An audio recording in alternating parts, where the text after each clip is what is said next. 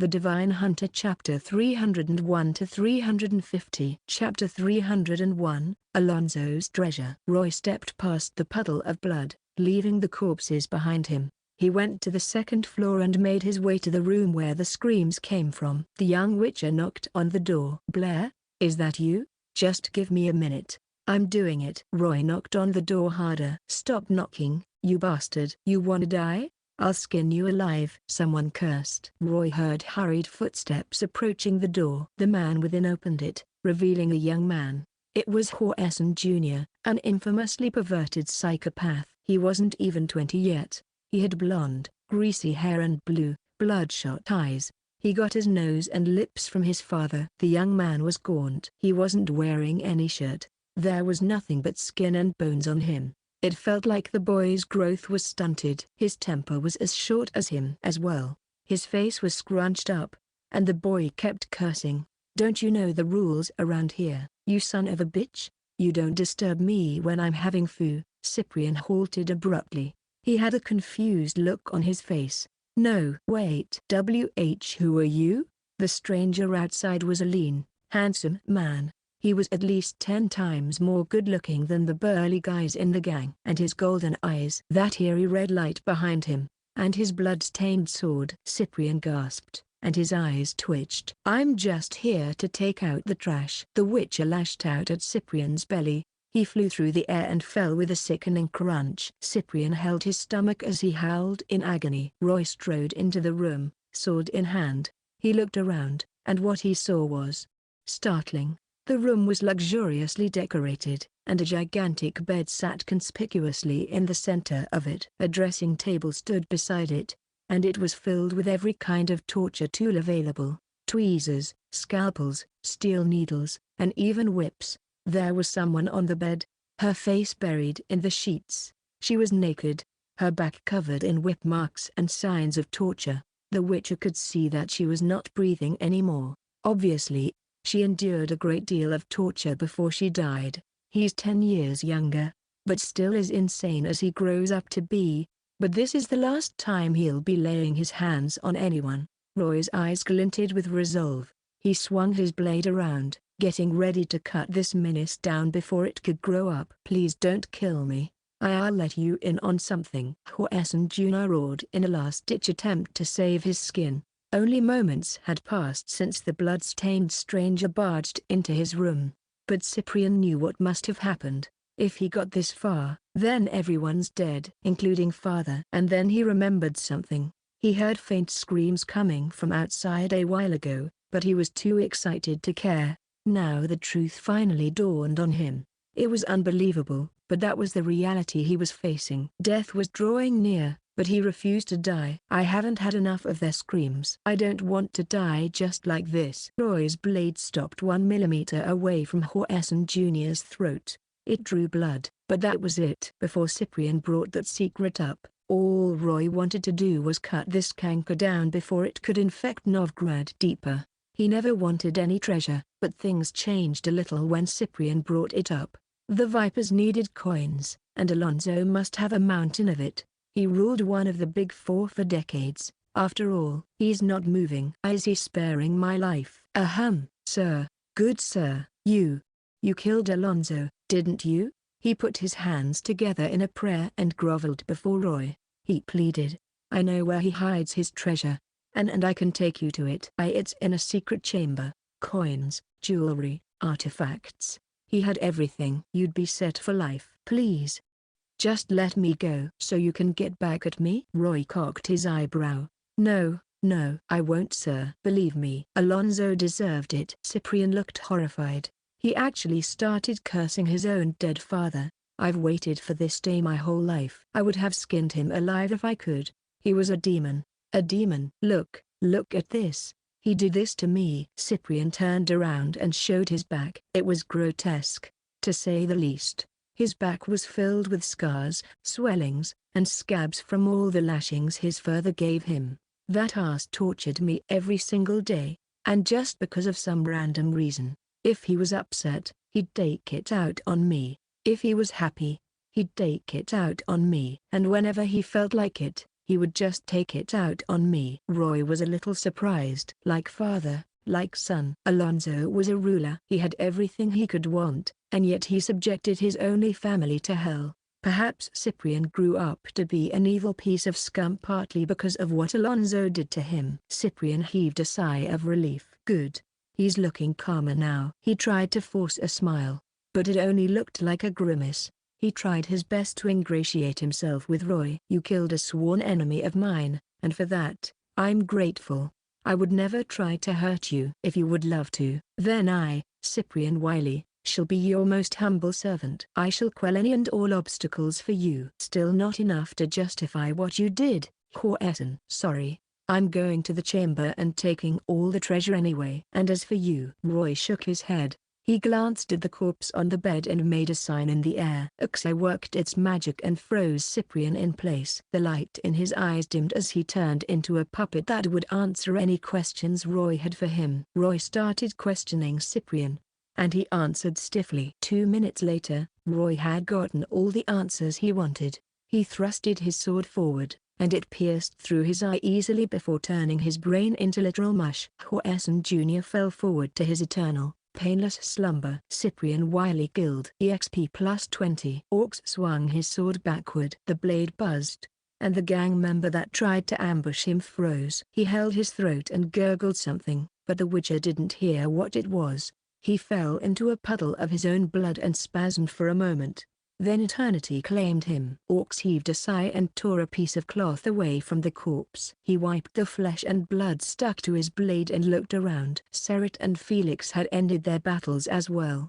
They were cleaning things up. Aside from the witches, everyone else was dead. About 40 corpses were strewn across the yard. Puddles of rainwater and blood decorated the ground, signaling the end of the surprise attack. The trio went into the villa and searched the place. Eventually, they met up with Letho and Roy. The witches were barely hurt, but they expended most of their mana and stamina. They could use some rest. Guys, I found something. Roy looked at his blood-stained companions and announced the good news. I found a chamber filled with treasure. And I found something too.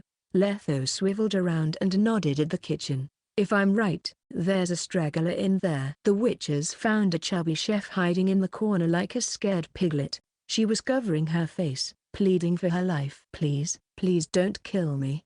I didn't see anything. Nothing happened here. Letho looked at his companions. What are we gonna do with her? The destruction of Wiley's gang was a big success. All of their members were dead, and the rainstorm kept their operation a secret. However, one little thing was throwing a wrench in their plans. A witness. Orcs and Seret exchanged a look, while Roy massaged his temples. Felix crossed his arms. He was passing judgment on the chef, and then he blurted, I say we kill her and be done with it. The chef trembled even more. She screeched, please, have mercy on me. My child's only 3. They need their mother. A puddle of something formed beneath her feet. We promised we'd only kill the gang members. Roy gnashed his teeth. He did have blood on his hands, but he had his own creed. If possible, he would not kill any innocent people. We shouldn't drag any innocent lives into this. I have a better idea, but you'll need to help me out. I haven't mastered the signs completely. Can any of you wipe her mind about the operation with Kaer? That's easy. Orc's usual optimism was replaced by a frown. But are you sure about this? That's not a foolproof solution. At most, she'll regain her memories in a year or 2. A sorcerer can get her memories back easily too. Don't you think it's a little too late for mercy, Roy? You didn't show any to the thugs. Felix scoffed. He objected to this. If we're doing this at all, we should always go for the kill. Leave no loose ends. I see you've made your decision. Letho turned to Seret. Seret mused on it for 2 seconds, and he drew a finger across his throat. I'm going with Felix's idea. No, please spare me. Then you'll be quiet. What about you, Orcs? Orcs shot a glare at his brother. I say we spare her. And I agree. The other gangs and the Eternal Fire are still going to look into this even if we do kill her. Letho said. Now it's 3-2. What are you going to do, Felix? Felix scanned the woman once again. Fine. I guess she's lucky. Her. The witches left the mind-whipped and unconscious chef behind and arrived at Alonso's room 5 minutes later. Roy found a hardcover book on the bookshelf and turned it around once. A keyhole showed up on the left side of the wall. He then inserted the key he took from the warm, dead body of Alonso. And then he turned it.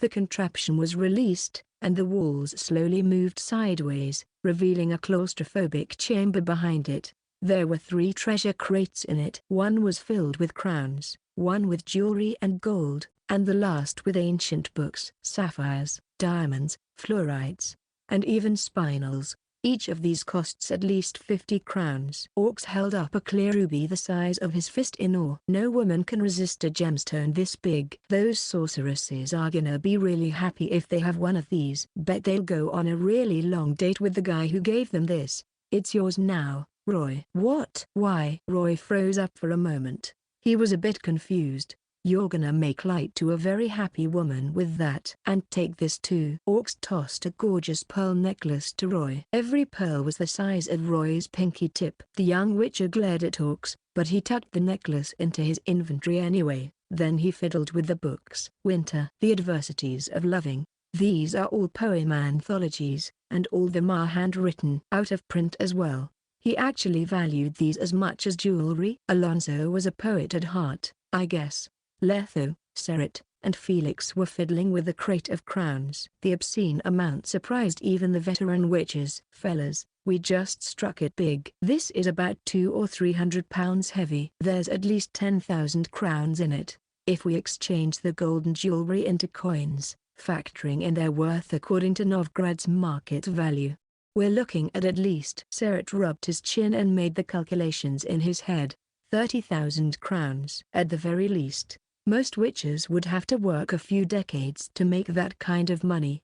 30,000 crowns was enough to set a civilian up for life.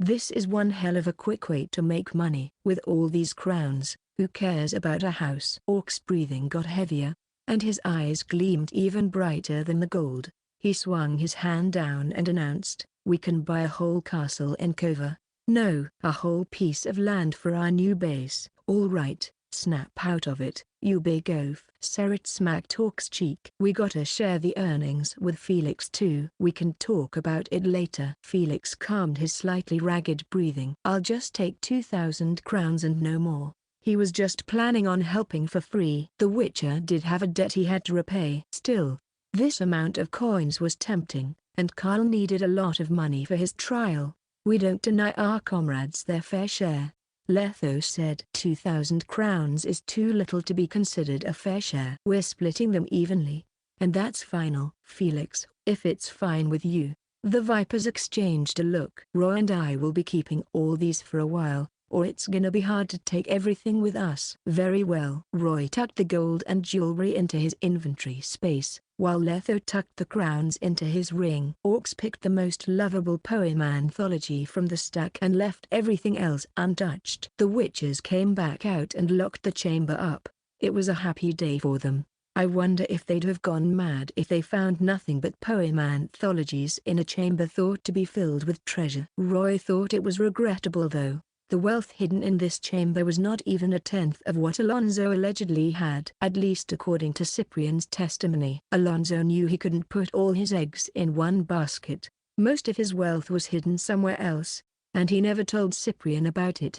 A big part of it was laundered and deposited into Novgrad's Vivaldi. It was about 10,000 crowns. The interest on that alone was sizable. With the Empire setting up military camps in Emil, the Northern Kingdom's economy was predicted to take a hit in the future. As a free trade city and the most economically advanced city in the north, the crowns made in Novgorod held the highest value. It was a safe choice to deposit them in a bank and get some interest on them. It was a shame the witches couldn't have them. Only Alonso himself could withdraw all that money. "I guess I should be content. I paid them back for what they did to my family and made a whole lot of money. The question is, how should I spend the coins now?" Roy was contemplating that question as he followed the other witches out of the yard and into the rain. Chapter 302, Fear. The rainstorm went on for a whole day and night, but it eventually stopped. The sky was clear, and the sun shone warmly on the land. A gust of cool breeze touched the city. Wily Manor, Corpses covered in white cloth were laid out on the flower beds in the center of the yard. Chapel and his men were checking for clues that might lead them to the murderers. Is that everyone? Yes. All 56 of them. A young enforcer in chainmail bowed. All of Wily Gang's core members, including Horsson Sr. and his son, are dead. The only survivor is the fat lady in the kitchen. Chapel covered the body that was cut in half and followed one of his men to another corpse. The corpse's face was contorted in fear, and his eyes were wide as saucepans. It was as if the victim had seen something horrifying before his death. Alonzo, you son of a bitch. Death finally came for you. Chapel looked delighted. Alonzo had been a menace for decades. The Chancellor of Security of course knew everything there was to know about him. Alonzo himself had committed a long list of crimes, as did the casinos, brothels, and fight clubs he owned. Him and his thugs had taken the lives of hundreds of civilians too. Chapel had always wanted to bring an end to him, but he was connected to many of the big names in Novgorod. His gang was possibly the strongest of them all. In fact, they were becoming a threat to the church's rule. He's the one grease spot the eternal fire couldn't burn away. With him out of the way, Novgorod's finally going to regain a semblance of balance. I wonder who's the hero who drove away this darkness. Chapel brushed his right hand across the corpse's mouth. A splattering of dried blood stuck on it. He turned the body around and froze for a moment. Chapel saw a long and slender cut on the nape of the corpse's neck. He started imagining how Alonzo's last moments in life must have been. The killer must have attacked from behind and pierced their sword through Alonzo's nape and mouth, probably held him in the air for a few moments. The wound is clean, and the attack was swift. That weapon must have been made out of something special.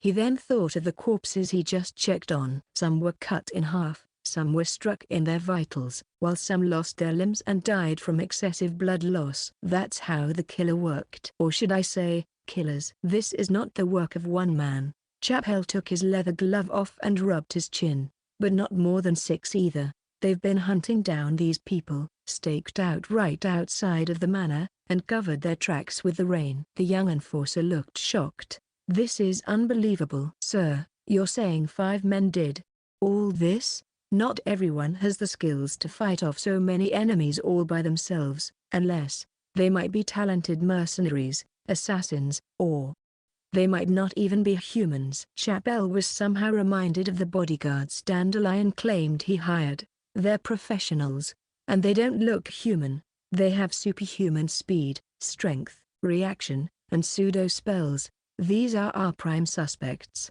Could it be them? Who are you talking about, sir? Chapel stared at the ground. He didn't answer the question. Instead, he asked, what about the survivor? She's not hurt in any visible way. Well, a little out of breath, but that's because of her size. She's really lucky to have escaped this. The enforcer thumped his forehead in frustration. But she can't remember anything. The last thing she felt before she passed out was something striking her from behind. Is she a part of the gang? No, they killed all the gang members and let a woman live. Odd principle, but that means I can negotiate. At least they're not irrational maniacs. Chapel paced around the corpses. One moment he would be frowning, but the other smiling. A long while later, he took a deep breath. The Chancellor of Security had made his decision. Do you know who the killers are, sir? Give the word, and we shall apprehend them immediately. Of course, but you'll have to be the vanguard and possibly lose your life. The enforcer stared at the ground in embarrassment. There were more than 50 corpses here, and most of them were skilled, powerful men. The thick calluses on their hands proved it. One of them was a sorcerer, but he died before he could cast any spell. The killers are far more powerful than any one of us. There's no need for believers of the eternal fire to die meaningless deaths. At least Chapel didn't want his men to die that way. Calm down, rookie. Yes, the eternal fire shines on all life and drives away the darkness, but, he said solemnly, gang members aren't under its protection. Sir, do you mean? The enforcer was getting an idea of what Chapel was saying. The killer spared an innocent life. This is nothing but an internal feud. The other gangs can deal with this. Do you understand what I'm saying? Alonzo is dead. The businesses he ran are now free for all.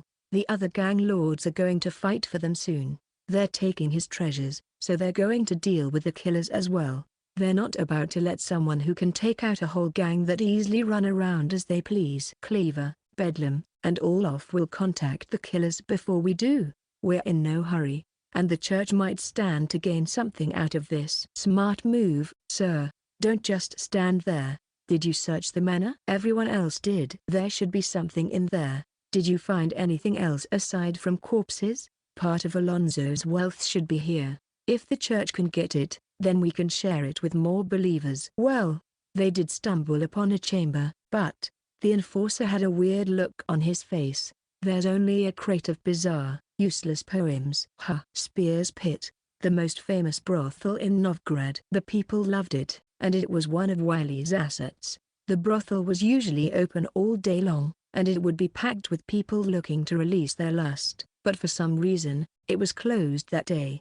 Hundreds of gang members formed a blockade outside the ivory-decorated entrance. They chased away the customers and curious pedestrians who tried to get a look. The gang members were split into 3 distinct categories. In one corner stood a big group of gaunt beggars in tattered clothes, and in the other stood burly, tattooed humans wielding all sorts of weapons. And in the last stood a group of proud dwarves armed with war hammers and axes. There were a few part elves and gnomes among this group as well. These were the members of the remaining gangs. They had beef with one another, but all of them were keeping a semblance of calmness at the moment. The lights in the brothel's lobby shone on the ground. 3 distinct gang lords sat around the table, forming a triangle. I got the news. 3 days ago, 5 witches entered the civilian area through the northern gate and got into a fight with Wiley's thugs in the marketplace. The thugs were then dragged into an alleyway. And then Alonso's butler met up with them the next day in Rosemary and Thyme. And after that, you know what happened yesterday. The man stopped for a moment. He rested his chin on the back of his hands. He had a wary look in his eyes. All 56 core members of his gang, guild. Are you sure the witches did this, Bedlam? A fair, handsome man in purple silk robes pinched his elegant goatee. You mean to say 5 of them took out more than 50 people? Is that even possible? If I recall, Wiley hired a sorcerer to protect him. Nothing's impossible. I've fought them before. Even a half-mutated witcher is inhumanly strong and agile. Not even the best warrior back in Mount Carbon can hold a candle against one of them. And we're talking about 5 here. The last gang lord was a dwarf. He stood up, looking red with anger. The light shone on his glistening Mohican hair. It was conspicuous. In all my life, I've never seen witches moving in a group. Wiley and his gang didn't stand a chance in hell if they were working together. Hell, even if all of our men tried to take them on, they destroy us without even breaking a sweat. You wanna try it out? Cool it, Cleaver. Bedlam narrowed his eyes. He growled, we're not your men. We don't need to hear your complaints.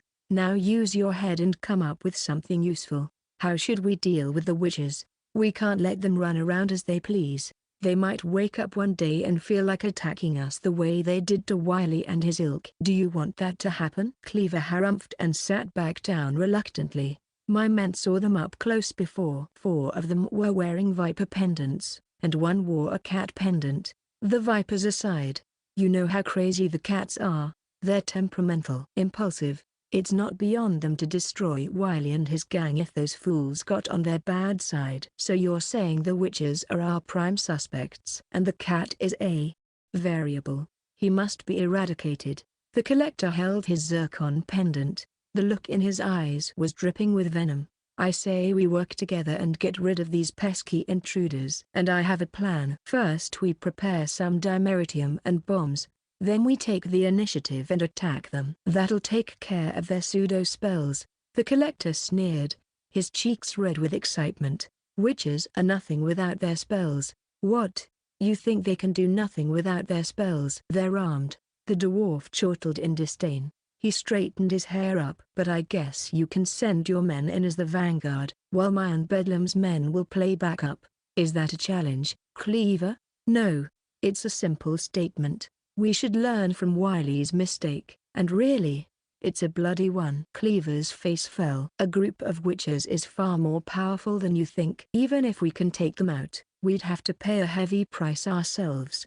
A price heavier than you can imagine. Bedlam thought about the massacre at Wiley Manor again, and he sighed. He wasn't as young as he used to be. Instability was not something he would like to see. Cleaver's right. We can't go straight to violence. Vipers and cats are famous assassins. If even one of them escapes our grasp, that's goodbye to a good night's sleep. And they can fight a small troop all by themselves. They've proven their worth. Respect where respect is due. We're holding a negotiation. We need to know what they're thinking and what they're going to do. If we can come to a permanent peace treaty, then all the better. They stay in their lane, and we stay in ours. That's the only way to prosperity, or our work will be for nothing. Are you serious? There's hundreds of us and only 5 of them, but we have to bow to them? The collector's eyes went wide with rage. The king of beggars and the cleaver. I never thought I'd say this, but you're cowards. Orloff, I know you're a noble sorcerer who scoffs at non-humans and collects forbidden items, but you're blinded by your false sense of superiority. Bedlam stared straight at the collector's eyes. And I never said I'd bow to them. This is nothing but a fair negotiation. If this plan fails, well, we always have a backup in store. Prepare the dimeritium and bombs, he said solemnly. We can always take them down with us as a last resort. Cleaver and I have made our choice. If you go straight to the backup plan before we can even negotiate, then that's fine with us. But we won't help if the witches decide to wipe you out as well. If looks could kill, Bedlam and Cleaver would have died. A moment later, all offside. Fine. Contact the witches and try to come up with a treaty. I have the best place for that. Cleaver caressed his carefully braided beard. His hair swayed like the crown of a rooster. Horson and his son are dead, but his gang's fighting matches must go on. We'll get into talks at the ring. It's on our turf. The witches won't do anything stupid. There's too many people around. Bedlam nodded, and his eyes shone. And now let's talk about Wiley's assets. His casinos, fighting rings, and brothels, including the one we're in. We're splitting them up and having our men take over this afternoon. And remember, save some for those bastards of eternal fire. The collector combed his purple hair. He looked reluctant to say that. Or we can't take over in peace. A slender figure stood on the roof of a house outside the civilian area in southern Novgorod, swinging his sword. He held his sword over his head and squared out his shoulders. His muscles were relaxed, and his legs were clasped together, but the tips of his feet were apart. The figure started out with the roof stance, then he switched to the ox stance, and then the plow stance. In the end, he went for the tail stance, looking like a draco lizard that was swinging its tail around. The witches moved fluidly and easily. The sword cut through the air, and it gleamed under the sun. It almost left an after image with every swing the witcher made. As the witcher moved around, it buzzed like a gust of wind blowing through the air. Compared to how it used to be, Roy's swordplay had a sharper edge in it that came from the cat school's philosophy of swordsmanship.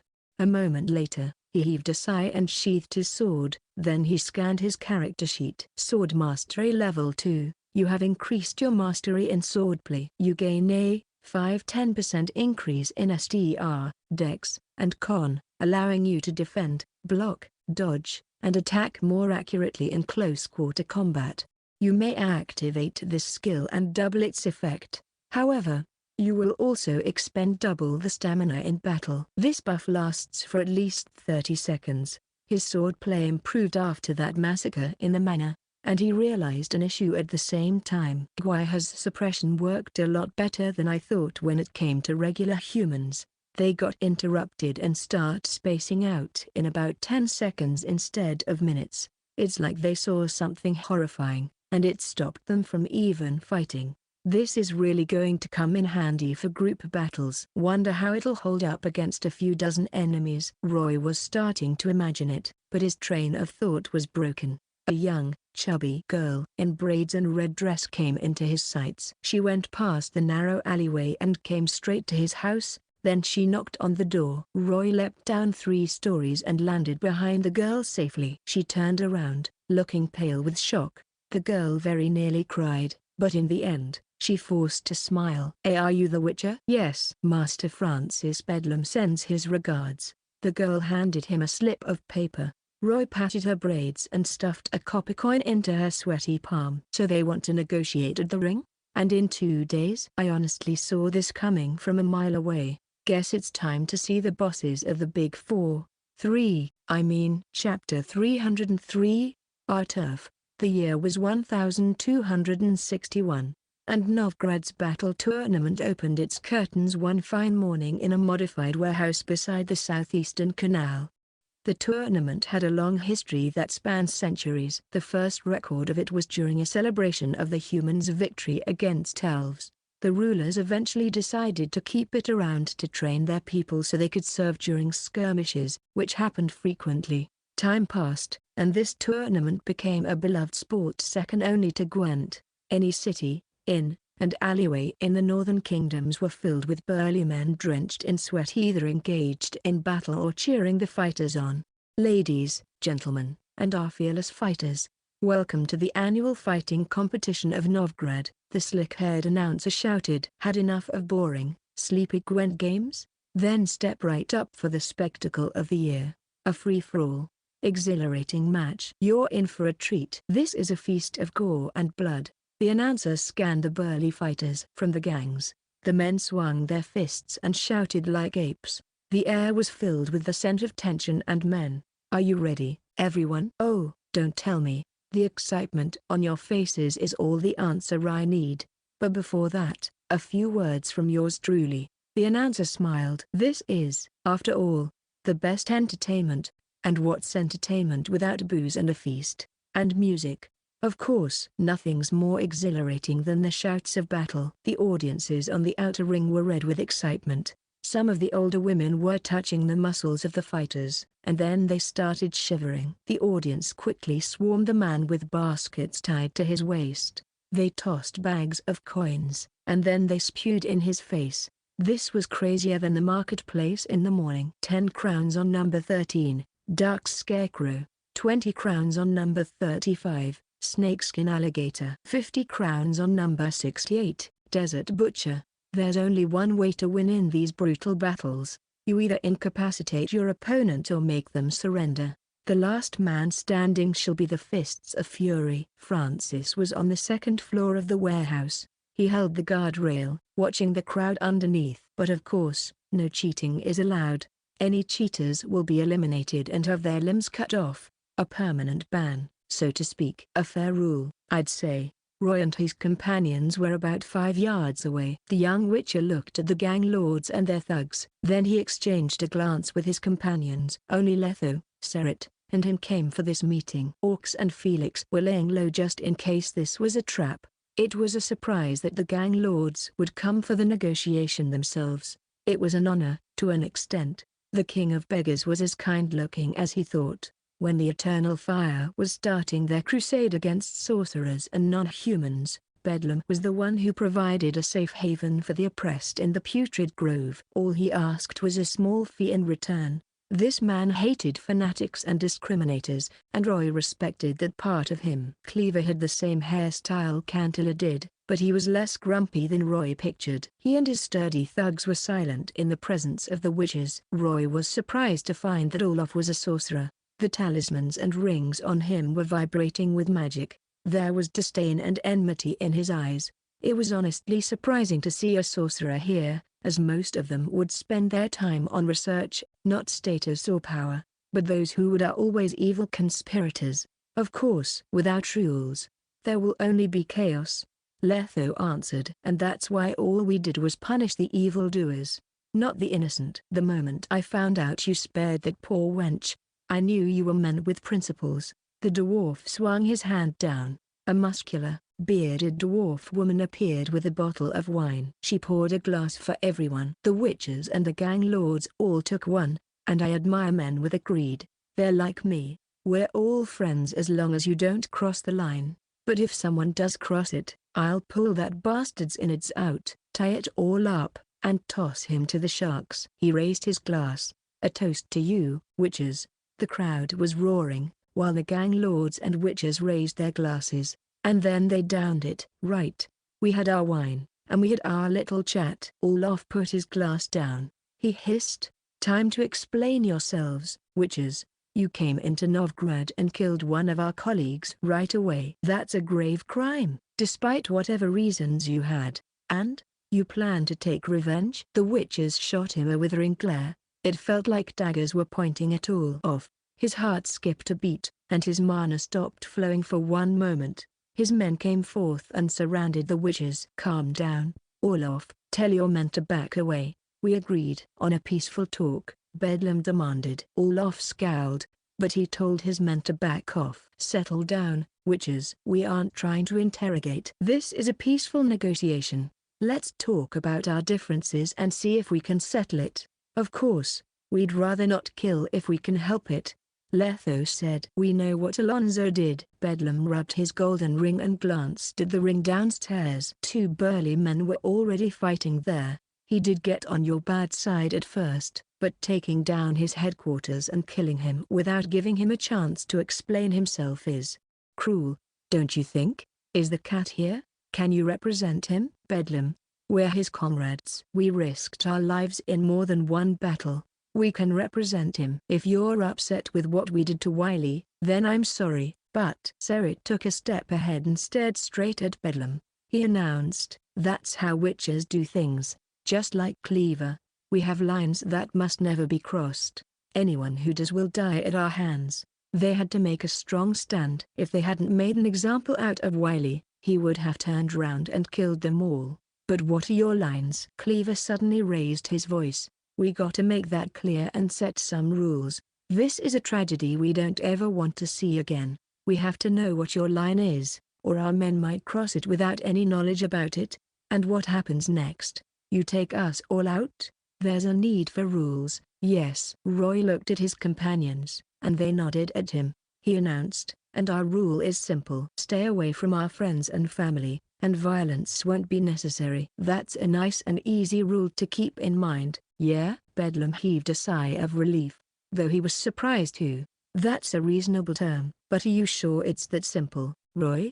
Of course. We never wanted to make an enemy out of Novgorod's rulers. Roy stared at the ground and sighed, but Wiley backed us into a corner. We had no choice but to retaliate. The gang lords arched their eyebrows. Just because you were backed into a corner doesn't mean you can destroy his whole gang. Very well. From today onward, I, Francis Bedlam, Carlo Vase, and Olaf Bird will warn our men to never cross any of you, or I shall apprehend them myself and give them over to you. If his word is not enough, then by the rules of Novgorod, we shall make a contract, Cleaver suggested. We can do that.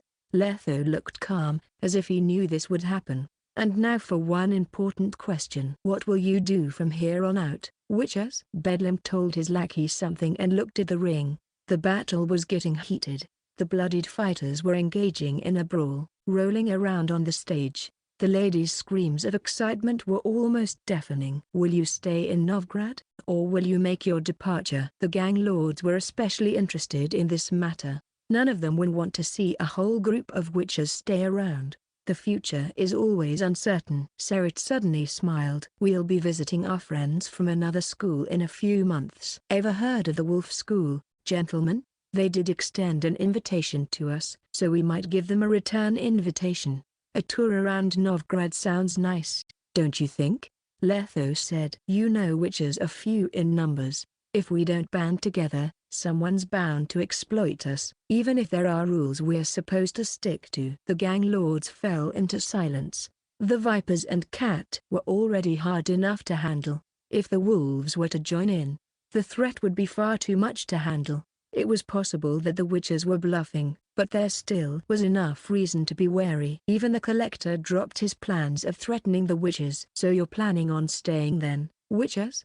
Novgorod is the richest city in the north. Traders buy and sell here all the time. It'll be easy to feed a dozen or so witches if we set up a base here. Roy was finally getting to his point. We're not greedy. All we need is a small percentage of what you make, and it's less than 1% too. The gang lords were feeling slightly better. They were worried the witches might set up another organization of their own and vie for power. We have a gift for you, friends. Bedlam was going through with their plans as well. Before his untimely demise, Wiley and us made an agreement. The winner of this year's tournament will be the owner of a piece of unowned land. It's a street in the business district, but thanks to your actions, that agreement is now. Well, you get what I mean. Bedlam heaved a sigh. We'll give you 2 of the shops in the street at no cost. And we'll write it into the contract. The shops will forever belong to you. You don't have to pay us anything at all. Well, the monthly tribute to the church notwithstanding, Cleaver said. And you can do anything with it. You wanna set up an apothecary shop? Go for it. Fashion stores, smithy, sundry shops, it's up to you. We'll deal with the eternal fire, as long as the gangs exist, and as long as you follow the rules. No provoking or sabotaging. All offside. He didn't like how things were going, but the advantage was not his. There was no choice but to relent. The contract is in effect as long as you play by the rules, but if you don't, Bedlam warned solemnly, if you break the rules and try to kill anyone, my colleagues and I will make sure that you pay in blood, even if it destroys us. That was the conclusion the gang lords came to. They would give the witches 2 shops to run, and that was it. That was the only way to make sure they played by the rules, give them something to care about. After all, there was nothing more terrifying than an unbridled lunatic. Besides, the gangs didn't actually give up anything. They actually gained a lot more from what the witches did. The only guy who lost everything was Wiley. Roy took a deep breath and held his excitement down. Honestly, I wonder if we've been laying a bit too low.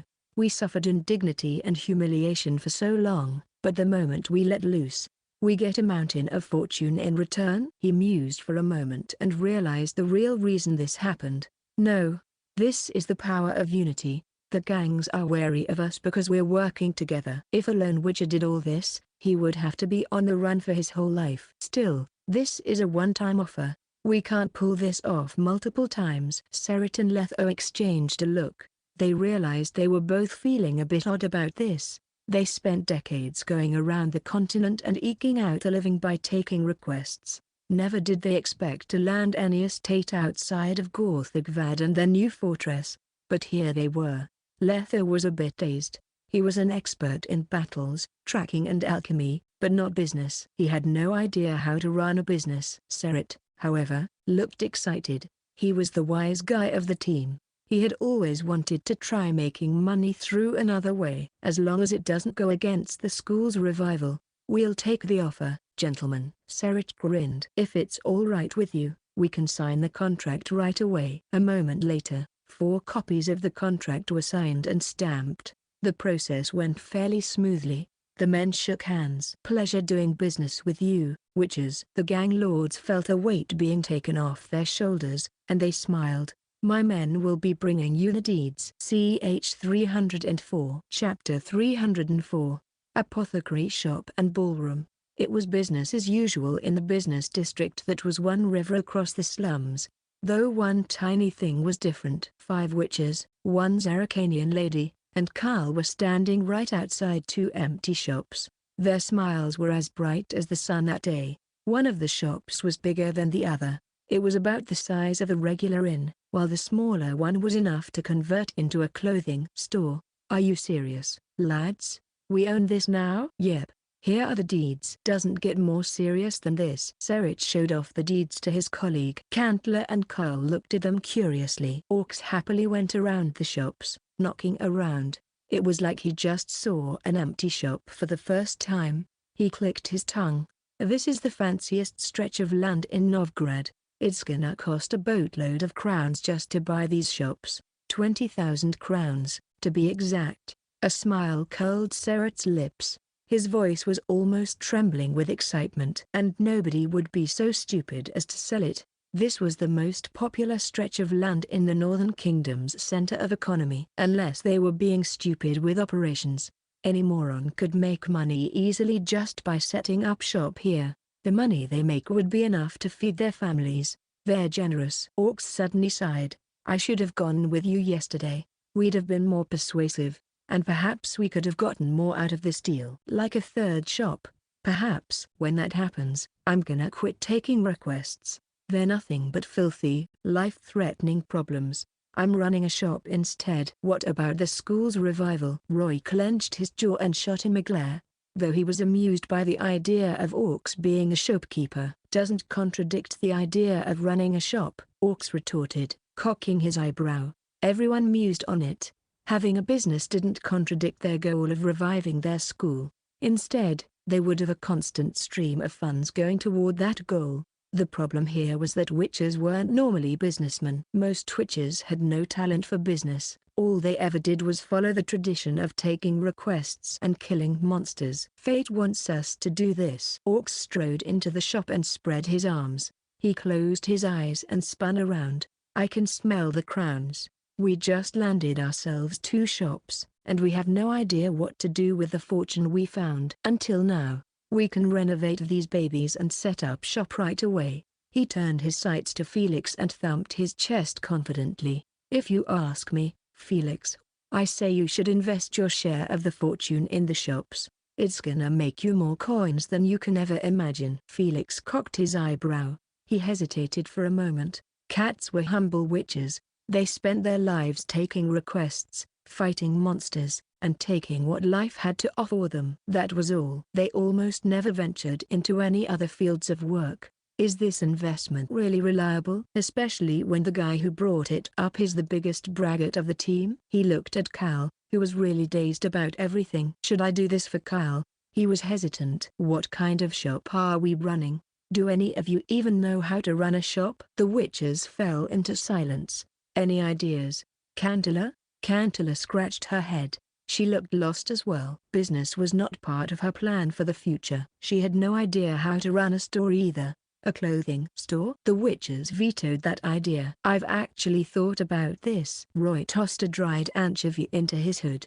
He said, why don't we make this smaller store into an apothecary's shop? Potions are a lot easier to make compared to decoctions. Roy counted his fingers. Ingredient purchasing, setting up the workstation, potion making. You've done all that for decades. You can practically do it with your eyes closed. There's no need to even learn it all again.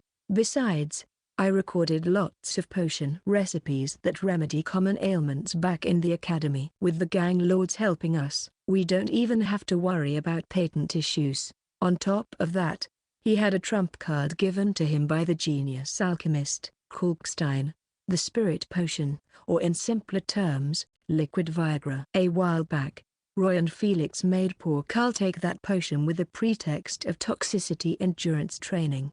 The effects were exceptional. Carl felt what it was like to have a boner a few years before he was supposed to get his first one. And there were no side effects, no matter the world. Any potion that could strengthen that particular aspect of the body was a profitable item. Very profitable. And easy to make too. Moore and Susie could help with the simpler tasks. No longer would they have to work their backs off just to make a few crowns from selling vegetables. Good idea. Potion making is easy for us. And there's not much need for labor or logistics either. I think that's doable. Everyone agreed. Felix was tempted to join. If they could open up this shop, he could train Carl's alchemy right here. No objections? Then we've reached an agreement. Letho announced. The shop on the left is gonna be converted into an apothecary shop, and we're hiring renovators this afternoon. Once we calculate the total expenses, Serit said, you can decide whether you want in or out. Felix, you'll own no more than 20% of the shares. Of course. Sure. What are we gonna call the shop? How about isekai'd? To commemorate the fortress in the south, Orcs suggested. Felix had no objections, so the plans to renovate isekai'd went underway. However, everyone had their own opinions on what should be done with the other shop. I say we open an inn. Serit gulped.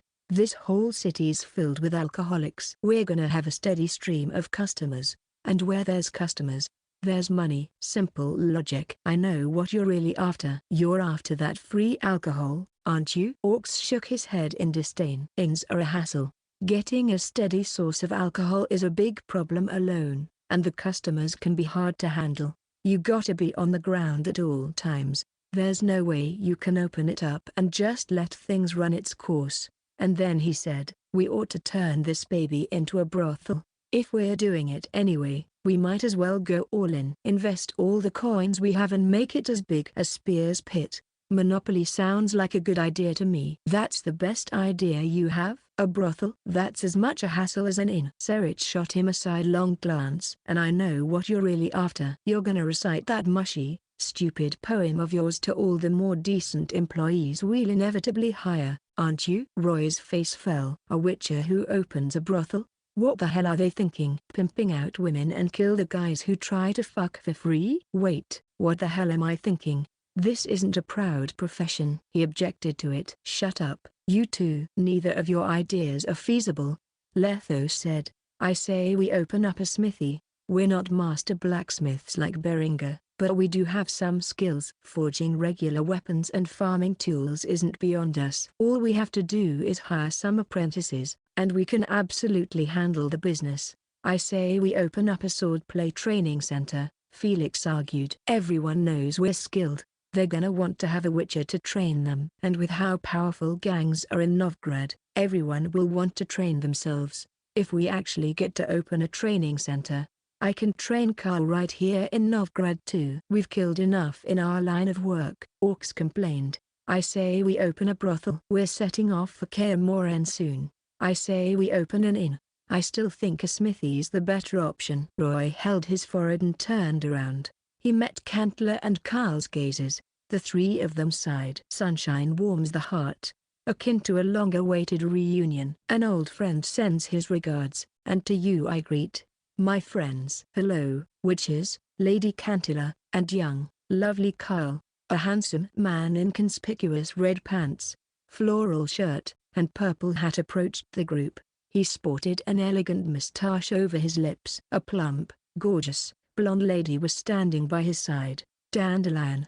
Priscilla, good morning. Fancy seeing you two together. Roy looked at them suspiciously. Their body language told Roy these two were back on good terms. Priscilla's pretty kind, huh? She forgave him just like it. It hasn't even been a week. You might have heard of this. But Dandelion sighed. He had a melancholic look on his face. Just a few days ago, Alonso was surrounded by the other gang lords. He and his men were massacred. Rumors say he broke some secret treaty. I lost my only sponsor in Novgorod. Making a living in this city just became that much harder for me. The witches stopped their discussion and exchanged a look. So the gang lords took the blame. Probably so the eternal fire can look good in front of the citizens. Not bad, they thought. At least we aren't gonna be called butchers of Novgorod. And now, Dandelion continued, Priscilla and I are going to Rosemary and Thyme down the street to reminisce about the good old times and talk about the contributions Horsent Sr. made for the world of art. My colleagues and I are going to write a commemorative epic for him. Yes, Priscilla looked a little sad as well. For most Novgorodians, Horsent Sr. was a bully and a demon, but for bards, he was one of their greatest allies. After all, he was a poetry enthusiast. Roy then remembered something. If history took its intended course, Dandelion would inherit Rosemary and Thyme many years later. He and Priscilla would renovate it and open up their ballroom. And then a tragedy by the name of carnal sins struck. But that fanatical Katakan hasn't come to Novgorod just yet, and because of my actions, Horsent Sr. died an early death. The gang lords took over that inn, and Dandelion is locked out of it. I think I just destroyed his dream. Or if you look at it another way, I also saved Priscilla. What were you arguing about, witches? Dandelion looked at the group and the empty shops curiously. Let me explain. Roy smiled. He said, we pooled our funds together and bought these shops. We've decided what to do with the smaller one, but not the bigger O. Before Roy could finish, Orcs approached Dandelion warmly and thumped his chest. The bard gasped in pain and held his chest. He almost howled in agony. Perfect timing, Dandelion. We're going to turn this place into Novgorod's biggest brothel. You're a talented bard. You're the perfect man to make a poem about this new place. Orcs wrapped his arm around Dandelion's shoulder and shook him excitedly. Dandelion almost saw stars. We were going to make it an inn, a smithy, a training center. Hold it, hands off me. Ow! Dandelion managed to escape Orc's grasp and wiped the sweat off his forehead. So you're saying, ow, you haven't decided what to do with this shop? We're still talking about it. Roy shot the witches a look of unspoken plea, and they shut up. Dandelion, Priscilla, you've been in Novgorod for a while now. You know business better than we do. Do you have any suggestions for us? Priscilla contemplated the question. Dandelion stared at the shop. A desire was building up within him. It was a wish he had kept hidden. A dream he never told anyone. He could never realize that dream all by himself. But now he had a chance. The bard gulped. He chose his words carefully and suggested. You have decent ideas, witches. Why don't you mash them together and give it a little twist? What are you trying to say, Dandelion? The witches set their gazes on him. The bard froze for a moment and tried to put on the biggest smile he could muster. How does a ballroom sound? You can drink, have fun, and even train in a ballroom. Priscilla pushed her hair away, and her eyes sparkled as well. She had always dreamed of having a place to perform. You can do all that in a ballroom? Orcs was surprised. Yes. Well, an actual ballroom anyway. Nothing carnal involved. The customers are provided with a more luxurious experience in a ballroom. Dandelion was trying to paint a pretty picture for the witches. There's only gonna be weak alcohol involved. Something like wine. That'll keep the patrons from getting too drunk and smashing things around, so to speak. And then we'll start every session with a drama. Keep things going with some wine, and end it with poetry, and a little dance before everyone retires for the night. Dandelion smiled. He had a look of longing in his eyes. That's how the upper society enjoys life. If we can take that enjoyment and introduce it to the people, it's going to be a hit. Guaranteed. So that means my poems can finally see some use. Orcs kept winking at Serit. Serit sighed. Fine. Wine is still technically alcohol. I guess we can go with a ballroom. I'm the older sibling here, just bear with it. Serit. Hold it. Are you sure that'll work? Letho and Felix asked. We're monster killers, and you expect us to run a ballroom? Everyone's going to laugh at us. You don't see farmers running an opera theater. More importantly, we don't have time to run something this intricate. Do not fret, witches. If you think my idea works. Dandelion put his hands in a prayer. He pleaded, Priscilla and I are more than willing to run a show for you. You'll get 90% of the profit. We only need enough to put food on the table. The contract will flesh this out. Priscilla was surprised. He's dragging me into his mess again. But she couldn't resist. Priscilla bit her lip and put her hands on her lower belly. There was trepidation and longing in her eyes. If you give us a chance, we'll prove that this is a profitable endeavor. You're only saying that because you two want to open up a ballroom. If we find out that you're lying to us after we let you run the place, the consequences will be dire. I would never try to cheat you out of your coins. Dandelion stood up straighter. For once, he was being brave. And I'm a resident of Novgorod. People know me, and as you can see, I'm just a frail little bard. I wouldn't be able to escape even if I wanted to. How much is this going to cost? We're going for the theater style when it comes to renovation, so that'll probably take 2,000 crowns, and then we'll have to hire dancers and actors. That'll cost. He rubbed his chin and made the calculations in his head. No less than 400 crowns per month. But no more than 500, but I promise I'll record every single expense, and you can audit it anytime you want. We'll close up shop if we make a loss for 3 consecutive months. That's a promise. Felix looked at Serit. He made the calculations in his head, then he nodded. Both of them had no objections. Letho sighed. You took care of Moore and Susie in our absence, Priscilla. That's a big help for the kid. I'll grant you your wish. The bards were delighted. They stared at Roy. Now all they needed was his approval. Roy thought this was a magical twist of events. What he did to Wiley inadvertently caused Dandelion to lose Rosemary and time. But now these two came up to him and suggested converting this place into a ballroom. I wonder if fate agreed so. Well, he was more than happy to give Dandelion what he wanted. At least he and Priscilla would have a happy ending. But ballrooms are frankly a new venture. Profit is uncertain. Time to sweeten the deal. I have a condition, Roy mused. I don't object to your idea, but you have to at least make a performance about witches once a month. Poetry, drama, opera, you decide. But at least once every month. I don't need you to praise witches, but at least tell the people the truth. Tell them what witches really are. You know what I mean, don't you? Even if I lose this investment, The marketing alone would be well worth the coins.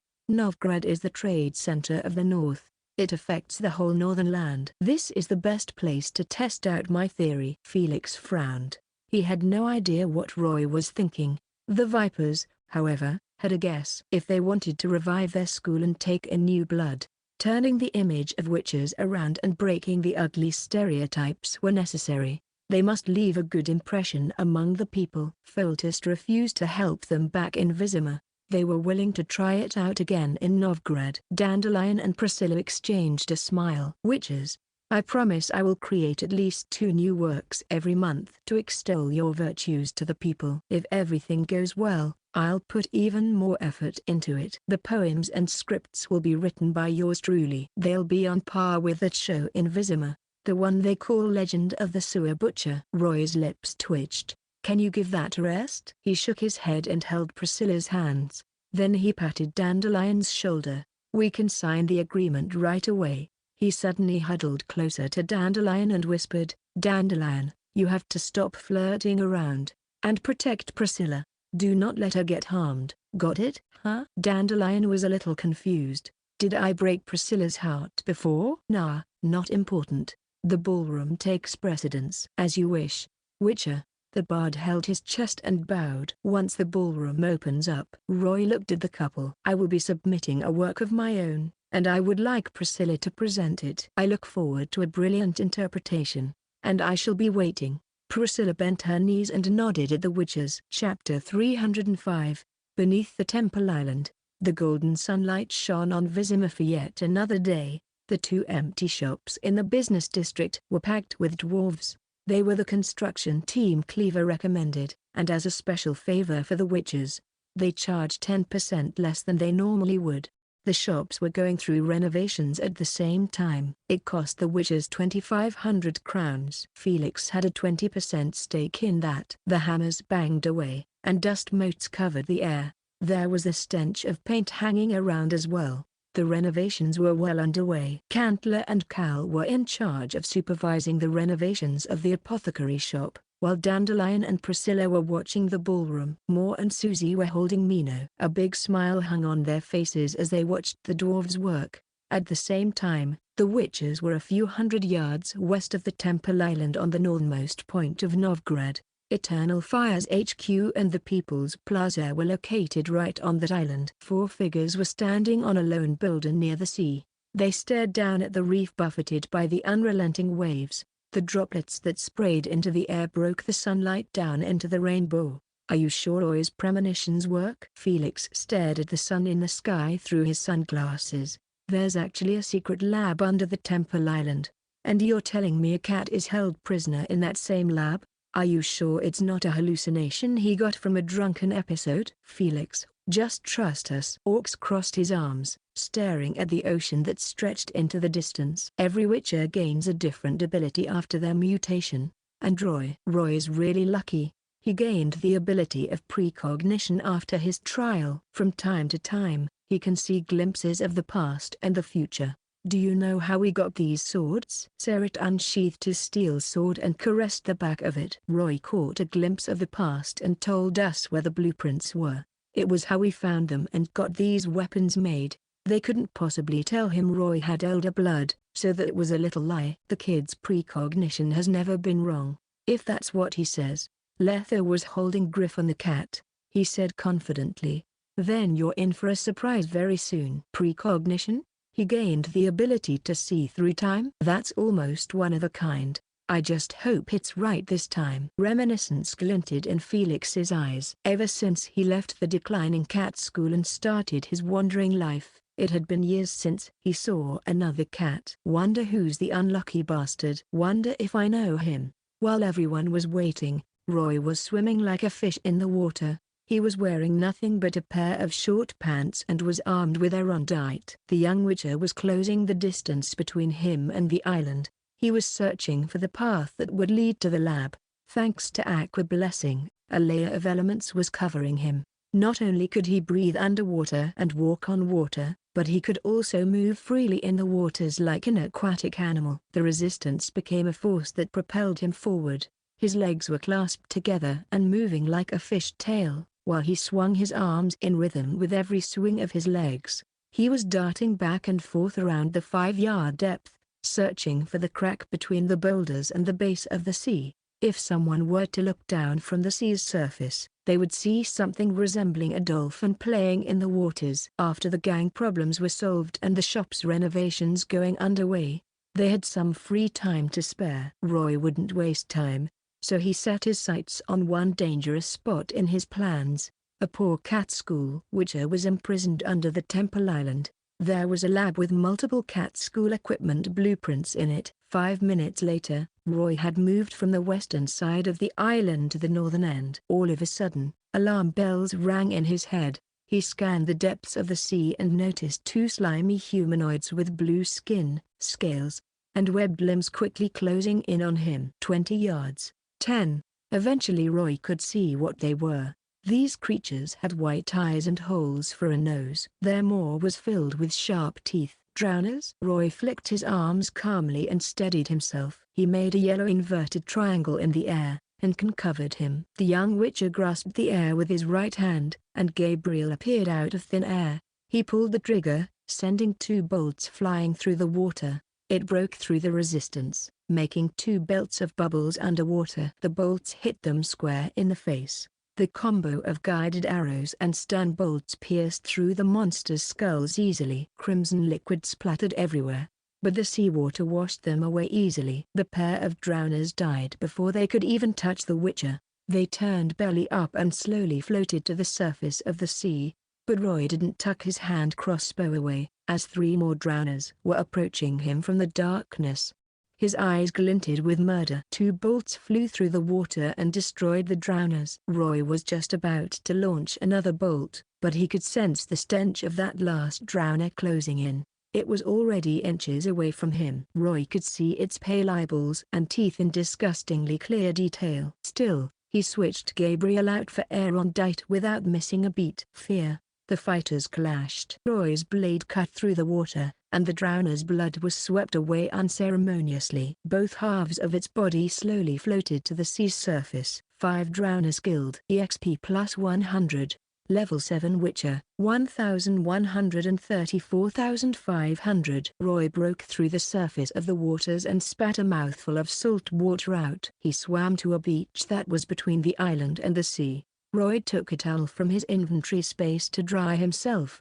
Then he changed into manticore armor. The young witcher whipped out a short sword and cut up the bloody drowner corpses easily. He plucked their teeth, nails, tongues, and eyeballs out. Then he slashed their bellies and extracted all the valuable organs. The young witcher rummaged through their brains and found a red mutagen the size of half his palm. This is a pleasant surprise. I'll put this in the items for next trial section. Once he was done with the drowners, Roy easily climbed up the uneven rock wall near the beach. When he couldn't find the entrance after scouring the whole area, he realized he must have gotten the wrong idea. Maybe the entrance isn't underwater. Maybe it's hidden among the mountains. The scorching sun shone on a humanoid figure that was climbing around the rocky cliffs at an inhuman speed. He was like a lizard crawling through walls. Not even a master in rock climbing could have that kind of speed. Roy searched around for a bit, and he eventually found what he was here for. A precarious path hidden behind a boulder and covered in grass and moss. Roy went down this path and arrived at a narrow cave about 2 minutes later. Finally, the cave was lit by nothing but the fire of a torch. Shadows of different sizes hung on the wall. 5 witches were staring at a wall filled with rocks. "Are you sure the entrance is right behind this rock, Roy?" Orcs stood on the pile of rocks. He was holding up the torch with one hand and knocking on the cold hard surface with the other. Obviously, he was unconvinced. "You sure about this? What are we supposed to do? Blow this place up? The gang lords will think we're robbing the treasury if we do that." "Bombs won't do anything, you fool. Don't you feel the elements in the air?" Serit held his vibrating pendant. He had a wary look in his eyes. "The elements are converging in this place. This is no regular wall. This is a powerful illusion cast by a sorcerer." Letho brushed his hand across the wall. It took him down memory lane. "We saw a similar illusion back in a cave at a riverside in Nilfgaard, and also in Mahakam. We found the secret lab of an Empire's advisor for magic and got ourselves a big sack of light essence and infused dust. Seret had a trip down memory lane too. And it was a good trip. So Roy's right. There's actually a secret chamber underneath the island. Felix adjusted his sunglasses. He probably thought of something.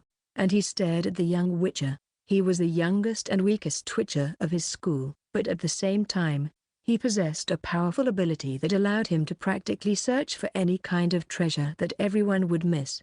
I need everyone to try and dispel this illusion. Roy massaged his temples. He was racking his brains here. This illusory wall would have been easily dispelled if he had the Eye of Nihilni given by Kaer Metz, but he didn't have that thing right now. Remember how we got through this in Smiak back at Mount Carbon, kid? You mean the mural that protected the Child of the Sun? Realization struck Roy. He recalled what happened back then. A limping Letho brushed his hand across the mural, and his hand was covered in some kind of powder. Oh, dimeritium. At least you're not a total idiot. Roy reluctantly took the expensive dimeritium powder out of his inventory space and tapped some of it on the wall before them. A golden patch appeared on the spot he touched, and it spread through the wall like a burning paper.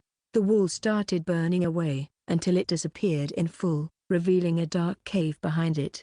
There was a dark sensation billowing from the cave. It sent chills down everyone's spine. Stay on guard, everyone. Roy doused the torch. He warned solemnly, I have a feeling something evil is waiting for us inside. Chapter 306, Golem Guardian. Sounds of someone swallowing something spread throughout the cave. The witches all drank a dose of cat, and black veins crept up their faces. They scanned the dark cave like animals looking through the night. Eventually the potion kicked in, and the dark cave became as bright as day for them. Roy looked around. It's a narrow cave. Weird stone formations everywhere, the roofs filled with stalactites, and there's fungus everywhere. Roy could feel a chilling sensation coming from somewhere deeper. Something horrifying was hiding in the darkness further ahead. Roy put a finger to his lips. Everyone quieted their breathing and stood on their tiptoes. They walked ahead as silently as feline creatures would. 2 minutes later, the witches passed through a cramped passage and came into a clearing. It was spacious and empty, almost as if it were a plaza. Man-made stone pillars stood just somewhere before them, hiding in the darkness. The floor was made up of marble slabs, most of which were ancient. Doused braziers sat along the way. It was obvious this was an abandoned place. The witches hid behind the pillars, their eyes on their surroundings at all times. A dried-up fountain stood in the center of the plaza. The witches shifted their gazes to the side, and what they saw shocked them. A dark, gargantuan thing stood beside the fountain quietly. It had humanoid limbs and a head, but the thing was at least 9 feet 8, and it was imposing. Circles of glowing light surrounded it from head to toe, and the circles were made of complex magical runes. Charcoal-like stakes protruded from its limbs and head. This thing was weird, terrifying, and almost weirdly amusing to look at, all at the same time. Clay Golem. Status: Guard. The Golem guards this place. It chases off and kills any and all intruders. HP: Strength, Dexterity, 12. Constitution, Perception, 10. Will, NA. Charisma, 4. Spirit, 20. Skills: Body of Clay. Passive: Clay Golems are the product of clay and magic. It possesses incredible strength and durability. Plus 10 to Con and STR. Clay golems do not need food or water to sustain themselves. Its magical core and runes on its body absorb the elements from the air and provide it with the energy it needs to sustain itself. Immune to all mental status ailments like fear. Immune to bleeding, fire, and poison. Weak to strong acids. Holy smokes. Roy was surprised to see it immune to so many ailments. Good thing I called them over. Fighting this thing one-on-one would have ended badly for me. This guy is durable. I'd probably die of exhaustion if I tried to cut it down.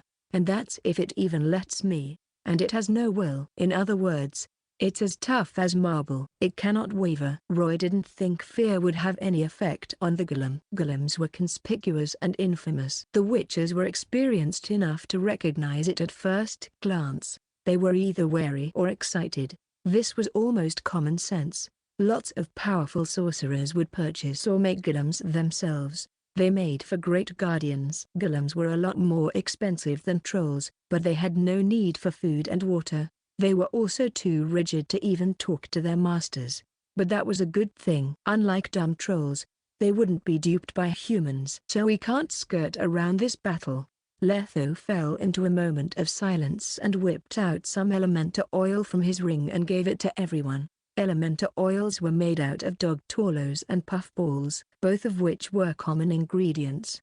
Letho kept some of it in his ring at all times for any situation. The witches took the oil and sat down cross-legged. They greased their blades with the oil at their own tempo. They were moving at different speeds, but they were in harmony. All of them downed a bottle of Thunderbolt, and the black veins turned darker. Letho drew the sign of Ard on the ground. Then he pointed at himself, Orcs, Seret, Felix, and finally, Roy. That was the order they would be casting Ard in. He mouthed a few words. Dodge its charge. If something that big were to charge at them, its impact would be as big as a basilisk's charge. Nobody could deal with that. The witches nodded and made consigns. Yellow light surrounded their bodies. Roy took Griffin the cat out of his hood and told the tabby cat to stay there. And then preparations were done. Letho looked ahead solemnly and led the charge. His companions followed him, but they went in different ways and quickly surrounded the giant. 5 pairs of eyes glowed in the dark, as if they were wolves surrounding a lion with the cover of the night. The golem was alerted of the intruders. All of the runes on its beefy body lit up. It swung itself around and let out a deep roar. The whole cave was shaking from the roar, but before it could do anything, Letho pushed his hand ahead. The air itself vibrated, and the shockwave made the golem stagger. It was disoriented, and then a purple magical circle lit up. Yidden cut down the golem's speed and reaction even more, and the witches launched their assault. The greased blades arced through the air like silver ribbons of death. Sparks flew, and metals clanged against the golem. Yet they couldn't hurt its core. The golem swung its gigantic arms at its side and swatted the blades away. It let out another roar, but instead of making any movement, the golem tensed up, obviously trying to store its strength. Another explosion rattled the air as orcs slammed the golem's back with another Ard. It stopped the golem from storing further strength, and it clumsily wobbled ahead. The witches took the opening and assaulted the golem with their blades and signs. Eventually this became a loop. The witches kept casting their signs without stopping. The golem was forced to take a defensive stance. It couldn't even launch one full attack under that kind of assault. 5 loops later, the witches had lost most of their mana, while the runes that revolved on the golem had significantly slowed down. Their light had dimmed out, and the golem was riddled with holes. It was at the end of its line. However, its creator had programmed it to make one final desperate attack before it would meet its demise. The golem broke free of Hidden as if it had gained its full strength back, and then it leapt into the air. The golem smashed into the floor like a meteor. A dust storm flew into the air, and the shockwave sent the witches flying back. The golem set its sights on the young witcher, and it charged at Roy with speed it had before never displayed. Roy was 2 yards away from the golem, and alarm bells rang in his head. He felt everything around him darken. The wind made his hair dance like crazy, and every inch of skin on his body tensed up. He had less than a fraction of a second left. That was not enough time to dodge or summon Gabriel to blink away, but there was hope. His mount was hiding far, far away from the battlefield. Teleport. The golem landed, but all it did was crash into an afterimage. Roy had disappeared into thin air. He reappeared at the corner of the cave, right beside Griffin the cat. It was crouched on the ground. Mew? Griffin looked at its master curiously, and it grabbed Roy's pants. That was too close for comfort. Roy glared at the clumsy golem and shot multiple bolts in succession. The golem expended the last of its life force and fell with a crash. Clay Golem Guild EXP plus 50. Level 7 Witcher 1184,500. Weird. 50 EXP for all that? Roy picked Griffin up and wiped the sweat off his forehead. He and the other witches approached the golem. He was really surprised about the abysmal amount of EXP for this battle. Does it have no soul? Or is its soul broken? It's only an empty shell? Is that what man-made life forms are? Is that what all elementals are? Soulless creatures? Orcs dug out 3 items from the remains of the golem. Everyone's attention was on a smooth, reddish-brown item. It was as hard as a jade and shaped like a heart. This is the golem's core, the most valuable part of its body, worth a few hundred crowns. A sorcerer can quickly make another golem with this, Serit said. But the golem's essence and infused dust are fine too. Can I have the golem's essence? Is that alright? Felix actually requested something for once. Cat School's trial needs it. I'd like to save it for Kyle. It's yours now. The Vipers had no objection. Roy tucked the other items away and sat down cross-legged. He went into meditation along with the other witches to replenish his mana and stamina. Chapter 307, Skeleton. The witches went on with their exploration after an hour. When they had recouped part of their lost strength, the fountain as well as the braziers that flanked the sides showed them a clear path ahead. The witches lit the braziers up, and the light drove away the darkness. They went up a flight of almost trodden stairs and came to a closed door. The light from the flames shone on an ancient rune on the door. There was a hint of magic swirling in it, and the witches' pendants were vibrating. Orcs knocked on the door and tried to push as much as he could, but it didn't budge. It's too hard, and with that kind of magic protecting it, Ard won't do a thing to it. He turned to Roy. Why are you looking at me? This is probably an illusion too. Wanna give Dimeritium another go? Did the Dranners eat your brains? Serit knocked on his brother's head. There's a keyhole here. This isn't an illusion.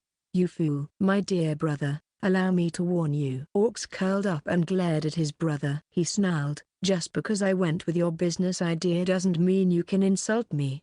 Do it again and I'll, shut up, both of you. Letho held both of their necks, and the brothers said nothing more. They looked like kittens who got lectured by their mama cat. This is not the time to fight. We need to look for the key. If I'm right, that poor bastard's probably locked behind that door. Felix tensed up, and his hand trembled a bit. Roy nodded. He was flipping through his memories again. The golem's dead now. We've cleared the biggest threat for the moment. I say we split up and look for clues, but be careful. This cave is right beside the sea. It's cold and damp. Some places are probably filled with swamp gas at this point. If you smell anything funny, stay on guard. You don't have to tell us that, kid. They split into 2 teams. Orcs, Serit, and Felix would search the western part of the cave, while Roy and Letho took the east. They headed into a narrow path, and everything went well. There were a lot of puffballs and mistletoes along the way, and the witches picked them up. They also saw a remarkable plant, glowing mushrooms. These mushrooms grew on the roof of the path, and they were shaped like a bunch of spider larvae. They emitted dim green light like they were natural magical lamps. It was hauntingly beautiful. The witches walked down the dimly illuminated path and passed by a cold little pond. Remember the last time we went for a dive, kid? Letho popped his head out of the water and got back on land. He wiped the water off his face, and the veins brought on by the potions subsided. The witcher looked a little bit gentler now. It's been a year since he started on this path. Time flies. He used to be a cheeky apprentice. Don't bring that up. Roy pulled some moss off and dried his hair. He was reminded of that pond back in Smiak. It was filled with necker excrement. Just thinking about it made him nauseous. You kicked me down a shithole. Literally. I lost my appetite for days. That's the tradition. Letho shook his head. But I remember you feasting on meat that very same night after we met the troop. And then their pendants vibrated. The witches took a battle stance and unsheathed their silver swords. The mushrooms on the roof shone down on something armed with a sword and lantern. It was a wraith in translucent robes. The creature appeared out of nowhere and howled raspily as it pounced onto the witches. They made a sign and covered themselves in a shield. Letho held his sword behind him in a tail stance and darted to the wraith, like a draco lizard running to its prey. He swung his sword upward, deflecting the wraith's blade and cutting its illusory body open. The wraith froze for a moment. Letho dropped down a little and ran around it. He pressed his hand against the ground, and a purple circle showed up. Eden locked onto the wraith, forcibly dragging it from the void into the real world and robbing it of its immunity to physical attacks. Roy fired multiple bolts imbued with guided arrows and stun bolts. The bolts hit the wraith on its back and petrified it. Letho swung his blade 3 times in quick succession. It hit the wraith's torso, and the silver started corroding its flesh. Smoke billowed into the air. The creature let out a haunting scream, sending invisible ripples hurtling across the air. All it did to the witches was make them shake their heads. However, they snapped out of it easily thanks to their iron will. Roy's crossbow and Letho's blade worked in perfect combination. For 2 whole seconds, the wraith was locked in one spot, standing helplessly against the rain of attacks. All of a sudden, Letho stopped attacking and hopped back, but Roy kept shooting. 2 bolts buried themselves in the wraith's shriveled head. Its life came to an end, and its body started glowing a beautiful green. And then it started burning up as if an invisible fire were licking it. The ghost of its last scream hung in the air for a moment, and it vanished just like the wraith. Motes of light fell to the ground and formed a small pile of green spectre dust. There was also a lesser green mutagen hidden in it as well. Wraith Guild EXP plus 60. Level 7 Witcher, 1244,500. Roy waved his hand and tucked the dust and mutagen into his inventory space. This is gonna come in handy during the trial. The obstacle was cleared, and the witches looked to the depths of the tunnel. The walls were covered with protrusions, and the mushrooms shone on a human skeleton lying quietly in the distance. "Hold it, kid, it's not the time to go." Letho sheathed his blade and looked at the spot beside the skeleton. He sniffed the air and noticed the rotten scent of some squirming white fog hidden in the corner. This was obviously poisonous gas. It was nothing to be worried about if they had golden aureole. However, golden aureole ingredients were hard to find, and the witches had not prepared them. They exchanged a look and cast can over themselves.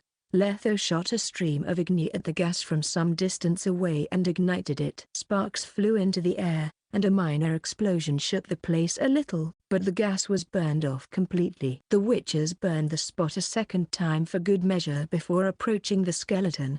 Letho held up the skull in one hand and the hip bone in another for a closer look. The victim was a male. Reasons of death: a great impact to the skull and multiple bone fractures puncturing his organs. There's traces of magical corruption in his bones, and I feel trace amounts of elemental energy. He was a sorcerer. Body was magically enhanced, so I don't know his age, but he was at least dead for a few decades, probably where the wraith originated. Letho muttered, "But why here? And does this have anything to do with that door?" "I think I know why." Roy pulled out a parchment paper from the soil. He dusted it off and read through it. Issued by isekai'd Luo. Purchaser, Inus Vastingard. Good purchased. Guardian Golem, clay, porcelain. Warranty: in the event of damage to the ceramic, please report immediately to the nearest branch of isekai'd Luo and apprentices. The golem can only be serviced by qualified company personnel. So this poor bastard was a golem repairer? Letho had a weird look on his face. Something went wrong with his work and turned the golem against him. He escaped to this cave after he was grievously injured, and here he took his last breath. I think so. Look at the clothes. They're gray and outdated. This guy must have been a repairer. Well, this is ironic. The witches exchanged looks of amusement. There was another important detail on this parchment. Inus Vastingard. That's a hard name to pronounce. The customer's the owner of this golem. He's probably the real owner of this secret lab. Roy asked curiously. Have you ever heard of him? I think he came from a time when magic was more widespread. Can you imagine it? Shops that sold all kinds of golems. That's exciting. Golems aren't only made out of clay. Some are made out of rocks, like gargoyles. I'm not informed about the North's history. Letho shook his head. He stood up. Let's go. Those fools might be wasting their time on useless banter as we speak. Chapter 308. Stare into the abyss. The witches came out of the east and swiftly moved to the west. They climbed across 2 mounds along the path the vines showed them and blasted off a few more patches of swamp gas. Eventually, they arrived at a spacious wall with neat marble flooring. Unlike the crude and abandoned cave, This room was resplendent and exquisite. The Witcher stopped at the stairs behind the door and stared at a stone seal written in Elder speech. Roy kept looking at it and easily recognized what it was saying thanks to his bloodline. Look to the depths and be lifted up. As if responding Troy, a cold gust of wind blew from within the hall. Roy cocked his eyebrow, while Letho fell silent. "What's that supposed to mean?" Roy asked. "It feels like the death throes of a man in despair. He walked down the wrong path and found it to be almost insurmountable only to be rewarded in the end. Is that what it is? Fanatical and extreme. That means danger. This is not good news." Letho looked at the center of the hall. Orcs, Seret, and Felix were standing beside a cylindrical pillar. "Let's go. No time to waste. Did you find the key? Don't tell me you've been staring at this thing the whole time." It was then Roy and Letho realized how terrifyingly tall the pillar was. It was at least 30 feet tall, connecting the ground to the ceiling.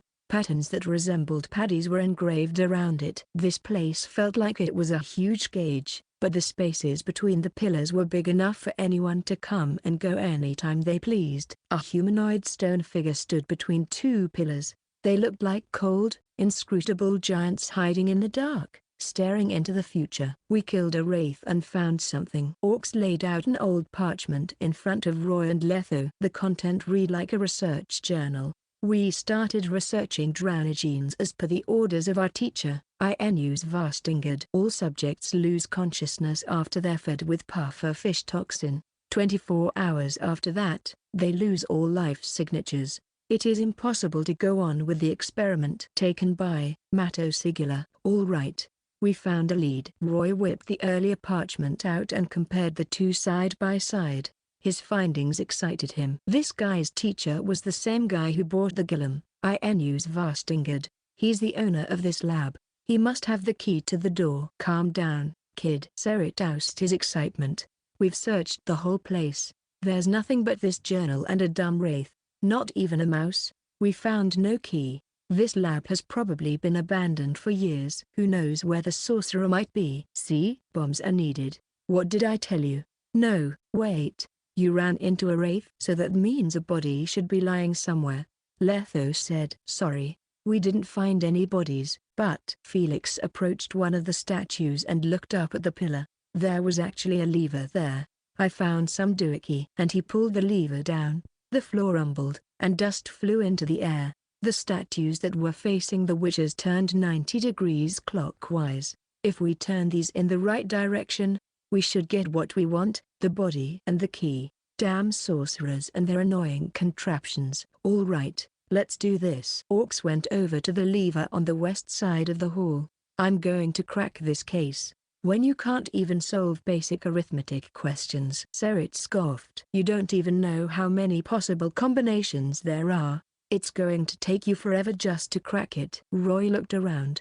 There are 7 statues, and each can face 4 directions. 4 to the power of 7. We're looking at the chances of... Roy's heart sank. 1 in more than 16,000 combinations. Those are our chances. Everyone was shocked. "So what?" "We smashed the trial of the grasses. We have enough time to crack this." Orcs scratched his nose. He got fired up again in just a moment and pulled the lever on one of the statues. "Even if we're going with trial and error, it's still better than standing around and twiddling our thumbs." "Hold it, you fool.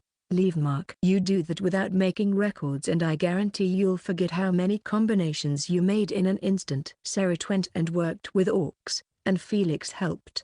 There was a fire burning within him. "I must crack this contraption and meet that cat in this accursed laboratory." Roy stood in the same spot, staring around. He started brainstorming. All he knew was that a lab was hidden underneath the island, but he couldn't remember how he should crack the contraption that would lead them to it. "Help us out, kid." "Something's off with this journal. Letho, drowners are supposed to be immune to poison." Roy wasn't planning on going through with trial and error. There must be a way to solve this. He asked a weird question. "So why'd the drowners black out and die after they were injected with puffer fish toxin?" "I'm not a sorcerer, and I've never done any experiments like that.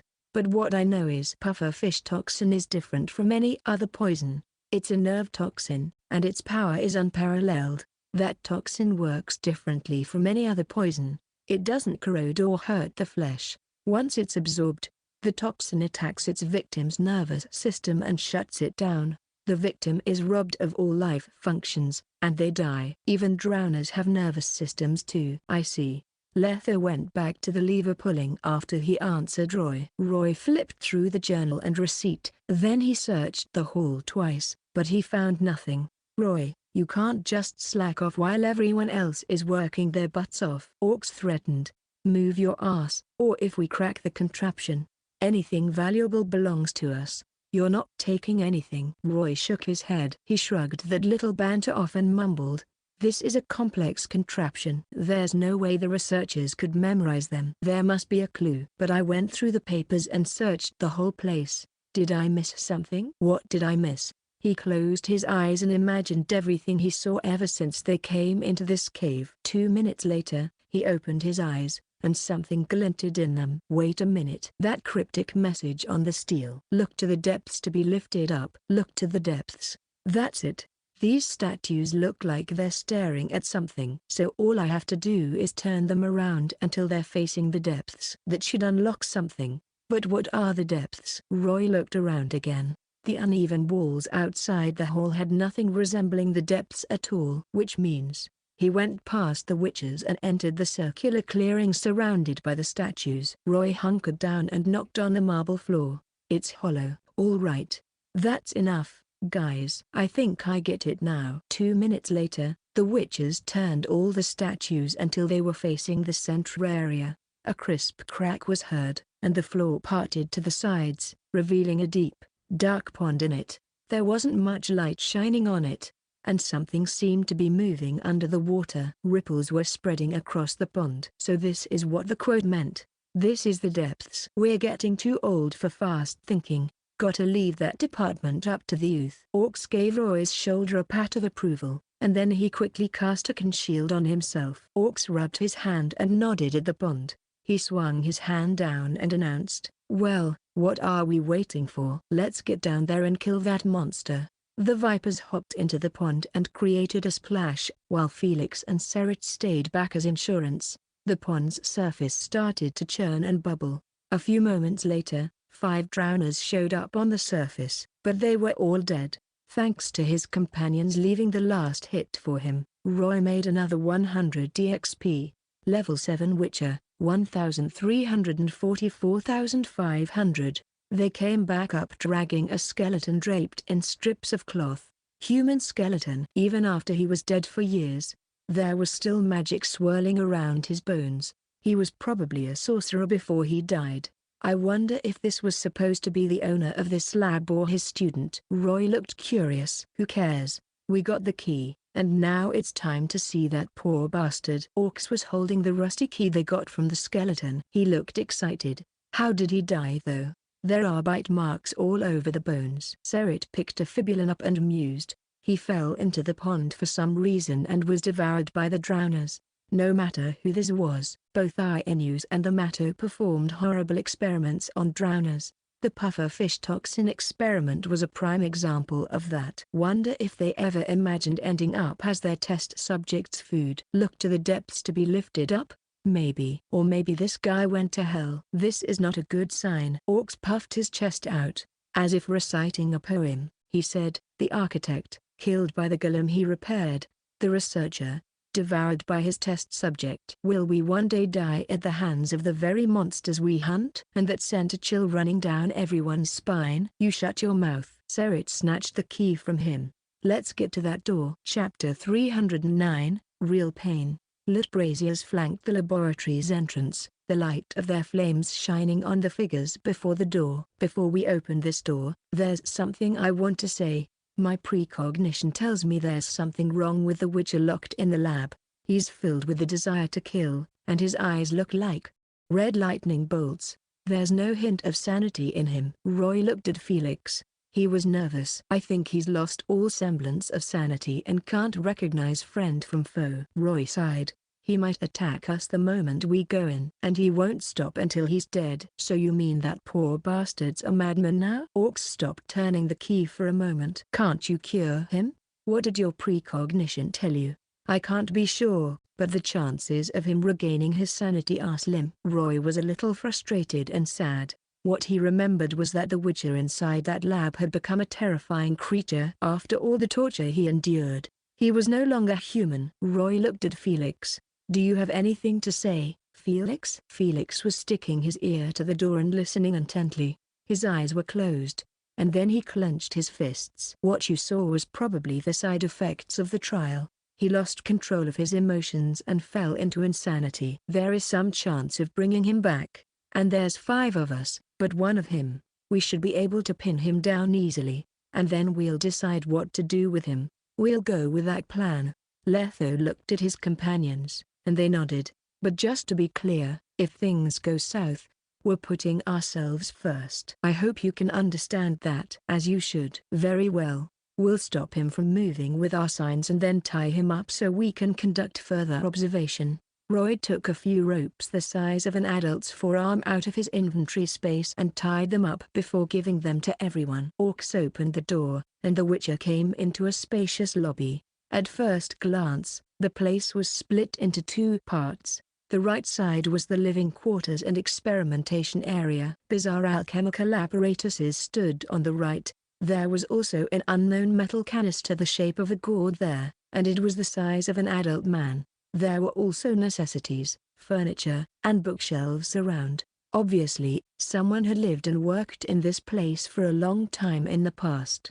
The place right in front had a flight of rotting marble stairs with floral patterns engraved into them leading downward. The stalactites that hung from the ceiling turned this passage into a narrow one. Hundreds of white candles were burning quietly at the end of the passage. The light illuminated the whole clearing, and a hexagram made out of white ash covered the ground. The witches froze. A slender humanoid creature was kneeling in the center of the circle. His back was turned to the group, and he was facing a statue that resembled a cheetah. The creature himself was maintaining a meditating stance. His back was not pretty, to say the least. His skin was charred from the flames and electric shocks. Twisted crimson scars and lumps of flesh hung on his back. The skin on some of his back was burned off, revealing the muscles, tendons, vessels, and bones underneath. Weirdly enough, there was no blood. Roy stared at the horrifying creature and cast Observe. Kaer. Age, 93 years old. Status, Cat School Witcher. Test subject. After undergoing extreme experiments and getting his body modified by unknown energy, his spirit and body are now incredibly twisted. There's another unfamiliar existence dwelling in his body. HP, 200. Mana, 160. Strength, Dexterity, Constitution, 20. Perception, 16. Will, 3. Charisma, 2. Spirit, 16. Skills, Witcher Science Level 6. Meditation Level 9. Cat School Swordplay Level 10. Witcher Senses Level 10. Alchemy Level 7. Cryptic Strength, Passive, a modification by unknown energy. Strengthens HP and mana. +5 to Constitution and Spirit, -5 to Will. Loses all sense of pain. Loses the need for food. Can absorb elemental energy from the air to replenish any spent energy. Gains powerful regenerative abilities. The veteran witches were in disbelief. What the hell happened to him to make this? Felix was livid. He was clenching his teeth so hard, everyone could hear it. The veins on his neck popped, and his eyes were getting bloodshot. No, saving him takes priority. He took a deep breath and cast Kaer over himself. The cat held his sword in one hand and the rope in the other. He charged ahead of his other companions, distracting the creature. The vipers followed closely. When the silhouette noticed their presence, it picked up the blade beside it, and then it stood up. When it turned around, what greeted them was a more horrifying sight than the creature's back. It was like a human who had his skin peeled off. It looked like something that came out of a horror story. His muscles, tendons, and bones merged into a grotesque armor that covered what remained of his flesh. This creature looked like a monster who just crawled out of a grave. It set its sights on the witches, and just as Roy had warned, they were cruelly crimson. There was no emotion within it, neither was there mercy. Only a void remained. There is no justice or evil, the creature growled. His voice was as unpleasant as knives scratching a blackboard. There is only pain. It swung its sword around and pounced at the witches like a cheetah arcing through the air. It hit Felix first, and it sounded like a mini explosion had just happened. Sparks flew in the air as they clashed blades. Felix tipped down to dodge the blade and thrusted his sword at the back of the creature's hand. The creature cast Kaer without missing a beat, and the sword hit the shield. It shattered immediately, but for some reason, Felix was blown back by the recoil. The creature held its sword up in the ox stance and tried to thrust it into Felix's throat. But the vipers were already coming at it from the sides and behind. The air rumbled. Ox cast out from its left, and the shockwave almost knocked the creature down. On its right, Serit pushed his hand down, and a purple light shone. Eden caught its target easily. The creature dropped down a little the moment Eden caught it. Its speed and reaction slowed. Letho went around it and quickly made the sign of Isekai'd in the air. The sign hit the creature, and it froze up for a moment like it was struck by lightning. Its muscles loosened up, and it was starting to let go of the sword. Roy hit the creature's right hand with Kaer and disarmed it. Once its sword hit the floor, all 5 witches tossed a rope at the creature from 5 directions, tying up its neck and limbs. The creature growled and struggled to break free, but a single witcher couldn't fight against 5. Just a moment later, it was helplessly dragged to a pillar. The witches quickly tied it up around the cold, hard, and big pillar. Roy thought it wasn't enough, so he whipped out more ropes and tied the creature up with everyone's help. Eventually, the only part that wasn't tied was its head. The young witch rubbed his chin and nodded. Now we're all set. Not even a chimera can escape these. There is no good or evil.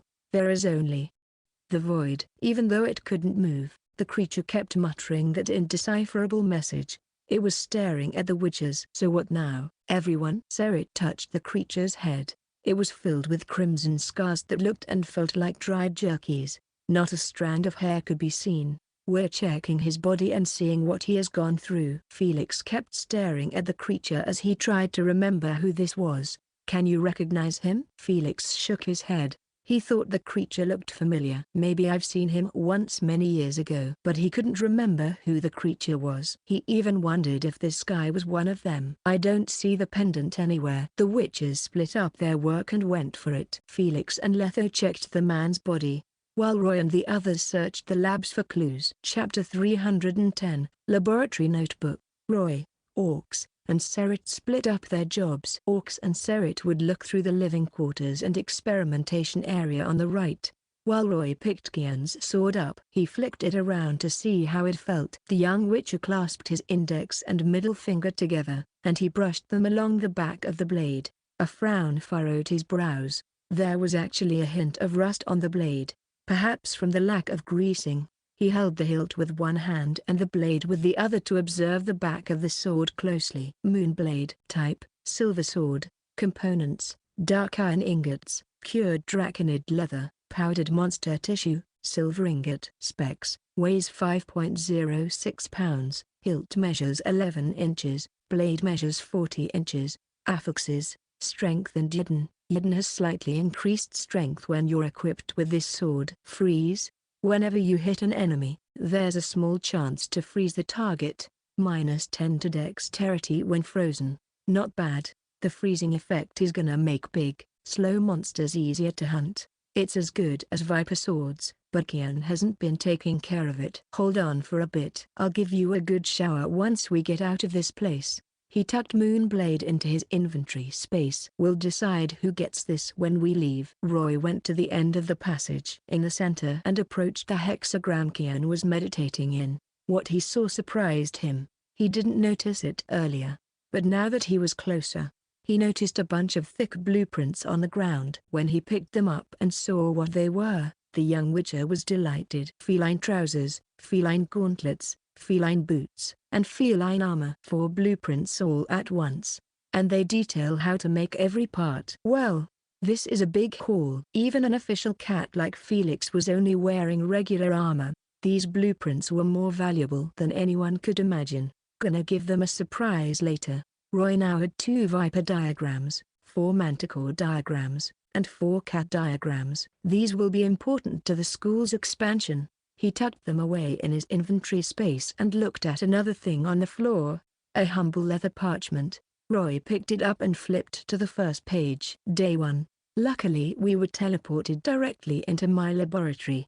It's good to be home. I had grown sick to the gills of that leaky tub. I hoped that storm I summoned smashed it into those craggy rocks off the grassy knoll shore. The experiments which my students conducted on drowners in my absence did not yield the expected results. As usual, I must do everything myself. I will administer a brew of medicinal opium to the subject. This milk of the poppy will keep the witcher in a state of half-consciousness, and thus incapable of resistance. Commencing studies. Well, this answers some questions. Realization struck Roy. The lab's owner wrote this journal. He could summon storms. This is no ordinary sorcerer. Perhaps he's a famous one too. And yet this cruel bastard actually wanted the boat to crash and kill everyone on it. And his student was Matto, the guy who killed drowners with pufferfish toxin. Drowners were one thing, but performing these experiments on a witcher was not what Roy expected. That damn sorcerer.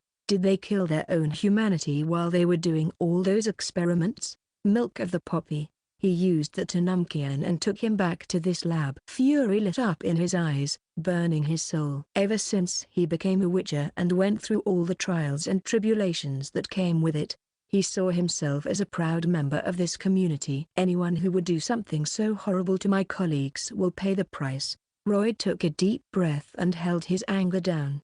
No, saving that man takes precedence. He flipped to the second entry.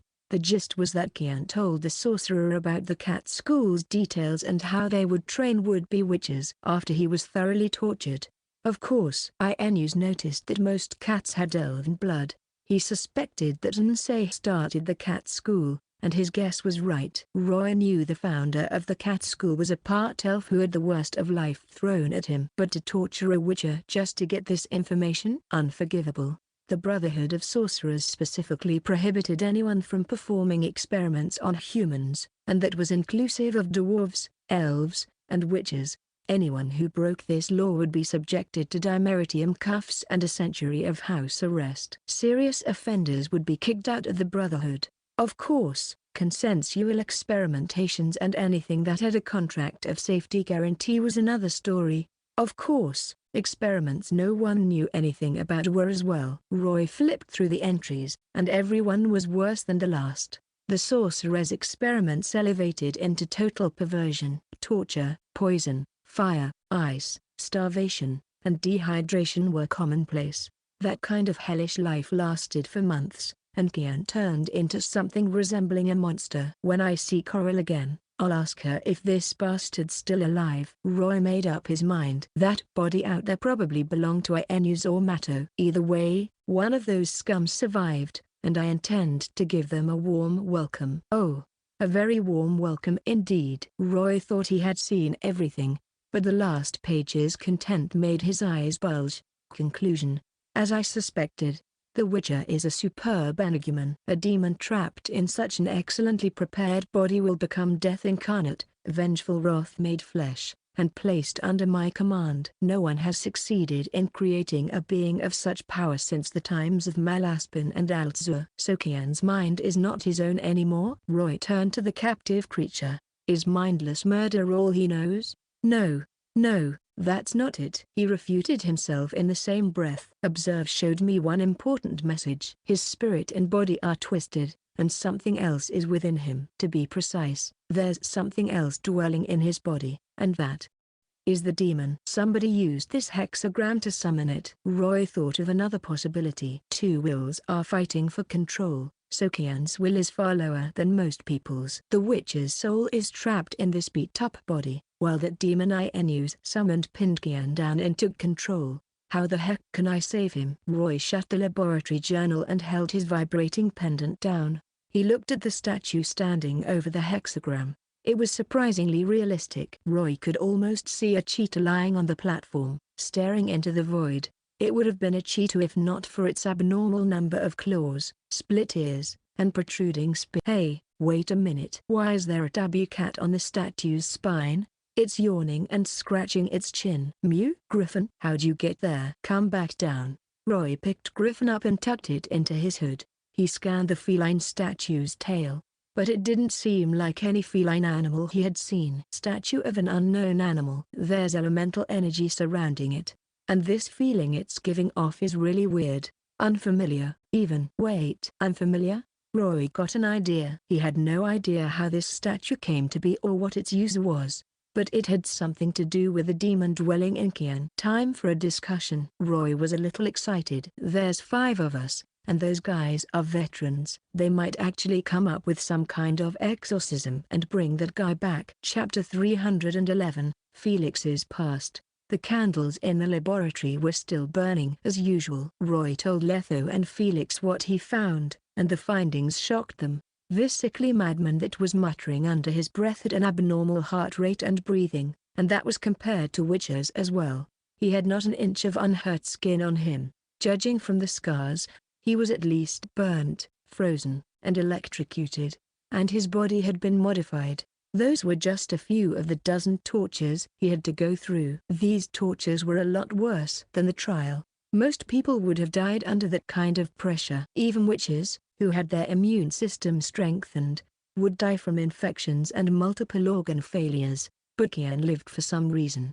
He lived on in a grotesque, inhuman manner. His wounds, muscles, organs, and vessels merged, formed scabs, and healed up. He looked like a mummy, but Kaer was extraordinarily lively. He's been locked up for at least a couple of decades. Felix was staring into Kaer's crimson eyes in an attempt to find a hint of sanity, but only a void stared back. How'd he live without food and water? Letho said nothing, but he had an answer. This guy is not a witcher anymore. No, to be precise, he's not even a human. Hey, look at what I found! Roy shouted. Surprised, the witches huddled closer to him. Roy handed out the diagrams to Letho. He passed them down after he was done, and when Felix finally held them, his hands were trembling for once. 4 cat diagrams. So this guy is a cat. Orcs looked at Felix sympathetically. Serret shook his head. It's possible, but he could have stumbled upon these blueprints on a hunt. We don't see his pendant anywhere. He can be from another school. They've searched the living quarters and experiment area, but all they found were irrelevant books and expired alchemical components. When Roy showed them Moonblade and the journal, everyone fell silent. Eerily silent. And then everyone gnashed their teeth and growled. Inus Vastingard, Mato Sigula. Very well. I won't forget these names. Curse those bastards. Sons of bitches. Nobody experiments on witches. Orc's fists were cracking from him clenching too hard.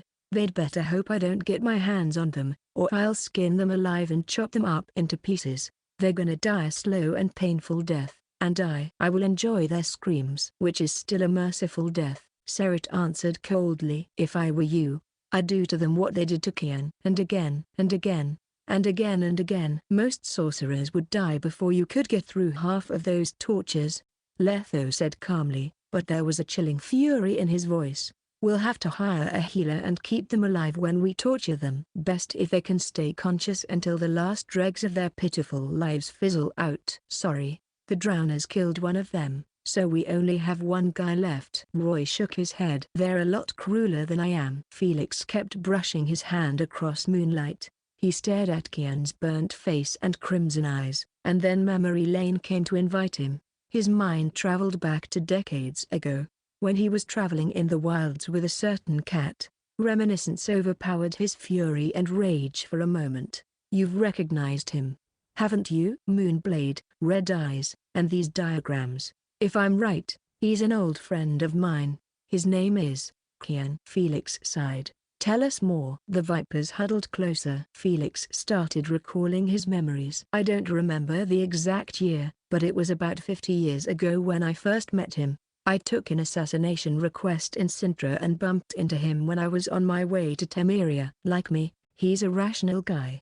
He's helpless about the school's situation, and he was no bandwagoner, so he walked the path of a drifter and eked out a living by taking requests. We had the same experience, and we shared an outlook on current affairs, so we became fast friends.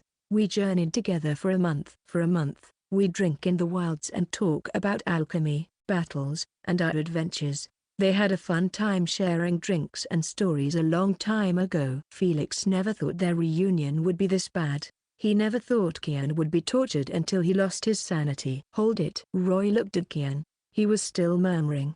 What do you mean he's a rational guy like you? You guys have factions in your school? Roy was curious about the cat school. He knew nothing but vague facts about them. These temperamental assassins lived the lives of drifters and had no place they called home. Their school was almost deserted. Rational is just a euphemism.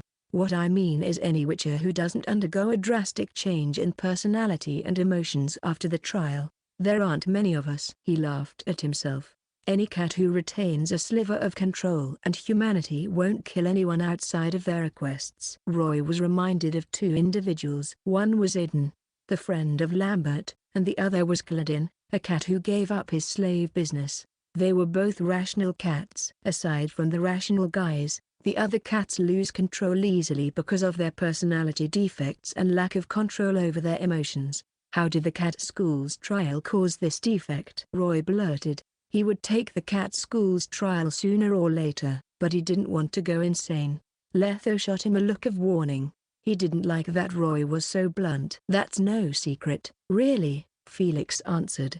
Every school's trial suppresses the aspirants' emotions to an extent, making them less sensitive to emotions compared to regular humans. Of course, there are exceptions like hawks. Instead of getting affected, they remain optimistic and happy. Roy cocked his eyebrow. Is that praise or a jab at him? The sorcerer who created our trial aimed to weaken the aspirants' emotions more. He wanted to create an emotionless killing machine, but that backfired. The trial strengthened the aspirants' emotions, especially dark ones. Most of the cats who took the trial had their fear, fury, and sorrow amplified to the point where they went out of control. Murder's the only way to calm those raging emotions, but that only darkened their hearts. Eventually, they turned into madmen and drove the school to infamy. Kaer and I are the lucky ones. We didn't get affected. Mentally speaking. Felix went silent for a moment and took a deep breath. Never thought he would be tortured. Vipers. Can you help me? He looked at the vipers and pleaded. Please, free Kaer of this madness. Bring him back. That's why we're here. Roy exchanged a look with his companions. But are you sure he can accept his current state? If I were in his place, I'd probably find this unacceptable. Look at him. He's like a corpse that got burned and skinned. At least give him a chance, Felix insisted. First we get his sanity back, then he can decide if he wants to keep on living as a ghost of his former self. If I were in his place, I'd want someone to snap me out of it as well. Okay, that brings us to the problem. Kaer's body has been taken over by the demon that bastard summoned. Serit rubbed his chin. He looked solemn. How are we supposed to drive it away? I can deal with curses, but a demon from another dimension is out of my depths. Guys, notice that statue and magical circle? Roy asked. I have a feeling they have something to do with that demon in Kaer's body. I bet the way to drive it out lies somewhere in there. Okay, let's take a look. Chapter 312. I am Kaer. The witches surrounded the hexagram and the statue. They had a closer look to see if there was anything out of the ordinary, but there was nothing. The magical circle was just a summoning circle made out of powdered ivory and blood. Most ancient records detailed that out. There were many extra-dimensional creatures who would respond to that call. The incantation and components for the summoning circle were gone, and they were the key to this whole thing. Too much time had passed for the witches to find any clue with their senses, so they had no idea what demon was possessing Kaer. They had no way to deal with it, but they could sense something wrong with the statue. It was covered in dark emotions. This statue's not made out of any regular stone. There's some conductor for mana mixed in it. Zircon, obsidian, or something else. Serit brushed his hand across the statue's sleek back. It absorbed all the mana I injected, but nothing happened. Inus couldn't have gone through all the trouble to place this statue here for no reason. I say we smash this thing. Orcs rubbed the statue's tail. That demon probably needs this statue to survive. If we destroy it, we destroy the demon, and Kaer can return to normal. Breaking it before we figure out how it works is risky. Felix shook his head. It might be the only chance to heal Kaer. I don't want to risk it. You geese searched the experimentation area and living quarters, but none of you found any books on summoning or storage items. Roy was bummed out. We found the key to this lab. There's no way we can't find anything on this. One of the researchers was devoured by drowners, but one lived. The survivor probably took everything with him, Letho said. So he has more than one crime under his belt, experimenting on humans and summoning extra-dimensional demons to harm innocent lives. If we tell the Brotherhood about this, they're going to kick him out of the club. If we can even find him. Everyone broke into discussion. They thought the statue was related to the demon, so they took Kaer back to the hexagram. They made him kneel in the statue's direction and observed his reaction quietly. There's no good or evil, there's only the void. There's no evil or justice, there is only pain. Okay, that works. Kaer's murmurs slowed down when they moved him nearer to the statue. He was attracted by something. They could see that he was glancing at the statue. I recognized that look. Roy moved around him. Kaer's murmurs picked up the pace when he noticed the intruder. It means affection and longing. Serit muttered. Orcs and Letho dragged Kaer over and tied him up with the statue. They figured skin contact would do something. Kaer closed his eyes and stopped struggling right there and then. It felt like he was a wandering kitten who found his mother. But that state only lasted for a few moments. Eventually he started murmuring again and alternated his stares between the statue and the Witcher. Even so, that was enough for the Witchers to notice a clue. The demon possessed this statue when it first came to our world. Or to be exact, the statue Stinged made from special stones attracted it here, Serit guessed. And then he somehow magically tucked this demon into Kaer, who was barely holding it together. That ambitious bastard tried to control this abomination and tried to make it work for him, Letho concluded. But his conspiracy failed. Kaer can't be controlled. Murder and destruction are all he can think of. And then Roy completed the story in the lab. Either Stinged or Sigula was devoured by the drowners. The survivor gave up on the experiment, abandoned the whole place, locked the lab with some illusion, and escaped to who knows where. Maybe he's doing the same experiment on someone else out there as we speak. As for the way to save him, we'll reverse the summoning. Felix paced around the statue. We'll open up the passage linking Kaer to this statue and attack the demon until it goes somewhere safer for it, namely this statue. We can't go with our regular monster hunting tactics here, Letho said. Why don't we try Isekai'd? They had a plan, and the Witchers put it to work. The passage could be made by creating an anchor point with blood, and then it would connect two entities. One of the Witchers cut Kaer's wrist open. They took a few drops of blood and dropped them onto the statue. A few moments later, Kaer's wound stopped bleeding and started healing. It was unbelievable how full of life this modified body was. And then Felix decided to cut open his friend's whole wrist. A big gash formed on the wrist, and black blood splattered across almost half of the statue. With Kaer's blood as the anchor, his wrist and the statue came together. He became more docile right away. A moment later, the Witcher could feel motes of light coming from the space around the statue, and mana was starting to hop around. But that was not enough. The candlelight shone on the Witchers who were making signs as fast as they could.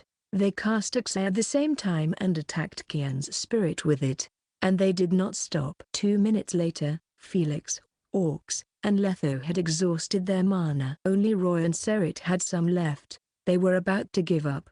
But then Kaer suddenly trembled, and Roy's eyes went wide with surprise. Something's about to happen. A ball of black light the size of an adult's fist wobbled out of Kaer's body. It spun over Kaer's head like a drunken man. Then that ball of light darted toward the statue below it. Roy looked through the fog and saw a petite feline creature lying within the ball.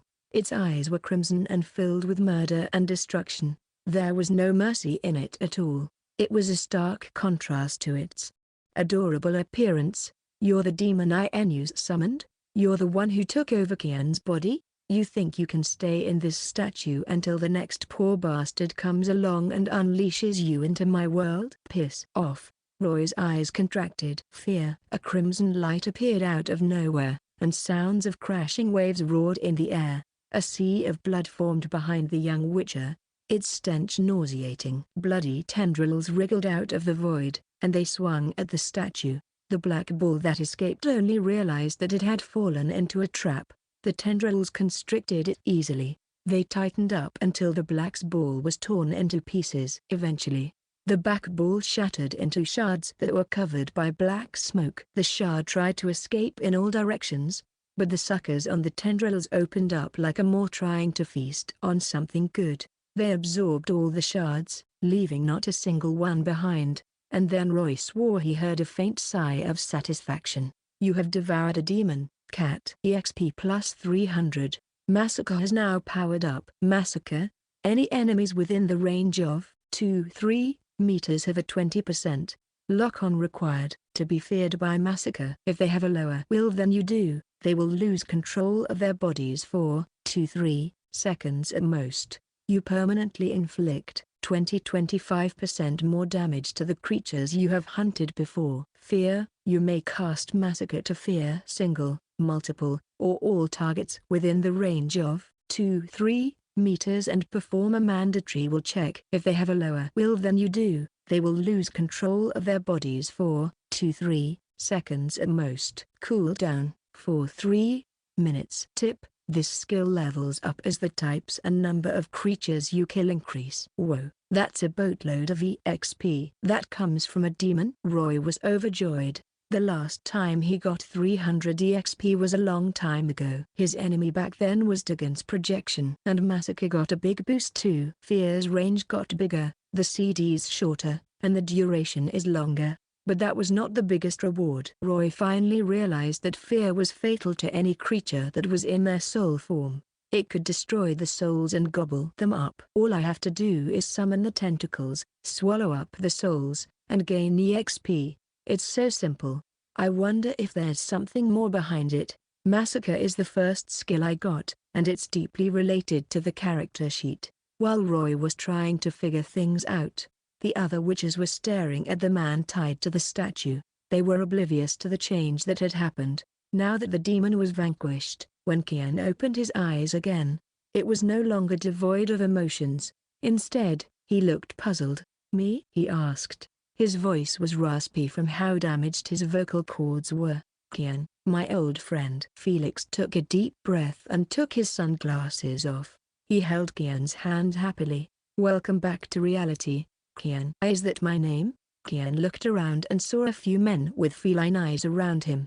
They had a kind look in their eyes. He stared at the ground and mused over it. Eventually, realization struck the tortured man, and his eyes refocused. I am Kaer of the cat school." Chapter 313. Let's leave. Kaer was sitting on the statue. He took a deep breath and sat up straighter. When he saw his upturned, almost inhuman arms, he was shocked. "What happened to me? How did I become a monster?" He looked at his thighs, torso, and shoulders. Kaer touched his back, neck, and pockmarked cheeks with trembling fingers. Reality finally dawned on him. "My body's filled with disgusting scars of the torture that was inflicted on me. I don't even look human now, do I? Did you forget what happened, mate? A bastard called Stinged kidnapped you and took you here." Felix also took a deep breath. Then he told Kaer the truth. "He tortured you, his test subject, again and again. The ways he tormented you, they were hideous. Eventually, a demon took over your body, but the vipers drove them away and brought you back. Test sub." "Shit, that experiment." The muscles on Kaer's face started to tremble like they were going to cramp up. His breathing became heavier, and memories crashed in his mind like waves. The boat, the seas, the storm. There was fury, curses, howls, and nothing. Shards of memories and conversations slowly connected and restructured themselves. Eventually, everything was in place, and Kaer could make sense of it.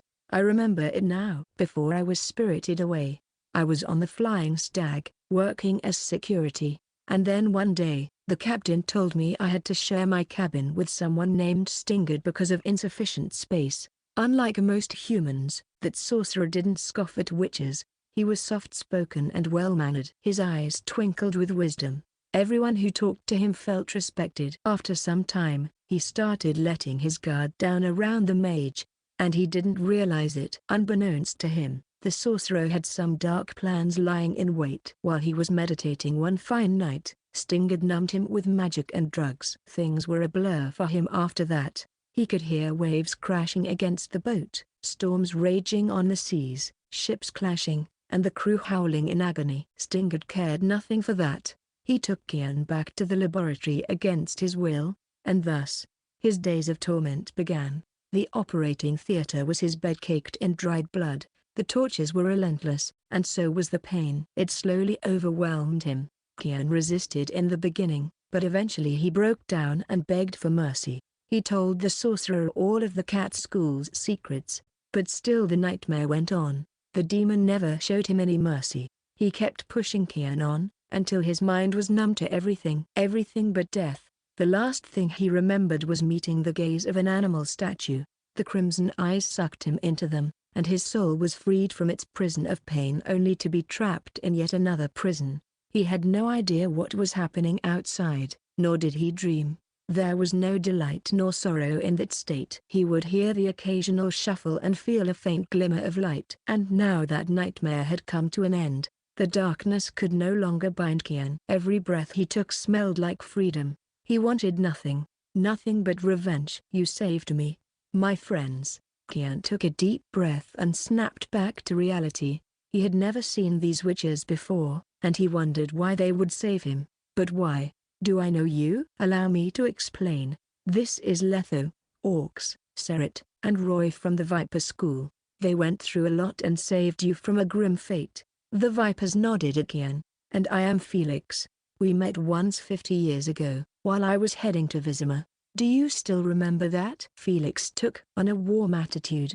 "For once, you told me about your dream. You wanted to tuck away a mountain of crowns, get a big house, marry someone, and adopt a pair of children. We parted hastily at Vizima. I had a request to handle. After all, I didn't even tell you how to contact me." Felix looked a little sad. "It's been 50 years since then. I couldn't stand by when an old friend of mine was suffering." "Felix." Kaer closed his eyes and fell into silence. "I remember you. You're 6 years younger than I am. You were in the batch right after me, and the trial didn't drive you insane. You're one lucky bastard. We got along, didn't we? We're both in our right minds." A glimmer of light shone on Kaer's grotesque face. "That is true." "Felix, Vipers, you have my gratitude for pulling me from the abyss." Kaer hopped off the statue and bowed at the witches. "And your deed will not go unforgotten. I swear it shall be repaid, and we'll talk about it another day." "How do you feel?" Orcs heaved a sigh of relief, and then he started looking at Kaer curiously. "Do you feel unwell?" "That damn demon took over your body for 3 years, after all, and it just left." Everyone looked at the statue. They thought the demon would scurry back into the statue after it was exorcised. The blood on it had dried, but there were no changes to the statue. The magic around it felt even weaker. In fact, everyone looked surprised, and Roy played along. "Maybe we killed the demon. Not many can withstand a barrage of axes." "Well, that saves us a lot of time and effort." "I feel powerful." Kaer closed his eyes again and touched his chest. It had been too long since he could feel his own heartbeat. He rolled his limbs and neck around, cracking his joints. Kaer then clenched his fists and leapt high into the air effortlessly. His face was grotesque, but this body's life force was beyond his wildest imagination. His reaction speed and strength were, for the lack of a better word, monstrous. "I've never felt better in my life." Roy cast Observe on Kaer again. To his surprise, something in him changed drastically after the demon was devoured. Cryptic strength, passive. Kaer's body has been modified by unknown energy. His mana and life force are increased. +5 to constitution and spirit. He loses all sense of pain. Before this, Kaer could sustain himself through absorbing the elements in the air, just like a golem could. He also had hyper-regeneration, but all of those traits were gone. However, his will had bounced back to its original level. Kaer only managed to survive without food and water for decades because of that demon. The demon locked Kaer's soul away while it was in charge. After it was exorcised, it left a powerful body for its victim. I guess this is a blessing in disguise. Roy was reminded of the powerful cursed ones he met on his journey. Curses and demonic possessions. In some ways, these are shortcuts to power. Evil paths, though. What year are we in, my friends? 18th Sovine, 1261. Serit answered. One more month until midwinter. 1261. Kian mused on it for a moment, and his eyes became unfocused for a moment. So 30 years have passed since that fateful day on the Flying Stag. The witches were astonished. Most people would have died from dehydration if they were locked in a labs for 30 years, but Kian was still alive and kicking. Besides his horrifying figure, he was healthier than most people. This was nothing short of a miracle. Are you sure you're all right? Serit was staring at him. He wanted to know all about Kian's modified body. I think you need a full body checkup and a magic healing session tailored for you. Kian said nothing to that. He said icily, I have a question. My friends, have you seen any sorcerers since you came to this lab? There are supposed to be 2 of them. He narrowed his eyes. His emotions didn't rage at first. His long imprisonment within his own flesh had erased all of that. However, as memories of his fate started to awaken, so did his desire for vengeance. He had to close this chapter of his life and cut all ties with his past. History might judge his actions as evil and vindictive, or justified and merciful, but that was the path he had to take to free himself of the shackles binding him. You mean Stinged and Sigula? Letho crossed his arms and shook his head. We found a body. One of them's dead, leaving you with one enemy left. He escaped the laboratory, and we don't know his whereabouts. I see. Kian clenched his fists and nodded. 30 years is a long time, old friend.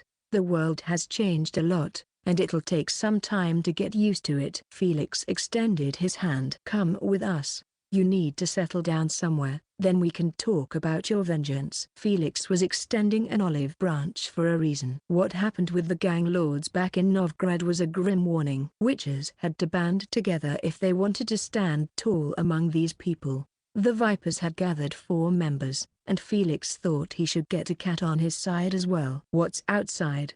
A city in the north. Kian shook Felix's hand. The Flying Stag was heading to Novgorod's port before it was wrecked. We're in a secret cave under the Temple Isle. It's on the northernmost tip of Novgorod. Do you think I can go around when I look like a monster? Kian looked at his horrifying body and forced a smile. It had been decades since he smiled. His facial muscles had atrophied, making his smile a stiff one. With his monstrous look, he would scare the living daylights out of someone if he were to walk around the city. Kian, you've been in this trade for decades. You know witches don't care about looks. Orcs lied. Even a veteran like him was shocked when he first saw Kian. Truthfully speaking, even a ghoul looked like a cute puppy compared to him. But I got to weave a white lie. Don't wanna hurt his pride. The world's a big place. Slung as you're healthy, have an appetite for food, battles, and Gwent, you'll always find something to do. But if you really care about how the world sees you. Serit gave Roy a look, and the young witcher understood what he needed to do. He whipped out a set of clothes from his inventory space. Here's a cloak, hood, mask, and sunglasses. It's enough to keep anyone from seeing your true face. I have a place beside Novgorod's canal. Change into these clothes and come with us, old friend. A hint of desire flared in Felix's eyes. And I just took in a new apprentice. His name's Kaer. A little timid, but he has talent. Perhaps you can teach him something as well. Kian contemplated his answer. He was all alone in this world, without anyone he could call a friend. Very well. Thank you for taking me in. Kian took the set of clothes and covered himself with the black cloak. He pulled the hood over his head and hid his face behind the mask and sunglasses.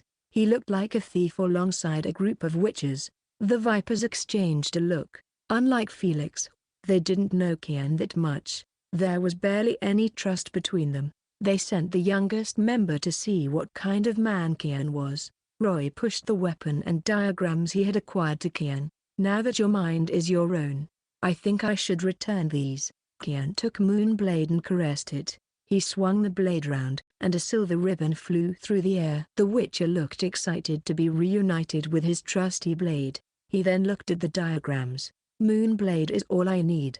He owed them a debt of gratitude, and repayment was always due. You may take these diagrams. Of course. I still owe you my life. Kaer paused for a moment, but as I recall, I used to have 5 diagrams with me. One of them must have been left behind on the ship. Once I find the shipwreck and retrieve the diagram, I shall give it to you. We can't accept that. The Vipers exchanged surprised looks. He's being awfully generous. Guess he's not a bad guy after all. Just take them. Roy, Felix persuaded. The Vipers did help out a lot in this rescue mission. You deserve these, but once you retrieve all the diagrams, we would like to take a look. But of course, Roy reluctantly took the diagrams back. They packed everything up and looted the laboratory before they left. But this time, all they took were the books. The alchemy apparatuses were left behind. If they could kill the escaped researcher, this laboratory could be converted into a cat school secret base. Building a non-human secret base right under Eternal Fire's HQ. Thrilling. The witches didn't leave the statue behind either. Roy tucked it into his inventory space. After all, this statue was tempting enough to a demon from another dimension. It should come in handy if he could learn a thing or two about it. Chapter 314. A perfect day. Golden sunshine pierced the window, shining on a scar-filled face. Kaer opened his eyes and looked at the yellowish-brown ceiling over his head. He turned around on his bed. The walls were yellow and cracked, and the room was small but clean. His bed was made of nothing but hay and hemp cloth. Even so, he mustered an ugly, genuine smile. So it's true. I'm not trapped anymore. I'm back. For the first time in 30 years, he had a good night's sleep as a regular human should, and he even had a dream. He dreamt that his body was healed, and he had also retired from the world of monster hunting. Kaer dreamed that he was running a business in Novgorod and bought a house with the profit he made. In that dream, he married a woman with generous buttocks, and they adopted a pair of ankle-biters. His family lived a simple, happy life of working as small merchants, but alas, it was nothing but a dream. I still have to face this cruel reality in the end. Kaer touched his gaunt body and shook his head. He changed into a grey shirt, a pair of tight leather pants, a cloak, and a hood. Of course, he couldn't forget about the most important things, the mask and sunglasses to hide his face. If I reveal any part of my body, everyone in Novgorod is going to think I'm a ghoul. The door cracked open. Kaer enjoyed the sunlight and breeze that was coming from the canal. He narrowed his eyes. It was early dawn, and the young viper was in the yard. He was humming as he brushed the fur of that unneutered stallion called Wilt. Wilt was clearly enjoying this. It flipped its lip up, revealing a row of teeth. As it spewed saliva everywhere, the stallion rubbed its teeth against Roy's neck and cheek affectionately. A petite blue-gray finch with a maroon beak stood on the star-shaped mark on Wilt's forehead. It craned its neck and trilled happily before hopping into the witch's hair and making a little nest there. The little creature kept on singing as if it were cheering for the young witcher. Roy kept on moving his brown brush across Wilt's body. With the bird perched on his head, there was a gentle smile on his face. Kaer felt his frustration relieved a little just from seeing this. I think I needed something more for my dream. That's right, animals. A cat and a dog would work fine. Kaer was about to say hi, but then a well-built lady with a Mohican hairstyle came barging in and approached Roy just to happily grab his arm. She then took his brush and helped him with Wilt's grooming. The lady would keep touching Roy with her shoulder and back. Kaer's smile froze, and his hand hung in midair.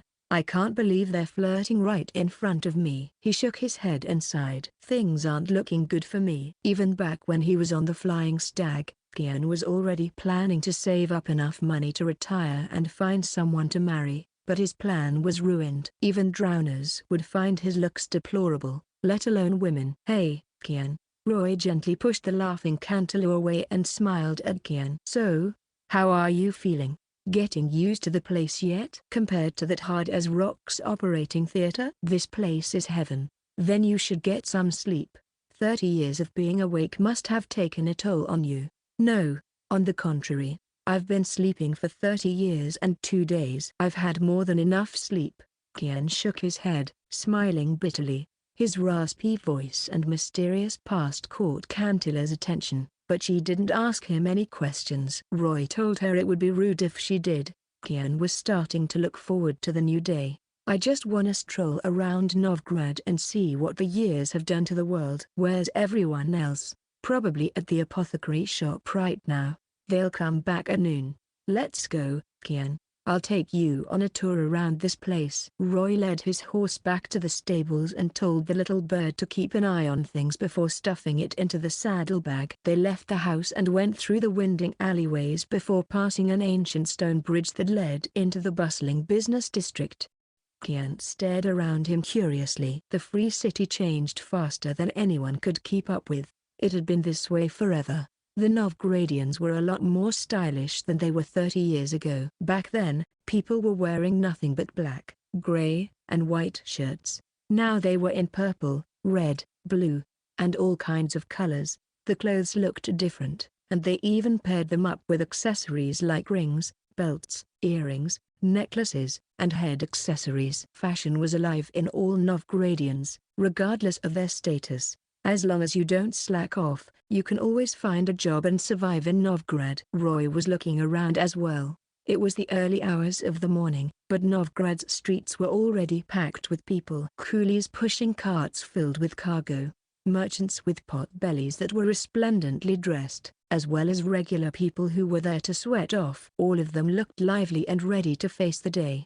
But if you don't try to keep up, you'll be eliminated soon enough. And people like that live worse lives than sewer rats. The trio went past a store selling vegetables and dried fruit and entered the center of the district. Surprisingly, the eternal fire guards nearby were alerted to their arrival. The sun was shining bright, and Kian's outfit looked out of place in this situation. Even in a city that gathered every kind of person imaginable, Kian still stood out. On top of that, he was accompanied by a witcher and an obviously exotic woman. This group stood out among the people. Two guards in chainmail quickly approached them. Halt. Mandatory checkpoint. Please remain silent. The guard was looking at them suspiciously, especially when it came to Kian. Kian's heart sank. An overzealous look of judgment didn't sit well with someone who just broke out of his prison of 30 years. He instinctively tensed up and got ready to battle. But Roy gave him a look that said, "It'll be fine." The young guard with green stubble took a step ahead and was about to search them, but his companion grabbed his arm. He noticed Roy's pendant and his feline eyes. Just a while ago, his superior told him to give the witches a wide berth, and that fact alone made him worry. He's a new guy, Witcher. He needs more training, so don't take it to heart. We're very sorry we interrupted you and your friends. He nodded apologetically and dragged his confused colleague away. Kian was astounded. He thought those guards would try to bully him. From what he knew, aside from the kingdoms of Kova and Povis, which were inhabited by scientists, madmen, and adventurers, everyone in every other kingdom and city bore nothing but scorn against witches. Did something big change in the 30 years I wasn't around? Did someone turn our reputation around? What was that, Roy? Did the guards of Novgorod just bow to us? They bowed to witches? We were in dire straits when we first came to this place. Roy grinned, but cats and vipers worked together and flexed on the gang lords of this city. Novgorod upholds the creed of might makes right. The more powerful you are, the more respect you gain. After that, we went our own ways and never interfered with their business. United we stand. Roy gave Kian a knowing look, and the cat mused on it. Over all the decades of working in this line of work, this was his first time witnessing witches moving as a group. All witches used to be lone wolves, and there were no exceptions. Is teamwork the trend now? We're here. Kian heard dwarves hammering away at something. The trio saw their companions outside the shops. Orcs, Seret, Letho, Felix, and Carl were there. Felix waved his hand and led Carl to his friend. The boy had dark circles under his eyes. He greeted Felix carefully. "Good morning, Kian," and then he was reminded of Kian's horrifying face. "Had another nightmare, did you?" Kian joked. He patted the boy's head, and Carl started shivering in fear. All the color was drained from his face. "I think you should train him more, Felix. Courage training, that is. If he's this timid, he won't pass the trial." "What training?" Felix cocked his eyebrow and remarked, Looking at your face every day is already training for him." The cats laughed heartily and bumped their fists. Kaer was a lot more resilient than Felix thought. Even after being transformed into a monster because of the hell a bastard put him through, he still faced the challenge of having to disguise himself bravely. The Vipers respected that. "What's the deal with this apothecary shop?" Kaer looked into the shop curiously and saw a few dwarves hammering away at the walls. "Are you guys going to retire and start a business?" "The Vipers bought this place, and I invested some money into it," Felix said. "Just some insurance just in case we lose our jobs down the line. And this isn't the only shop we have. The ballroom next door belongs to them too." Kaer's eyes sparkled. He might have lived in seclusion for the last 3 decades, but he knew how valuable Novgorod's land was. "Did you rob a whole treasury?" "Well, not technically." Orcs wiggled his eyebrows, "but we did strike a bit of gold together." "So, you wanna work with us, Kaer?" Roy half joked. "We'll call you the next time something like this shows up." Kaer leaned against the wall and deliberated over it. "You might have to wait. Once I find that missing diagram on the flying stag, I'll hand it over to you. And then I'll make that bastard pay for what he did to me. But first, you need to rest," Serit said. "We'll try and see if we can heal you. There are healers, druids, and priests of Militel who can help." "He's right, Kaer. The blueprint and that bastard can wait," Felix said. "We need to get you healed. Thank you for your concern, my friends." Kaer shook his head bitterly. "But nobody knows my situation better than I do. I was skinned alive, and the wounds formed scabs. They healed up in an abnormal way, and there's no way to heal this. Magic's not omnipotent, or at least that's what my experience tells me. Not even sorcerers, priests, or druids can wave the scars away and regrow my skin." "Nobody can." Roy was reminded of something else. During the Battle of Sodden Hill, Triss lost her hair and sustained multiple burns on her body. Even after using incantations, healing liquid, holy items, and herbs, there were still a few scars left. Because of that, she seldom wore her beloved low-cut dresses after the battle. It was the same thing with Philippa. She couldn't have her eyes regrown. "Magic's not omnipotent. There's no way out of this, unless I make a wish to a djinn. Either that or I live with this face my whole life," Kaer said surely. "Sorcerers might be unable to heal you, but I won't put a certain something else beyond that." Felix then stopped talking. "What do you mean?" "Remember the holy acorns we took away from the crones in No Man's Land, people?" "What kind of acorn is that?" Kaer's voice was starting to tremble with hope. "It's a magical fruit that possesses powerful healing abilities," Roy explained. He still had 3 acorns and the brewer's arm and ladle sitting in his inventory space. "The acorn contains the oak's essence. It can heal anything, even broken limbs. A dying man can get a new life just by eating it." Kaer was starting to tremble. Roy didn't want to dash his hope, but he said, "But there's a little side effect. You lose most of your memories if you eat it." Kaer stopped trembling.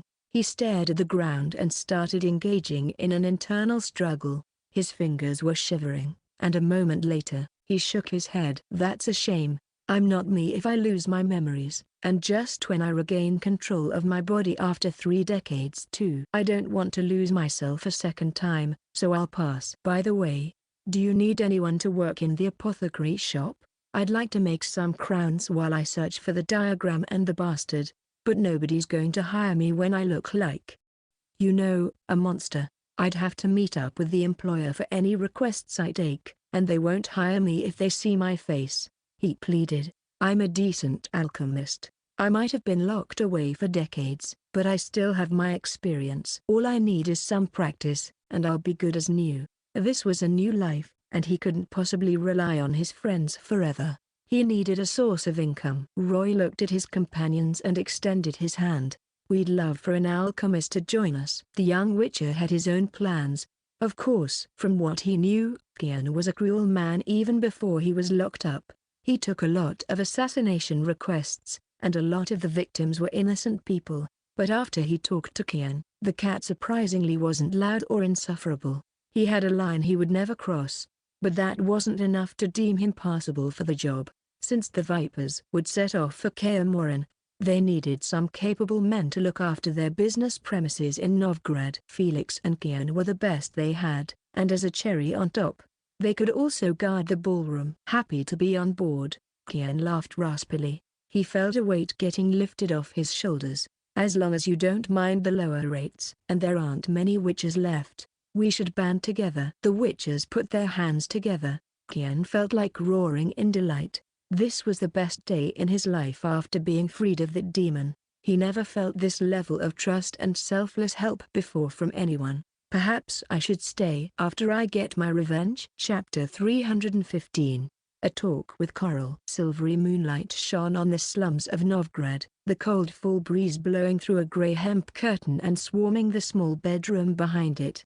A magical lamp showered the room with a dim yellow light, while a young, slender man with golden eyes was caressing a telescope on a steel tripod. He touched the diamond-shaped crystal on the telescope, and motes of mana flowed from his fingers into it. A brilliant light bedazzled the room, and a translucent light screen appeared over the telescope.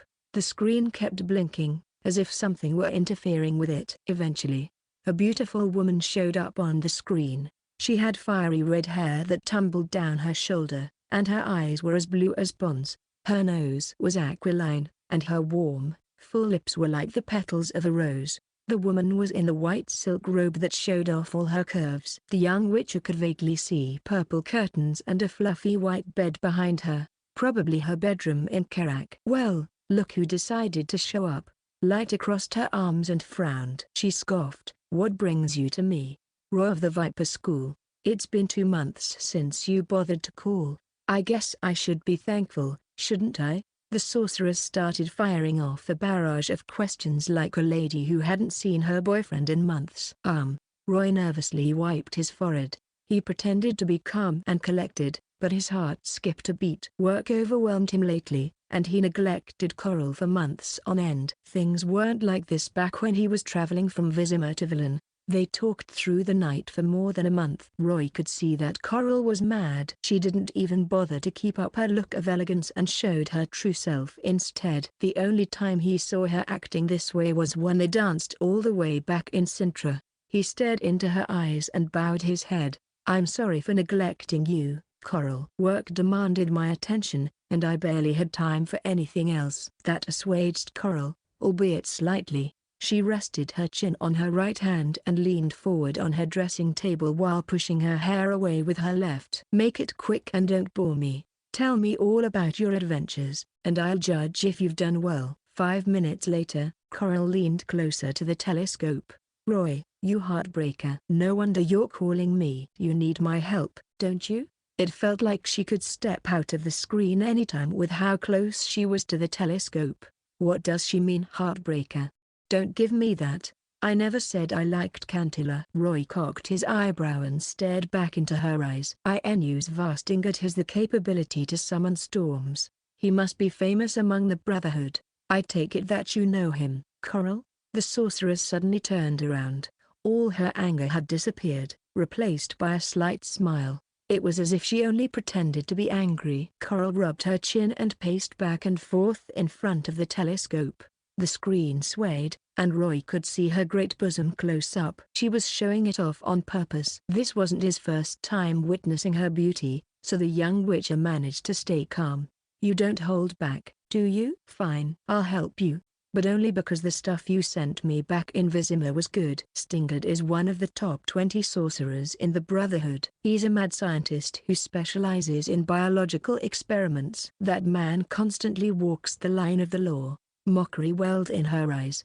He used to be an authority in the Brotherhood, and he had ardent followers who supported his ideology. Much of the Brotherhood knew he was doing illegal experiments in the shadows, but nobody managed to find any proof to incriminate him. Never would have thought him to target witches. That's a recipe for disaster. Has he been showing up in the Brotherhood lately? Roy asked. Lyta shook her head. It has been a few decades since we last saw him. If I'm right, he has missed 3 consecutive Airage user conferences. Most people think he's dead or imprisoned somewhere he can't escape. So that body under the pond was most probably Stingard's, which means the guy who escaped was his student, Mato Sigila. All right, target acquired.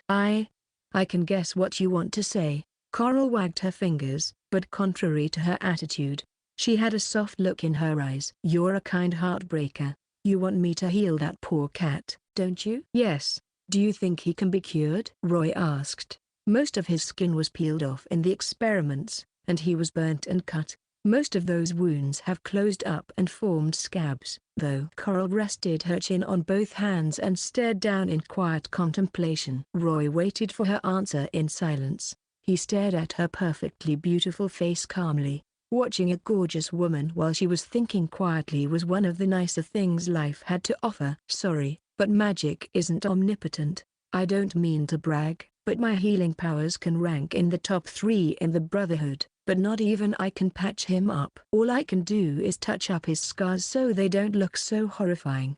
Don't even think about regrowing his skin, Leiter said. And it'll take a lot of time just to make that happen. I'm talking years, and I have to stay with him the entire time.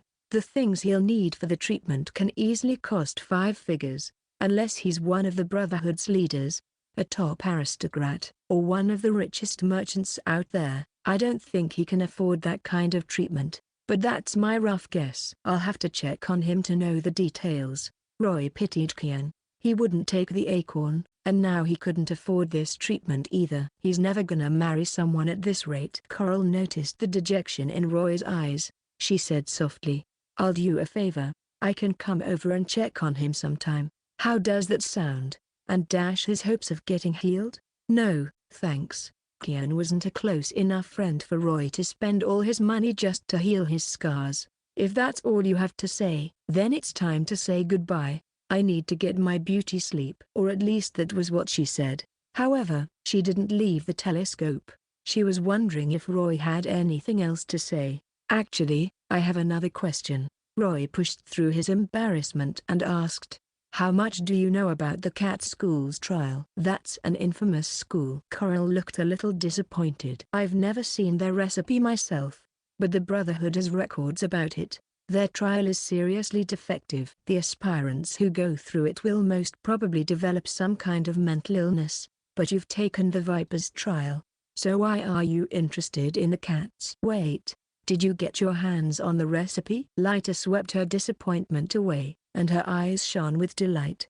I know a cat, and his disciple is going to take the trial in 3 months, Roy said honestly. If you'll help him out with the trial, I can get the recipe for you. My chances of passing the cat's trial will be better if Coral already has experience with it. I guess you're not a total heartbreaker. At least you still remember what I like. Tell the cat that I shall be visiting Novgorod in 3 months and helping that rookie with the trial. Make sure he gets the recipe ready. Coral shot up and started pacing back and forth again. And the risks this time are higher. Such is the cat's trial. Tell him to be prepared for failure. No, wait. I'll personally talk to him when I get to Novgorod in 2 days. Chapter 316. Ship on the Sea. The young witcher and the gorgeous sorceress were engaged in a delightful discussion under the magical light. Coral, I didn't just get the cat's recipe. By a twist of fate, I also got my hands on the manticore's recipe. Leiter froze for a moment. She was receiving a lot of good news at once. Her eyes glossed over, and her jaw dropped a little. She even looked a little adorable. You didn't tell me you went to Hackland. Where'd you get that recipe? Coral had never seen any manticores, but ancient records said that they came from either Zeracania or Hackland, which were lands in the east of Blue Mountain. I bought it off a mysterious merchant, and it was pricey, to say the least. Roy held his laughter down. Coral would never lose her composure as she was right now, but Roy loved to see her like this. She felt more human. I guess I'll have to surprise her more. He showed the recipe, and Coral made a record of it. Ratio of green, blue, and red mutagens are at 6:1:1. That's different from the Viper's trial, mother's tears, wild dry juice. Even the ingredients are different. She stared at the paper with fervent, almost fanatical, glee. Roy had no doubt she would have started experimenting if she could. Most sorcerers were addicted to doing experiments. 2 minutes later, Roy asked, now that you've seen the recipe, can you tell me something? Which trial is safer, the cats, manticores, or vipers? I can't be sure until I hold all of them at least once, get their real-time data, and compare them side by side. Up until now, I've only held your trial, but according to the recipe and my personal opinion, the cat's trial is more dangerous than the manticore's. So should I go with the manticore's trial for my next goal? Roy massaged his forehead and pursed his lips. In the end, he made the decision to throw out that shocking question. Can a witcher who's already gone through one trial take a second one, but with a different school's recipe this time? Where'd you get that dangerous idea? Lyta put the recipe down and crossed her arms as she huddled closer to the telescope. She said sternly, "You can't fuse two recipes together. Don't do anything stupid." Roy's heart sank. Every recipe has gone through generations of research and has been improved hundreds of times. The improvements only stopped when the witches became enemies of the sorcerers who researched their mutation. After that, the recipes were finally settled. They might overlap in some places, but they contradict one another as well. Take the Viper and Manticore's trials for example. You can take them at the same time or at two different times, but the result remains the same. You can't stop these trials from fighting in your body. It'll bring you to ruin and rain agony down on you. And with how fatal the recipes are to begin with. Something glinted in her eyes. You might possibly die. So you mean the second trial is deadlier than the first? A hint of fear flashed in Roy's eyes. He could still remember how agonizing those months were, all the way back in the temple. If it weren't for full recovery, he would have been long dead by now. Even so, he had to walk this path despite the dangers. That was the road he had to take to raise his witcher rank. Besides, the road to power is always paved with risks. But logically speaking, once someone passes the first test, they should see exponential growth in their resistance to decoctions. That resistance should carry through their second trial and raise their chances of surviving it. You have a point, but I don't have any data to support that. Nor have I heard any witcher taking two different trials. All I have is my experience. The trials will go against each other and make it more dangerous than ever. She took a closer look at Roy and said gently, "I can probably guess what you're thinking. You want to gain more power through a second trial, but you'd better not." Compared to the elevated risk, the power gain is nothing. The trials overlap. A second trial's power up isn't as big as you think it is. You're still young, Roy. There's much joy to be had in your long life. There's no need to risk a second trial. Learn about the witcher's path from that baldy and take each step as they come. That's the way to go. If I have an absolutely crucial reason to go through a second trial. Roy looked into her eyes again, this time with an unspoken plea in his gaze. "Will you help me, Coral? You're the only sorceress I know." Coral pursed her lips and turned around angrily, her chest heaving. She only calmed down after a while. "You mean now?" "No, a few months down the line, after the cat's trial is done. I haven't gotten everything I need for it. I need to fill my EXP bar. It should be enough after we come back from Kaer. You're stubborn. Do you want to die that much? Fine. I'll help. Maybe I can improve the recipe, if even just a little." She sighed. Coral wondered why the young witcher was so eager to face death. She whispered, "If things don't go well, at least I'll be the one to send you off." Roy's face turned red with embarrassment and fear. He patted his chest and took a deep breath. "So are we okay with the trial?" she harumphed. "And now for the third point. Do you have any powerful sorcerer friends? One of the top 3 in the Brotherhood in terms of power, perhaps?" Roy asked. "I can try asking Coral for a mage's blood essence. I need it to power my elder blood up. You keep asking and asking. I'm not some sort of magical wish granter." Coral raised her chin and gave Roy a look of displeasure. She clapped her hands, and the light screen faded. Silence fell upon the room, and the young witcher was alone, with nobody but the night breeze as his companion.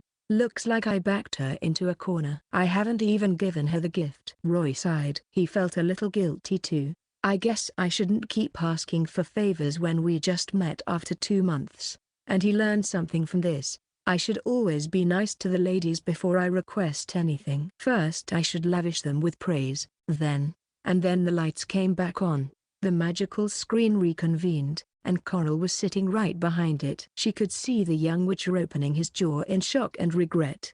The sorceress covered her mouth and laughed happily. Roy could see her cleavage through the robe. I just love seeing that look on your face. You're so dumb. She pointed at the screen as if trying to poke his head, but then she stopped laughing. But you're cute when you're dumb. Now, tell me what you want before I change my mind. I know powerful sorcerers. Of course. But why do you want to see them? Roy massaged his burning cheeks. Are women that capricious no matter their age? Can you hook me up with them? I have a business proposition. I need some of their blood essence. What did you say? Their blood essence. Oh, she's not looking too happy. Roy quickly explained. We can sign a contract for that. I won't use it to hurt them. Do you think it's that easy, Roy? Lyta shook her head. They won't even give you a drop of blood, let alone their essence. Sorcerers at their rank think a lot more than just the surface reason, but there is a way. Lyta stared down and hesitated for a moment. Forget it. Roy didn't want to force his friend to do something she didn't want to. There's always another way. He grinned. And before we say goodbye, I have a present for you. What is it? And then a strong gust of wind blew inside the room. The curtains flew out the window, and a square portal appeared in the air. Lyta leapt out of the whirlpool. Just a moment ago, she was in a white robe, but now it was changed into a purple, low-cut dress. And she had light makeup on too. The sorceress was gleaming and ready to go. She huddled closer to the Witcher, and they could hear each other's breathing.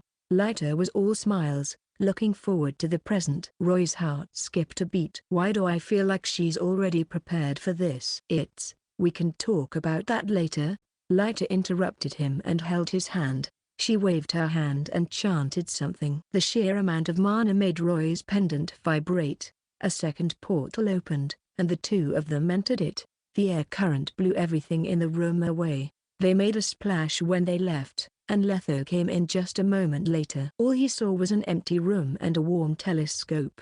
The bald Witcher sighed. That woman took Roy away. Again. She's going to suck him dry sooner or later. The silvery moon shone on a couple on a boat. They were sitting across from each other, then eased touching. A vast ocean slept around them. Gusts of sea breeze blew through the boat, billowing the sorceress' hair and kissing the Witcher's cheeks. Roy could taste the scent of rose coming from her, but he was a little confused. What's going on? Why the beach? And why are we on a boat? I thought she was going to have her beauty sleep. You didn't disappoint, Roy. So where's the present?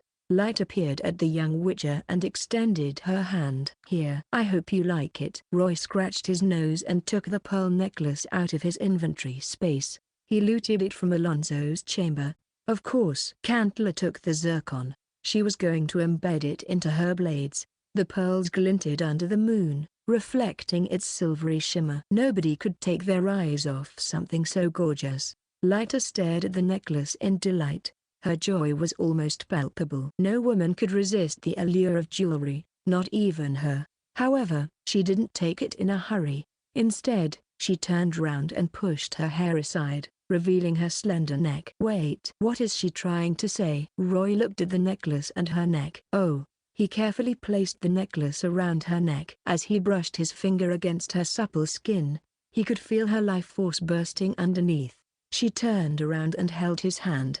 Lyta stared at Roy, almost pursing her lips. So, how do I look? Roy looked at the moon, the stars, and the twinkle in her eyes. All right, Roy. Time for praise. You got this. Remember what Orcs always says, you shine like a beacon, like glittering stars on a cloudless night sky. Colors most vibrant glimmer in your eyes. As beautiful as the moon is, your smile proves more captivating. Someone has a glib tongue. Where'd you learn that from? I can't remember. Orcs probably told me about it. You don't like it? Not at all. Give me more. Roy started reciting as the boat slowly swam into the coast, the waves propelling it ahead. The couple eventually started whispering closely. Is this your dream, Coral? A vacation on the sea? What? You don't want to come with me? No.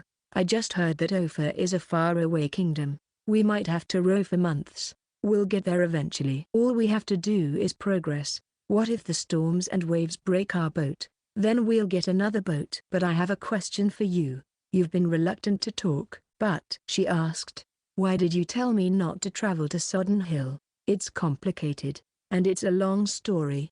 It's about a dream I had. It's all right. The night is still young. Tell me all about it. I'd love to hear. Leiter leaned against Roy's lap, and she stared at him gently. Roy rowed the boat while he told Leiter about the entire story. The couple was steadily heading in the direction of the moon that was hanging over the sea. Chapter 317, One-Eyed Jack's Acquaintance. Roy woke up when the first ray of dawn shone upon the land.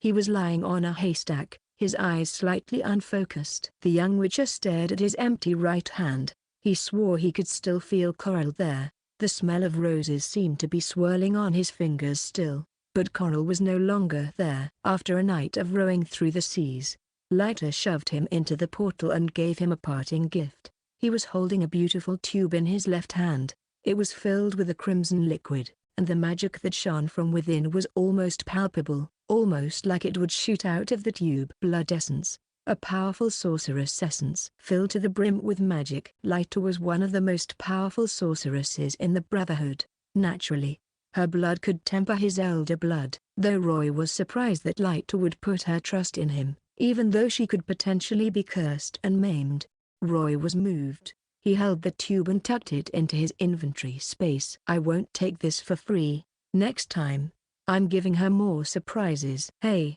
kid, did you mess around again last night? The Vipers surrounded Roy the moment he came down. They wanted all the details. Letho was displeased, while Serit and Orcs were eager to know what went down. What did that hag do to you? Why are you so attracted to her? Roy rolled his eyes and put his hands on his hips. Don't give me that. I'm not some guy who'd spend all my time on a woman. We talked about business the whole night, and I had to work my butt off to convince her. But convince her I did. She'll come to Novgorod in 2 days and talk about Karl's trial. And she'll check up on Kian's wounds. Orcs and Serit's smiles froze, while Letho looked away awkwardly. They were a lot older than Roy, but they couldn't help the cats as much as Roy could, and that fact embarrassed them. I see the sorceress is useful. Orcs scratched his nose and patted Roy's shoulder. Try to keep her happy as long as you can, Roy. Get her on our side, no matter what it takes. We need a sorceress we can trust if we want to expand. We have a powerful ally, and it's up to you to keep her around. If we need any magical help down the line, you're going to call her. It'll save us a lot of money. Serit analyzed. I know what I'm due. Wait, what do you mean keep her happy? And she's not some sort of cheap sorceress we can summon anytime we want. Kid, you have dark circles under your eyes, and you look like a ghost. Obviously you've been working hard, and you need replenishments. We're going to make some spirit potions for you just in case. The Vipers scurried off, and Roy sighed. Karl was practicing swordplay in the yard by himself. The boy leapt around the dozen wooden stakes like a monkey swinging between trees. Roy asked him where the cats were, and Karl told him they were searching the beach in Novgorod's outskirts. The Flying Stag's shipwreck and the last diagram should be there. The shops were still under renovation. Cantilla was overseeing it, and everyone else had work to do. Roy found himself with some free time on his hands, so he took Griffin the dog with him to the marketplace to see his parents. He pulled Griffin's cheeks back and made little Mino laugh. The witches had enough money to support Moore and Susie for life, but the couple had toiled all their lives. Living a life of luxury was a strange concept for them, so Roy didn't go through with it. After making small talk with his family, Roy decided to pick up an old hobby of his to kill some time. It's squinting time, but when he whipped his deck out, an old memory floated to the surface of his mind. More than 1 year ago, One-Eyed Jack asked Roy to send his regards to an old friend. This friend of his lived in number 320 beside Novgorod's canal, and his name was Frank. See Arc 1, Chapter 14, 14th chapter overall. Without Jack's help, I could never have joined the Vipers. And he gave me an expensive deck. Now that I have time, it's time to finish this little side quest. The slums were big, it surrounded the canal, and Roy went around until he found a dilapidated 2-story house in the southwestern area. There was a wooden board hanging outside. It read number 320 beside the canal.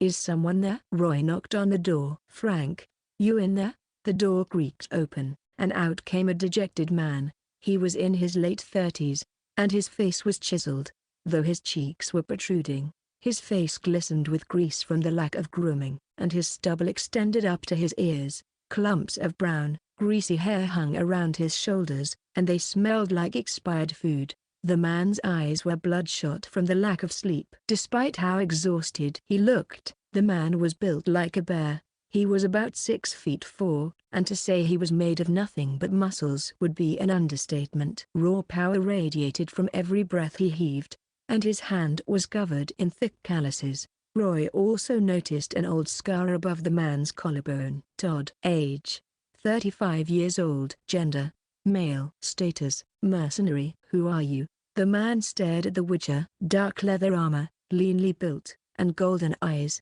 This isn't a regular civilian. He leaned ahead and frowned. The man tried to look imposing, and the wrinkles on his forehead added a troubling air to this man. I can ask you the same question. Roy stared back at the hulking man. If I remember correctly, this house belongs to a man named Frank, he said coldly. He's a mercenary, and a tough one at that. Guy must be trying to attack Frank. The man shook his head and stared at the canal behind the Witcher. He moaned sadly, I don't know who you are, but if you're looking for the geezer, you're too late. He's been dead for 5 years. I'm the only guy in this place. Roy was perceptive enough to know he wasn't lying, and he heaved a sigh of disappointment. I came bringing regards from an old friend of Frank's. One-Eyed Jack says hello. I guess I'm one step too late. You mean the one-eyed widower who used to run a ship in Sintra before he settled down in Eden?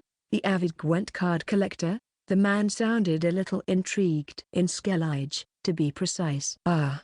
I guess my memory is muddied. Come in then, my friend. The man beckoned. Roy followed him into the house, and then he frowned. The air was filled with the stench of sweat and rotten food, and the young Witcher felt like gagging. Smells like socks that have been left out for days and moldy bread. Like most middle-aged men who achieved nothing in their lives, Todd's house's floor was covered in dust and strewn with unwashed cutlery. There was a worn-down sofa covered with laundry and a mountain of empty wine bottles. The man plopped down on the sofa and shoved the laundry onto the floor, revealing a spot covered in brown patches. I'll just stand. Suit yourself. Todd shrugged it off and forced a smile, but it didn't erase the sadness lingering between his wrinkles. How's Jack doing? Still well? Can he run around like he used to? Of course, he's as healthy as ever. Even killed a few wolves. But that was a year ago, and it's been a while since I went back to Lower Eastern. Roy looked around. A rickety wooden staircase led to the second floor, where a few smaller rooms stood. I'm Todd, Frank's son. I'm a mercenary who just came back to Novgorod a while ago. Roy shook his hand. Roy of the Viper School. Todd froze for a moment. He narrowed his eyes, and then delight came over him. He stood up, shivering with excitement. I should have known. Golden feline eyes, lean, muscular body. So you're a Witcher. Roy thought his reaction was interesting. Most people wouldn't even smile at him when they knew what he was. Todd, however, was overjoyed. There's only one reason for that. Fate must have arranged this meeting, Roy. Todd's face shone with hope. I heard that witches possess unimaginable powers, and one of them being the ability to track. They say you can track people down better than any hound can. And? What are you trying to say? Roy crossed his arms and nodded. I can smell a request coming my way. Chapter 318. Missing daughter. Like most people in Novgorod, he was born to a regular family. His mother was a tough yet gentle woman, while his father was a sailor who worked under One-Eyed Jack for decades. He spent most of his life on the seas of Skellige. Todd seldom saw his parents. His mother was the one who raised him.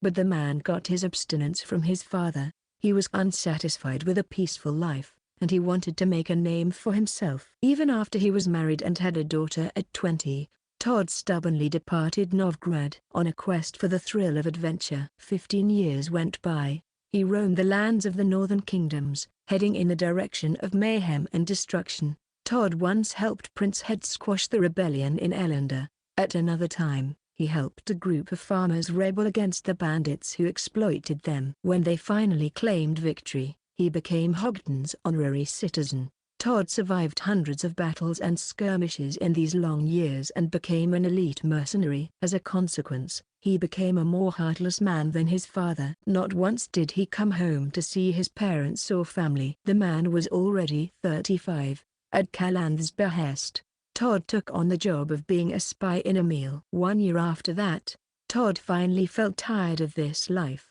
He was lonely, and he wanted to go back to a simple life. 15 years. All he had to show was money and nothing else. He never quite made a name for himself, and his soul was urging him to go home. He knew that it was time. Todd put aside everything he worked for and returned to the land he once loved and hated, Novgorod. I thought I'd have a family and a feast waiting for me. Todd stared at the magical lamp, his eyes glossing over, his voice sorrowful. Roy had conflicting emotions after hearing that. To an extent, Todd's life was akin to the witches. He was a vagrant who had no friends besides death and battles. Of all people, he had to learn his father's ruthlessness. He had a wife and daughter, and yet he never treasured them. He left his mother, wife, and daughter just to sate his thirst for adventure. They were all alone for 15 years. Now that's irresponsible. But all I came back to was an empty house. He hung his head low, his cheeks red. Todd put his hand on his knee and wiped his tears away. Dead. All of them. Roy's heart sank. Oh Lena, my mother, died of consumption 10 years ago. Colleen, my wife, died of the same disease 8 years ago. And Frank died from drinking too much 5 years ago. Todd stopped talking. His chest heaved, and he was huffing. Roy was quiet as well. That's how most people die in this world. They either die from diseases or accidents. Living a long life is a pipe dream.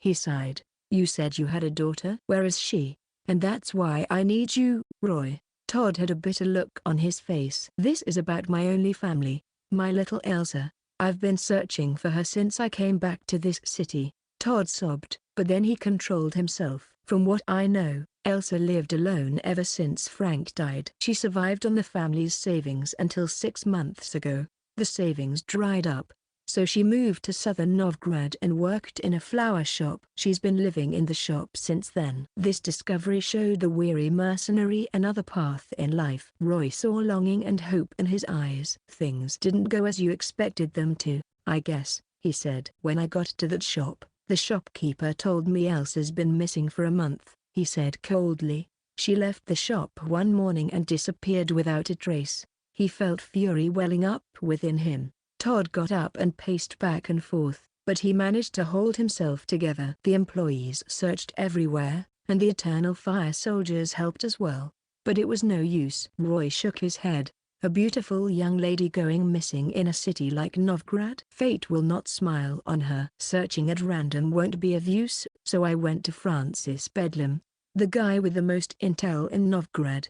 Nothing escapes him in this city, Todd said. I promised him a lot of coins, and he promised he would do everything to help me with my search. It's been more than 2 weeks, and Bedlam hasn't returned with any news. Todd slumped down onto the sofa and stared at the ceiling once more. There was almost nothing left in his eyes. He started trembling and shedding tears. Gods, please, just let me find her. I'll do anything just to see her again. Roy had a solemn look on his face. Not even Bedlam the Intel King found anything? This is no simple missing person case, Roy. I know witches have unbelievable powers, and tracking is one of them. If you can find my Elsa. He craned his neck and gnashed his teeth. I'll give you all the money I made from my work as a mercenary, and I can give you this house too. He went to the 2nd floor and came back down with a peculiar military knife. If that's not enough, I'll throw this in. I got this after I killed a bandit. I've used it for years, and it's a lot better than most steel swords. Roy pulled the knife out from the leather sheath, and a silver light arced through the air. The glint was almost blinding. This blade was different from any sword in the north. It was almost straight, and its curvature was a lot softer than most curved swords. Its edge was smooth and bright, while the tip curved ever so slightly. Its hilt was embedded with a sapphire, while beautiful patterns adorned its back. O for military knife. Type, steel sword. Components, dark iron ingots, magmas, meteorite ore, leather, pine wood, powdered monster tissue. Specs, weighs 4.05 pounds. Hilt measures 9.4 inches, blade measures 36 inches, affixes, improved signs. When Ofa military knife is equipped, Ard, Igni, and Uxa receive a small boost in power. Roy brushed his finger across the edge, and he felt a cold stab of pain on his finger. It almost wounded him. Not a bad weapon. Roy looked surprised. He sheathed the knife and handed it to Todd. Is it not to your liking? Todd asked nervously. Keep it. You need the money, and I don't need this house either. Roy shook his head. He didn't come here to make any money. I was going to send Jack's regards to your father, but since he's not with us anymore, I guess I'll tell his granddaughter that Jack said hi. I'll find Elsa, free of charge. This is for you, Jack. Thanks for your help. I can't possibly ask you to do this for free. Todd was overjoyed but perplexed at the same time. I'm just helping out a friend. If you want to thank someone, thank Jack. Todd wanted to say something, but words failed him. He looked at Roy gratefully. Roy cut to the chase. Todd, I'd like to be honest with you, if you don't mind. The reason Elsa went missing lies with you. If you had come home earlier and stayed with your family, none of this would have happened. Your parents and wife could have lived, and Elsa could still be here. I know, this is a sin I must carry. I was blinded by my ambition. My greed. Todd teared up and slapped himself. He roared almost hysterically, and I must atone for my sins. Please, Roy, you have to help me. After a decade and a half of going around the northern kingdoms, Todd finally realized that making a name for himself wasn't what he wanted. That was just a fantasy he concocted in his youth. The treasure he yearned for had always been there for him, family, and yet he neglected it. When he finally opened his eyes to that fact and tried to come back for it, his family was gone. That was ironic, Roy said grimly. Todd, reality is often disappointing. The results of my investigation might be unacceptable to you. You have to prepare yourself. Todd blanched. He knew what Roy was saying, but he didn't want to give up any hope he had. I know, Roy. If Elsa really is dead, then I would want you to find the killer and hand them over to me. I want to deal with them myself. Todd hung his head low and hid his face in the shadow as he clenched his fists. Chapter 319, Resijumana. Winter was drawing near. Cold, dreary winds that blew from the seas brought chills to the citizens. It was another slow day for Yarin, the shopkeeper of Lucky Cat. Her jasmines, lilies, and lotuses hung low, looking as sleepy as their owner. Sleepiness got to Yarin eventually, and she started snoring lightly. As she scrunched up her nose a little and closed her eyes, the young shopkeeper fell to the side. And then she let out a gasp. Her eyes were wide open, but the dark circles under her eyes showed unmistakable exhaustion. She rubbed her forehead quickly, for it was swelling up from knocking on the wall. I wish Elsa were here, Yarin muttered, staring at the ground. She was reminded of her nice colleague when she was still around. The girls would take turns watching over the shop, and life was good for Yarin. But ever since she went missing 2 months ago, Yarin had to take over all the work here. Lucky Cat was a flower shop catered to the elite, and they only hired beautiful shopkeepers. It was no easy task to find another passable employee on short notice. Which means I have to hang on for at least a month more. Yarin felt a little dejected. She lost a lot of sleep over worrying for Elsa, and now she couldn't even take a nap. At this rate, she would go mad. You have to come back and save me, Elsa. Please be fine. And then someone knocked on the counter before her. Yarin almost leapt in shock. I didn't even hear them coming in. This is a mysterious one. She looked up at the newcomer with a sweet smile and was met with a stranger. The young man had wild, golden eyes and a slender body. He was wearing grayish-black armor, something unusual for the usual customers. No, he looks like a hint of fear flashed in her eyes. It was then she noticed 2 sword hilts protruding from his back. Welcome, dear customer. This must be your first time in Lucky Cat. Are you picking a gift for your wife? We have the most comprehensive list of quality flowers at your picking, sir. She forced a smile but tried her best to avert the young man's gaze. She sweetened her voice. If you don't mind, can you tell me what you'd like? I can guide you through the store's offerings. There's bound to be something you would like. Sorry, but I'm not interested in flowers. At least anything that's not a rose. Roy looked around the shop. It wasn't big, but it was beautiful and colorful. The first thing he smelled when he entered was the scent of flowers. It was relaxing. She's the only one here. Roy gave a look at the burly man outside the flower shop. What do you want? Yaren noticed the look this young witcher was giving his companion. Realizing something was wrong, Yaren quickly leaned on the wall, shivering in fear. She quickly whipped out a few coins from the drawer. Please don't hurt me. I'll give you all the coins I have. This shop is under Master Olaf's protection. You don't want to cross him, do you? I'm not a bandit. Keep the coins. Roy shook his head. He loved coins like any other guy, but robbing a helpless girl was beneath him. Calm down. I have some questions for you. Work with me, and you'll be fine. He ignored the girl's plea and made a quick sign in the air. Isekai'd worked its magic once more, and the light in Yaren's eyes went out. She hung her head low like a puppet that lost its strings. Name and age? Roy leaned on the rattan chair behind him and crossed his legs. Straight interrogation was his preferred method of questioning. Yaren, 25 years old, the girl answered plainly. You're the shopkeeper, I reckon? How many people have worked in this shop over the last 6 months? 2. Me and Elsa. She went missing 2 months ago, leaving me alone to deal with this shop. How would you describe your relationship with Elsa? She was like my sister. We did everything together. Roy nodded. Yaren's testimony lined up with Todd's. Seems like she's not the suspect. Do you know if Elsa has any friends or acquaintances in Novgorod? How do they get along? Yaren paused for a few moments. She might have lost her own will under the effect of isekai'd, but she still had to try and recall things to answer questions. A moment later, she shook her head. Elsa has been working here for less than 6 months, and she's a timid girl. Aside from the customers, she almost never talked to anyone else, and she rarely ventures far. Most of the time, she would stay in the shop or her quarters, and this central area. That's a simple life. Roy tapped his finger on his temples. Elsa's a beautiful and innocent lady. There must have been customers who harassed her on the regular, wouldn't you say? Yaren thought about it again and told Roy about the 3 men who would harass Elsa. They were a jewelry merchant's son, a minor aristocrat, and the shopkeeper of a sundry store. Roy made a note of those names. He would pay these people a visit later at night. And then only Roy and Todd were left in the store. Did Elsa exhibit any strange behavior prior to her disappearance? Did she say anything weird? Roy pulled a beautiful rose out of the flower basket and smelled it. Yaren said no. Last question. Roy fell into a pause before he asked, what do you know about Elsa's disappearance? Tell me everything that happened that day.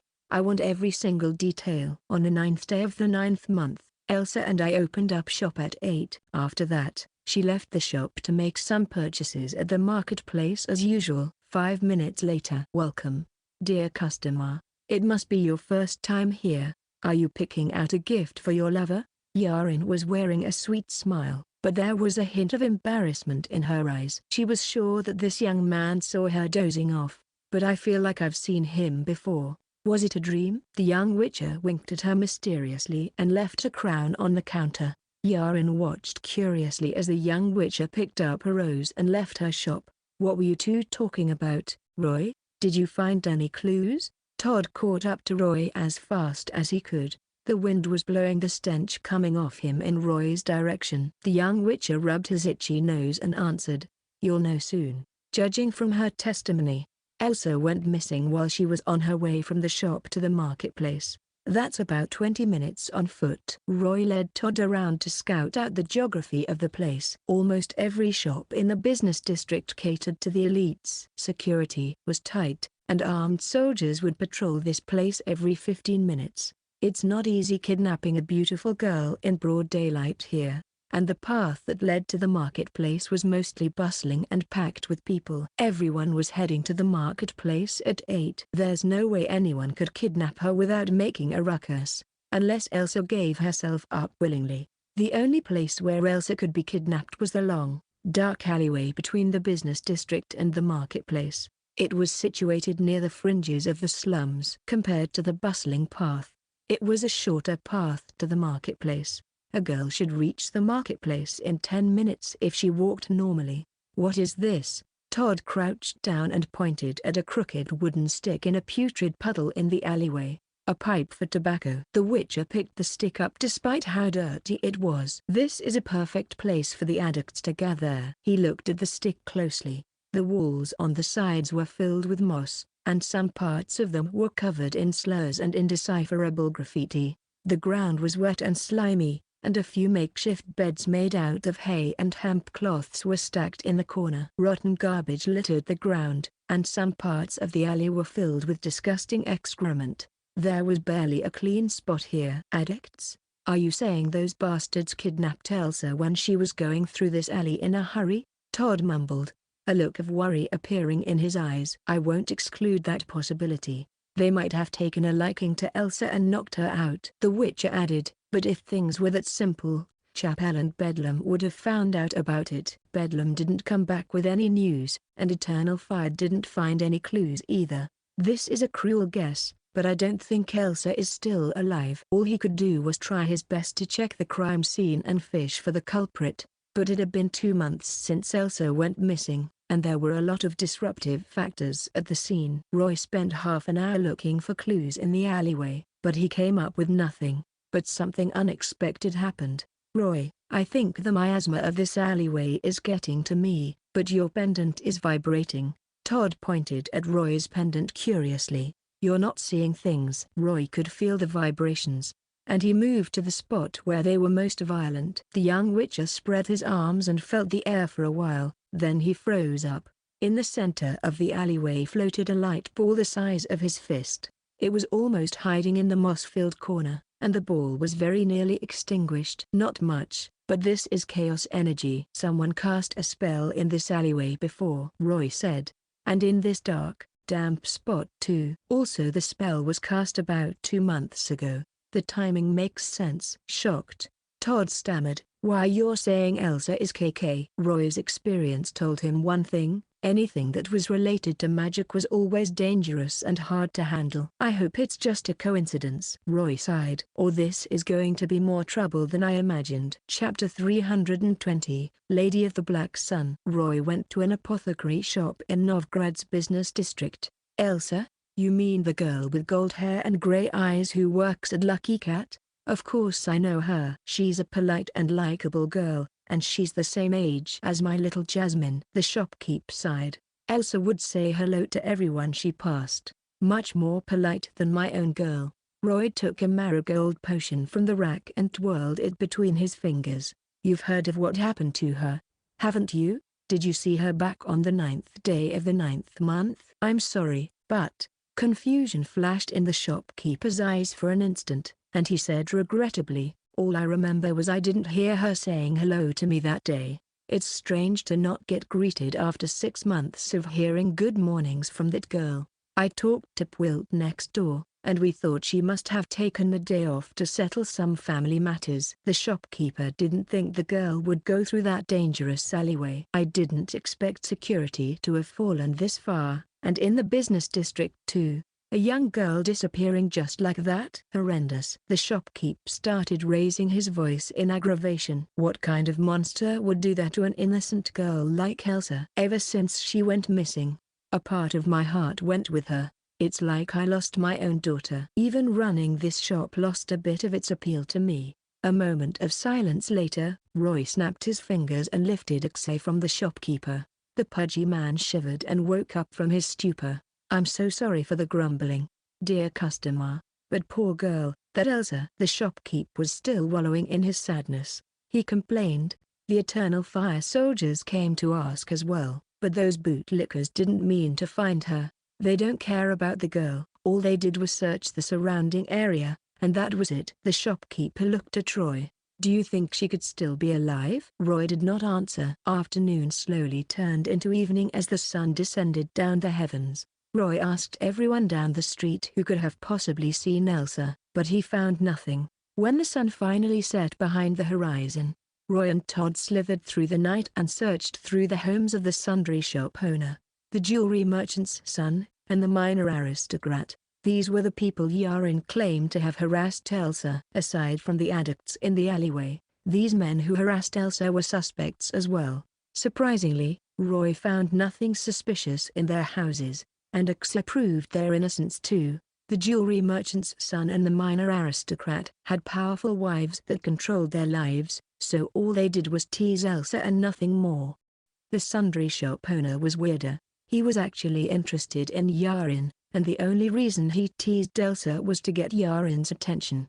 He never interacted with Elsa aside from when they were in the flower shop. The investigation ended up providing no results. Everyone around the flower shop claimed they didn't see Elsa on the day of her disappearance, and the suspects were cleared of their suspicions as well. That proved Roy's guess. Elsa must have gone into the alleyway on the day she disappeared.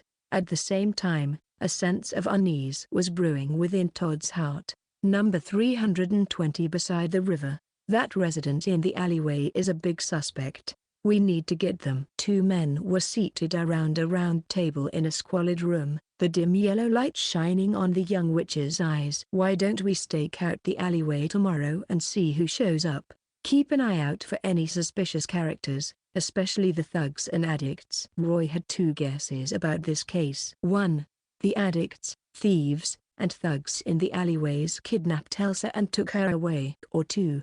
The disappearance was related to the magical energy he saw in the alleyway, which meant a sorcerer kidnapped Elsa without anyone knowing. That would explain why Bedlam's network couldn't find anything. But that raises a question. Why would a sorcerer take interest in an orphan girl, just because she's pretty? Todd, is there anything special about Elsa that you know about? Roy thought the sorcerer might have taken interest in Elsa because she had a predisposition for magic. Anything special about her? What do you mean, like a birthmark? Todd heaved a sigh and rubbed his cheeks as he answered regrettably, she has no birthmark, and I left my home when she was 1 year old. 15 years I've never seen her. I don't even know what she looks like. You left when she was just a year old? Roy stared at the dim lamp in disappointment. But there's something about her that I remember. She was born at a different time than most children. Todd remembered something, and he quickly asked, could that have something to do with this, Roy? She was born at a different time? Roy nodded at Todd,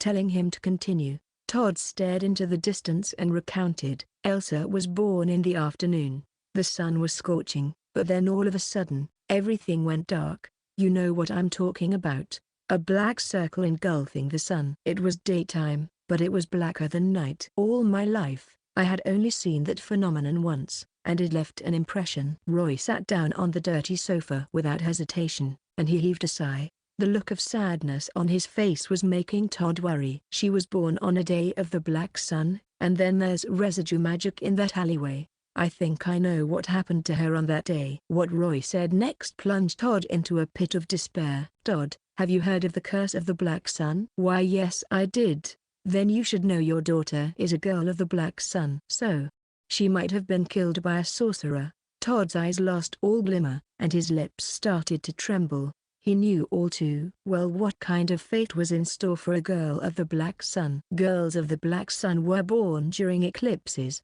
and that cruel title came from the prophecy of the mad sorcerer, Eltibald. He thought a group of girls of the black sun would gather one day to summon an evil god that would bring about the end of days. Back in Oxenfurt Academy, Roy talked about this prophecy with Muntz, a student of the occult. Roy thought this was mere superstition propagated by the stupidity of humanity, but the sorcerers and foolish citizens disagreed.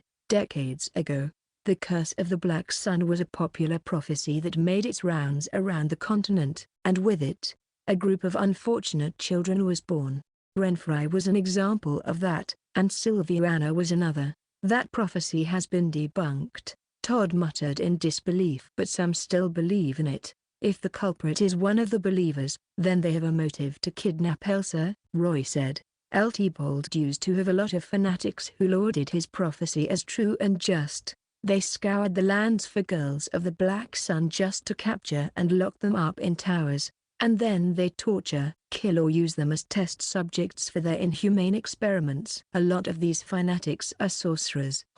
Taking girls of the black sun only to use them as test subjects. Why does this sound so familiar? That can't be, Roy. Todd shook his head. His eyes were bloodshot. It's been decades since the prophecy's heyday, and everyone treats it as a joke. Nobody takes it seriously, and they'd never capture any girls of the Black Sun. Todd was starting to get agitated. He would rather believe that his daughter had been killed than been captured by some mad sorcerer. Human experimentation was a worse nightmare than death. Calm down, Todd. That's just a possibility. Roy slowed down.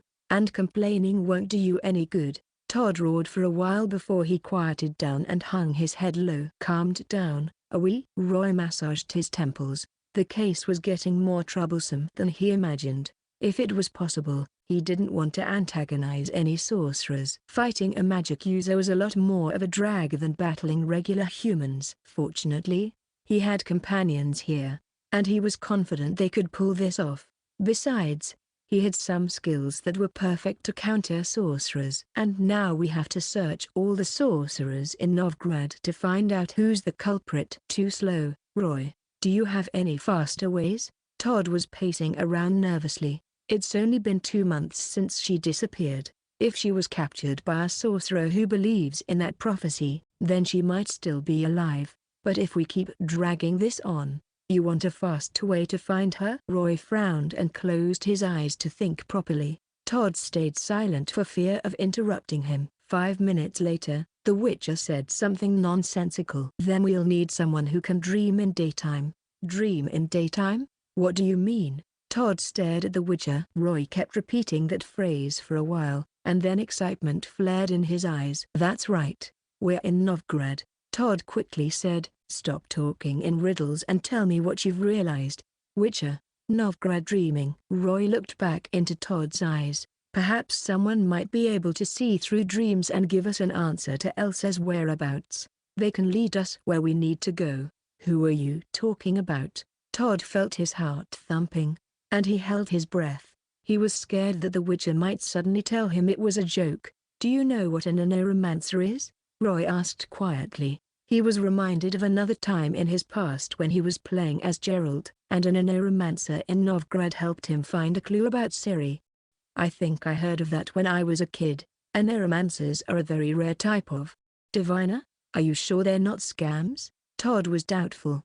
Dream divining is more powerful than you think, Roy half-lied, and I've read about them in a book back in the Temple of Militel. It talked about a family of neuromancers in Novgorod called the Tillies. They're not famous, and they're hiding in plain sight, disguising themselves as hypnotists and herbalists. I am fairly sure there's a real neuromancer in this city. There are tens of thousands of people in the city, and the roads are built like the pathways of a maze. Where are we supposed to find a neuromancer? Todd was in a dilemma. Elsa doesn't have that much time. We gotta go with the traditional way, Todd.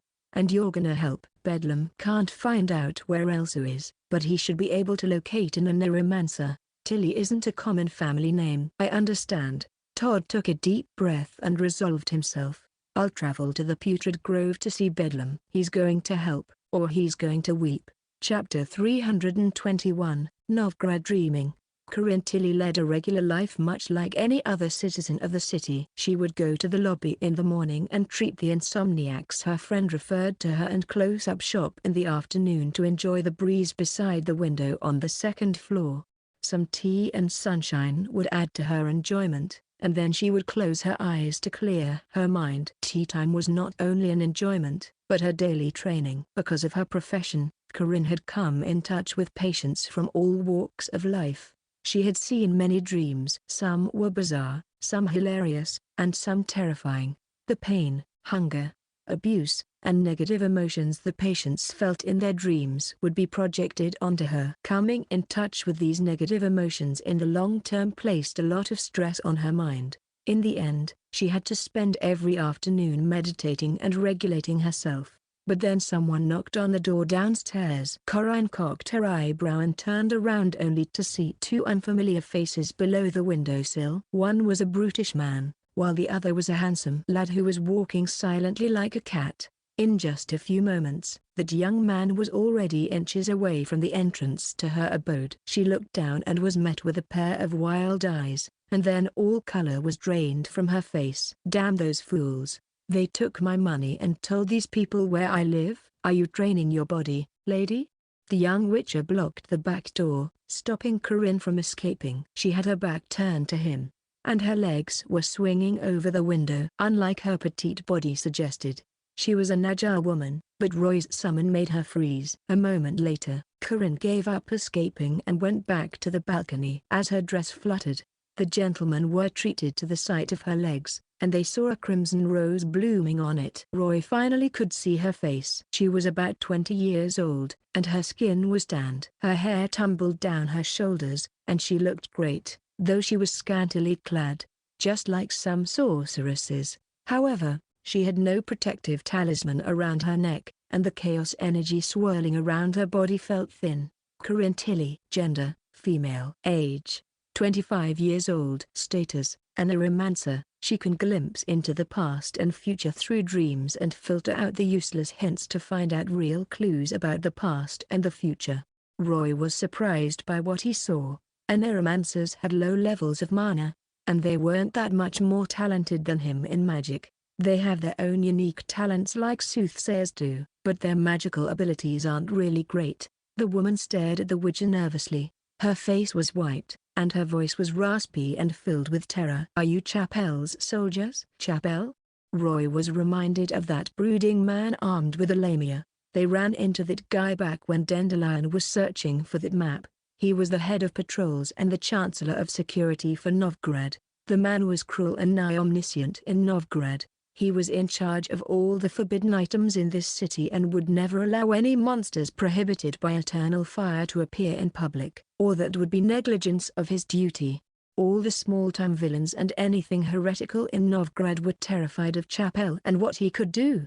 Aneromancers were no different. Naturally, she was scared of them. Still, Chapel was in a tacit agreement to stay out of the witches' and the gang's business. "This is a misunderstanding, lady." Roy smiled apologetically. "Should have informed her before we came. We're not Chapel's thugs, nor did we mean to cross you. We just need your help." Karin was surrounded by Todd and Roy on the first floor. "It's not like I haven't tried searching for someone through dreams before, but it's not easy." Karin was seated on a chair, but she was fidgeting. After the Witcher explained himself, she was clear they were no thugs of Chapel. Even so, the Witcher still felt imposing. That sense of pressure was even worse than the retired soldiers who had PTSD. "He won't kill me all of a sudden, right?" She shifted her gaze away from his ears and took a deep breath. "If you can do it, you'll be handsomely rewarded." Roy sweetened the deal and tossed a bag of something onto the table. There were 200 crowns in that bag, and all of them were straight out of Todd's savings. The coins rattled beautifully in the bag. Karin pushed her hair back and narrowed her eyes at the money bag. For a moment there, fear was not on her list of problems. Most of the patients she took were only peasants, and they could never give her any big rewards. Not to mention she had to pay Cleaver a hefty sum of tribute every month just to keep his mouth shut. Finances were always an issue for her, and she wouldn't dare get in touch with the wealthy. Chapel would prefer if the rich insomniacs prayed and tithed to the church, not waste their money on aneromancy. The Tillys lived a careful life. That was their only way to survive in this city, and the money Roy was paying her could change her life for the better. She could buy some new clothes like any regular lady. It had been 2 months since she had a new dress, and that was unacceptable for a proper lady like her. But she was still hesitant. "I'll try my best, but I can't guarantee anything. Aneromancy isn't all-powerful. There are a lot of limitations at play. You have to at least establish contact with your target, or you need to share a bond. The deeper the better, or I can't do anything about it." Todd said, "It's my daughter. My blood flows in her. Is that bond deep enough?" Karin thought about it for a moment. She picked the money bag up and shoved it into her cleavage. "What are we waiting for, then?" She looked at the two of them. "I need to be alone with Todd. A quiet environment is conducive for dreams." 2 minutes later, Roy stood outside the closed room, muttering to himself, "I wonder if she can find Elsa." The young witch rubbed his chin and paced around. Then he stuck his ear against the door to listen in. Todd was lying on the bed, while Karin was on the chair beside it. She was holding his hand gently, brushing her fingers across his like she was giving him a massage. There was a look of melancholy in Todd's eyes. He was reminded of a similar scene that had taken place more than a decade ago. His wife, Colleen, was still alive back then, and she did something similar. I let her down. Take a deep breath and relax. Corinne noticed the sadness and guilt in Todd's eyes. She dimmed the lights further and said, "I'll guide you into your dream. But first we have to build a mental connection. I have a few questions for you, and you have to answer them honestly." Todd took a deep breath and held down the urge to resist telling her real answers. He had to let his guard down, and that was not easy to do, considering he'd been a mercenary for years. It took about 5 minutes to do that. "I'm done. Tell me a bit about Elsa." "The memory that left the deepest impression on you will be best. If you don't have a memory of her, tell me about the opinion about her you heard from someone else that left an impression on you."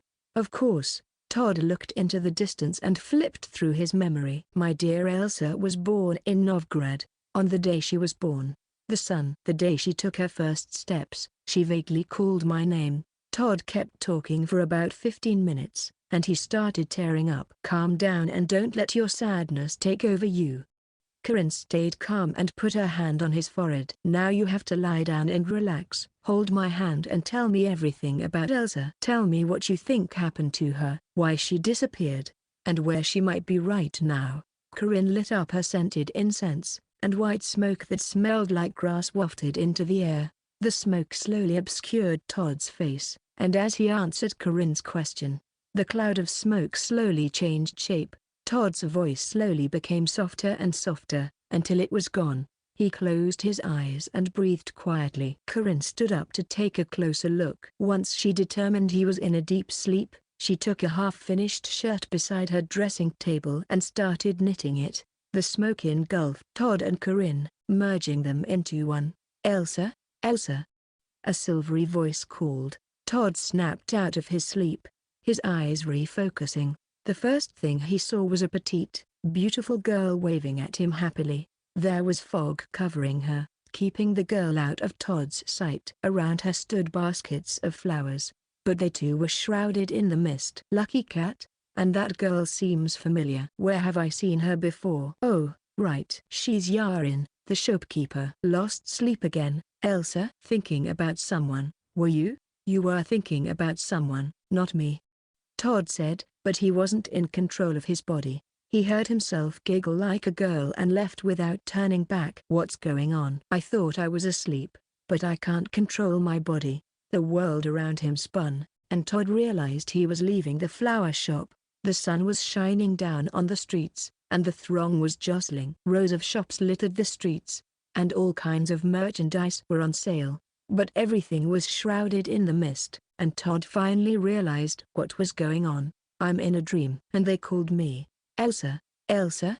Oh, I'm like a ghost who's living in my daughter's body, reliving her day. A neuromancy sure is a magical thing." For a moment, Todd was moved and had conflicting emotions at the same time. He never expected his reunion with Elsa to go like this. 15 years. It's been 15 years since I last saw her, and now we're connected by something magical. His heart finally calmed down as he felt contentment rising in his soul. "You're all I have, Elsa. Please be alive." Elsa hopped and skipped down the street as she made her way to the marketplace in the south. She looked happy and lively, apparently over the sadness of losing her family. Todd was glad. His wish was for Elsa to live in peace and happiness. Todd tried to control the body just so he could see her face. "I wonder if she takes after her mother or me." He tried to embrace her just like how he did a long, long time ago, but alas, he couldn't. All he could do was watch and change nothing. This was the past, and he couldn't change that. Elsie came to an abrupt stop when she arrived at the crossroads. A frown knitted her brows, and she looked to the side, where a dark alleyway stood between the tall building. The confusion in her eyes mounted. She looked around her, but everyone seemed to be normal. "So why do I hear something?" She leaned in to hear more. Todd's heart skipped a beat. He was reminded of what happened on that day. "No, don't stop. Don't take this corner. Just keep on going ahead, girl. Please, I beg you." A hauntingly beautiful voice sang from the alleyway. It felt like a siren was singing to her. The voice was angelic and seductive at the same time. Elsa was drawn to it immediately. Even a spectator like Todd was drawn to the voice. He turned to the alleyway as Elsa did, and they walked into it uncontrollably. "No, get away, get away." Todd snapped out of it in the end, but fear welled up within him. He screamed at the top of his lungs, but he couldn't stop Elsa from heading into the alleyway. There was nobody in the alleyway. Elsa trudged ahead almost mechanically, like she was a puppet held by strings. And then the voice disappeared. A flash of red light appeared, and out came a man with a crystal-clear pendant hanging around his neck. However, his face and body were shrouded in a layer of shadows, obscuring him from sight. He murmured some esoteric incantation that felt like pity or order. Todd wasn't sure. "So you did this? Why did you take my daughter away, you bastard?" Fury and sorrow gripped Todd. He felt like his heart would burst into pieces, but he couldn't move his body at all. Scared, Elsa took a step back, but the mysterious man gesticulated in the air. Invisible energy wrapped around Elsa and shut her mouth up. She stared around in horror, and her limbs were turned backward as she flew over to the mysterious man's side. A powerful air current blew out of nowhere as a square door frame appeared out of thin air. The winds howled in the alleyway as the man took Elsa into the portal. The world spun, and Todd was engulfed by darkness and dizziness. He was trapped for gods knew how long, and when he opened his eyes again, Todd found himself in an unfamiliar place. The ceiling was pitch black, the lights were blinding, and long, wooden boxes lined up around him. In the center of those boxes stood wooden beds covered in white cloth. Todd was lying on one of the wooden beds, and standing before him was a burly man in a mask and blood-stained apron. He was holding a scalpel in his hands, and the last thing Todd saw was that man stabbing that scalpel into his eye. "Ah, Todd." Roy stormed into the bedroom and held Todd's shoulder down. The mercenary sat up stiffly and covered his eyes. He was drenched in sweat, but he kept shouting and sobbing. Roy could see his chest heaving. "Calm down, Todd. That was a nightmare. You're safe now. Tell me what you saw."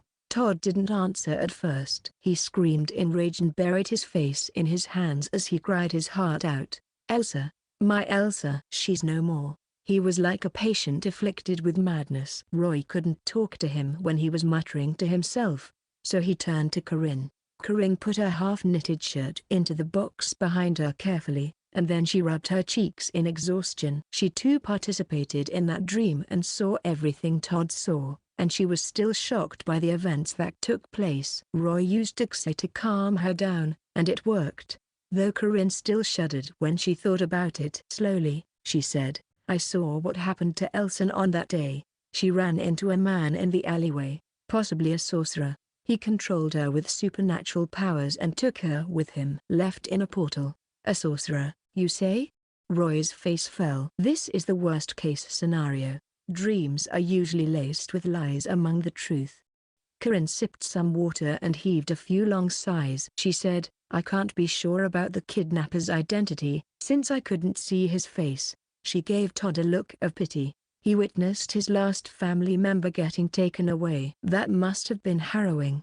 Anyone would suffer a mental breakdown if they saw this. And there's that strange man. Just thinking about that man made her shiver. It felt like someone was watching her somewhere. "You couldn't see him?" Roy was disappointed. "Give me some time to figure this out. I need to repeat that dream," Karin said hesitantly. "Perhaps I can find out what the culprit looks like." Roy nodded. "Thank you then. You did pay me a handsome sum of coins. I would sully my family's name if I couldn't find anything." Karin shook her head and frowned. She started recalling the dream again, and she said, "Oh, and I saw a man in a mask and apron in the second dream sequence. He was in a room filled with corpses and he was holding a scalpel. He looked like he was wearing a mask and apron and he had a scalpel. Could he be a coroner?" Roy was reminded of his experience back in Elender. "Yes, he's possibly a coroner who works in Novgrad's morgue." "So that means Elsa is." Karin covered her mouth. "It's too early to make conclusions, but time is not on our side," Roy said. "Todd and I have to pay the morgue a visit." Chapter 322. Morgue. "Feel better now?" Karin was holding a petite pipe and puffing some smoke at Todd. The mercenary was leaning against the bed stiffly. He held his head in agony and seemed to have aged 10 years in an instant. The last scene he saw kept replaying in his head, and his heart felt like it would be torn apart. The morgue and coroner could only mean one thing: the daughter he was searching for was no longer alive. Just when he thought his hopeless life was finally showing a sliver of light, it was dashed right away. Compared to the physical pain he sustained in his line of work, this torture was far worse, but his long mercenary life polished his will enough to make him shake off his sorrow quickly. "Sorry you had to see that," Todd answered raspily, like he just healed from sickness. His eyes were bloodshot, but he got up anyway. "It's all right. I can understand." Karin puffed another circle of smoke. There was sadness in her eyes. She was reminded of a distasteful past. "Nothing's more painful than losing your family. That pain can never heal." They fell silent for a while. "Let's go. We don't want to keep Roy waiting." "Yeah." As Todd turned around, he felt the world spin. For a moment, he thought he saw that mist-shrouded man again, and he buried his nails in his palm. "When I find Elsa, I'll make him pay for what he did." In blood, the skies of Novgorod yellowed as the sun slowly descended. Roy and Todd raced to the morgue only to find it guarded by a pair of armed soldiers. That was bizarre. Most of the time, nobody would assign patrols to the morgues, since the corpse collector would have searched the corpses and taken the valuables away. There was nothing for anyone to take. Even if necrophiliacs were to show up, the coroner and his assistants would chase them away. "There's no need for soldiers, unless..." Roy and Todd exchanged a glance. The soldier on the left asked sternly, "What are you two doing here?" He looked at the unlikely pair and stretched his arm to stop them. "Stay away and don't make any trouble. This place is off limits." "Good afternoon, Guardians of the Eternal Fire. I'm Roy of the Viper School." Roy stepped forward and scanned the soldiers. He said, "My friend's daughter ran into some trouble, and her corpse is right in there. Can we go inside to look for her?" The soldier saw the pendant hanging from Roy's neck, and his face fell. Even so, he craned his neck and stubbornly protected the entrance. "We've never crossed you, Viper. Please don't trouble us whenever you feel like it. A murder just happened here, and it's of great importance. Please do be understanding." The soldier emphasized, "Whenever you feel like it." "I see. I need to have my reasons, correct? You've been standing under the sun a whole day. It must be exhausting." "You know witches are good trackers, and perhaps I could help the Great Eternal Fire out. Tell me what happened. I'll look into it free of charge. If I manage to find a clue or two, Chapel will reward you." The soldiers exchanged a look. It was a tempting offer, but they were still hesitant. Roy winked at Todd, and the mercenary realized what he needed to do. He tossed a bag of coins to the soldiers, and that worked like a charm. The soldiers told them the reason for the patrols. 2 days ago, the coroner and his assistant were found dead in the morgue, but there was something strange about their demise. The Eternal Fire's soldiers tried to look into it, but they found nothing. Roy had a bad feeling about this case. Todd dreamt of Elsa showing up in the morgue just a while ago, and now the coroner's dead. Is this a coincidence, or are they related? Todd paid the soldiers again and managed to slip into the morgue. The soldiers told them what to look out for and left them to their own devices while they went to Spear's Pit for some fun. Novgorod was the city of trade. Everyone was working for profit, life, and connections, and coins were necessary for that. The morgue was situated lower than ground level, though not that far beneath. Corpses could remain fresher for a long time in this environment. The thicker walls made sure the room would stay cool almost perpetually. Unlike the warm and bright outside, the morgue was humid, dark, and cold. Sconces hung from the wall, but their dim light provided little illumination. Shadows would drag on forever on the walls like black snakes waiting to pounce on their prey. The morgue was split into 6 smaller chambers that had complex structures. It felt like a Sheelma's abode. The stench of medical preservatives and rotten flesh hung in the air. Roy and Todd kept going ahead for a while and went past a few empty beds. Most of the stuff there was either standing haphazardly or stuffed into a corner. It was obvious they were hit recently. Messy footprints lined the ground, and splattered blood dripped from the walls and pillars. Roy activated his Witcher senses and saw ribbons of flesh and blood intertwined with one another. The murder happened very recently. The coroner struggled before he was killed, but the murderer was too powerful to even fight back against. A dozen 50-pound wooden beds crashed in different places. Most people would destroy themselves by doing that. The young witcher found some human dander around the bed. Wonder if the coroner or the murderer dropped this. Roy went on with his investigations before eventually reaching the deepest room. He stopped in his tracks and held the vibrating pendant. Something's up. Might you be Kasimodo the corpse collector? Roy saw a gaunt, hunched man before him. He had a mask on his face and an apron around his waist. A basin of transparent liquid sat under his hands. Roy sniffed the air and realized it was medical preservatives. The soldiers told them that Kasimodo took over the morgue's work after the coroner and his assistant died. It would go on until Oxenfurt sent another coroner their way. The man jumped a little and turned around to look at them weirdly. He took his mask off and answered, "Yes, that's me. And you are?" "This is the deceased's family, and I'm a witcher working for the Eternal Fire by their request." Roy told them the story both of them agreed upon, and at the same time, he looked at the man closely. "He's got a hunchback, and it's not from overworking." He had a grotesque face.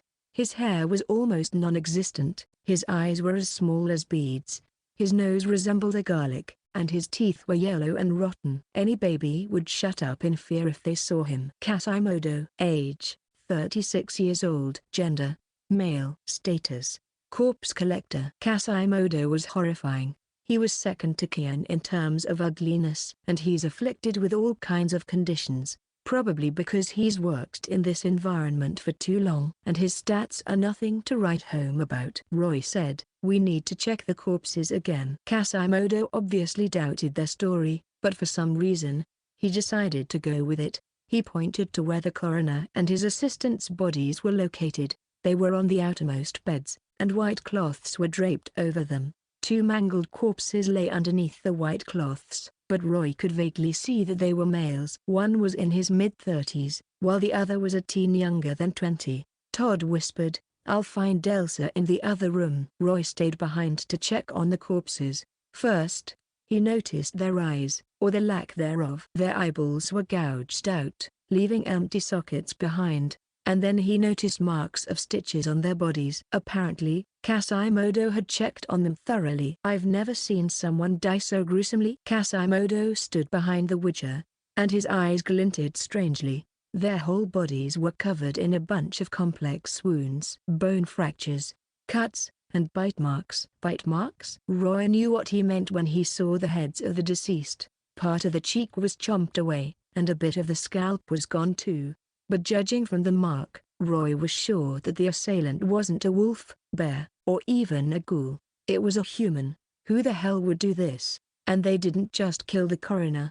They were torturing them. "How do the insides look?" Roy asked. Kasimodo didn't answer right away. He gulped. "They're missing some organs. You sure you wanna see it?" The young witcher nodded. He took the scalpel and cut the bodies open. 5 minutes later, he stitched the wounds back up cleanly and took the bloodied gloves off. He didn't see any chaos energy coming from the coroner or his assistant, but they were missing some internal organs, and there were even more bite marks inside their bodies. The murderer is no ordinary human.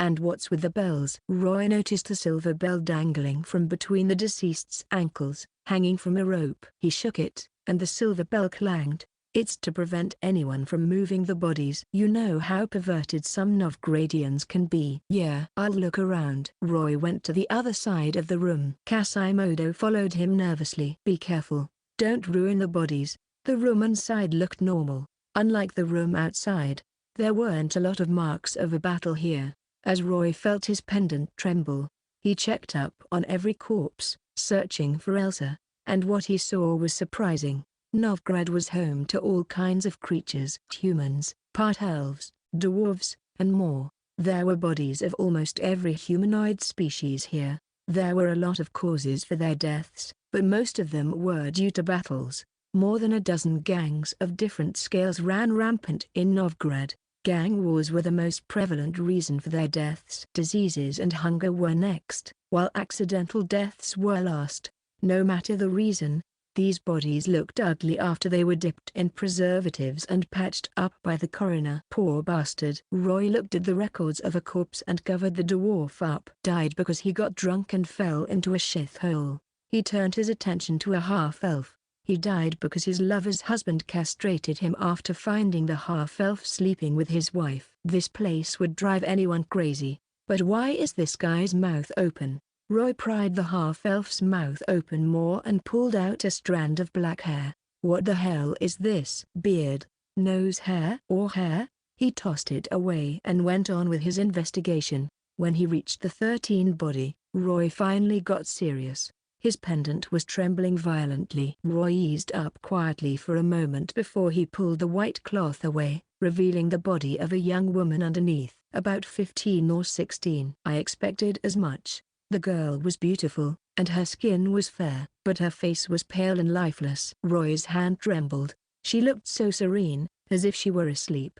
There wasn't any obvious wound on her body. She's like Sleeping Beauty, but whose kiss is going to wake her? Roy cast Observe, and a page of information showed up. Corpse filled with chaos energy. Gender, 16 years old. Status, civilian, ? Todd looked in Roy's direction, and the sight of that girl's body petrified him. Chapter 323, Check. Under the dim light of the morgue stood a man as burly as a bear, but he was sobbing before a cold, wooden bed. Elsa, please open your eyes. Todd leaned beside the girl, holding her cheeks and pressing his forehead against hers. He knew who she was the moment he laid eyes on her. She looked just like her mother, Colleen. I'm a coward, a sinner, an irresponsible man. More than 10 years I left you to fend for yourselves. I'm a sorry excuse of a father, but please give me a chance to atone for my sins. Todd whispered resolutely into the girl's lifeless ear. I shall avenge you, but I might need your help in finding the murderer. I wonder if she's actually dead. Roy's brows furrowed. After a rough checkup, he concluded that Elsa wasn't breathing and didn't have a heartbeat. Her pupils were dilated, and her temperature was horrifyingly low. She looked like a dead person if he was judging her on these criteria, but some parts of her weren't as dead as a corpse should be. Her hair was lustrous, but a corpse's hair should be dry and spindly. Her skin was fair and supple, not bloated. No internal bleeding, no scars either, not even a fatal wound. There were calluses on her hands and feet, but that was par for her poor background. There was a bell on her ankle, and her cause of death was not stated. The coroner couldn't find out the reason for her death, or did he not make it in time? And she's surrounded by chaos energy. Perhaps that's the reason her flesh is kept fresh and beautiful like she was in life. And now she lies there like Sleeping Beauty, who won't and can't resist anything. So the question is, who took her body here, when did they do it, and from where? If we find these answers, maybe we can get a clue that'll lead us to the murderer Todd saw in that dream. And the coroner and his assistant died horribly too. Does this have anything to do with her? Or is this a coincidence? You saw her? The hunchback came up behind Roy and looked at the dead. A shame, he sighed. She's a gorgeous lady, but she died before she could see what this world had to offer. Kasimodo spared the girl a look of sympathy. She doesn't belong to this cold, dark place. I wonder what bastard did this to her. Roy swiveled around and stared sharply into Kasimodo's eyes. Almost forgot about your actual work. You were a corpse collector, weren't you? Yes, I collect all corpses in Novgorod and take them here to this morgue. I took this girl here too. When and where did you find her body? Kasimodo paused for a moment. Apparently, he was hesitant to answer. He thought this young guard was a little too curious. Does this have anything to do with the coroner's death? Roy kept staring at the hunchback. Then he lost focus for a moment. The young witcher quickly made a sign in the air, and Kaer worked its magic. Do you have something to do with the deaths of the coroner, his assistant, and Elsa? No. That's a bit disappointing.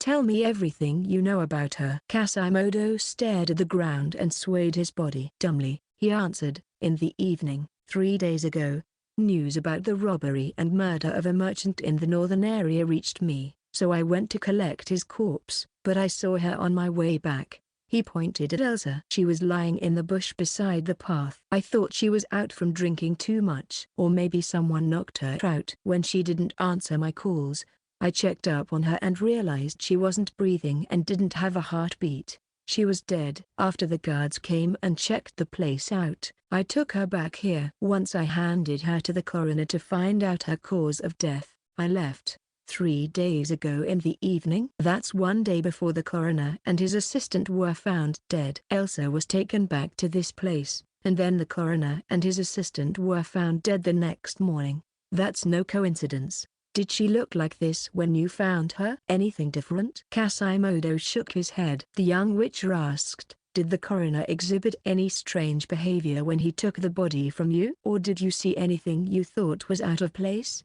The hunchback frowned and thought back to that day. He was as cold as usual, didn't say a word to me. So Roy turned Elsa around and confirmed that she had no wound on her back.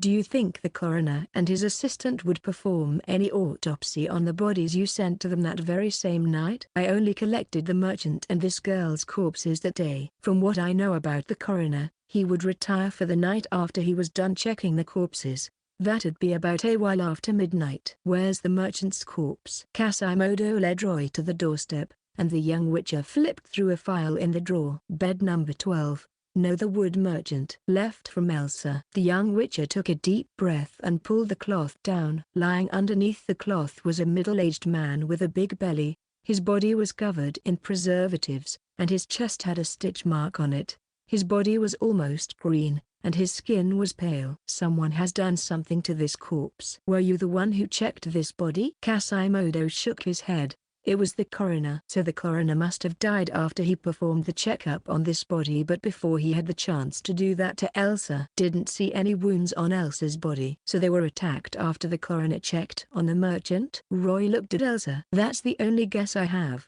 He must have been attacked before he did the checkup on Elsa, or she would have had wounds on her body. A gust of cold, dark wind blew into the room, and the witcher shivered. Time passed, and the sun was slowly disappearing behind the horizon, bringing its warmth along. Did you find something, Witcher? Todd shifted his attention away. He thought he caught a clue, but he couldn't put a finger on it. About Elsa's case? Not yet, but I know more about the deaths of the coroner and his assistant now. The murderer was a human or a humanoid creature, and there was more than one of them. Roy was sure about it. The coroner and his assistant's bodies and insides were bitten and devoured. The marks show that the murderer's teeth had incisors, canines, premolars, and molars, leaning more to a herbivorous teeth structure than a carnivorous one. Then they're regular humans, Todd said. Mercenaries had to learn about human anatomy, and he didn't spend a decade on the battlefield without learning more about it. There are marks of abuse and clawing on their bodies. Those are human traits. Roy looked at Elsa's body. Her nails are clean, and there are wounds left by a scalpel. Slash marks, cut marks, stab marks. The weapon of murder is one of the tools here. Only humans and humanoids can use a scalpel that deftly. Roy noticed something else. The crimson air was mostly enclosed within this room. There wasn't a lot of blood found outside. Not even at the doorstep. The murderer seemed to have teleported away within the room and didn't leave any clues for his witcher senses to pick up. It was odd, but Roy couldn't figure out why. Kasimodo shook his head. X's effect had worn off, and he sobered up in time to hear Roy's analysis. He answered without hesitation. Yes, that's what I deduced as well. The killer must have been a human. A madman. Only madmen would kill someone with their teeth and nails like animals and devour their flesh afterward. What has the world come to? Kasimodo sighed. There are neckers, drowners, and ghouls outside the city, and monsters in human skin hide within the walls. Who do you think the killer is? Not sure, for now. Roy shook his head. Humans can be crueler than monsters sometimes. The sun was setting, and dusk settled in. Kasimodo stared at the skies and said a hesitant goodbye before leaving for home. The Eternal Fire Guards still hadn't returned, leaving Roy and Todd alone in the morgue. Odd guy. Roy realized Kasimodo had been acting strange every time he was giving them answers. It felt like he was putting on an act. But he's not the killer, nor is he a higher vampire. What the hell is he? Todd had a solemn look on his face. Roy, you mentioned the tragedies following the prophecy. The sorcerer, the man in the dreams, is one of those who'd poison, capture, or chase out girls of the Black Sun like Elsa. He must have performed some kind of experiment on my daughter to turn her into this. Todd brushed his hand across Elsa's cheek. Her body was already frozen stiff, but she still looked like she was alive and asleep. That only confirmed his guess that Elsa had been modified from the inside. What the sorcerer did to her must have something to do with that blasted prophecy. I wish to check on her further. I need to find out the cause of her death. Todd quietly picked the scalpel up from the tray. Before Roy could do anything, he had already cut Elsa's wrist open. Roy wanted to stop him. He thought Todd would at least leave the body untouched, but he didn't seem to care anymore. He's too far in. If I stop him, it'd only make things harder for him. The skin was cut open, but weirdly enough, her blood didn't even ooze out or stain the scalpel. Instead, it felt like it was stuck to the skin. Roy kept staring at it. What did that bastard do to her? What kind of powers does he have? I need to find out. Sorrow and fury filled Todd's eyes. And then I'll inflict all that pain back tenfold on them. Todd kept cutting Elsa's skin open, and another gust of wind blew into the room. The candlelights flickered, and the sobs of a girl rang out in the air. Chapter 324, Mato's Ritual. Did you hear that? Roy looked around the bodies in the chamber. Aside from the sound of Todd cutting open Elsa's skin, the air had been eerily quiet. When the young witcher tried to listen again, the sobs disappeared. Todd said nothing and went back to cutting Elsa open. Was I hearing things? Roy shook his head, but he kept an ear out for that voice. I'll help you. He went over to Elsa's side and pulled her eyelids open. Her pupils were gray, and that was something exhibited only by people who had been dead for days. The young witcher then moved her joints around, but they didn't feel stiff at all. They were supple, in fact, but her temperature was a lot lower than the environment's. He couldn't ascertain her time of death. He found some ash lodged in the body's nose, mouth, and ears. It felt like she had been buried in peat before, though he wouldn't suspect it just by seeing how clean she looked. Roy thought, peat. Where can I find peat for warmth and heating in Novgorod? That's a key location. After cutting the wrist open, Todd drew the scalpel up Elsa's forearm, elbow, and shoulder. The skin parted away, revealing the crimson muscle tissues underneath. Unlike most corpses, there was no blood or fluids oozing out of the incision. Roy was a little surprised. All her blood was congealed like jelly and stuck to her skin. Have you seen something like this before? Todd stopped for a moment. Basilisk venom does that. Roy put the other arm down. But that's not the smell of poisoned blood. The blood of any basilisk venom victim would smell like livestock shite. Roy huddled closer to the blood and smelled it. But all he gleaned was a faint aroma. It felt like her blood was infused with luscious honey. There wasn't any stench of livestock excrement at all. If everyone's blood smelled like this, the vampires would go crazy for us. Either Elsa has taken some sort of potion, or a sorcerer has modified her blood. Todd almost exploded with anger. He could imagine how much agony Elsa must have been in. A moment of silence later, he cut the other arm and her legs open. But they all showed the same result. Aside from the jelly-like blood, her muscles, tendons, arteries, and blood vessels were kept intact. There were no wounds or marks of torture. Todd took a deep breath. Time for the organs next. But when the scalpel touched Elsa's organ, it started trembling. Roy blurted, "It's getting colder." He rubbed his hands. Feels like the temperature just dropped like a rock. It was about 16 degrees a few moments ago, but now it's like 1 or 2 degrees, maybe 0. Brr, freezing. Even an enhanced human like Roy found this hard to bear. Without the whispers of the wind, even the air itself seemed to have frozen up. Can you stay quiet, Witcher? Roy shrugged his shoulders and stopped shivering. Of course. I won't disturb you again. But he started looking around cautiously. I miss Griffin. In her crow form, she can be the perfect scout. Wonder if I should summon her. Todd made a diagonal cut on both sides of Elsa's chest that met in the center. And then he kept cutting downward until the scalpel touched her belly button, forming a thin, deep Y-shaped gash. Give me the rib spreader.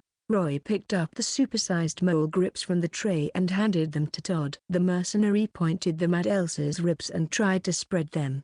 But then the fire of the sconces on the walls and pillars suddenly went out. The duo was shocked, and Roy quickly tensed up like a cat. He curled up a little and took a defensive stance, but just a moment later, the flames lit up again, shining on every corner of the room. Everything was still the same as they were. The body was still lying on the bed, and Todd was still holding the rib spreader. "I think something's really off. Why don't I call Letho and Orcs? Or we can continue tomorrow morning?" Roy vehemently suggested. "It's all right. Let's go on," Todd insisted. He placed the part of the rib he cut out on the tray and aimed at the other side. Elsa was modified, so she probably has some chaos energy left over in her body. That was probably just the energy releasing itself, Roy told himself. But then someone suddenly knocked on the door. Kasimodo? But I thought he'd gone home. There were a few doors leading to this place. The morgue was separated into a few rooms, and they were in the deepest one. Only the steel door was closed, while the others were left open. Roy went and opened the door, but nobody was outside. Only the dim light of the flames hung in the air, and silence was its companion. The guards were still nowhere to be seen. "This is peculiar." Roy locked onto the weapons in his inventory space and came back to Todd, pretending nothing had happened. This time, he left the door open. Todd was holding a blackish-brown organ in his hand. It was Elsa's lungs. They were supposed to be smooth, but instead they had blackened and were covered in fluids and neoplasm. The observation was surprising to Todd. Only nicotine addicts of many years would develop these kinds of lungs, but Elsa was not even 20 years old when she died. "No way this is possible. Is this consumption?" Roy touched the blackened part and smelled his finger. "No, more like burn marks. Smells like something is overcooked, but I'd say this is medium. My daughter is not a steak." "All right, fine." No joking anymore. But with her lungs burnt to this degree, her whole body should have been charred, and yet she looks perfectly fine. The duo was thrown into another web of questions, and Todd decided to cut off all the organs, including the heart, liver, and pancreas. As expected, all of them were as burnt as the lungs. "Guess we found the cause of death." This begs the question, how did Elsa's skin manage to stay intact while her organs are burnt? Or is the skin really intact? I need to have a closer look. Roy took the scalpel and checked the skin again, but this time, he cut open the fat and muscles to separate the whole skin. What he found surprised him. Ink marks? On the skin? Todd and Roy pushed the skin back, and they unraveled something horrifying. A huge pattern was carved into Elsa's skin from her chest to the back. It looked like a circular disc surrounded by conical protrusions. Like the sun projecting black light, there were a lot of indecipherable runes carved in the center of that disc, and Roy noticed that line of ancient numbers. His proficiency in Elder speech allowed him to read that line, and subconsciously, he said, "Year 1271, 40th day of Lammas. What do the numbers mean, Roy?" That was the day Elsa went missing. Roy tried his best to make sense of the remaining runes on the skin. Damn it. What did the bastard do to her? Veins popped on Todd's face, and he went very nearly berserk. He could recognize some of the runes thanks to his extensive experience on this continent, but everything else was unknown to him. All he could do was worry. "Calm down, Todd." Roy massaged his temples. He recognized a part of the runes. They overlapped with Elder speech, Common speech, and Nilfgaardian tongue, which he read into a little before. However, they were also different. He read about this writing before in the Temple of Melitel's library. It belonged to the Wasgars and Dorks, two already extinct races. The young Witcher didn't manage to have a good grasp on Wasgarian, as his stay in the temple was a short one. He only recognized less than a fraction of the runes on the pattern. All he had to go on was limited knowledge and conjectures. "Oh, I get it now. These runes record a ritual." A hint of horror flashed in Roy's eyes. "A ritual?" "Pardon me, Elsa," Roy muttered and quickly cut the body's hands, feet, scalp, and belly open. 6 parts of the body, and all 6 parts had runes engraved on them. From what Roy knew of the occult, hexagrams mean a lot of things. They could be summoning circles, a symbol of evil worshipping, and of course circles for a lot of other rituals. What do these runes mean? Curse. Born on the day of light's absence. Roy tried to decipher the runes, and what he gleaned was chilling. Day of the light's absence. That's the eclipse. Born on the day when light was nowhere to be found. Todd was looking grim. That means girls of the prophecy like Elsa. Roy looked at the runes on the left hand. Torture. Despair is the mother of destruction. Her insides were burnt. That's one form of torture. I wonder if this autopsy counts as torture, Todd muttered. He regretted this a little, but their work must go on. I must find the answers. Roy advanced to the next line of runes. Right hand. Blasphemy. Corrupted purity. So the murderer set his sights on her because she was pure. Taking that purity away is part of the ritual. Todd remained silent, but his eyes were red with fury. And yet he held it down. Now for the left leg. Sacrifice. The living must die. Roy couldn't decipher the runes on the right leg, so he moved on to the belly. Hunt. The dead shall become claws. What's the hold-up, Witcher? What did the last line say? Revive.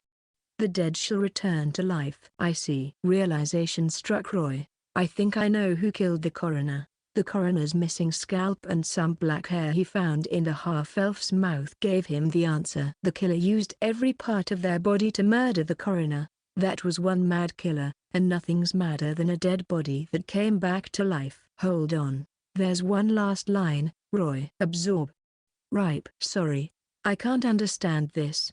There's an elder speech phrase here. When Roy realized what the word meant, his expression froze, and then his face fell. Matto singular, collection item. Roy's eyes narrowed, and for a moment, his breathing stopped. Realization dawned on him. So even after he's escaped that lab, he's still hiding in Novgorod? That godforsaken bastard.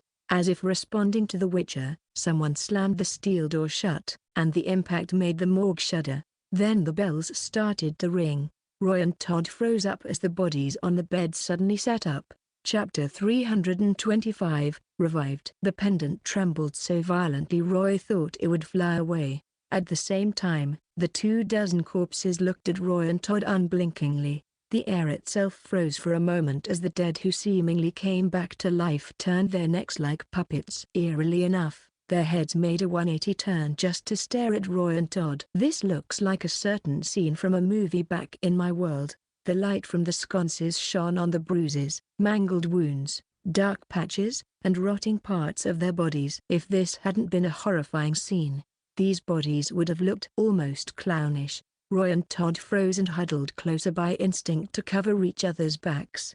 I'll cover you, Roy. We'll make a break for it. Todd held the scalpel with his left hand and the rib spreader with his right. There was obvious excitement and fear in his voice. Anyone else would have lost their minds if they were facing a horde of living dead. Remember, don't get scared when you're facing a bunch of hungry, rabid dogs. The more afraid you are, the worse they'll be. The moment you run away, bastards will swarm you, and tear you apart. Running means death, but if you stand your ground, you might be able to kill some of them. Roy downed a dose of Thunderbolt and Petrie's filter and tossed the empty container away. Black veins crawled up his face, and a sword engraved with runes appeared in his hand. He swung it around, and the blade shone under the light as the Witcher glared at the living dead. Revived. HP, 80. Strength, 8. Dexterity, 7. Constitution, 8. Perception, 4. Will, NA. Charisma, 0. Spirit, 2. Skills, Flesh of the Dead, passive. Revived by unknown energy. A body without a soul or sense of pain. Immune to mental attacks and poison. Roy quickly looked around him. He could face off the monsters if only 5 of them came at him at one time, but there were too many of them, so that plan couldn't fly. The bodies didn't attack right after they were revived. Perhaps they were slow to action, or perhaps they were observing their enemy. Either way, this gave the duo an opening to escape.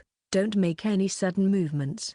Slowly move toward the entrance. Emphasis on slowly. Understood. Todd looked at Elsa's cut-up body. Can we take her with us? He was reluctant to leave his daughter with these demons. We won't even have a chance to do that. The moment we touch her, these bastards will tear us apart.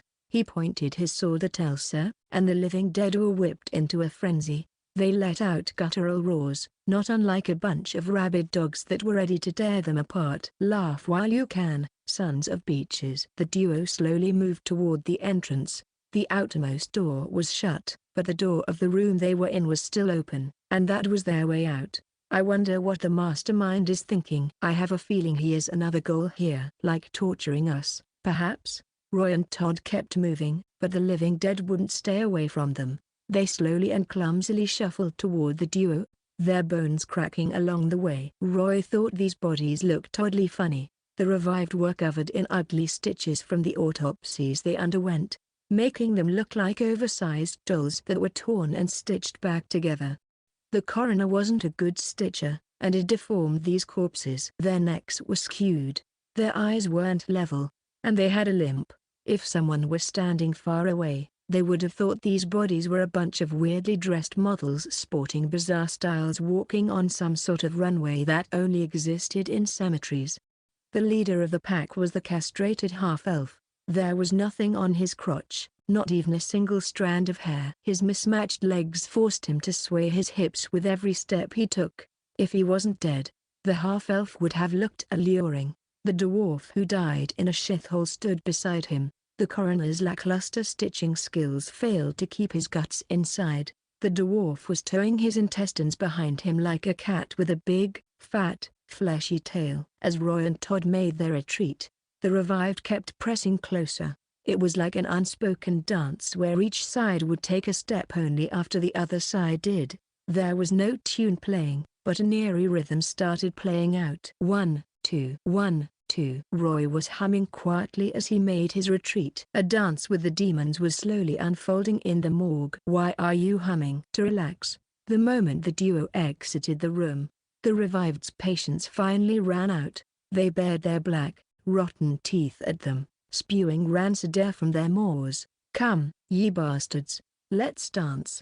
Roy pushed Todd to the door and held his sword against the steel door with one hand while holding a glass container with the other. Let's start this off with a bang. Roy tossed the bomb like a bowling ball, and it rolled amongst the revived. The witch's taunt worked. The half-elf charged at Roy and arced through the air at an astounding speed. Crimson tentacles protruded from the void. But just like Roy expected, monsters with whose will or soul wouldn't fall for that. The elf's charge went on, and the witcher changed his defense. He slammed his foot into the half-elf's chest, sending him skidding backward to the ground. His pair of companions took his place, and Roy could almost smell the stench of their breaths. But before they could even hit the witcher, the corpses howled and retreated to their pack, bodies sizzling. A stream of flames shot out from the witcher's hands and ignited the corpses. But it didn't stop there. The flames licked the bomb on the ground, and the witcher quickly closed the door. Then he and Todd blocked it with all their might. A great quake shook the inside of the room, and the shockwave almost put the flames out. Debris fell like rain, and dull thuds rang behind the door. They even heard howls and screams tearing the air apart. The rumbling went on for about 5 minutes before everything went silent. The duo exchanged a look and heaved a sigh. You knew something like that would happen, didn't you? Is that why you brought that bomb along? Todd had a look of surprise and solemnity on his face. He didn't even see how the witcher whipped his bomb and weapon out when there were no pockets or bags visible. Witches are split into a lot of schools. I subscribe to the explosive viper philosophy. Researching the art of explosion is my thing, get it? And setting off some bombs in an enclosed area like this morgue is the perfect chance to express my art. Roy waved Todd down nonchalantly, but he still looked as grim as ever. Only 2 EXP notifications. Revived Guild EXP +5, Revived Guild EXP +5, Level 7 Witcher 1800 4500. There were more than 24 monsters in there. Roy didn't expect one bomb to take them all out, but only killing 2 was dismal. It was far from what he expected, so he whipped out a few more bombs. Their EXP is abysmal. Guess soulless monsters aren't worth much. If one bomb can't take care of you guys, what about a few more? You wanna ambush me? Now have a taste of your own medicine. But Roy didn't manage to execute his plan. Before he could even toss his bombs, the air was suddenly blanketed by white fog. What the hell are they up to now? Stay close to me, Todd, And watch your back. Roy tucked his bombs away and lifted Aerondight up. 10 seconds later, the fog had engulfed the whole room and restricted the duo's view to just a meter or so. They leaned on the door and stood back to back. Silvery clangs rang in the air, and then something big hit the door. Roy felt like he got hit by an elephant, and the young witcher was sent flying into the air, but his high dexterity saved him from a terrible fall. He adjusted his position midair like a cat and tensed his limbs up while arching his back, and then he hit the floor rolling. Roy felt something whooshing past his head. If he hadn't rolled around, he would have been hit in the face. He heard something grunt in the fog, and Roy's face fell. The young witcher made a consign, covering his body in a yellow shield before he crouched and made his way to the monster. He didn't think Todd could defend himself with a scalpel and rib spreader, but then he smelled the stench of burnt flesh and preservatives wafting across the air, and a pair of revived appeared out of nowhere. They blocked the witcher's path and flanked him, leaving the middle part wide open. "Come at me." Roy stopped in his tracks and pushed the revived on his left back with ard, and then he swung Aerondight across the fog, cutting through the monster on his right in half from the waist down. Green and crimson liquid splattered the ground and filled the air with its stench. Roy quickly leapt to the left and stabbed his sword into the revived's head, and then he pulled it out right away. The young witcher flicked his wrist and splattered the blood on his sword onto the ground. Revived Guild EXP +5. The head is the weakness. The revived that was cut in half still tried to crawl over to Roy. Roy pierced it through the heart with Aerondight, but it didn't stop. They only have one weakness, huh? Roy shoved the body away, but then more bells rang, and 3 half-burnt revived snarled at him. Chapter 326, A Nightmare. Ard smashed the white fog and pushed down 2 of the growling bodies. The last one was already inches away from Roy, arms outstretched towards the witch's waist. It opened its maw and tried to chomp on Roy's artery. The bite was powerful and audible, but it didn't manage to reach the witcher. Instead, one of its teeth went flying. It shook its head in confusion, for its target had gone missing. The witcher stood on his tiptoes and spun his body, dodging the body's attack while circling around to its blind spot simultaneously. His lean muscles went taut as he raised Aerondight and swung it down on the body. One big head flew into the air before it fell with a thud. The headless body remained in a half-kneeling position as black blood spurted from its neck, and its head was still snapping at the air uselessly.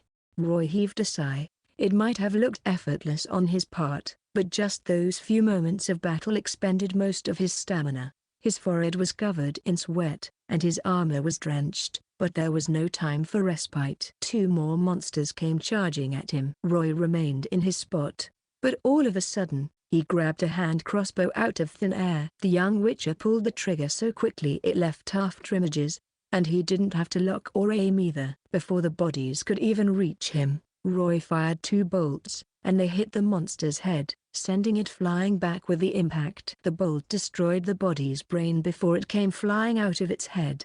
As the first body hit the ground, Roy lifted Gabriel up straight and slammed it into the attacker on his left. At the same time, the young witcher hit its face with his sword's hilt. The monster howled as it lost its balance, but the witcher gave it no chance to rest. Roy thrust his blade deep into the monster's eyeball, and it went limp. 3. Revived Guild EXP +15. Good thing these bastards don't know how to use their brains. Roy heaved a sigh. If he were facing a troop of highly trained soldiers with the same physical capabilities, he would be hard-pressed to defeat them. The young witcher made another consign to cover himself with the yellow shield. Roy flicked his wrist again to cleanse his sword of the blood. As the battle dragged on, Roy cast fear again, and the crimson tentacles squirmed in the air, but it didn't work against something without a will like the revived. Roy darted into the fog and charged full speed ahead to the place where he heard the grunt. The fog and dim light restricted his sight, but his super senses more than made up for that. Roy was listening to his surroundings and sniffing the air. The sounds and smells were telling him where he needed to go. The stench of preservatives was coming from 10 yards to his left, and 2 distinct footsteps were coming closer to him. The bells that rang from their ankles told Roy there were 2 revived there. It was a weird feeling. Even though his sight was failing him, His smell and hearing alone gave him enough information to make out a rough map of the monster distribution around him. Here, the smell of fresh blood. It's different from these monsters' rotten blood. He took a few steps ahead and heard the sounds of someone huffing and puffing. Through the fog, he could vaguely see the silhouette of a human leaning on the black wall.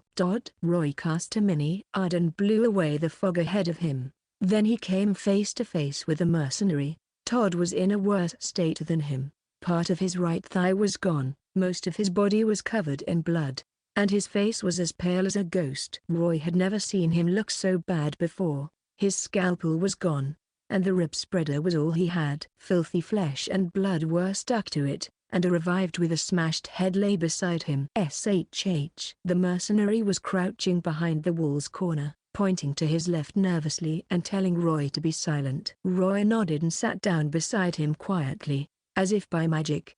He produced a marigold potion and tossed it to Todd, telling him to drink it. He then pointed to himself and raised all his fingers. I killed 16 of them. He then pointed a questioning look at Todd. How many did you kill? Todd raised 5 fingers. So there's at least 14 left. Roy held his blade up and was about to go left, but Todd quickly held him back and shook his head. He mouthed something silently, and Roy managed to read it. There's a big one. Bells started ringing in the air again, but it was different this time. A dozen of them were ringing at once. It was as if a bunch of revived were moving at once. At the same time, a head poked out from their left. Calling it a head was slightly incorrect. That head was something like a bloated mass of flesh smashed into smithereens and then stitched together with a dozen faces. All of the mouths opened and closed at the same time, and fluids made of drool, blood, and tissue fluid dripped to the ground. Its multitude of noses were sticking to the ground, sniffing it like they were hunting dogs. And then all of its eyes moved to look at the Witcher and mercenary. It felt like a big fly was looking straight at them. But that was not the end. A bigger shadow emerged from the fog, and then out came a big torso with a bunch of limbs attached to its side. The monster looked like a gigantic human centipede, if you could call something like that a human. Gigantic revived. After getting its body blasted into smithereens, this revived went on a search for its missing body parts, but instead came to the conclusion that everyone else's parts looked better than what it had. The desire to devour engulfed it and merged these bodies together, and thus, this gigantic monster was born. HP, 200. Strength, 16, plus 8 due to its size. Constitution, 20, plus 10 due to multiple hearts. Dexterity, 10, plus 5 due to its sheer number of legs. Perception, 14, plus 10 due to all-around perceptive organs. Will, NA.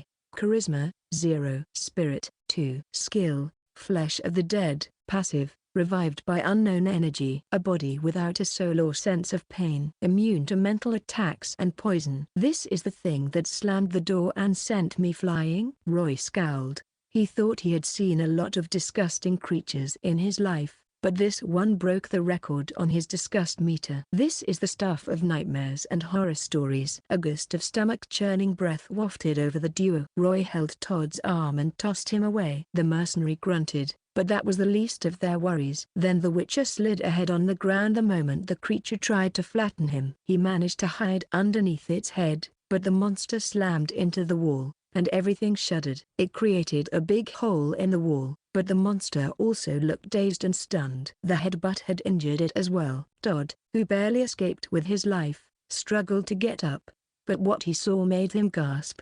If that thing had crashed into me, I'd be mincemeat by now. But where's Roy? He looked around nervously and saw a crimson light flash from underneath the monster. 3 of its right legs were cut off, and a bloody man with a sword rolled back out. Roy was not in his best state. He overestimated his skills. The monster didn't crash into him head-on, but it still smacked the Witcher's back. It sent agony screaming up into his head, and his organs were injured, but luckily, he managed to create a big hole on the monster's soft belly and brought down half of its HP. But the crisis was not over. Activate. A cool sensation coursed through his body like a masseur giving him a relaxing massage. His HP and mana were healed by 1/3 of their values, and Roy was reinvigorated.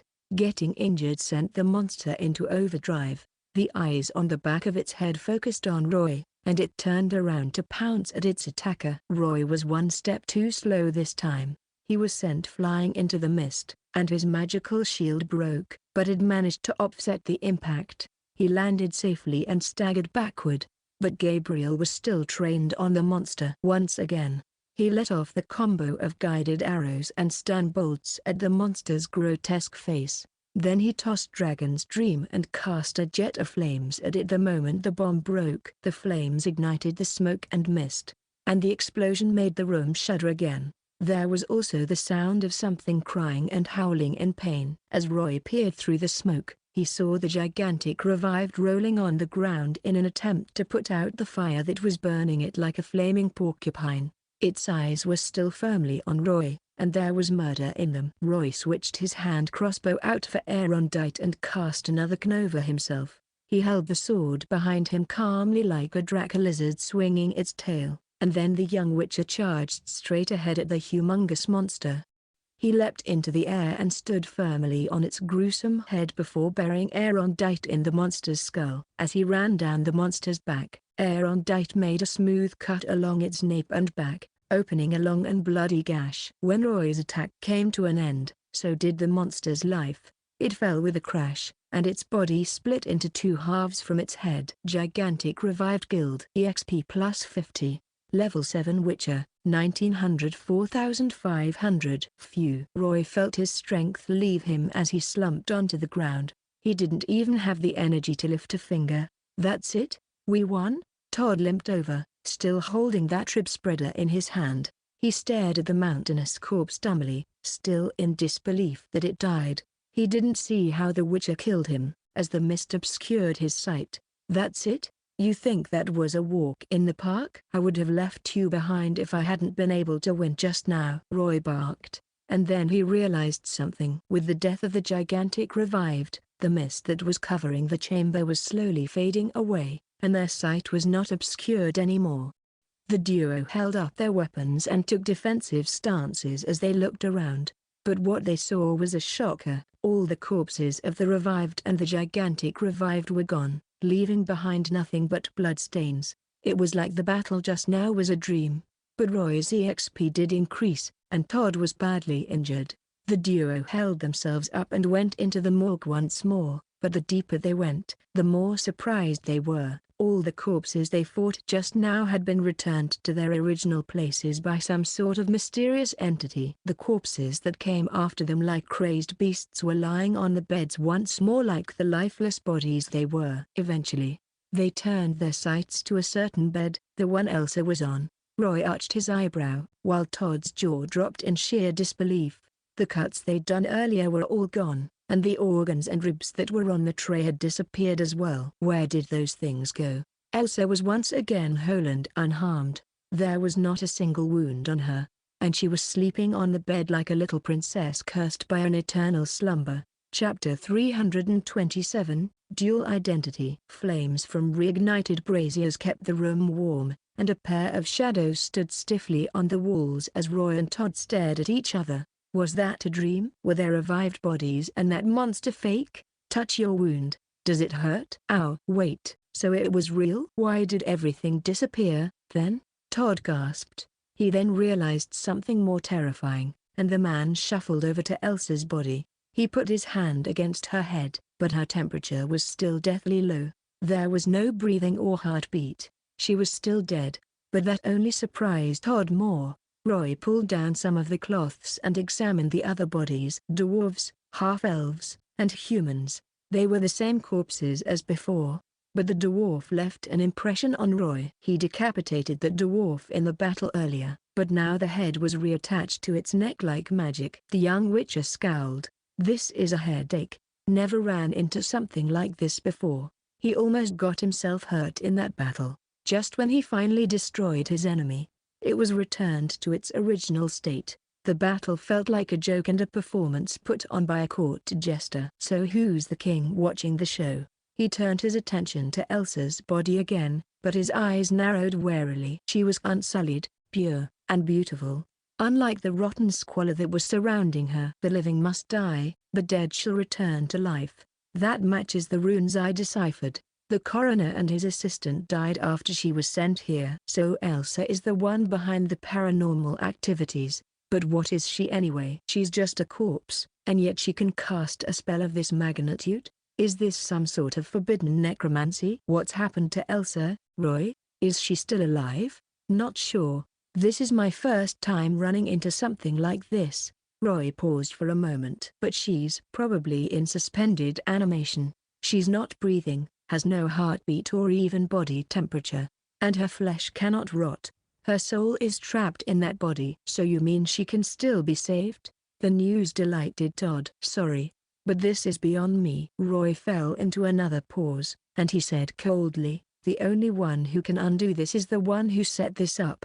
His face tensed up, and his eyes were filled with cold fury. We need to find that bastard Mato Sigula if we want to save her. And I have a score to settle with that whore Essen. When I find him, I'll call Kaer and make sure he gets his revenge. Crisis averted for the night. I don't think anything else will happen. We should leave for Corinne's. Maybe the Aneromancer can give me more clues. They went to a white 3-story house in the slums, and the magical lamp shone on 3 different faces. The burly man with a bandage on his leg looked pale and sickly, while the handsome witcher was quiet and brooding, and the beautiful, voluptuous woman in a robe was yawning at every moment. Her brows were furrowed into a frown, and she looked angry. Do you have any idea what time it is? 3 in the morning. By Melitel's name, staying up at night is every woman's enemy. I'm almost 30 years old now. Can't this wait until tomorrow?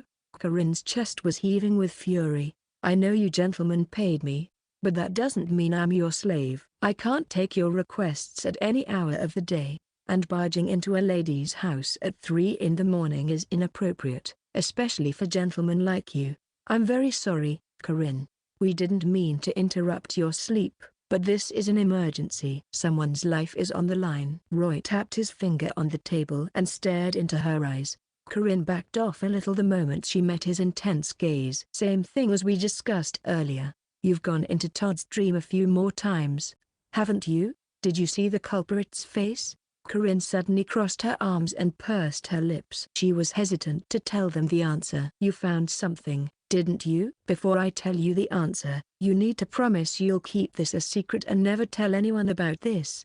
Do not drag me into this mess. She tensed up and said stiffly, or I'll just give you back the money and refuse your request. Roy and Todd exchanged a solemn look, and they answered, of course, on the honor of the Viper School. On the name of my family, I did see his face. Corinne nodded and circled the table as she described his appearance: short, purple hair, lush silk robes, handsome face, and fair skin. His goatee was perfectly maintained, and a zircon pendant hung around his neck. Wait a minute, Roy thought. That sounds really familiar. He went back to the day they met the gang lords in the modified warehouse. A kind-looking man with a gold ring. That's Bedlam. Cleaver, the outgoing dwarf with a Mohican hairstyle. And Roy heaved a long sigh and stood up. He had a hint of surprise in his eyes, but then realization set in, and he muttered, no wonder there's peat under Elsa's nails. The bathhouse is his turf, and hot water needs a lot of peat to be heated. I should have known. He's called the Collector because he collects his test subjects. That blasted hobby of his is just a pretense for his monstrous experiments. Why, you know the guy, Roy? Todd was breathing heavily and nervously. Yes, according to Corinne's description, that man is one of the gang lords of Novgorod. All off-bird the Collector. Roy looked at both of them. You just returned to Novgorod. I don't blame you for not knowing him. But that man has another name. He is Mato Sigula, the one who took your daughter. I've been looking for him. Todd stopped breathing for a moment. He clenched his fists and gnashed his teeth in fury. Corinne looked a little pale. That was precisely why she was worried. The Collector was in charge of one of the biggest gangs in Novgorod. Even the Eternal Fire was wary of his forces. He could make her disappear with just a single order. Roy, Todd, do not forget your promise. Corinne nervously said, no matter what you're going to do to him, never drag me into it. Roy nodded. This is a feud between men. Of course we won't drag you into it, but we're still friends after this, aren't we? Can I make another request after that, huh? Corinne bit her lips. If you keep your promise and never tell anyone I told you this, I won't refuse you. Of course. And if you make it back alive, thank you for your help, Roy. Todd took a deep breath and stood up as straight as he could. There was a resolute look in his eyes. It was as if he were making his final speech. Now it's in my hands. I'll find that bastard and make him return Elsa to me. What are you going to do? Roy shook his head and asked curiously, what can a regular mercenary do to topple one of the biggest rulers of Novgorod? Not to mention said ruler is a sorcerer. I have some savings left, and I'll exchange them for dimeritium. That should be enough to deal with him. And what about his henchman? Are you sure you can get close to him? Todd turned red with embarrassment. He hemmed and hawed for a moment before answering. The collector is too powerful. I can't ask you to help me out. Roy was a bit happy that Todd was at least considerate. At least I didn't help him for nothing. The witches had signed a treaty with the gang lords and couldn't go to war with them. After the massacre at the manor, if Orloff were to die or go missing, the church, Bedlam, and Cleaver would turn their suspicion to the witches, and the peace treaty would probably fail. And after everything we went through to set that up too. But now that the Witcher knew who the collector really was, he would make sure to claim that life. We're not just helping you here. We have a score to settle with that whore Essen too, Roy said. But brute forcing our way through is not the best plan of attack. We need to come up with a better way. Come with me, Todd. We'll meet up with my companions and come up with a way to settle this. Chapter 328, Replace. Yet another bout of rain fell upon the city of Novgorod. Chilly winds blew through the curtains of the witch's abode beside the southern canal. Bells rang, and magical lamps swayed in the wind, shining on the faces of the witches gathered in this house. Vipers, we have accomplished our mission. Killed some drowners that were in our way, dived into the cold waters of Novgorod, and found the Flying Stag's shipwreck. There was a hint of pride in Felix's eyes as he whipped out a yellowing diagram from his bag and placed it on the table. Roy picked it up and had a look. Feline crossbow. Dark iron ore. Ruby dust. Monster claw. This is magnificent. Perfect structural integrity. Judging from the components alone, the feline crossbow was more powerful than Gabriel in its base form. But after a few power-ups, Gabriel was a lot more powerful than this new crossbow. The Vipers passed the diagram around, and everyone praised it.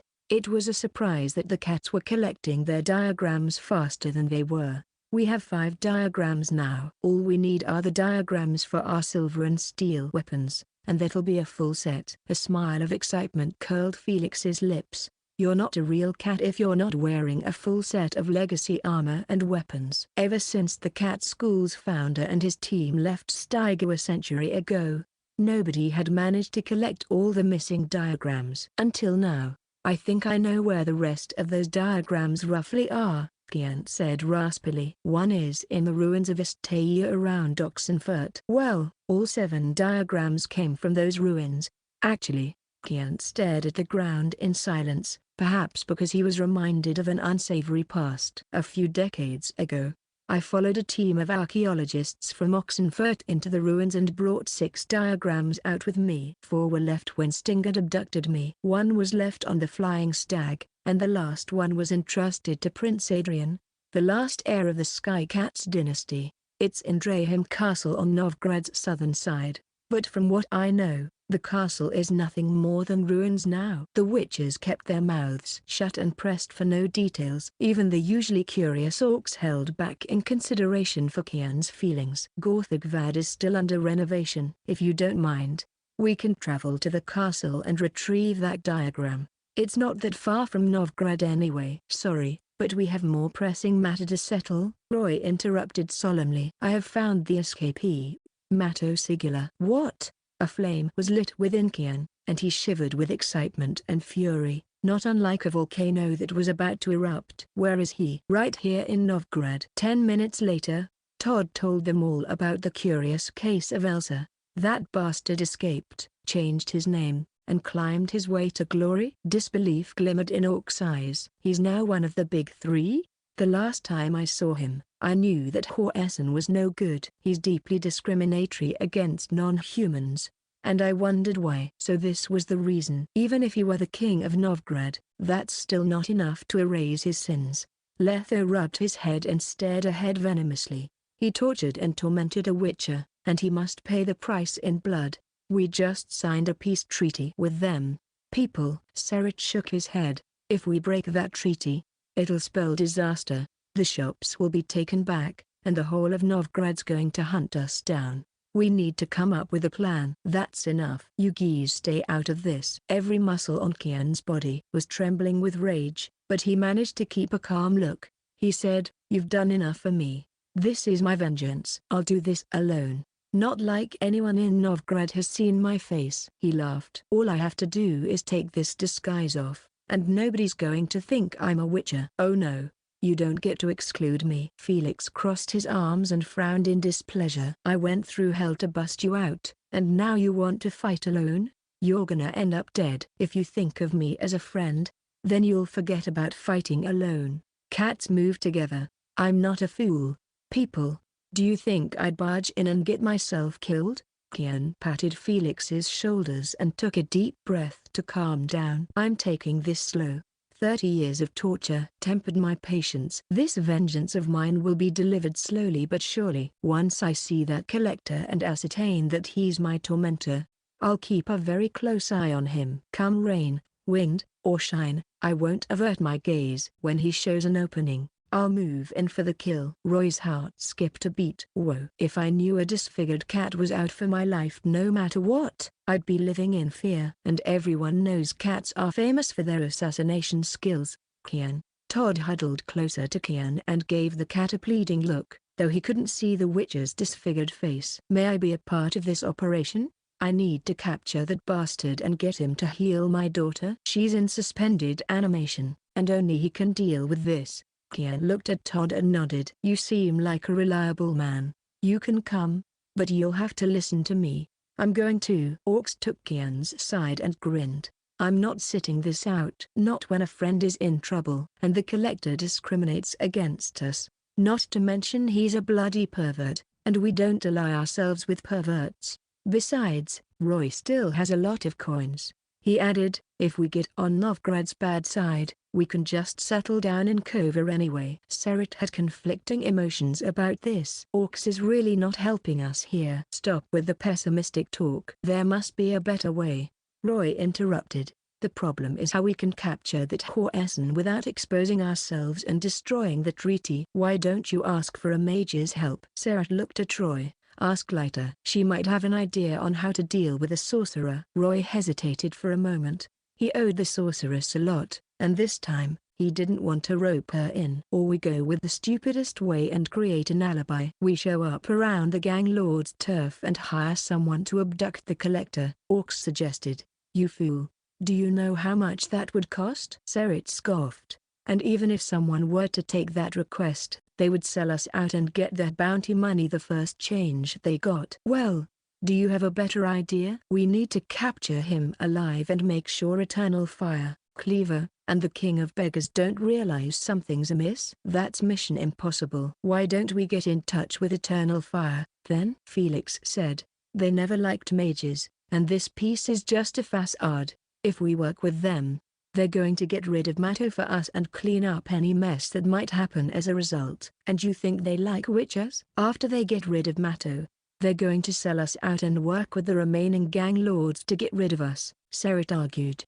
"That's possible." "Highly possible." Everyone fell into silence. The conversation was back to square one. "We can't let anyone know the collector is missing." Letho rubbed his head again and commented, "Unless we can get someone to take his place after we kidnap him." "You mean to hire a performer who can disguise himself as the collector?" Orcs shook his head. "That's too much of a hassle, and he might sell us out too." "Wait. Someone who can take the collector's place?" Roy had a stroke of inspiration, and he flipped through his memories. He just realized that there was a special creature hiding in Novgorod, and not many knew of it. "Why don't we make that replacement permanent?" "What do you mean, kid?" Everyone gave Roy a look of confusion and curiosity. Felix mused. "Talk is easy. Action? Not so much. Do you think nobody can see through that disguise? If the disguise is worn by a regular man, Sooner or later they'll slip up, but there's a certain creature who can mimic anything they want to. Recreating something in someone's image is as easy as breathing to them. The witches were stunned for a moment, but then they realized what Roy was talking about. The creature was rare, but they had seen it once, and their eyes lit up. "Oh, that thing. It's been decades since I last saw one." Letho sighed. "I thought they went extinct." "Not exactly." Roy shook his head. Orcs rubbed his chin. "Problem is, their disguise is perfect. How are we supposed to find something like that?" A mysterious smile curled Roy's lips. "I just glimpsed into the future again. There's one right here in Novgorod, and I might have seen it before. Now that I think about it, his behavior was more like an act. Perhaps he's actually a lot younger than his disguise is." "What are we waiting for then?" Orcs got fired up. "Time to move out.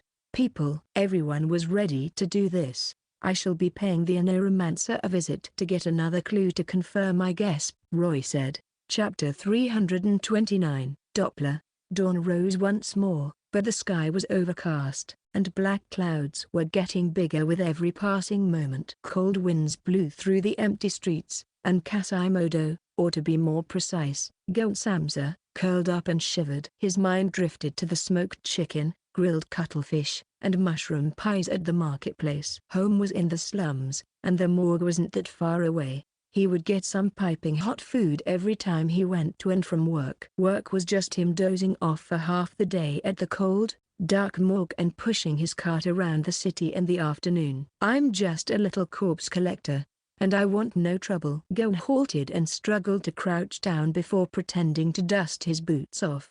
At the same time, he stared behind him through the space between his legs, but there was only an empty street and trees that swayed in the wind behind him. Not even a soul is there. Ever since he left his house, he could feel something's gaze prickling at him. Unlike most humans, creatures like Gon had a special talent, more commonly known as danger sense. These creatures were sensitive to any gaze on them. He had no idea where his pursuer was hiding, but he was sure they were there. He started feeling nervous, and he sighed. "Just when I thought I could have a peaceful life, these guys show up. And they're going to mess up my schedule again. Gods, this is worse than living as a beggar, but it's not the time to complain." Gon tried his best to pretend everything was fine, but he hastened his pace and went past a mother who was holding her child, and then he turned a left corner, where a dark, narrow alleyway awaited.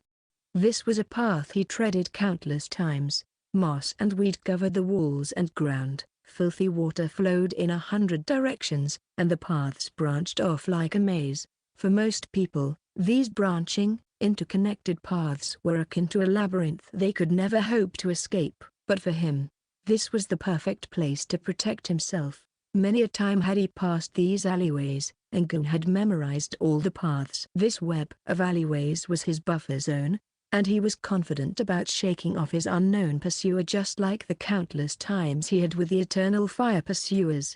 "I'll just pull a manhole up and go into the sewers. Once this passes, I'll just change my identity and live a new life here. Other places aren't as good, and they don't have good food. Can't even have anything from my hometown either." Gon smiled bitterly and started moving faster. But then a black silhouette zipped past him and leapt down from the wall like a cat pouncing on its prey. Gon could feel a gust of wind assailing him, and he ran back, but his pursuer was faster than he thought. He felt a powerful hand push down his shoulder firmly, and it stopped him from escaping. A weird incident was taking place in the dark alleyways, where a slender man was holding down a burly hunchback's shoulder. But the burly man was sweating and remained unmoving. "Hello, Kasimodo. I'm Roy of the Viper School." Roy turned the man around and grinned toothily at him. "We've met once, remember?" Roy, good morning." "Fancy running into you here." Gon grinned bitterly, revealing his rotten, yellow teeth. "I'm on my way to work. Are you coming as well? Didn't you conclude your investigations last time?" Roy stared at Kasimodo for a moment and winked. "I'll cut to the chase. Don't even think about hiding who you are." "I know exactly what you are, but don't worry. I mean you no harm." I don't understand.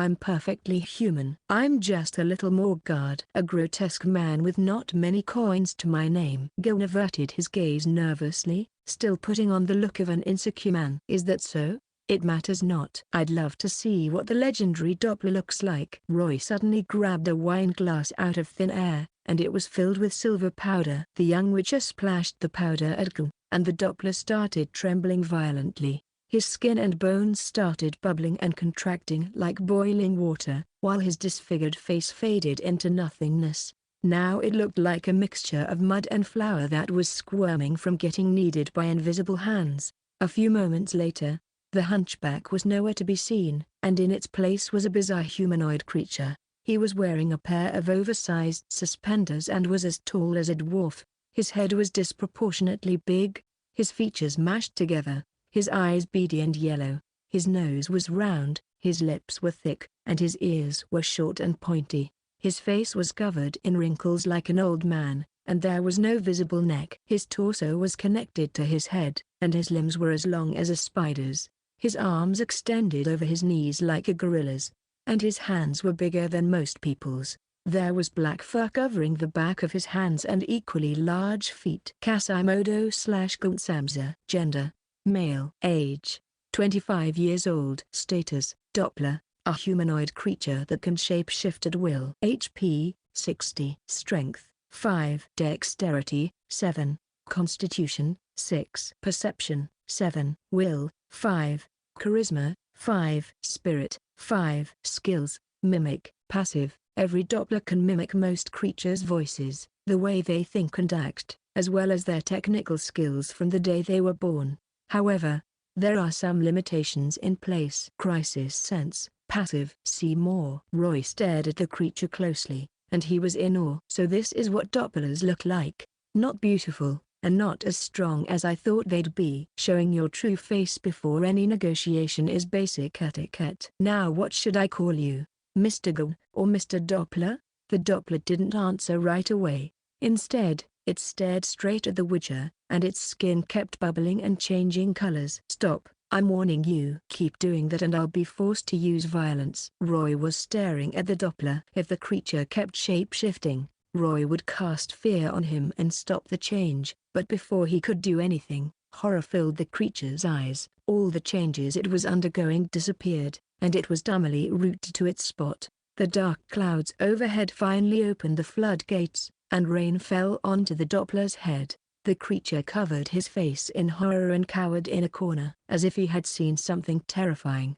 he howled, "Mercy, Roy. I'm just a regular, law-abiding Doppler. I've never harmed a soul or used my powers to dupe anyone before. Please, spare me." "Shut it. I'm not going to hurt you." Roy shrugged and took one step back. The guy needs space. Most Dopplers were either neutral or kind, law-abiding creatures. They would only play some pranks at most, and silver weapons couldn't kill them. All it could do was return the Doppler to its original form. At their core, Dopplers were similar to most non-human races. If he wasn't desperate, Roy wouldn't lay a finger on him. "Is that true?" He peered through the cracks between his fingers and asked the witcher carefully. "Why did you stop me then?" "Because I wish to strike a deal with you. If we pull this off, you can live your whole life rich, but I had to be sure you were a Doppler first." I can live my whole life rich?" The Doppler stopped trembling, and so did his voice. He put his hands down, and his eyes glinted with a cunning light. "What kind of deal are we talking about? You won't toss me away or kill me after we're done, will you?" Gon had enough of hiding and assuming the role of grotesque figures his whole life. He would rob a treasury if it meant he could escape this lifestyle. "I called you a Doppler, not any other slurs, didn't I?" Shifters, mimics, doubles, imitators, and pavarats. Those were what people would call them, but Dopplers preferred to be called Dopplers. Anything else was a slur to them. "I think Dopplers and witches are equal." "I respect you, therefore I won't lie to you," Roy said.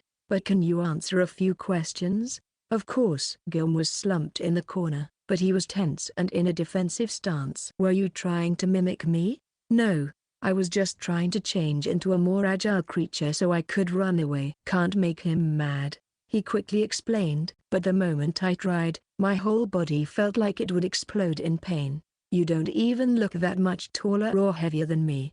But I just couldn't mimic you. This is the first time I've seen something like this." Gilm was puzzled. Roy nodded. "I guess character sheet swooped in to save the day again. If the Doppler wanted to mimic me, he would have to mimic the character sheet as well, but he doesn't have that kind of power." "Can you mimic anything from the ancient races to humankind? Dwarves, halflings, gnomes, Nsei, or even witches?" Roy remembered that Geralt fought a Doppler once, and it copied all of the White Wolf's abilities. It almost cost Geralt that battle. "I've copied everything you suggested," Gilm answered, "and they're not that hard to mimic, really." "What about anything outside of humans?" It wasn't every day Roy could see a Doppler, so he wanted to know everything he could. "Cats, dogs, wolves, bears, and humanoid monsters like drowners and ghouls?" Gilm pursed his lips for a few moments. "I think I can do dogs, wolves, and cats, as long as their size and weight don't outclass me too much." "Can't do big creatures like bears. Can't be too tall and heavy, huh?" "So big animals and monsters are off the table. As for humanoid monsters," Gilm had a weird look on his face. "I've never tried changing into those monsters, and I don't plan to. The moment I change into a certain creature, I'll base my thinking on their habits and instinct. Monsters don't have great mental capacity. That's how they're born. I might forget who I really am if I mimic them and never change back. Might start to attack humans too. What about mages and higher vampires? Can you mimic anything with mana?" Roy's eyes were starting to shine. Gilm felt a little worried, since the look in Roy's eyes reminded him of someone who was seeing a mountain of treasure. "If he can mimic a higher vampire, I wonder if his blood will meet the requirements to power up my bloodline. Maybe this is a shortcut. No harm in trying. To tell you the truth, I have tried to mimic a mage. I can do it after a while of observing them, but the spells I cast won't be as strong. My mimicry can't control too much mana. Never seen a higher vampire before, so I can't say anything about it." "Can you maintain the form of the creature you transform into, indefinitely?" "Yes, if I wish to." "This is the perfect ability for me." The light in Roy's eyes shone even brighter. "You are a spectacular shapeshifter, Gilm. Why do you hide in a place like a morgue and take on the figure of a cowardly hunchback?" Gilm pursed his lips again, but nervously this time. "The eternal fire is hunting me." "They're hunting all the Dopplers." His fingers were shaking, and he muttered hysterically, "I want to live, but I don't want to leave this city. If I can disguise myself as a man ugly enough not to raise any suspicion from the soldiers, I can live my life in peace. It's been 2 years since I started doing this, and now you come. How did you notice me?" he asked carefully. "I don't think I've slipped up or shown you my real form." "Witcher instincts. Let's just put it at that." "And the neuromancers help too." "Of course." Roy had new questions. "The First War isn't even underway, and the church is already culling non-humans? Why'd the church hunt you down? Do they have a beef with you guys or something?" Gilm's face turned red with anger. "No, they slapped some ridiculous crime on us because they're scared of what we can do." He angrily explained why the hunt for them started. Dopplers could mimic anyone and gain their memories and an will, which would grant them the ability to take over everything a person had. That ability proved that the soul and flesh are one, which was the total opposite of what Eternal Fire was preaching. That posed a threat to the church and culminated in an intense hatred against Dopplers, and it resulted in the hunt for Dopplers. Most people were wary of these creatures as well, and that wariness translated into isolation and hatred. Besides, a Doppler's disguise could be seen through with silverware, so they were hunted into near extinction. Now they were creatures that only existed in legends, or very nearly only existed in legends. Roy sighed. He knew Dopplers were mostly kind creatures who wouldn't hurt humans, but paranoia was a powerful poison of the mind. If kind creatures had the ability to mimic everyone and take over their lives, it was no wonder that paranoid people would want to hunt them down. Gilm took the Witcher's silence as the end of his questions. He stood up and took a deep breath to hold his anger down. "Is that all, Witcher? Can we talk business now?" "Of course." Roy ended the conversation. "But rules come first. No matter what happens at the end of this negotiation, you cannot tell anyone what I'm about to say. The look in Roy's eyes turned sharper and sharper, until it was almost palpable. Or the church won't be your only enemy, a bunch of witches will be hot on your tail too. But if this deal works, you can have anything you want in life. You'll have access to the luxuries of the richest men in this city. Gon's heart skipped a beat, and he gulped. That threat sent chills down his spine, and he was about to refuse, but then he realized he was face to face with someone he couldn't mimic. No way I can win in a fight. Can I even refuse him? He's going to kill me if I do. And I had enough of poverty. Now I have a chance to turn things around. Come on, Gon. Be a man and take this challenge. Gon told himself. He was starting to tremble again, and his face was red with excitement. In the end, he nodded. I promise if I ever say a word of this to anyone, then the gods shall smite me with the worst fate possible. That is enough, Gon. We are friends now. Roy shook his hand. And now, to the meat of the conversation. What do you think of the gang lords in Novgorod, specifically the big three? You mean Bedlam Francis aka King of Beggars, Cleaver, and Olaf Bird aka the Collector? Yes. Gon wondered why Roy was asking him that, but he said, I'm neutral to the first two, but I despise the Collector. He's a mage supremacist who hates all non-humans, including people like you and me. Witcher. And I heard he has some unsavory hobbies. He collects corpse specimens, says it's for art, but I know what he is. He's a piece of perverted scum. Roy nodded. Okay, this is getting better. Things are heading where I want them to. He's not fit to keep helming one of the biggest gangs in Novgorod.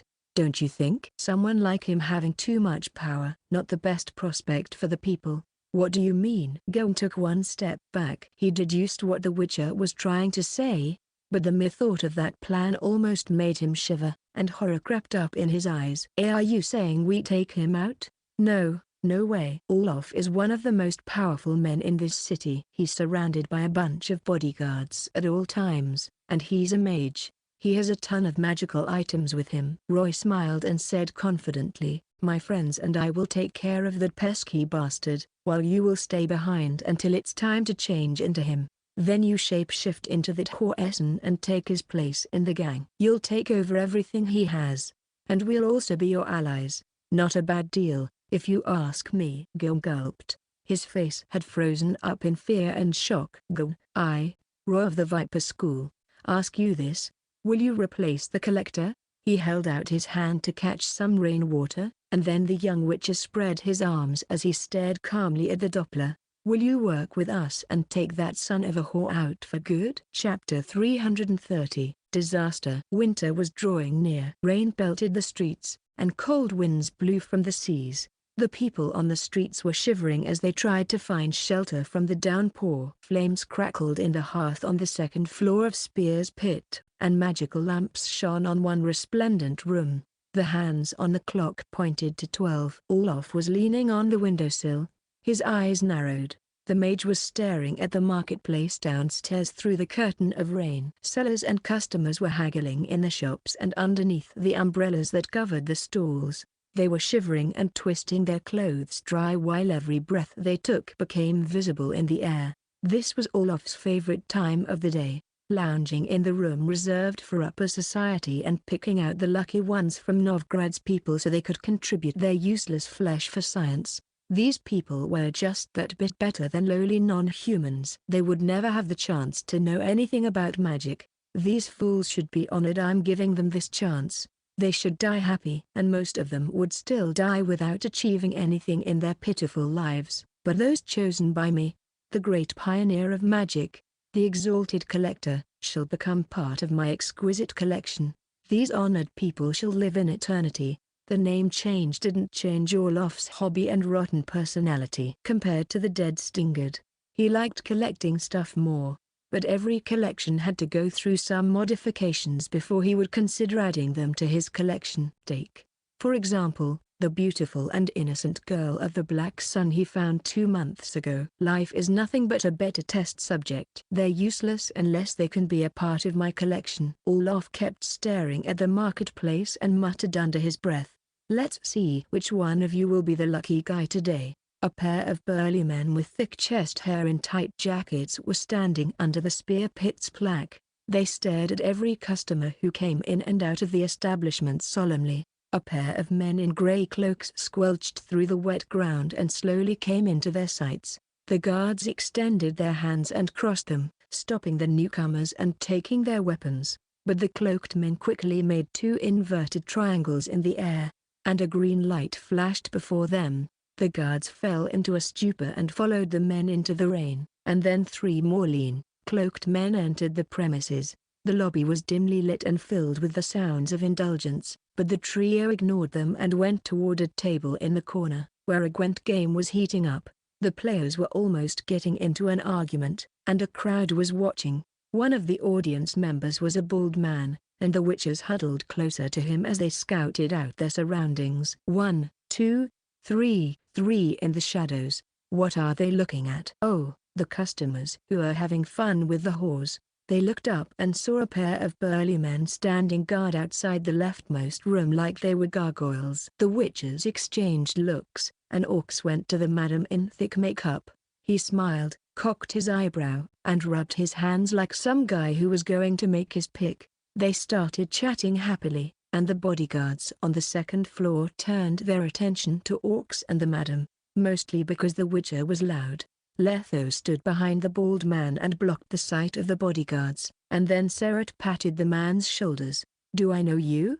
Don't get in my way. I want to watch this match." The bald man cursed for a moment, but then he started trembling. His eyes spaced out in confusion, and then they went wide. A deep frown hung on his forehead, and then his lips curled downward in fury. The man started trembling in rage, and Seret quietly stuffed a purse of money into his pocket before leaving the table with Letho. They slowly advanced toward the bodyguards in the corner while the bewitched man earlier shouted, "Damn you, rascal. You cheated. Nobody scams me out of my coins. You're dead." He shot up and flung the game board upside down. Wine bottles were smashed to pieces, and the Gwent cards and coins fell everywhere.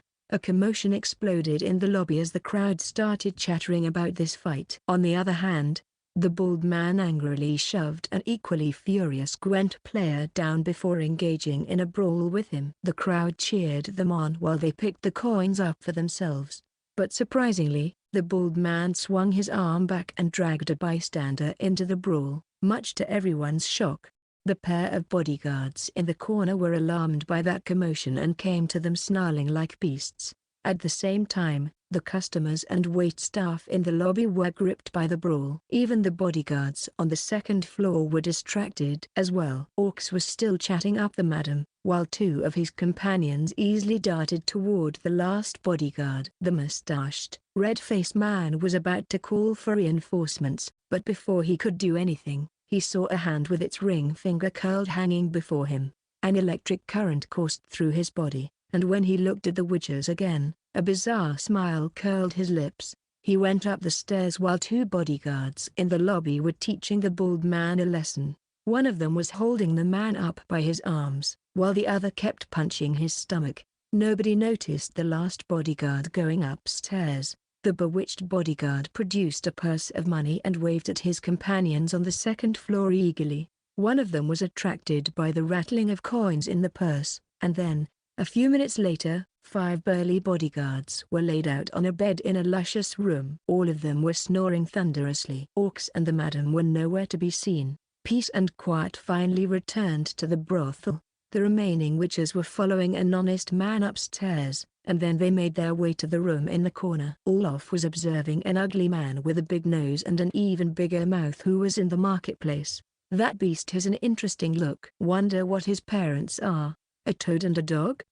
I wonder how I should modify him into a part of my perfect collection." Olaf rested his chin on the back of his hand, his eyes glinting cruelly, and then a flash of light appeared before the mage as a beautiful glass container flew into the window and fell beside his feet. The bomb came too fast for the mage to do anything. His heart skipped a beat as the container was smashed into pieces, and the shards flew everywhere. Motes of light squirmed out of the container and filled the room like stars. When they started covering Olaf, arcs of electricity started buzzing all over his body, and his mana was locked down. He couldn't use even an ounce of his magic no matter how hard he tried. Guards. Olaf darted toward the door. The mage wasn't panicked. This was not the first time he ran into trouble over all these years of ruling Novgorod. But then a crossbow bolt flew into the room, and the air rippled. A slender man with black hair and golden eyes appeared from the ripples like magic. But the mage no longer ran. Instead, he turned around and lit up the ruby ring on his index finger without any gestures or incantations. Instant fireball.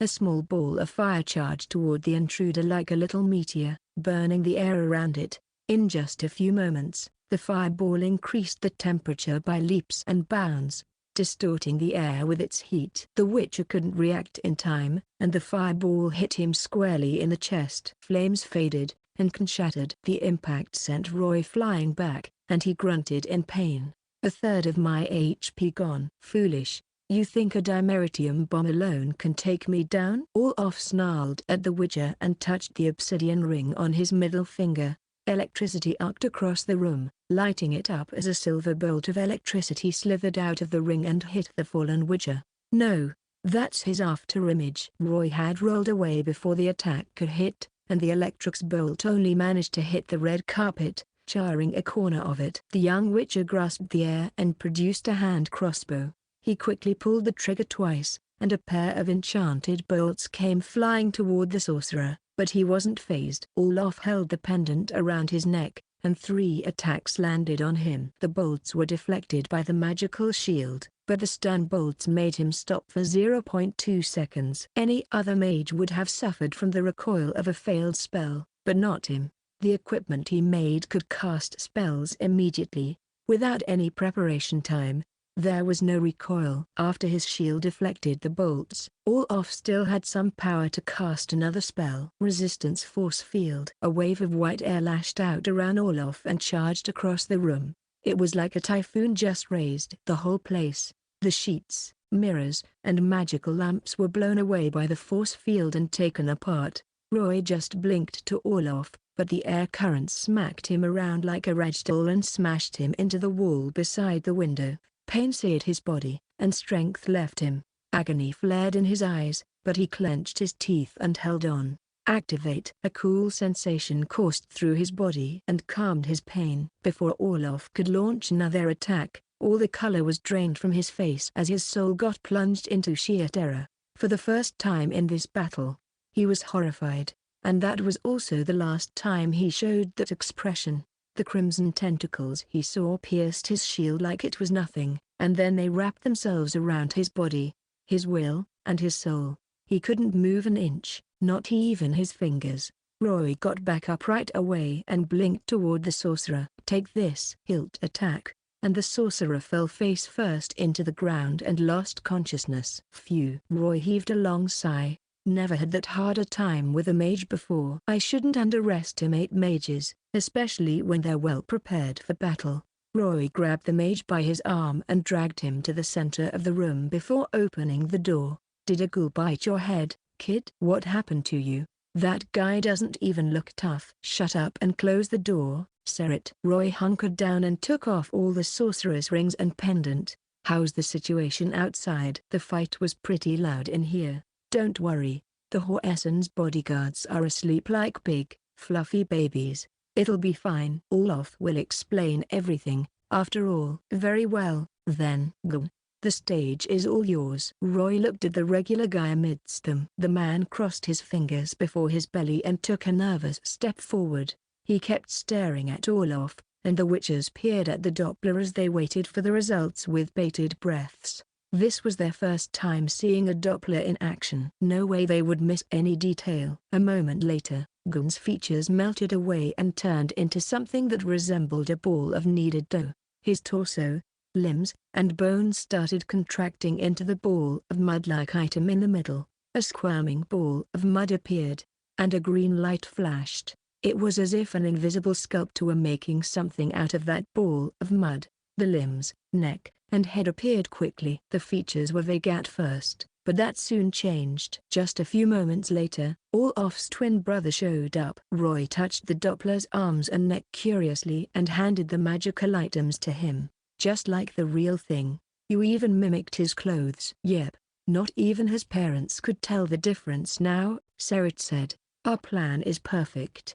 Letho patted the Doppler's shoulder and said heartily, "Go whoops, you're all off now, all off. We're partners now. We're your most trusted allies. Tell us if you need any help." "Of course, if we need any help. We hope you'll lend a hand." The Doppler suddenly held his stomach and retched. "Gods be damned. This guy is more horrifying than I thought. He fucking collected a whole house of dried bodies." "You gained all his memories?" Roy asked curiously. "Regrettably, yes. I think we should set a rule here," Serit said seriously. "You can't mimic your allies without permission." "All right, enough talk. All off. You go and wake your bodyguards." Letho stared daggers at the unconscious collector. "And we're taking this bastard to that place." "Don't want to leave Kian and Todd hanging," he said coldly. Chapter 331, Giving In. Sorrowful rain poured down onto the city, draping the solemn temple island in a silver dress. On the fringes of the island slept a path long forgotten by the ages, and that path led into a dark cave facing the sea. Light from candles and braziers shone upon the stalactites embedded in the walls, and a hexagram sat on the ground of the laboratory. A disheveled man in tattered clothes was lying in the middle of the magical circle. But then he was jolted awake, and his eyes opened. At first, he looked around in confusion, but then fear settled in and drained all color from his face. He started breathing heavily and tried to move his limbs, but they were cuffed in dimeritium shackles. It had been 30 years since he left this place, but the days of him toiling away here had left an indelible mark in his mind. "Remember me, Mato Sigula?" A raspy voice rang out in the air. It sounded like 100 nails were scratching across a blackboard. A few men appeared from behind the shadows of the stalactites. The man in the lead had dark red skin, and his eyes were as crimson as an abyss of blood. He was staring straight at Mato with palpable hatred and murder. If looks could kill, Mato would be dead by now. The men in armor standing beside him had feline eyes, and they too were staring at him. "I don't know who you're talking about," All-Op answered without hesitation, and he realized who the men in armor were. "So it's you, Vipers. You kidnapped me. Do you know what this means?" he yelled hysterically, his facial muscles distorting from fear, and no longer did he look handsome. "You're breaking the treaty. You're breaking the highest law of Novgorod." He was spewing saliva everywhere. "If anyone finds me missing, you'll be in trouble. Let me go if you know what's best for you, or you shall have no place in Novgorod." "Huh?" Orcs sneered. "You don't seem to realize the situation you're in, Mato. You can't even save yourself, and you're trying to threaten us." "Just shut it." "Do you remember this place? Do you remember Kian, the man you hurt, tortured, and disfigured?" Mato puffed his chest, the veins on his neck popping, and his lips trembling, but his eyes were fully on the face of that nightmarish man. He knew who the man was. "He's the one stinged and I tortured, the Witcher who lost his mind when that demon took over, but he doesn't look like a possessed man. There's sanity and hatred in there." Mato hesitated for a moment. A possessed regaining his sanity. This has never happened before. How did he do it? Kian darted over and grasped him by the collar. Mato could taste the foul stench wafting off him, but before he could say anything, Kian slammed his knee into the mage's chest and flung him away. The mage felt his chest throb, and blood welled within his mouth, but he couldn't say a word. An almost inhuman face filled with grotesque scars huddled even closer to him. It was as if the disfigured Witcher were judging a dead man. But then his lips curled. Though the smile was mirthless, there was even a hint of insanity in it. "Never expected this day to come, did you, Horson? I swore I'd repay the pain tenfold. No, 100-fold. And today, you will feel my pain." The mage could feel the rage, hatred, and sick delight in the Witcher's voice, and his heart thumped furiously because of it. He stared ahead dumbly, his breathing and heartbeat almost stopping in fear. Just the thought of what this anguished Witcher would do to him made him shudder. "We made his life hell. I have no doubt he'll do the same thing to me. But you're a lucky man." "Please, take a deep breath and enjoy the last happy moments in your life."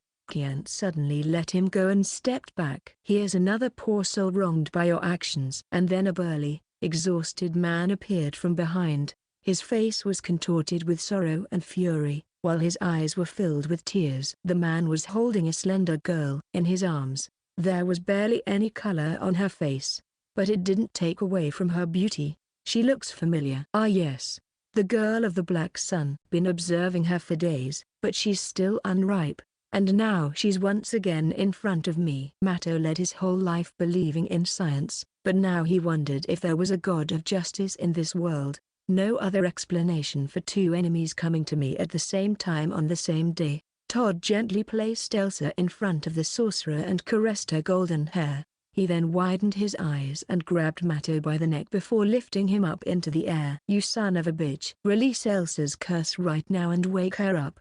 And then he tossed Mato away like a ragdoll. The mage coughed and wheezed as he said, So the poor orphan has a father. He looked at the witches for a moment and turned his attention to the cuffs. My mana's locked away, and my gear's gone. The witches are out for my life. There's no way I can get out of this.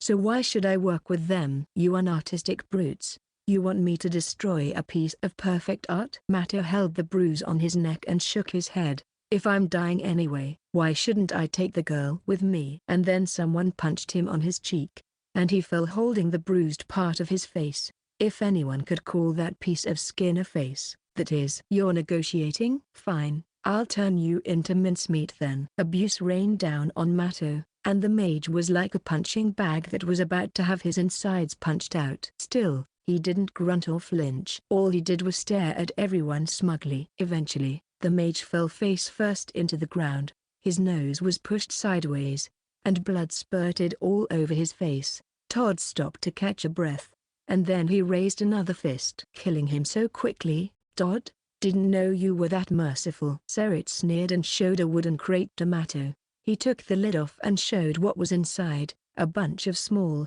glinting torture tools, tweezers, scalpels, pliers, steel nails, drills. Serit whipped a scalpel out and caressed its back with his finger. He whispered evilly, I heard most sorcerers are trained in mind control resistance. Signs won't work on you, so why don't we go for something more exciting? His eyes were glinting with delight.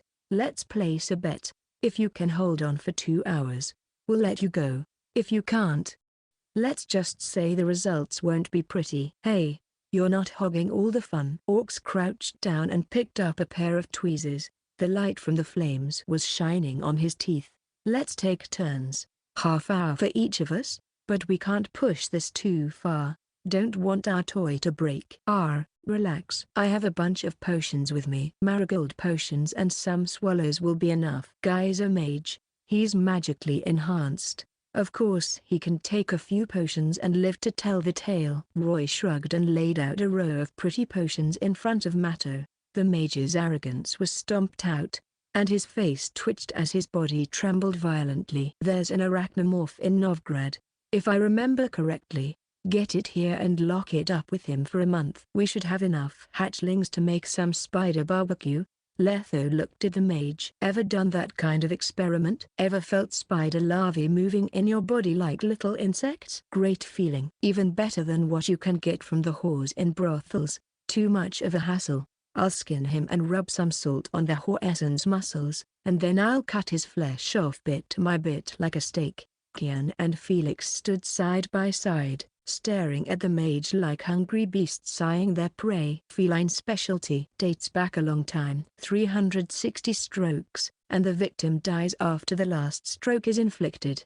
Kian picked up the scalpel, but then Mato shouted, hold it. He stared at the ground, and the mighty gang lord of Novgorod knelt before the witches. I'll remove the spell, but please, just give me a painless death. Mato stared at them, his eyes filled with tears of fear and humiliation. No torture, please. So you're nothing but a coward. But at least you're willing to work with us now. Tell us how to lift the curse, and we'll cut your torture in half. 180 strokes. Kian held the mage's shoulder down and swung the scalpel around Mato's eyelid. It drew a thin line on the mage's skin, and blood trickled out of the wound, drenching one eye in red. My patience is running thin. You have 3 seconds. Yes or no? Mato gulped. Chapter 332, didn't make it. Flickering flames shone on a man shackled by dimeritium cuffs, but that man was making a speech confidently and loudly, as if he wanted to expend all his energy on one final talk. Elsa is what I call a corpse-bound soul. She is already dead, but her soul is trapped within a runic body, and that soul is filled with hatred. Of course it is. It went through unimaginable horrors before it died. What did you do to her, you bastard? Calm down, man. Roy held the livid Todd back. Let him finish. We need to save Elsa. Todd huffed and puffed, but he held himself back, though he was still staring daggers at the mage. By day, her soul sleeps within its vessel, but by night, it wakes and struggles within its fleshy cage, radiating its hatred to its surroundings. Mato was staring at the beautiful girl almost fanatically. She'll instinctively cast a spell to revive all nearby corpses and drive them to kill the living so she can absorb their soul and life force. Then she uses what she has absorbed to strengthen herself. It's not a real revival, Roy thought. What she did was summon the living dead. They have no soul. That meager amount of EXP proves it. Once her soul absorbs enough nutrients to grow, it will break through its vessel and become a vengeful banshee. Mato squinted at the body. To him, it looked more like a perfect piece of art, not some deranged product of a psychotic madman. And that banshee is as powerful as a plague maiden. A shame, however, as she's not even a tenth through her growth. The witches exchanged looks. This guy's a maniac. So you let the corpse collector take her? And where did you learn of this wicked ritual? Letho asked. I've never seen a corpse-bound soul, and man-made banshees are never heard of. Aside from the griffins, all witches are a lot more powerful than regular people. You're not blessed with the luck to feel magic at a close range. It's normal that you have no idea how deep this field of knowledge stretches. Mato looked at them smugly.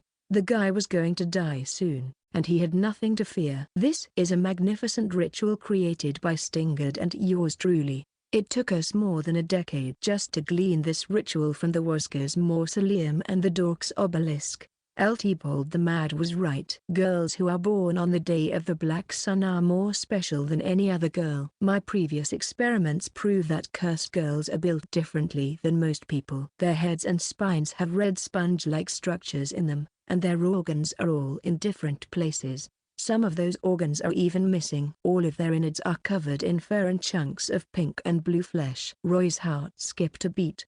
We didn't see that when we performed the autopsy. Did this guy revert her insides to resemble a normal human's, or is he just making this up as he goes?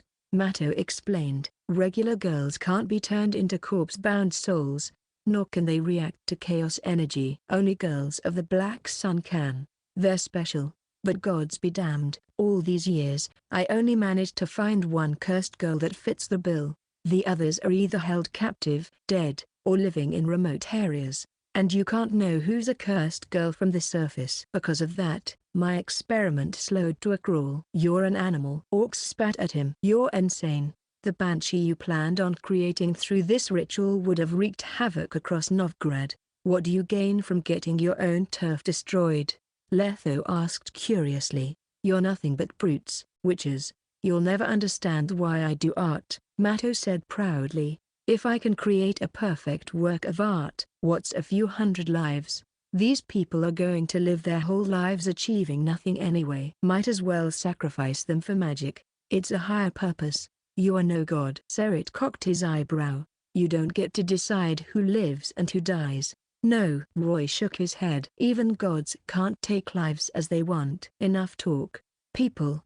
Letho turned to the mage. How should we save Elsa? Todd looked at Mato nervously. Weren't you listening? I can lift the curse, but I can't revive the dead. Mato stared at the group of people, especially Todd, and then he smirked. I'll tell you how to lift the curse and free the girl's soul from her prison. She'll stay around for a few moments for the last goodbye, and then poof, into the void, she goes. You bastard. You're saving her. You hear me? Todd charged at the mage like a man possessed, and he grabbed Mato's shoulder. There must be a way. Tell me. I told you. I can't. The witches can't do it, either. And then he suddenly said, but if she can fully grow into a banshee, then the girl can be reborn in another way. She can still keep some of her human memories if she becomes a banshee. Todd froze up. Shut up, Kaer. Felix interrupted. Don't listen to him, Todd. Only eternal pain and suffering await banshees. Death would be a sweet release for her. A release, huh? Todd hung his head low and went to Elsa's side. He stared at her silently, but his heart was screaming in pain. We got the bastard. So why? Why can't I do anything to save her? Everything I've done feels like a joke. A meaningless joke. The witches remained silent. They were no gods. Life and death was something far beyond their capabilities. Have you made your peace, mate? Kaer's eyes were focused on the mage. He was raring to make Matto pay for what he did. Do you want to lift the curse? Only the sounds of breathing filled the air for a moment. A long while later, Todd closed his eyes and took a deep breath. 2 months. 2 months Elsa was trapped within this body. Her soul must have suffered. I need to release her from these shackles. Tell us how to lift the curse, Matto. Easy. Pluck her heart out, rub silver powder over it, and then toss it into a fire. Then the curse will be lifted, Matto answered. Her soul will be cleansed and separated from the flesh, and then I can see her and say goodbye? Todd asked. Most people couldn't see spirits anyway, so he had to ask. Matto pursed his lips for a while. When Kaer shot him a warning glare, he shivered. You're her father. Draw a circle around the body with your blood, and her soul will linger for a few moments. I'll teach you how to do it. Her soul will stay for about 5 minutes. In that state, even regular humans can interact with her. Physical touch is possible, too.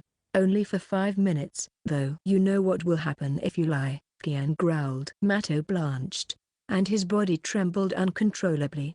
Remember your promise, witches. No matter what you do to me, you must put me to rest in 1 day. Matto handled a lot of specimens back in the day. He had seen how they howled and broke down under the pressure, and he knew how painful these experiments must have been.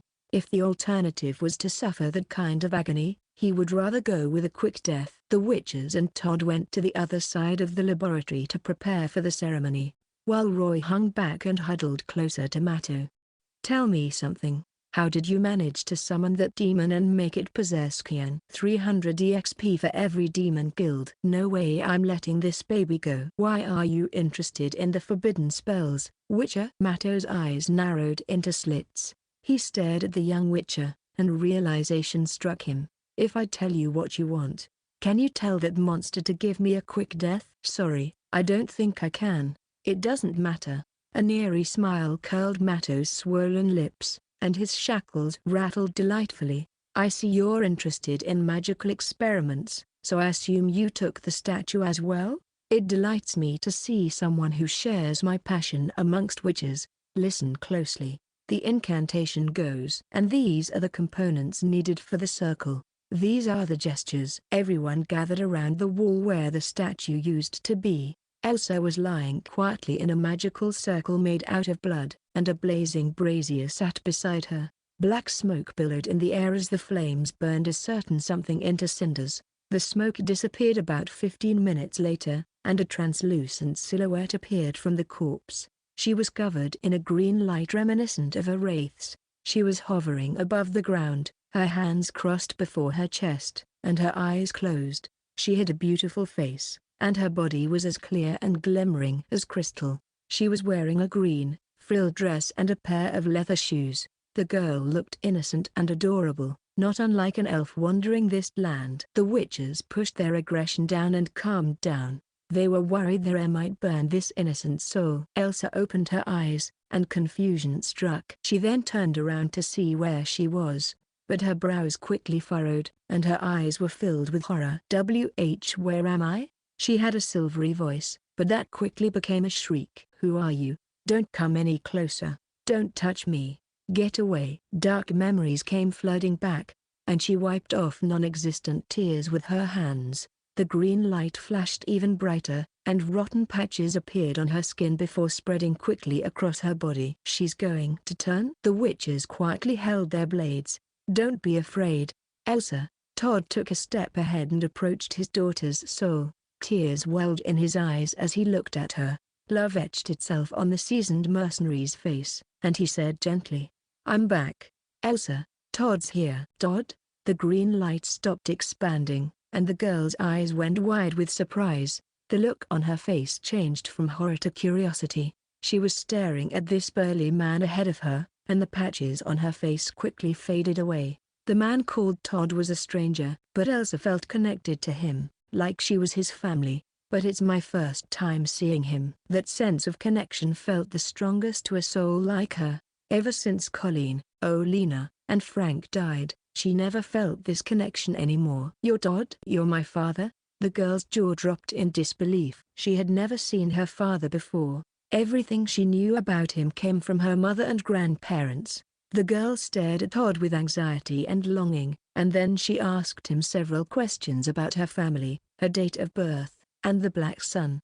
Todd answered all them correctly. "I'm sorry, Elsa. Forgive me for not coming home. I've let you, Colleen, Olena, and Frank down." The mercenary's face was red, and he was sobbing and shivering as tears of shame streamed down his cheeks. He left his family and worked for 15 years for his selfish dream, and he never came back to see them once. Because of his heart of stone, he had no idea that his family died, and his daughter was captured by a deranged mage. He was responsible for all these deaths. Todd was ready for his daughter to reprimand him, to renounce and see him as an enemy. "But you're finally home." Elsa covered her mouth and sobbed, and then she gave her father a hug. Todd hugged her back, and he caressed her cheeks. "This feels like a dream." Elsa was frail and fragile, but to Todd, he was holding his whole world. Not once in his life did he feel as happy and content as he was in that moment. He could faint from all the happiness he was feeling. The girl wiped her tears away. "Why didn't you come back sooner? Colleen and the others didn't even get to see you." "I'm sorry." "I'm a bastard." What Elsa said next almost made him bawl his eyes out. "Don't say that. You're not a bastard." Elsa stared at her, crying further with love and worship in her eyes. "Every day, Colleen would tell me that you were a hero. You were the best husband and father in the world. You risked your life to make money for us so we didn't have to starve. And you believed that? You silly girl." "Grandma and Grandpa thought you were the best son in the world. They missed you every day." "Told me about your stories, too." Todd was petrified. "Why? I left this home for 15 years and never once came back. I never did my job as a husband, father, or son. Colleen, Olena, and my sailor dad, Frank. Don't you guys hate me?" Todd held his daughter tightly and closed his eyes. If guilt could burn anyone to cinders, Todd would have been a pile of ash by now. "Why didn't you yell at me? You should." "I didn't do my job as your father. Mom would sew a shirt for you every year, and Grandma made a few boots for you. I made a pair of gloves for you too. They're in the bottom drawer of the closet back at home. We were waiting for you to come back so you could try them on." Elsa gushed. Frank had a bottle of dwarven liquor hidden underneath the kitchen floor. "He was going to share it with you when you come back." "Stopped drinking for 10 years because of that." "They kept waiting and waiting, but you never came back." Tears kept streaming down Todd's cheeks. "What have I done?" Time was up. Todd didn't manage to say goodbye, and his daughter disappeared into beautiful motes of light that fluttered into the distance. Eventually, they were out of his reach. "Elsa, Elsa," Todd bawled. I'm sorry I couldn't be better." The burly man hugged the air and knelt on the floor, howling because of his bereavement, because of the happiness that should have been. For a moment, there were nothing but howls of sorrow and sighs of regret filling the air. Chapter 333, Development. Mato Sigula, All Off-Bird Guild. EXP plus 160. Level 7 Witcher, 2200 4500. Light from the flames shone on the Mad Mage as he took his final breath. He fell to the floor as the last dregs of his life left him. There was not an inch of skin left on his body, but as the end of his life drew near, a smile curled his disfigured face. Finally, sweet release. I don't have to suffer this anymore. As promised, Kaer inflicted all the pain Mato did to him so long ago. Roy stood before the body and sighed as he flicked the blood of Erondite. EXP was not the only reason he wanted to deal the last blow. Only by destroying the mage's soul could he never become a wraith and terrorize these lands. Kaer finally got his revenge. He stared at the mangled remains of his nemesis in grim satisfaction, but there was a hint of confusion in his eyes. Stinger died to the drowners, and Mato suffered before he took his last breath. His hatred that spanned 30 years came to an abrupt end, and he was robbed of his motivation. It felt like a void was forming in his life.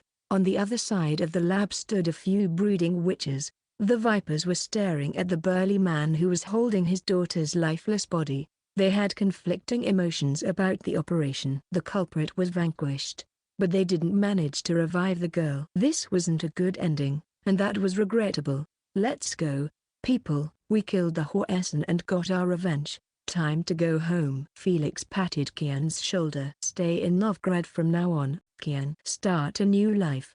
How should I thank you, my friends? Kian took a deep breath and looked at everyone gratefully. If it weren't for the vipers, gods knew how long it would have taken him to find Mato. It's all right. Serich shook his head. We'd have killed this bastard even if we hadn't known what he did to you anyway. You're running the apothecary shop from now on, Kian. Get ready for it. Orcs laughed. Once the shop is done with renovations, you're going to show us how you make potions. I hope your alchemy skills can still keep up. Ah yes, I'm Gorthigvad's employee from now on. I'll be the alchemist and repay my debt. Resolve once again shone in Kian's eyes, and he put his disguise back on. The witches and Todd came back to the surface. It was still raining, but there was a glimmer of light shining on them. My condolences, Todd. Roy walked with the bereaved man across the passage and toward the cave's exit. Elsa was a kind soul. She'll be reunited with her family in Melitel's kingdom. Yes, Todd nodded stiffly. He looked as pale as a ghost, and he was downcast. All that crying earlier took everything he had, and he looked like a walking dead. What next, Todd? I'll bury Elsa with my family and buy a house near the cemetery. I'll stay with them until my time comes. Roy wanted to say something consoling, but he couldn't do it. Todd was partly responsible for this tragedy, and he should atone for his sins. Time will tell the rest. Novgorod was still working and running like a well-oiled machine as usual. A lost life meant nothing to it. A month had passed since Mato's death. Sunlight shone through the window and rained down on the young witcher sitting cross-legged on his bed. A fat, white cat slid through the window and mewed. It tugged at the window's edge with its stubby legs and tensed its whole body up to store energy. And then it leapt across the air before falling straight into the witcher's lap. Roy slowly exited meditation, and when he saw what was in his lap, his lips twitched. The young witcher played with Griffin until it started purring before putting it into his hood. Roy went into the yard and saw a pair of silhouettes standing under the sun. Carl was swinging his practice sword at a lifelike dummy, thrusting, poking, and slashing it. His lips were pursed, his eyes were narrowed, and his face was tense. The boy was young, but his attacks were far fiercer than most adults. Another attack from Carl sent the dummy spinning. Once again, he hit the vitals spots, just like how cat school swordplay should be. Felix was beside him, also holding a practice sword. He looked at his apprentice sternly and started picking out all the faults with Carl's swordplay. Put your back in it. That was weak. Where do you think you're putting your left foot? Do you want to get it sprained? Even drowners get to sleep, mate. You can't train the boy from morning until night. You're going to kill him at this rate. This is for his own good. He doesn't have much time left. Felix smacked the boy's shoulder with his practice sword. The boy stiffened up a little and quickly relaxed his muscles to correct his posture. The trial starts in 2 months. If we drag it out any longer, he'll get older, and the risks get higher. He needs to spend every waking moment training and absorbing the preparatory potion to up his constitution and endurance, or that scrawny body of his won't last the trial. He's just going to end up dead like his friends and family. Carl blanched, and his form went awry. Felix smacked his rear with the practice sword, and the boy corrected his form. Roy shook his head. Reminds me of the days I was training for the trial. You have an acorn, don't you? If he can't get through the trial, just feed him that. I don't want my apprentice to lose his memories and become a big baby. We'll see when the time comes. Sure. Good luck with practice. But the ballroom's opening is this afternoon. There's going to be a nice performance. Be sure to come. Yeah. Now go on your way. Roy waved them goodbye. 2 weeks ago, Coral came to Novgorod and negotiated with the cats. They handed her the recipe, while she would help them with the trial for free. In other words, Roy finally got his hands on the cat school recipe. Nothing to worry about in that department. The young witcher went through alleyways and the bridge before arriving at the bustling business district. A young, handsome lady with Mohican hairstyle was standing outside the apothecary shop. Her eyes lit up when she saw Roy, and she quickly approached the witcher just to grab his arm. "Did you finish your work today? Got all the herbs before dawn even broke?" Cantilla talked about work and went into the apothecary shop with Roy. She took up menial jobs around the shop and started practicing her alchemy skills. Even after the witches left for Kaer, she could still find work at the apothecary shop. Orcs was standing in front of the counter, wearing an oversized blue robe. Still, that failed to cover up his muscles. Overwhelmed by boredom, he was playing with his hands. Two gigantic racks stood behind him, and a few dozen dried herbs laid out within one of them, while the other displayed the potions they had on sale. All of them were contained in little glass tubes, and they were glimmering in different hues of colors. These were the regular potions meant to treat coughs, flu, and indigestion. Each of them cost about 10 crowns, which was slightly cheaper than most apothecary shops. "Are you dozing off again? That is not a good attitude for work." Roy waved his hand in Orc's face. "Look alive, mate." Shut it. You were dozing off when you were handling the shop a few days ago. I was training my meditating skills. How's business going? How many potions did we sell?" "The usual. About 100 crowns a day." Orc suddenly wiggled his eyebrows. "Medicine potions don't sell that much, but spirit potions take up half our sales numbers." A big, smug grin spread across his lips. "The richer the population, the more they need something like this." "Told you so. If we had gone with a brothel instead of a ballroom, we'd be raking in crowns by now." Roy shook his head, amused, and he quickly made some calculations in his mind. 100 crowns per day, huh?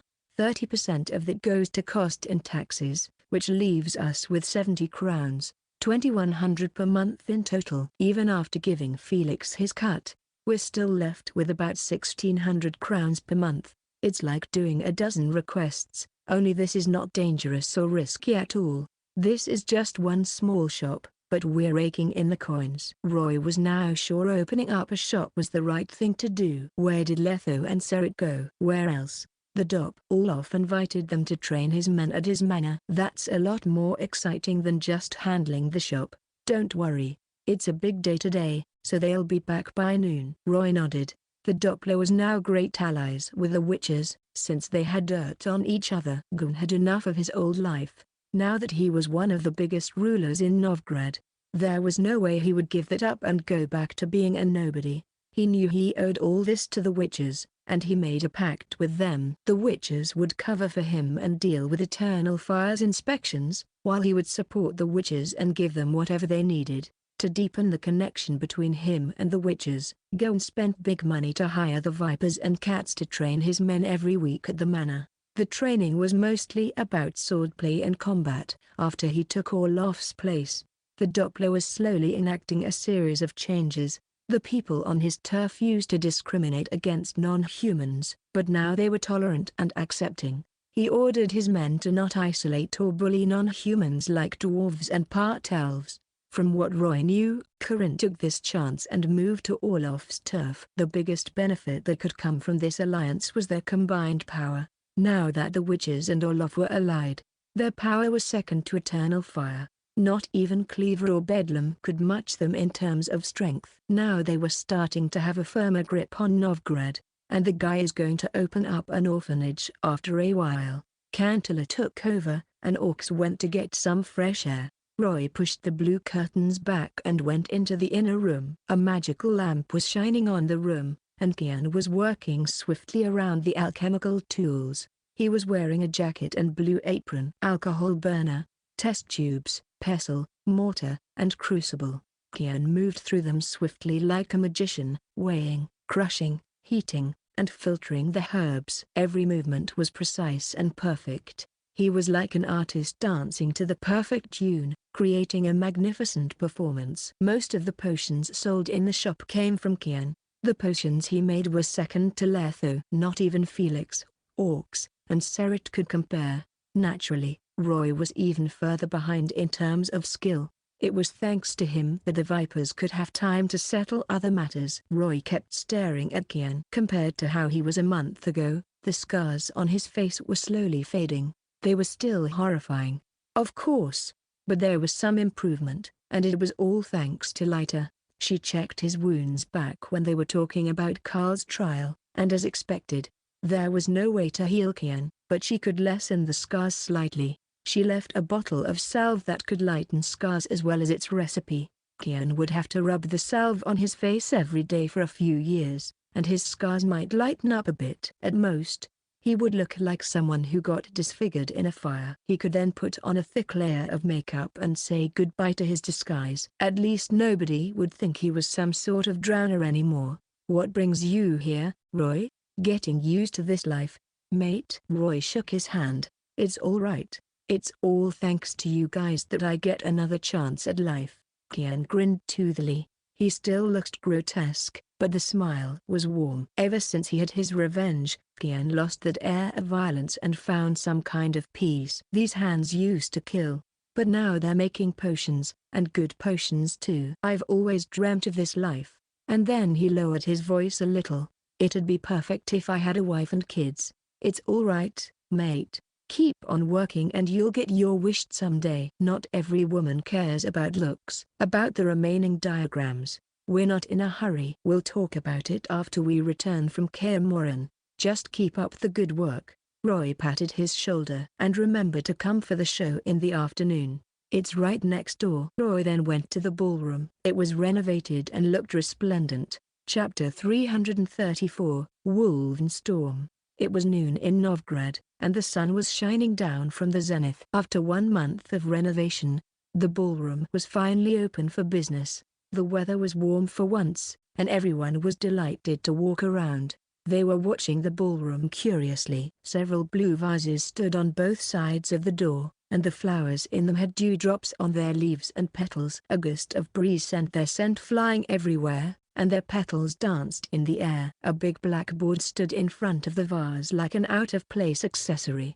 There was something written on it, and the words read, 20% discount for everything. Opening day special. Novgorodians were born smart. Even if they were illiterate, they could still see discounts where discounts were happening. The customers started heading into the new establishment to see what the fuss was all about, and to see if the discount was worthwhile. Magical lamps rained down gentle light on the lobby, which looked like something between an inn and a mini-theater. Wreaths made of mistletoe, spruce, and pine hung on the amber wall, ready to welcome midwinter. Red embroidered curtains hung from the windows, and the stage curtain was closed. The beautiful fences around split the lobby into 2 floors, and the stairs on both sides were connected to the entrance, giving the patrons more space to move about. They could opt for the VIP seats on the 2nd floor and watch the show on the main stage in peace. The 2nd floor offered a wider vista, but they could also go for the 1st floor.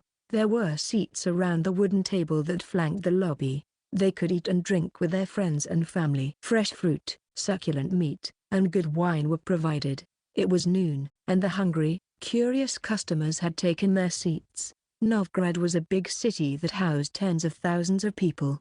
Entertainment was always scarce, and people loved trying out new stuff. For that reason and some other factors, all the tables had been filled in just a bit. There were gaunt, pasty people among the crowd as well as merchants and nobles in hats, fashionable clothes, and accessories. There were also flashy bards equipped with flutes and accordions who came to show support for their fellow bards. This was the scene Dandelion was aiming for. A ballroom that combined theater and inn was perfect for both upper and lower society. Everyone could have fun, regardless of their status. The witches were in the frontmost left seats. They were beyond the dance floor, and the main stage was just an arm's length away. At Dandelion's vehement insistence, the witches changed into more appropriate attire. Complex underclothes, doublets, trousers, and tight tops. The attire was suffocating the witches, and their muscles were threatening to tear the clothes apart.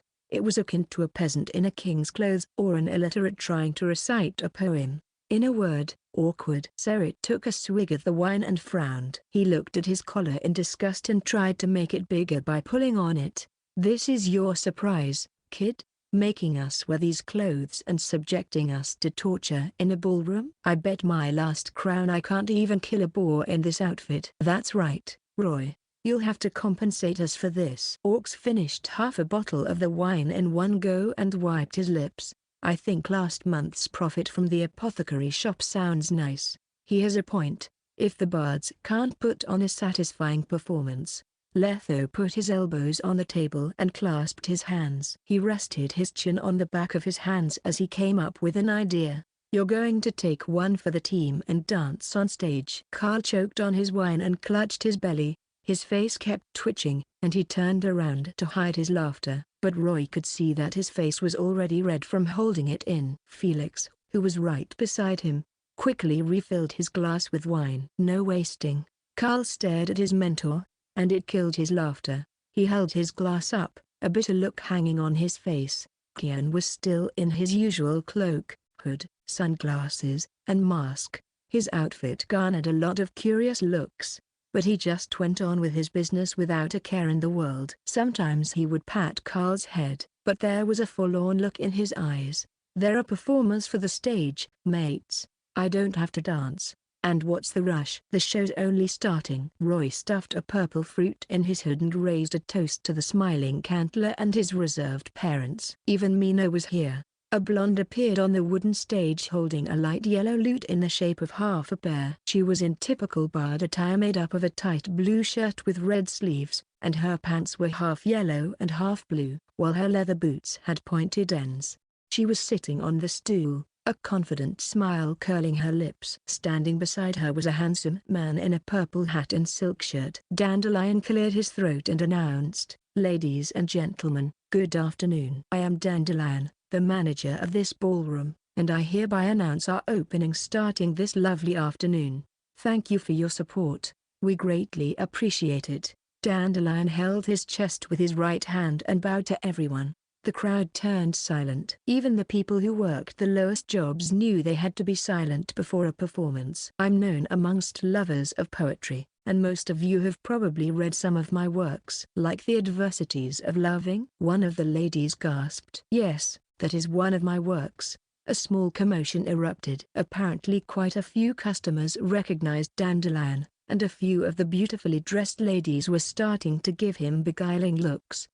Midwinter is drawing near, so allow me to wish you a good midwinter in advance. And now a few words from yours truly. I've spent 30 years of my life wandering from city to city, writing thousands of poems and meeting countless lovely ladies along the way, but in the end, I chose to settle in Novgorod.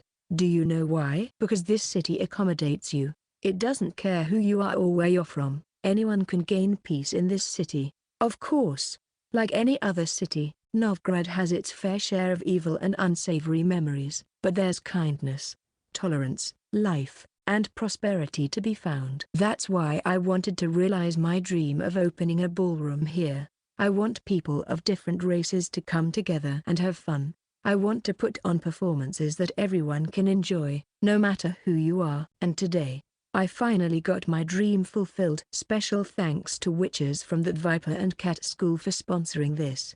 Roy, Letho, Seret, Orcs, and Felix, thank you for your generosity. Dandelion and Priscilla bowed to the witches, and by my name, I guarantee that witches are as noble as they are generous. Believe not in the rumors flying in villages. Those are nothing but slanderous remarks against these brave and noble souls. That's it for my little talk, and you geese must have had enough of it. And now, the esteemed Priscilla shall present a song for you. Roy of the Viper School made this, and it talks of a hauntingly beautiful love story. The song is dubbed Wolven Storm. Please, enjoy the performance. Dandelion moved the stool to the center of the stage, and Priscilla started playing a tune on the lute. When the first note started playing out, the crowd started falling silent. Not even the sound of eating or drinking was heard. Everyone's eyes were on the gorgeous bard on the stage. A slow tune hung in the air, and Priscilla sang. These scars long have yearned for your tender caress. To bind our fortunes, damn what the stars own. Rend my heart open, then your love profess. A winding, weaving fate to which we both atone. As Priscilla played out that song, Roy narrowed his eyes. He was moved, Never would he expect to see Priscilla perform this song live, right in front of his eyes. He only dreamt of this before, but now he finally had the chance to experience it. Perks of traveling to another world. Roy's companions lost their nonchalance, and the bored looks on their faces turned to brooding expressions. Witches had no talent for poetry or singing, but they lived far longer lives than most humans, and relationships came and went all the time. That experience allowed them to connect with the song more, and they resonated with it. Even the disfigured Kaer was feeling a little melancholic under his disguise. You flee my dream come the morning. Your scent, berries tart, lilac sweet. To dream of in twisted raven locks, stormy, of violet eyes, glistening as you weep. The song was in its second verse, and the witches kept their eyes on the bard. Everyone in the hall seemed to be frozen in time. They were listening closely to the song, not even making a sound. Some of the more emotional ladies were already tearing up from the sad tune and sorrowful lyrics. They could see how this relationship would end, it seemed. Moore and Susie were clasping their hands and stared into each other's eyes. There was bliss gleaming in them. Mina was sucking on his thumb, his eyes also on Priscilla. Even a baby like him remained silent while the performance went on. Roy looked past the crowd, Corinne, and even Todd. He set his sights on the window beside the entrance. A handsome man with short purple hair was standing in front of the window, staring intently into the lobby. The pendant hanging around his neck was shining. The man was the Doppler who took over Matto's place. Roy invited him as well, but he seemed reluctant to enter. After all, he was one of the most powerful men in this city. If he went around like nobody's business, it would cause a commotion. Roy nodded at him. I know not if fate would have us live as one, or if by love's blind chance we've been bound. The wish I whispered when it all began, did it forge a love you might never have found? The crowd was immersed in the questions posed by the song, but Roy suddenly cocked his eyebrow. He felt someone's foot slithering over to his and stepping on his shoes under the table. Roy turned around and saw Cantilla winking at him as she cracked a toothy grin. The wine was getting to her, and a red hue colored her cheeks. What are you doing? Roy asked quietly. Cantilla moved in and put her leg on his. The young witcher took a deep breath and turned around. The performance was nearing its end. After Priscilla played out the final notes, she bowed to the audience. Everyone pulled themselves out of the melancholic ambience and either heaved a sigh of relief or regret. But one thing was for sure. They clapped thunderously, and for one whole minute too. Dandelion and Priscilla exchanged a look of excitement. If they could keep this quality of performance up, the ballroom could stay open for a long, long time. Then it was intermission. The lobby got lively again as the customers ate and drank. That was an excellent show, kid. Letho downed a glass of wine. You don't have to dance this time. When did you come up with that song? Orcs craned his neck and rested his head on Roy's shoulder. He muttered enviously, I didn't know you had a talent for songwriting. The other witches turned their sights to Roy. I didn't come up with that. Saw it in a glimpse of the future, Roy explained while pushing Cantilla's leg away. Do that a few more times and have Dandelion slide the songs into their performance. Felix puffed his cheeks and chewed down on the meat. We need to make money. Music started playing again, but this time it wasn't about a sad love story. Instead, a dozen bards took to the stage and put on some sort of orchestra. The tune felt lively, quick, and fluid. Some of the younger customers hopped onto the dance floor and moved their bodies happily. The delight spread in the air and infected everyone. One by one, the customers jumped onto the dance floor and danced all they liked while they had their wine. Dandelion and Priscilla started a ballroom dance, while Moore and Susie started spinning slowly as well. And then there were the witches, who danced like beasts, moving their bodies in violent ways. The ladies and girls screamed in terror at the sight of these monster hunters dancing. Cantilla approached Roy out of nowhere, but the young witcher wasn't as on guard this time.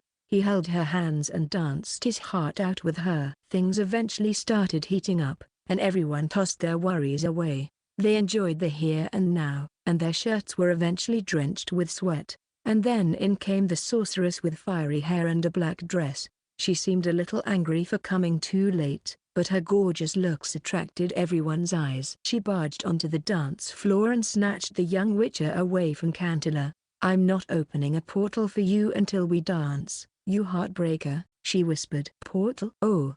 Yeah. Today's the day we leave this city and head for Blue Mountain. We need Coral's portal for that." Roy was in a daze, but he went on dancing with Lyta anyway. Cantilla wasn't mad at all. She just kept dancing alongside the Witcher and the sorceress. Roy stared at the people dancing on the dance floor, and a resolute smile curled his lips. "I'll protect this until the day I die." Chapter 335, Blue Mountains. Blue Mountains, a great mountainous range that separated the northern kingdoms from the sands and prairies of the east. Home to snowy caps, foggy valleys filled with rivers, and verdant ancient forests, these mountains were a natural, gargantuan maze. The witches spent most of their time ascending the mountains after they left the portal. Ever pursuant, they kept heading ahead according to the directions left to them on the simple map. The witches didn't have to worry about survival supplies thanks to Roy and Letho's storage items, nor did they have to carry any heavy items. The trip had been convenient, and not to mention there was a handsome sparrowhawk flying overhead, leading them in the direction they needed to go. Still, this was a rocky and dangerous path. The ever-rising altitude could rob any regular human of their consciousness in an instant, and the gales that howled perpetually in the valleys threatened to sweep any traveler away into a gruesome death, should they even lose focus for one moment.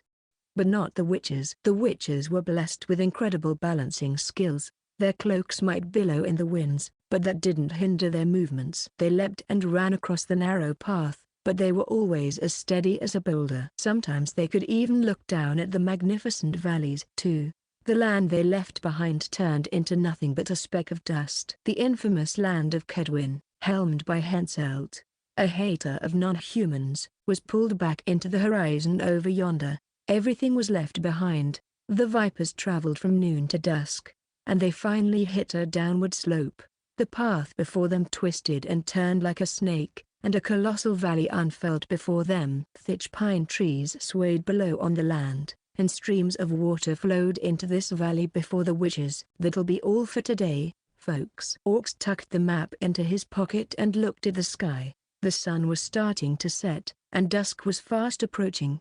"Let's camp for the night and resume our journey tomorrow." The witches walked down the path covered with pebbles and grass, eventually reaching the valley before nighttime. They set up camp under a protruding boulder, laying out haystacks and setting up a campfire. As usual, the youngest Witcher would be on hunting and kitchen duty for the night, while everyone else stayed back at camp to scout out their surroundings. Roy didn't bother to object. He was used to this. The young Witcher walked on his tiptoes across the mulch, traversing between the bushes and trees of the valley while holding his pendant down. Mana was abundant in the air come winter, and his pendant would vibrate most of the time, necessitating the action to stop it almost every time it happened. He then held up Gabriel with his left hand and put his right on the trigger. If Roy so wanted to, he could fire off a lethal shot any time. At the same time, he looked around cautiously. If anyone was here, they would see a pair of wild eyes staring at them through the glistening cobwebs hanging between the trees. Roy pricked up his ears to receive any and all information from his trusty little helper, the sparrowhawk. It was zipping through the air above Roy, searching for prey and looking out for any potential danger. It screeched, and a silver bolt flew through the woods. A small animal underneath a bramble bush 30 yards away fell to the ground, a bolt buried in its flesh. Rabbit Guild EXP +5. Looks like it's grilled rabbit for dinner. Roy gave the sparrowhawk a thumbs up. Griffin Cooden perched on a branch to flap its wings in excitement. It loved being praised. Roy hunkered down and quickly approached his prey, but he came to an abrupt halt and stood beside a big pine tree. The young Witcher held his breath, the look on his face turning grim. The ground's shaking. "And something big's coming." "Yuck. Something stinks too." Griffin noticed the change in the air as well. It remained perched on the branch, but the critter craned its neck and transmitted what it sought to its master. Through Griffin's eyes, Roy saw a grizzly bear popping its big head out from behind the bush, and then its whole body followed. The bear measured about 6 feet 7 in length and 4 feet 11 in height when it was on all fours. Its flabby layers of skin wobbled with every step it took. The creature would have looked adorable if not for its long, sharp claws and tough, muscular limbs. This was no animal to be trifled with. The big guy lowered his head and picked the rabbit up with a single stroke of its tongue. It sat down and tore into the little creature, breaking it into little pieces to make it easier to eat. Grizzly bear. Age, 10 years old. Gender, male. HP, strength, 21. Dexterity, 10. Constitution, 25. Perception, 10. Will, 5.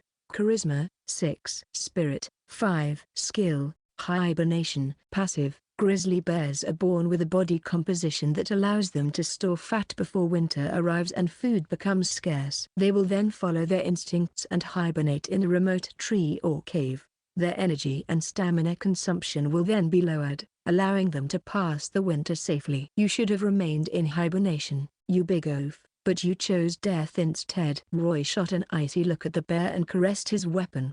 Now I'm going to put you on ice. Thanks for the big haul. I'll make sure to cook you well. Roy gesticulated, and covered him. He then pulled the trigger, and his pupils contracted. 2 silver flashes of light arced through the air and destroyed the bear's eyes before it could even react. Agony sent it into a frenzy, and a great roar that shuddered the trees and sent birds flying tore through the night. The bear stood up, the fur on its chest bristling as it tried to pull the bolts out of its punctured eyes, but Roy wouldn't let him do it. 2 more bolts buried themselves in the bear's paws. The creature quickly went on all fours and tried to sniff out where the Witcher was. Even without its eyes, its excellent sense of smell quickly locked onto its target, and the bear charged at Roy like a big tank. The woods were trembling from the bear's charge. It moved at an unbelievable speed, traversing 30 yards in less than 2 seconds. The bear opened its maw as it swung its paws at the Witcher. The sheer strength behind those gigantic paws was enough to shatter Kaer in one blow and crack Roy's bones in 2. But Roy was faster. He held his hand crossbow up and set his sights on the air behind the bear.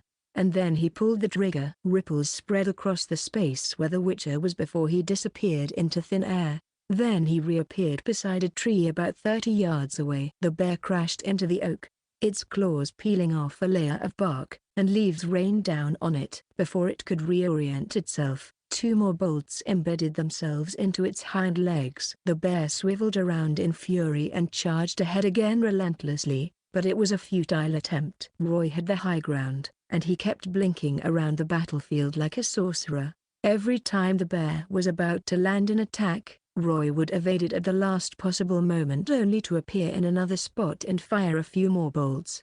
His mana reserve and the healing effects activate brought were enough for him to cast Blink 11 consecutive times. Not even 1 minute into the battle, the bear had already demolished more than a dozen ancient trees, but it had nothing to show except for a few dozen bolts on its body. The bear looked more like a porcupine at that moment. It couldn't even muster up enough strength to roar. Its chest was heaving, and its breathing was heavy, but not once did it manage to hit the enemy. The bear finally realized the predicament it was in, and it started running toward the wood's exit. Night had encompassed the land, and a full moon hung in the air, shining on a solemn hunter standing between the trees. Roy held his sword downward and knelt on one knee. Gwaiha remained pointed at the ground. When the bear finally came near the Witcher, he leapt into the air and fell like a meteor onto the bear's back. The momentum and gravity pushed and pulled Gwaiha down to the ground, piercing the creature's head while it was on its way. As the bear's brain turned to mush, it came to an abrupt halt and skidded 5 yards before coming to a total stop.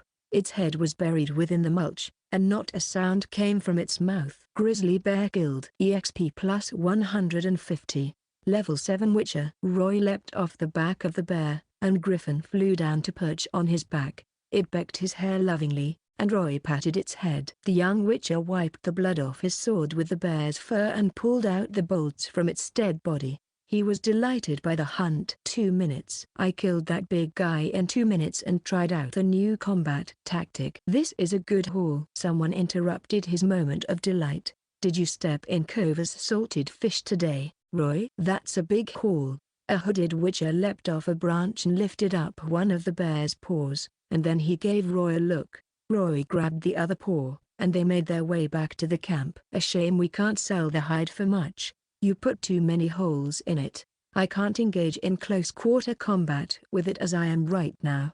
Too risky. Roy was confident about killing the bear in just moments if he used Oxine Fear in close combat, but he would have to get injured to do that. Not a perfect battle for me. Smoke billowed in the air, obscuring the moon for a moment. 4 bear paws stood beside the campfire, and a young witcher was brushing honey and spices on them while he turned the paws over the open fire. The paws started crackling and oozing oil as they cooked, the aroma wafting in the air awakening the witcher's appetite. Get in line, people.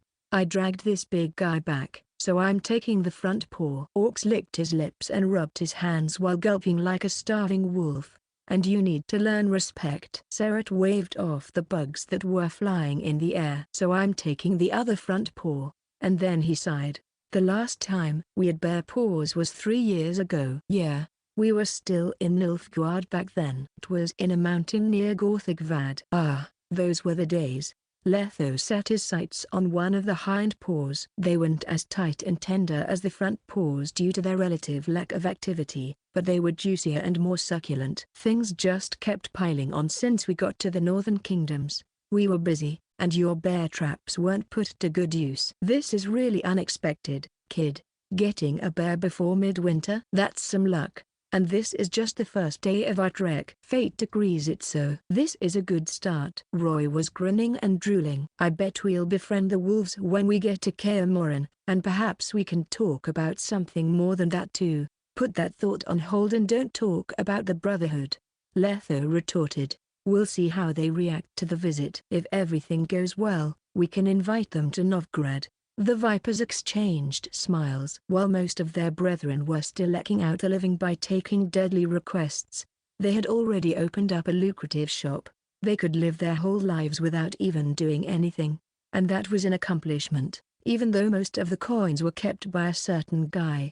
So, what did White Wolf say the last time you saw him? How many wolves are left? Orcs picked the paw up and took a bite. The temperature scalded his tongue, but he narrowed his eyes in enjoyment as the meat melted in his mouth. 4. Same as us. Gerald, Eskel, Lambert, and their leader, Vasema. Roy stared at his ever-optimistic friend and smirked. I think you and Lambert will be fast friends. You've never even seen the guy. How would you know? Oh, instinct. Roy smiled but didn't elaborate. He looked at the bear's corpse beside the fire. Nobody was even touching it after they cut its paws off.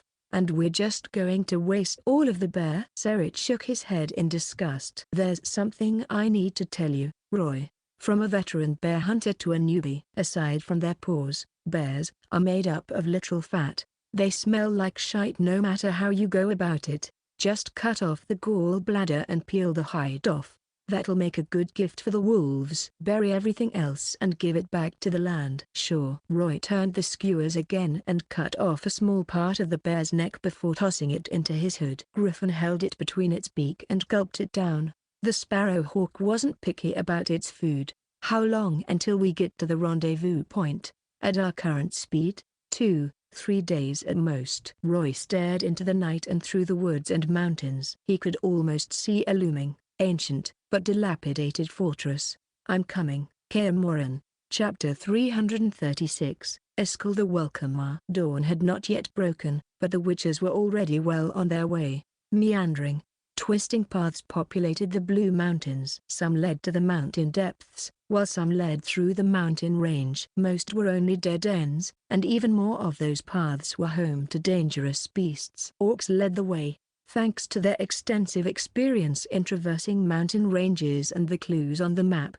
the witches went around the incorrect and the most dangerous pathways, passing through the valleys, woods, and ravines with their backs always against the walls.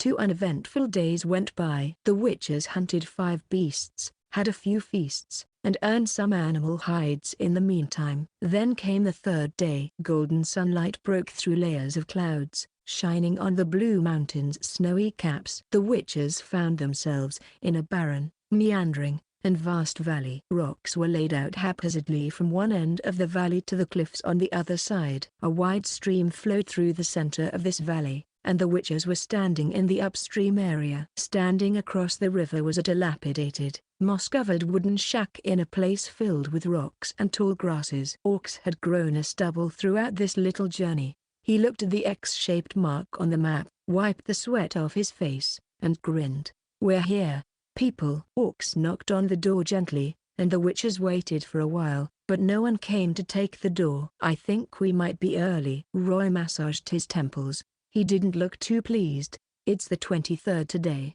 We're 2 days into Yule. They might only come in the second month when Yule is nearing its end. It's just a month away. The mountains are full of resources to fill our bellies until then."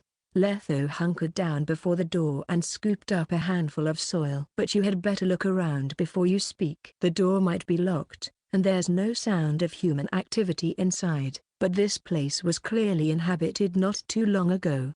Letho pulled the grass away, revealing some incredibly light footprints. Judging from the strength of his steps, this is a witch all right. Probably went out for a hunt. The vipers looked up and pricked their ears, as if answering Letho's call.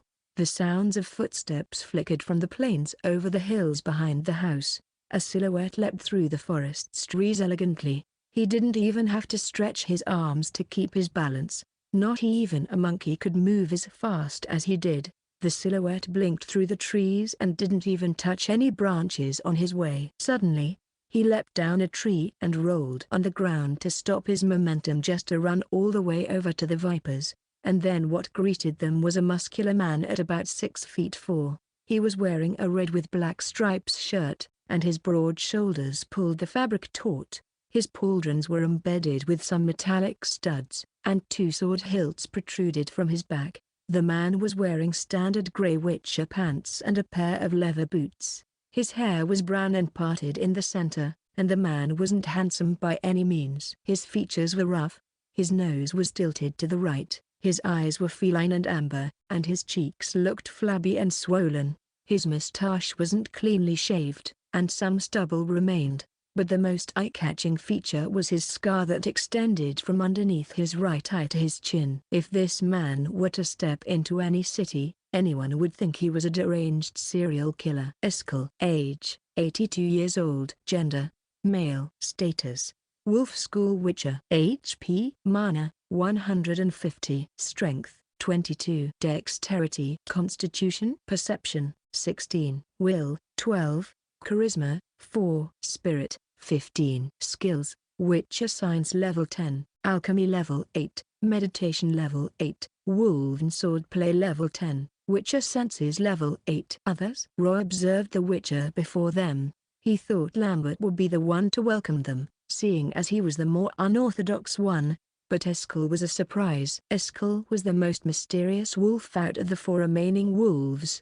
His lore was scarce even in the game and books. If Roy had to say one thing about him, it'd be his personality. Eskel was like a hard-working mule and a down-to-earth man, though he did have some outstanding battles in his life as well. Back in Roy's world, Triss said, if there is one man who emanates more powerfully than Geralt, then that would be Eskel. As if by fate, Triss married the man whom she thought emanated most powerfully, Eskel. Of course, things were still uncertain in this timeline, since Triss hadn't even met Geralt yet. You must be the Vipers. Eskel stood 5 yards away from the witches and looked at their pendants. Surprisingly, he knew all of them. Letho, Orcs, Seret, and Roy. Good morning.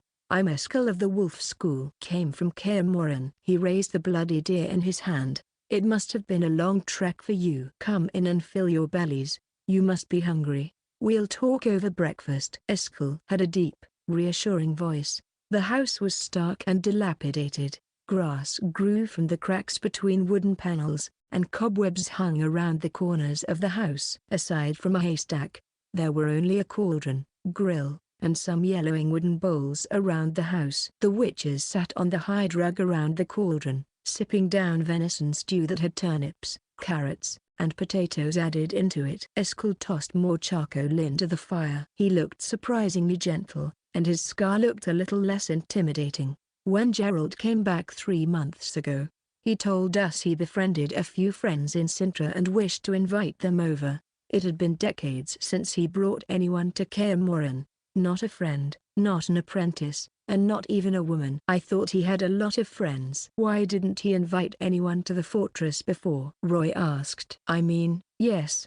He hunted dragons with dwarves, saved Foltest's daughter, and even slept with more than a few sorceresses. Eskel shook his head and commented, but he's not the best communicator. Keeps a distance from everyone like he's worried they might get separated if he approaches anyone. That's right. Roy nodded his head. From what he read about Gerald, he was a bad communicator who just wouldn't say what he really felt. It's surprising that he invited 4 guests at once. Eskel looked at the stew in his bowl and shook his head. I thought some fools got to him again and tried to mount an attack on Kaer.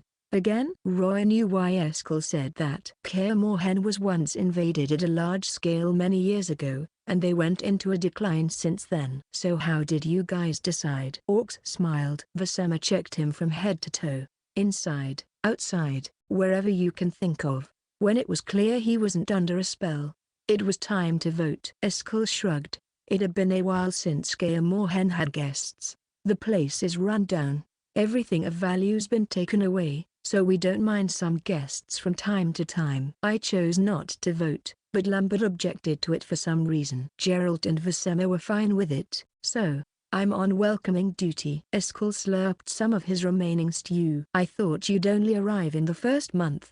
This is early. Midwinter just passed, and I hadn't hunted anything big yet. I was going to make a feast. Roy was a little disappointed that Gerald didn't tell his companions about the Brotherhood. We settled our business in Novgorod and had nothing to do. So here we are. Roy fell into a pause. I thought Vasema would have objected to this. Roy's companions shook their heads as well. They thought Vasema would be the most conservative of them all, given his age. Gerald convinced him. Told him all he knew about you, and Vasema's interest was piqued. Eskel scanned the vipers again. So what did he tell Vasema? Orcs asked curiously. Letho's a bald, reassuring man. Serit's a calm sage. Orcs is an unorthodox switcher who might get along with Lambert. Orc's jaw dropped. All right, that's it. I'm seeing this Lambert the first chance I get. And you, Roy, you're the youngest viper, filled with courage and imagination. You're bold and daring, like a fearless young cub who just ventured into this world without knowing any danger it holds. There was melancholy in Eskel's eyes. He probably was reminded of someone. And you would blurt out something outrageous from time to time. That's what Gerald said, not me. You love coming up with spectacular but insane ideas. Anyone would think you're a madman when they first hear your idea. Roy put his bowl down. He looked upset, and he lost his appetite. Letho tensed up and looked away to contain his smile, while Serit's lips twitched. Orcs laughed out loud. That's an apt description. If he wasn't a part of us, I would have thought he was a madman too, but I know him too well. Eskel said, but then Gerald said when he stopped and thought about it, he thought you had a point. So, what did you tell him anyway? Roy wanted to say something, but Letho quickly answered, he's the one who brought this visit up. You know how people his age are. Imaginative and boisterous. We had just met in Sintra, and he was already telling Gerald how interested he was in Kaer. Said he wanted to befriend you guys. It was rude, if you ask me, too soon to ask for a visit, especially when they were just meeting for the first time. I see. Eskel nodded. Proposing a visit to another witcher's base on their first meeting. Anyone would think these people have some plans in mind, but Gerald's always had good intuition.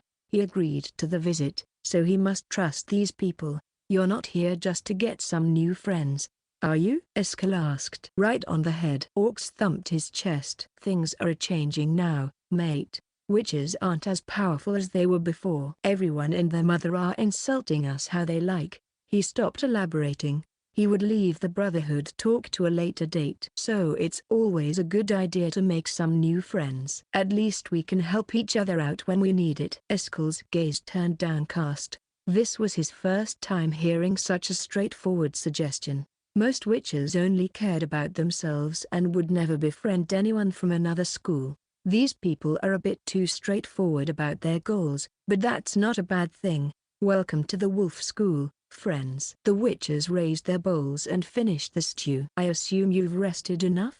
If we set off now, We can reach Kaer Morhen before dark. Eskel led the vipers through the valley's vast depression, across the woods between stones, and down the stream through the valley's nadir. They passed through the different landscapes like it was nothing. They eventually reached a high point of the valley and came face to face with a thick, long trunk held up by some boulders. The bark was dark and covered in moss and ferns, while the branches had no leaves hanging on them. Anyone with bad balance would fall and get badly injured if they walked this path, but anyone who wished to reach Kaer Morhen had to take this road. This is the killer. Eskel noticed Roy's look of curiosity, and he explained, it encircles Kaer Morhen and is beset with obstacles to stop any intruders from coming close. And it changes every year. The Vipers have something like this around their fortress. No? It's good training for new apprentices. I think the dummies provide enough training. The witches easily passed through the killer, which were made up of lone log bridges lodged between boulders or steep mountain paths clinging to the cliffs. Through the morning, afternoon, and evening they traversed across another valley up to a semicircle hill. Eventually, they were starting to see the legendary fortress. It was lying in ruins beside the steep walls, and the stair-shaped walls were torn in half. The gates and outer castle were rubble, but the main castle was still standing tall. It was enough to house hundreds of people. Look at that beauty. Orcs whistled audibly, on par with Gorthugvad. The other vipers looked solemn. Kaer Morhen was bigger but more dilapidated than they thought, but that only made things more shocking. They spent about a minute staring at it before stepping onto the only bridge hanging over the moat. Eskel led them through the path in the yard to a steel gate, and standing behind that rickety gate was a dark corridor. There was a silhouette standing within the corridor. "Welcome to Kaer Morhen, Vipers," a deep voice said. And the Vipers were surprised to hear that voice. "Hello, Geralt." Chapter 337, New Wolves. Two men were standing in the corridor. The one in the lead, with hair as white as snow, was Geralt of Rivia. He was still as badly dressed as ever. Grey jacket, yellowing shirt, and tight pants. His white hair was slicked back to his head, his stubbles almost overgrown. It was forever since he last groomed himself, and the white wolf was waving at them. Eskel approached him and stood by his side like his brother. There was another witcher with Geralt, and he was the youngest among the wolves. His hair was black and cropped short. His hairline was receding, his eyes were amber, his nose was crooked, and his skin was so pale it was red. A little stubble also circled his lips and chin. The wolves seemed to be cursed with scars on their face. Just like his friends, this witcher had an intimidating scar extending from the right of his forehead to his cheek. His arms were crossed, and the witcher was judging the newcomers arrogantly. Lambert. Age: 52 years old. Gender: male. Status: Wolf School Witcher. HP: 200. Mana: 120. Strength: 19. Dexterity, Constitution: 20. Perception: 13. Will: 6. Charisma: 6. Spirit: 12. Skills: Witcher Signs level 8, Alchemy level 6, Meditation level 5, Wolven Swordplay level 10, Witcher Senses level 7. He's 52, not bad for a man his age. At least he only has a receding hairline, not completely bald. Witchers stay young for quite a long time, huh? Like a certain alien warrior race. He looked past Lambert and peered into the courtyard, but Vesema wasn't there. "I'm not in a hurry. Welcome to Kaer Morhen, friends. It's been a few months, and you still look as good as ever." Geralt smiled stiffly and shook their hands. "Didn't lose any weight or limbs. You put on a few pounds, Geralt. And thanks for the invitation." Roy beamed and shook Geralt's hands. "You've gotten to know Eskel on the way, and this here is Lambert, the youngest wolf around." Geralt turned round and gave his companion a warning look. Lambert nodded, but he was by no means happy about it. Orcs stared at the guy judgmentally for a few moments. He was starting to get a little curious. "He doesn't jive with me at all. There's not an ounce of quirk in his soul. Unless you count arrogance and scorn as a quirk, Lambert. It's getting late, and the winds are howling. Air's a bit chilly too. Come with me." The witches went past the grated gate and walked down the dark corridor before arriving at the yard. It was as big as Aldersberg's Fountain Plaza, but it was a lot more run down than expected. The floor was made of wooden boards and rocks, and the grass was growing everywhere. The yard was mostly empty, and ancient wooden scaffolding was supporting the chipped stairs and fortress walls. Under the rickety walls stood the wolf school's training tools, wooden stakes, spinning dummies, and pendulums that hung under a horizontal bar.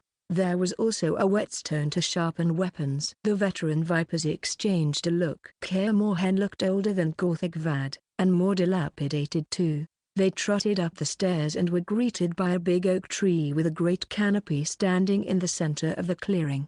It danced as gales blew on it, and its shadow covered a side of the castle walls. Kaer Morhen was standing right in front of them. As the vipers looked up, it almost gave them reverse vertigo. Towers and turrets stood around the main structure. Even the shortest tower was more than 65 feet tall. The witches would be able to see the dense woods underneath them if they just stood on one of the many towers and turrets, if they so wished. Even the snowy caps could be within their vista. The great wooden doors yawned open, and they arrived in a dimly lit hall. It was starker than all of the castle halls Roy had ever seen. There were no resplendent decorations or beautiful ornaments hanging around. Aside from the candelabras and haphazardly laid out alchemical tools, there were only tables, chairs, bookshelves, and wine vats lying around. What left a big impression, though, were the stone pillars connecting the ground to the ceiling. That attack left Kaer Morhen with nothing. Lights from candle flames and the fireplace shone on the empty clearing in the center of the hall. "Sit around, lads." Gerald pointed at the sofa near the fireplace. "I'll see how dinner's going." "Eskel, take the alcohol." "Sorry, but you guys came a bit earlier than expected.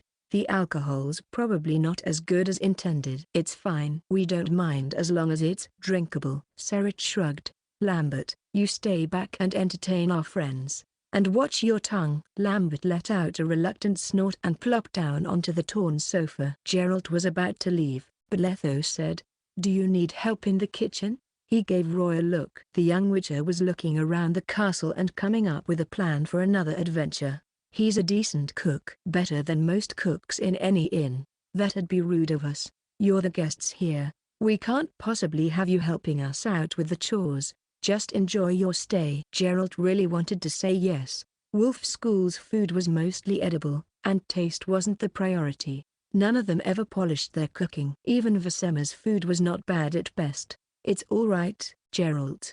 We're brothers here," Orcs quickly said. "And brothers fight together." "Kitchen's a war zone, and we're sending someone in to help." "Roy won't disappoint you." "That's an interesting saying, but you have a point." Gerald looked at Roy. "There's boar meat, rabbit meat, turnips, yam, and pumpkins in the kitchen. Can you whip something up with those?" Roy heaved a sigh. "Why do I have to work everywhere I go?" He quickly went with Gerald, and the other witches started goofing around. "Get your Gwent cards and game board out, Letho." "Time for some warming up with Lambert before dinner." "Before that, I wanna know something about you guys. You're from the south, aren't you? Moving in groups is trending there. Don't you guys think that's a little bit stuffy? Won't you guys fight amongst yourselves? If I have to stay around for one more winter, I would bash everyone's faces in." Gerald only has one expression, and Eskel's face is just annoying. Chapter 338, Feast at Kaer Morhen. Down a few wooden doors and through some twists and corridors they went. Eventually, they came to the left wing, where the kitchen stood. There was a basket of vegetables and rows of dried pork and meat hanging around. An elderly man was working in front of the cauldron in the center of the kitchen. He was wearing armor made of cotton, chains, leather, and metal. The man was muscular, and his hair was slicked back. His hair was brown, and he looked younger than Gerald. There was a little mustache hanging above his lips. Deep worry lines and stress lines decorated his face, but his skin was glistening, and his eyes were glimmering. He looked a lot younger than his age, and if Roy had to say, this man looked like a regular 50-year-old guy. Even though he was no longer as handsome as he used to be. Roy could see that this man was as big a heartthrob as Dandelion was back in the day. But this guy is almost as ancient as Kaer Morhen itself. Vasema. Gender: male. Age: 304 years old. Status: Wolf School Grandmaster, proficient in all Wolf School skills. HP: 200. Mana: 160. Strength, 22. Dexterity, Constitution, 20. Perception, 15. Will, 10. Charisma, 8. Spirit, 16. Skills, Witcher Science level 10, Alchemy level 10, Meditation level 8. Cat School Swordplay level 10, Wolven Swordplay level 10, Ursine Swordplay level 10, Witcher Senses level 10. Crisis Sense, passive. See more. And who is this lad, Geralt? Vasema placed his ladle into the stew and looked at the young Witcher gently. It's an honor seeing you, Vasema. I'm Roy from the Viper School.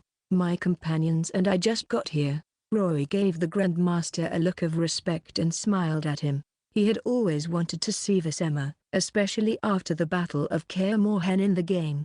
It's been decades since I've seen a Witcher as young as you. Or was it a decade or so? Vasema pinched his mustache and laughed. And you're handsome too. Reminds me of my younger days. Can you come closer? I wish to relive my youth for a moment. Roy approached the Grandmaster, and Vasema gave him a quick bear hug, and then he shook Roy's hands. Welcome to Kaer, Roy. We're going to have some long talks down the road. It's been a while since these walls have seen any guests. Of course. I envy the Vipers. They come all the way from the south and still manage to get a new apprentice who passed the trial. Vasema noticed the slight difference in Roy's eye color, and then he was reminded of the dire situation his school was in. But why do you look at me like I'm an old friend, boy? Geralt talked to me about you before. Roy looked at the smiling Geralt. You're a magnificent mentor and the protector of Kaer. Oh, stop with the pleasantries. Boy, you're making me envy the Vipers more every moment. Vasema picked the ladle up and placed a butcher knife on the stove. We'll talk over a drink, and now it's time for you to cook. Make us something good. Don't let them wait for too long. Roy looked at the pork and the cauldron, and he smiled. Don't just stand there, Geralt. Get us some tomatoes. Night eventually descended, and it was time for a feast. Scones, flames and candlelights shone on the table of tantalizing food.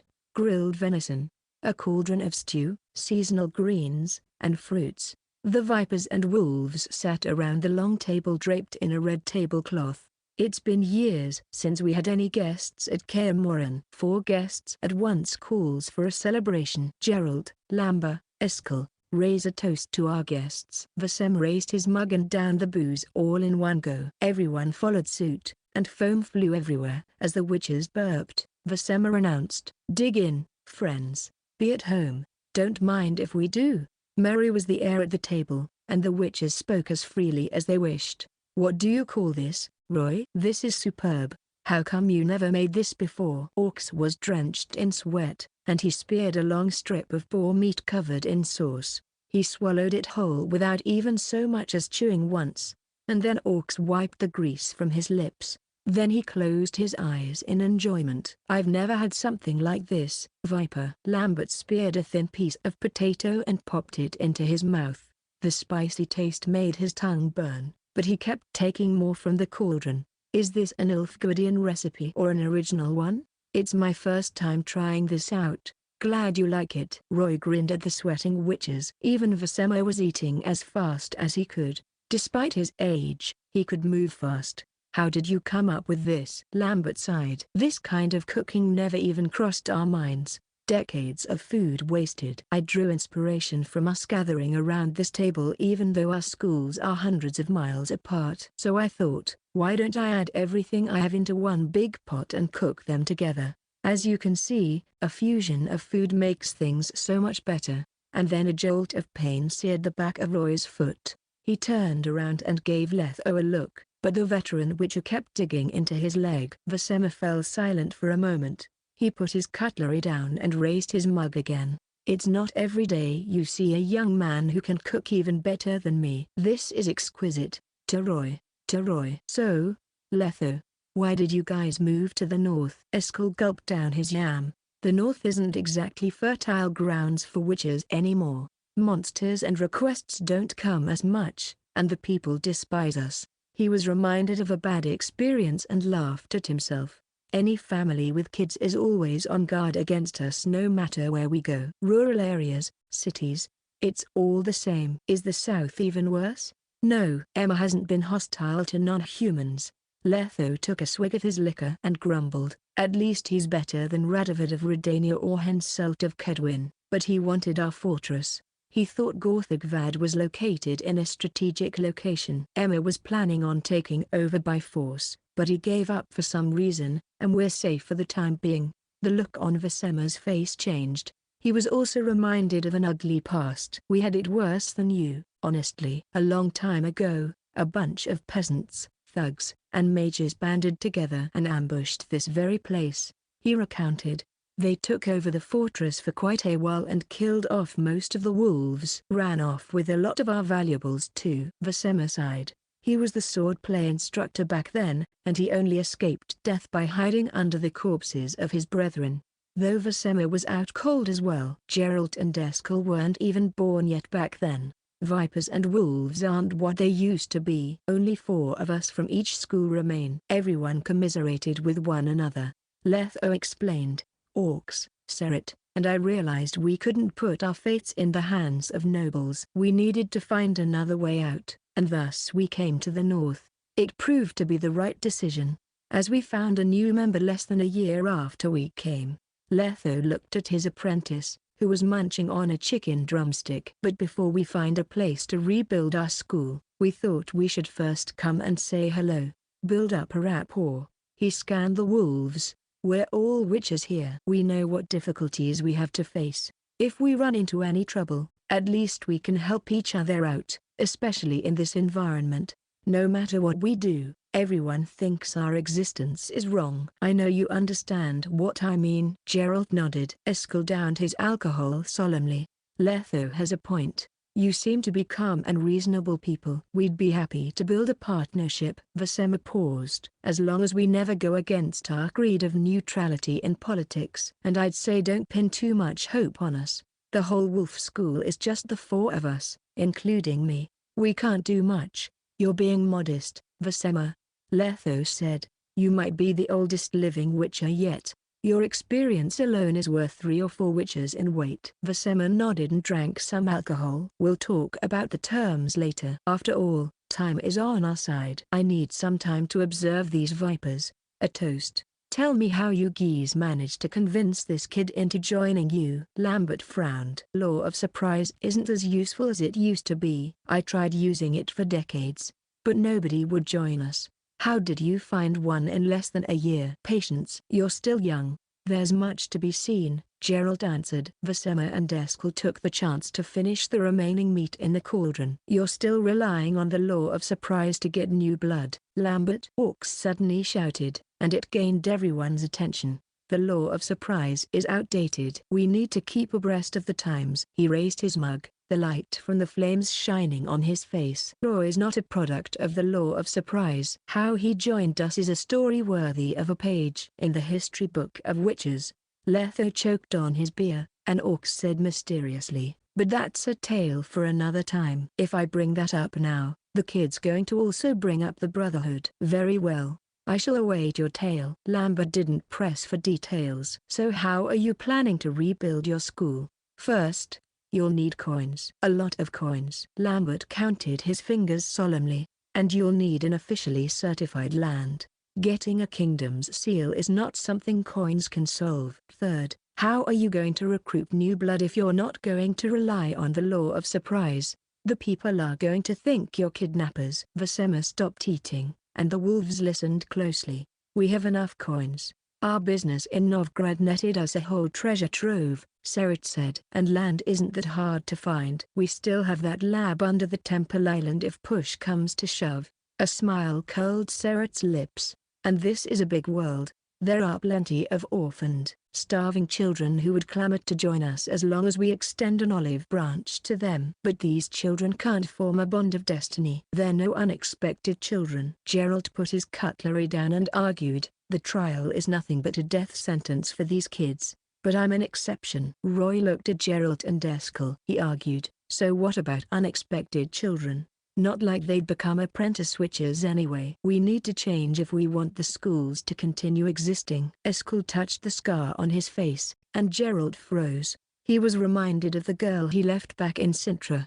We shouldn't talk about something too somber during dinner. Vasema knocked on his plate. Let's talk about something lighter. And we're gonna start with Geralt. Lambert gushed. I have been waiting for a long time. Time to tell our guests about our luck with women. How many women have you slept with this year? And then I'll talk, and then it's Eskel's turn. Are you sure you want to bring that up? Geralt shot his friend a look of disdain. If his face could make an expression of disdain, that was. You're not going to say anything? Why, did you stay celibate for a year? Why don't I go first? Orcs asked. I dated a sorceress in Erage user earlier this year. She's a petite blonde. The sconce flames and candlelights shone on a few lewd faces as they exchanged their experiences. Vasema even stopped taking the meat and slowly moved toward the discussion area. Roy heaved a sigh. Looks like it's going to be a long night. Chapter 339, Heliotrop. Sunlight shone through the rusty bars of the window, raining down on the tattered rug. Roy was woken up by a cold gust of wind,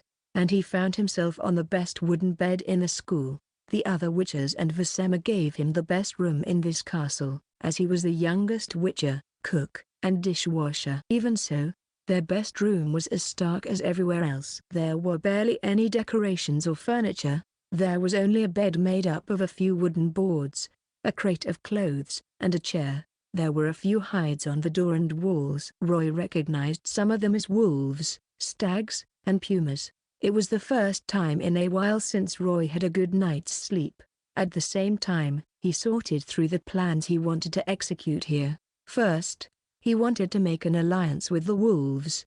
Letho thought it was fine enough to reach a little agreement to help each other out, since this was their first visit. But Roy had to tell them about the Brotherhood and try to get them on his side. There was little more than a year left before the First Northern War would erupt. Time is not on our side. He would have to gain the wolves' trust by finding their missing diagrams. Roy memorized all 6 diagrams' locations, and they weren't far from the castle. Finding them would be easy. And finally, the wolf trials recipe. Roy had the manticore, cat, and viper's trials recipes in his hands, so that was near last on his priority list. There were also a few side quests, like witnessing the Circle of Elements, meeting Old Speartip, the trial master of Wolf School, summoning a demon in a remote place, sparring with the wolves, and learning some new signs. If I'm right, the wolves have more than 5 signs. Wonder if they're awake. The witches talked about their romances until late at night. If they weren't in a castle surrounded by woods as far as the eye could see, Roy had no doubt they would have gone around to have some fun. He changed into his armor and strapped his swords behind his back. Then he stuffed a piglet into his hood. The young witcher stepped through the door, and his lips twitched. Your heavy, cold winds blew from the fields and mountains. It felt like icy blades were cutting through the air. Brutal was the winter of these mountains, and the oak in the courtyard was shivering like a wizened hag.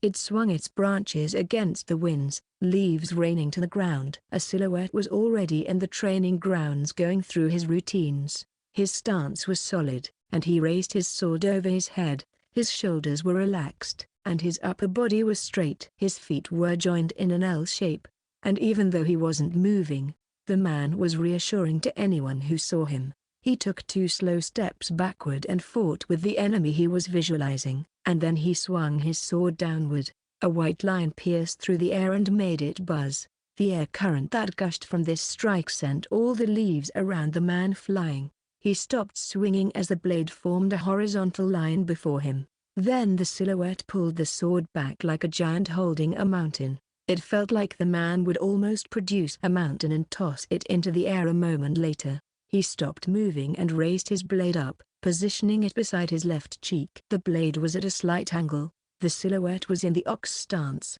and he tensed up like a bow, while his blade was his arrow pointing at the enemy he saw in his mind. The man charged ahead while thrusting his blade forward. The beast trampled the ground, and leaves fluttered around him. Roy blinked. The man might have had his back turned to him, but he felt like the thrust was coming straight at him. Even the air felt like it was going to break under pressure. The young witcher tensed up, but the silhouette wasn't done. He pulled his blade back to his lower back and took a plow stance. The man started spinning his sword around as he stepped ahead. His sword spun around and around his body like a whirlwind of death. Glints of metal shone throughout the training grounds. Unlike cat school's sword play, the man's spin was not as agile or precise. Instead of steps, he took strides, and his blade was pushed down at a lower angle, giving him more area of damage and power. The man would change how he attacked even when he was spinning. Upper slice, downward swing, thrusts, and many more. Roy was entranced. The swordplay went on for 5 more minutes before the man came to a stop. He heaved a sigh and turned around. An ugly smile curled his lips, and his face glistened with sweat. Roy could almost see steam wafting from him, and it almost made his scar look even more menacing. "Hello, Eskel. You're up early. Everyone is still asleep, right? I'm used to it. Feels weird if I don't move around every morning. I thought you were going to sleep in. Want to train with me?" Eskel picked up a training sword beside the stakes and tossed it to Roy. Roy took it and swung the sword around as he stepped into the training grounds. His left foot was forward, his right foot back. The blade was held on his right side. The tip pointed at Eskel's throat. Roy was smiling and filled with motivation to fight. 10 minutes later, the young witcher was sitting beside the stake, sweat-drenched and brooding. Viper's dual blades were cunning. Cat's sword play was precise and fatal, while Wolf's had a variety. But no matter which school it was, no matter who he was fighting, Roy was always on the losing side. He could hardly throw a counterattack if they were only engaged in swordplay. "Letho told me it's only been a year or so since you joined. You're already a decent swordsman." Eskel gave him a pat of approval and handed him a wineskin. "I had to put my neck on the line just to kill a drowner at your age. You will be the Viper's leader in time." "A loss is a loss, Eskel." Roy took a sip of the liquid and arched his eyebrow.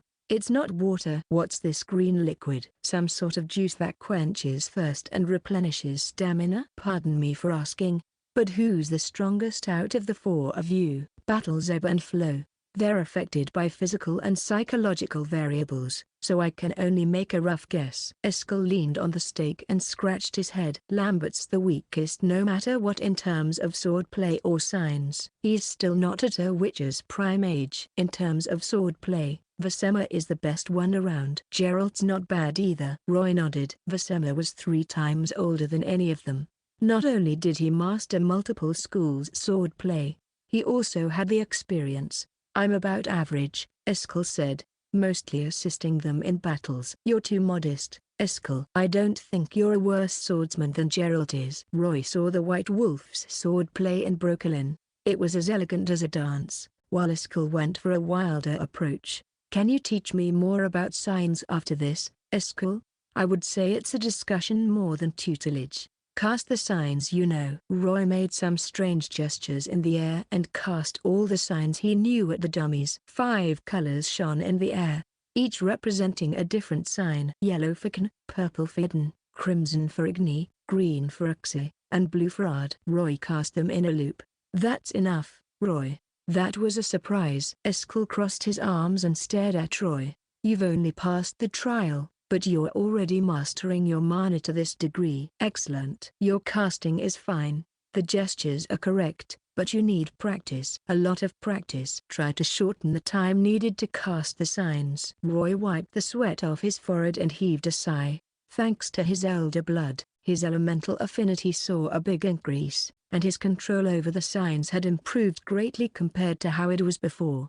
"But why did your mentor only teach you 5 signs?" "That's the total number of signs we have." Roy smiled and looked at Eskel expectantly. He asked, "Are you suggesting there's a 6th? It's not a secret anyway. Listen closely." Eskel puffed his cheeks out and paced around the yard. "We call the 6th sign Heliodrop. Like Kaer, it's a defensive sign, but Kaer is mostly used for physical attacks, while Heliotrop is used for elemental attacks. Magic, so to speak. It can defend against fire, lightning, and frost as well. And we know that sign. They had Vasema, after all." Roy wasn't surprised they knew one more sign. Eskel held his palm out and made a strange gesture. His index and ring fingers were held to his palm. His pinky was half curled, while his thumb and middle finger remained erect. He pushed his palm ahead, and 2 identical black triangles with a line in the lower parts appeared in the air. Black light shone and crept up the witch's body, covering him like a dark shadow. Got any mana left? Shoot an igni at me. Roy made a gesture and pushed it ahead. A stream of fire licked Eskel, but the moment it touched the black light, igni disappeared, while the black light only faded a little. Roy stopped casting igni, but he seemed excited. If this was Kaer, his igni would have burned through the shield. Even if their most proficient sign user, Serit, was the one casting it, but Heliotrop can still hold on for a bit. This is a must-have for any battles involving monsters with mana, and I'm a mage killer. No way I'm letting this go. I see the sixth sign is a special one. Pardon me, Eskel, but can you? Roy's request was interrupted by the gates opening. A group of witches came out, and they had dark circles under their eyes. Not even the sun could liven them up. Orcs stretched his arms. You two are early. What are you guys doing? Did all the Gwent games blind you? Orcs? Lambert scoffed.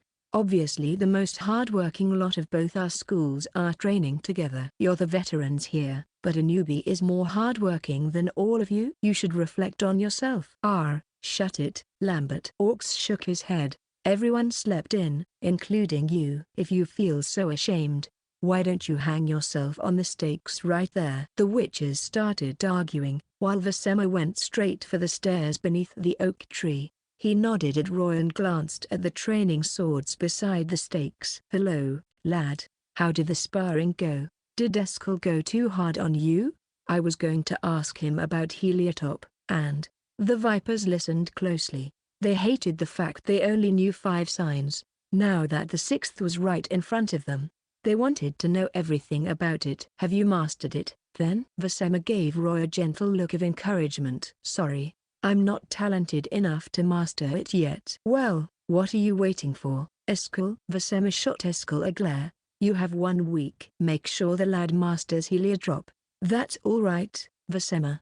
Letho quickly stood beside Roy and said apologetically, thank you, but the kid's overstepped a few lines here. Ignore him. Signs are precious secrets. You can't possibly hand it over so easily. Roy turned around and rolled his eyes. He's not helping me, and he wants me to be the bad cop here? It's all right, Letho. Don't scold him for a good thing, Vasema said. You came with gifts, and it's natural that we return the favor. We're not that kind of people, Vasema, Serit argued. And the things we brought were practically things you can find anywhere. It's all right, I insist. There's only 4 wolves left, and this is just a little trick we know. If we insist on keeping it a secret, the only place we're taking it is to the grave. Since Vasema insisted, the Vipers accepted the gift graciously. Roy's respect for Vasema mounted. He's not the Grandmaster for nothing. Generous and wise. Since you're teaching me Heliodrop, then I'm giving you something nice in return. Roy thought that witches had to share everything they knew, from signs to diagrams, if they ever wanted to really expand. Keeping secrets was counterproductive. Vasema had that kind of spirit, but Roy wondered if he would accept the concept of brotherhood. Vasema looked at everyone. Eskel's going to teach Roy the 6th sign, and we're going to have a little discussion about signs with everyone else. And then something interesting happened. The wolves and vipers split into teams of 2, and the wolves started teaching the vipers how to cast Heliodrop. Roy stood before the spinning dummy and curled his hand up in a strange gesture. He was used to swinging his weapon with his right hand, so he cast his signs with his left. His gesture was similar to Eskel's, but on closer inspection, his fingers were curled at different angles. It was far from perfect, so to speak. Learning a new sign was a boring process. It was like practicing the 5 sword stances. From a distance, it looked like someone was pulling and pushing his hand in an infinite loop, and that someone's hand was curled up like a little octopus. When Roy first made that gesture, his mana was like dead, unmoving water. The elements felt like they were frozen. After mastering 5 signs, Roy noticed how they worked. Igni utilized the element of fire, Ardeniden used wind, Uxa used water, and Kn used earth. Just like Kn, Heliodrop utilized the element of earth. Roy kept doing the gestures, and Eskel kept correcting him patiently. Just like how he looked, Eskel was patient, meticulous, and never in a hurry. Lambert, however, was different. Honestly, orcs Did you cheat your way through the trial? I have never seen anyone with fingers as uncoordinated as yours. You're a fucking donkey. And you're shutting the fuck up. I have never seen anyone who talks shit like they eat it every day. Stop buzzing around like a fly or I'm changing partners. Lambert and Orcs were arguing, while Gerald and Letho exchanged a look of resignation. Seret, on the other hand, was learning quietly from Vasema. 4 hours and 1,000 failures later, Roy finally had a stroke of inspiration. He pushed his left hand ahead and curled his index and ring finger at the same time. His pinky was half curled, while his thumb and middle finger were erect. The mana in his body rippled, and part of the earth element swam into his limbs, coursed through his arm, got into his palm, and came out of his fingertips. A black triangle appeared in the air, and black light covered Roy's body. Then a message popped up in his character sheet. You have learned Heliodrop. Heliodrop creates a barrier around you. The barrier can deflect elemental attacks. Eskel was surprised. You're a talented swordsman and sign-caster, Roy. I spent 3 days just to learn this, but you did it in hours. Gerald was staring as well. I spent 2. Everyone huddled around Roy, staring at the black light around him curiously. They couldn't believe an apprentice learned a new sign faster than the veterans of their school. In terms of magical talent, Roy's elder blood placed him on top of the Witcher pyramid, and the magical training he created helped him out. I spent a week. Fuck. This is unbelievable. Lambert was jealous. Did you check his magical talent? Are you sure he's not supposed to be a sorcerer? He's indisputably a witcher. Letho said. There was approval and praise in his eyes. Vasema suddenly came up and patted Roy's shoulder, and then he winked at everyone. His magical talent is on par with the Griffins. It'd be a waste if he didn't pay a visit to Kaer. Why don't you lend the lad to us for a bit, Vipers? Chapter 340, Sacrifice. The witches spent their day on the training grounds. Heliodrop training aside, something interesting happened. Lambert and Orcs got into a fight twice from their constant bantering, and Vasema was the referee. Lambert got the beating of his life twice. Orcs was far more experienced in terms of swordplay and signs after all. But Lambert refused to give up and kept fighting. Roy decided to sit this one out. While everyone was busy training and watching the fights, he went on a tour around Kaer, and Eskel was his guide. In days long past, these turrets and towers were inhabited by hundreds of wolves. Roy could imagine how prosperous this castle must have been once upon a time. Marks of ages long past lingered in the halls. Old portraits and paintings hung on the walls, and some of them depicted pictures of famous wolves, like Ren, the leader of the pack, Vasema, the last Grandmaster, and Vasema's apprentices. There was also a portrait of another school's witcher, namely George of Kajan, the Dragon Slayer. In the portrait, he was casting Agni with one hand and Ard with the other. Standing before him was a green dragon close to its defeat. According to Eskel, their school's teachers thought having their apprentices see how George bravely took down the dragon would work wonders for their training, but in reality, George died a humiliating death. After he killed the treacherous dragon, he was barely left with any energy in the tank. The famed dragon slayer couldn't even muster up enough strength to drink a potion, and a thief smuggled his gear and diagrams away. He pretended to help only to kill George in the end, and thus the dragon slayer came to an unceremonious end. Irony at its finest. A griffin who abided by the knight's creed lost his life to humanity's darkest side after killing a village-burning monster. The wolves never respected this dragon slayer despite his heroic deed. They drew a moustache and some male genitalia on his face, but that was in the past. Kaer was mostly deserted now. Not even a silhouette could be glimpsed in most places, and they had barely any decorations. Winds blew through the corridors with ease, and not an echo was even heard. This was a fortress that stood alone and desolate. Roy and Eskel went through the corridors and up the spiral staircase. The wolf explained everything about every room and building, from its use to its history. Past the drawing room, training grounds, lectern, alchemy room, blacksmithing hall, and library they went. Most of the rooms were broken and unusable, however. Only their basic functions remained. Has it always only been the 4 of you here, Eskel? How long have things been this way? Eskel fell into a long silence. There used to be about 8 of us, but most of them died in a Witcher tournament. A Witcher tournament? Is that some sort of competition between Witcher schools? Roy flipped through his memory. The tournament happened in Geralt's younger years. Radoit II of Kedwin convinced the cats to betray the wolves and sent them on a massacre mission. At the same time, the king sent out his troops on a mission to vanquish all mutants. The ploy failed, but most of the northern witches died in that battle. Geralt only escaped with his life thanks to Ermion's interjection. We also have a few missing wolves and traitors, but I guess they too died in a battle somewhere out there. Roy shook his head in silence. I won't be too sure about that. One of those traitors, Beringer, is alive and well in Vizima. It has been more than 20 years since we had any new blood.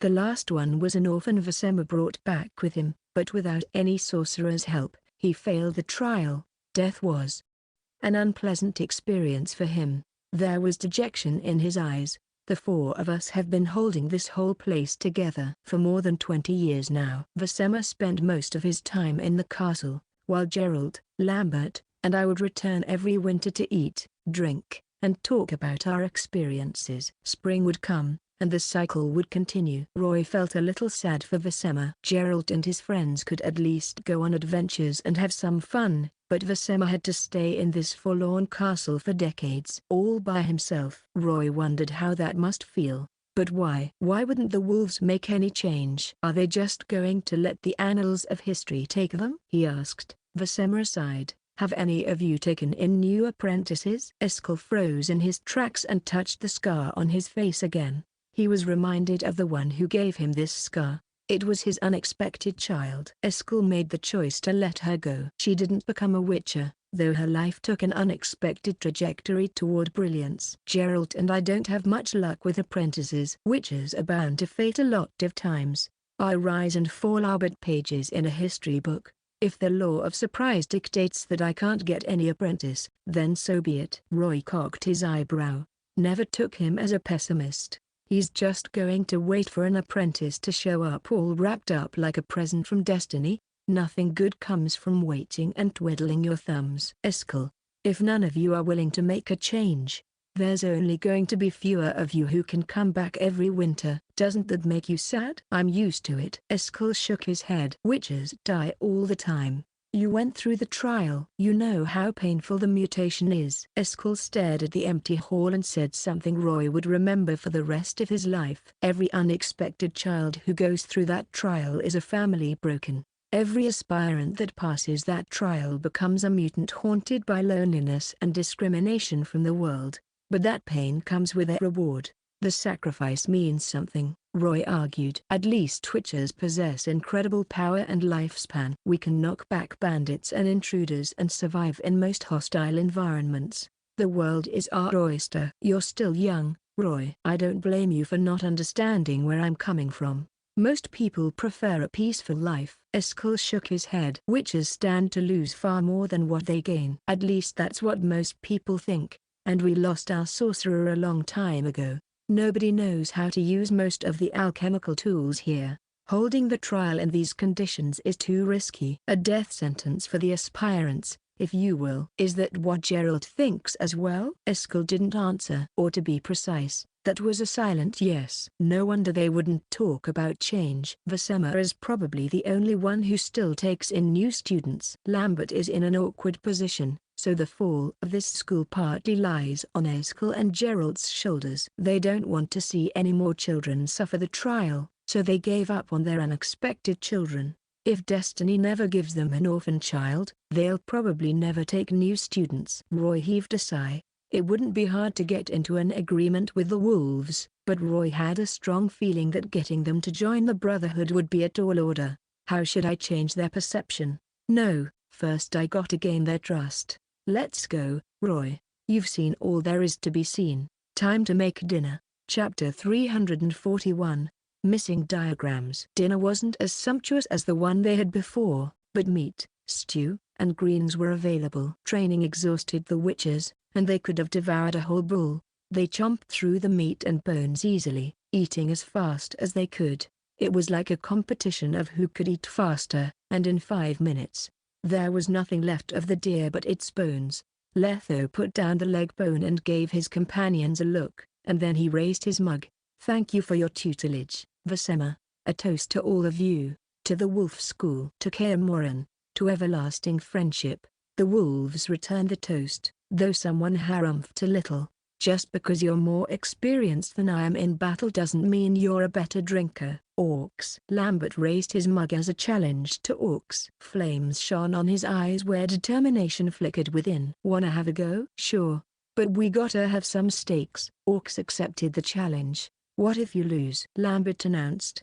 "Then I'll bang my head against the ground and apologize to you." "What if you go back on your word?" "That is enough."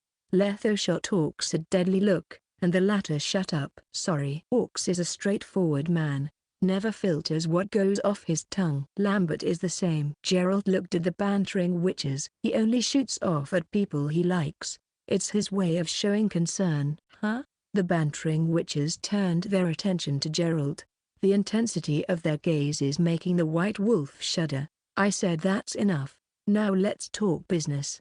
Letho scanned everyone. "As thanks for your generous tutelage, we've decided to give a return gift. Or to be exact, we're giving back what is rightfully Kaer Morhen's." Sounds of chewing and cutlery clattering against plates disappeared, replaced by a deafening silence. "What do you mean?" Letho Eskel was confused. "We couldn't have lost anything. 70 years I've been here, and I didn't know we had any stolen treasures. How did you guys know about it?" Lambert, Gerald, and Vasema were equally befuddled.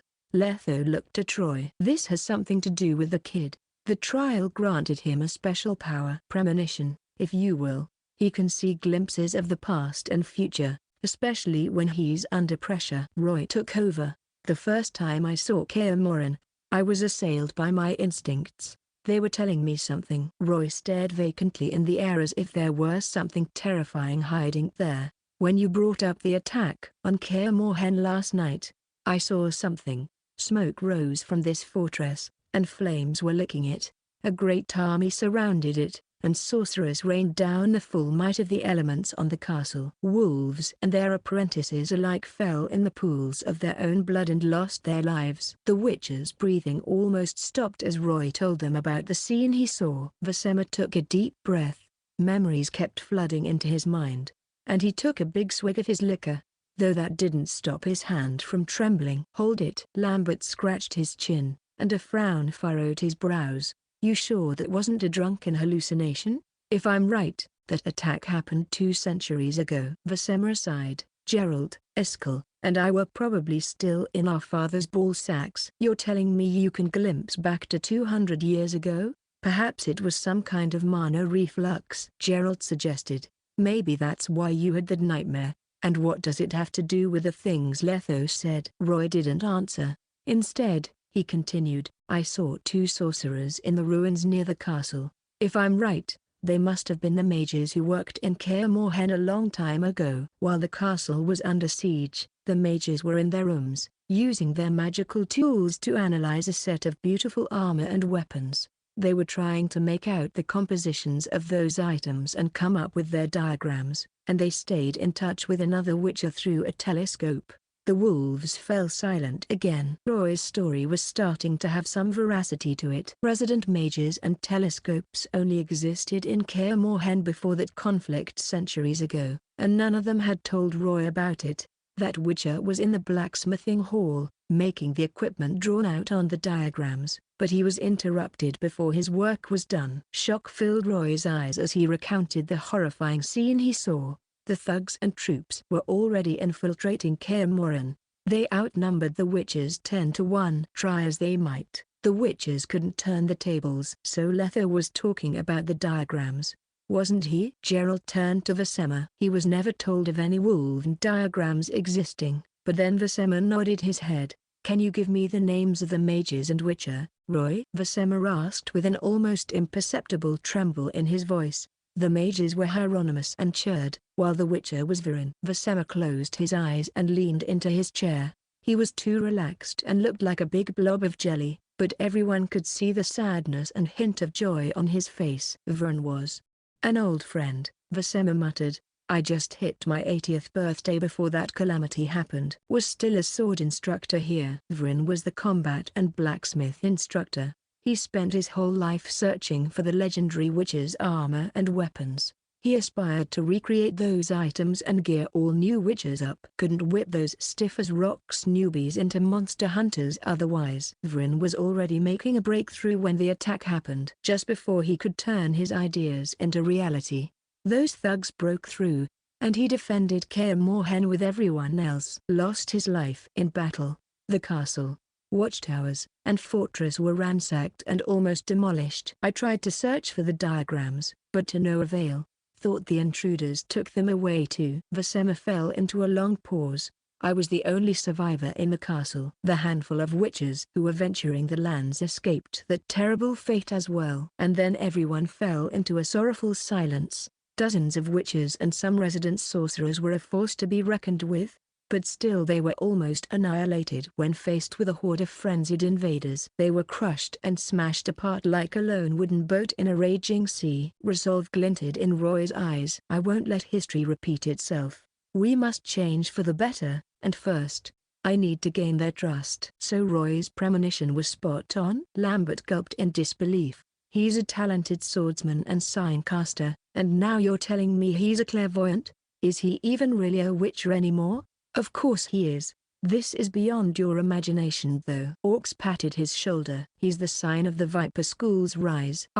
Shut it. A single witcher can't change anything. Roy looked around. Vasema, wolves, if you'd like to, we can set off for the search anytime, he said genuinely. I saw it. The diagrams weren't taken away. They're hidden in a place nobody knows about, and we have to use a portal to get there. Vasema looked at Roy calmly. He had a feeling this witcher was different from them. He's full of life. Are you really going to give those diagrams back to us? Of course, but we'd love it if we could have a copy. Vasema nodded. We'll set off tomorrow. Get enough rest and prepare yourselves. It's been years since anyone last stepped into that place. It's probably infested with monsters now. He knocked on the table. Once dawn breaks, we're setting off. Chapter 342.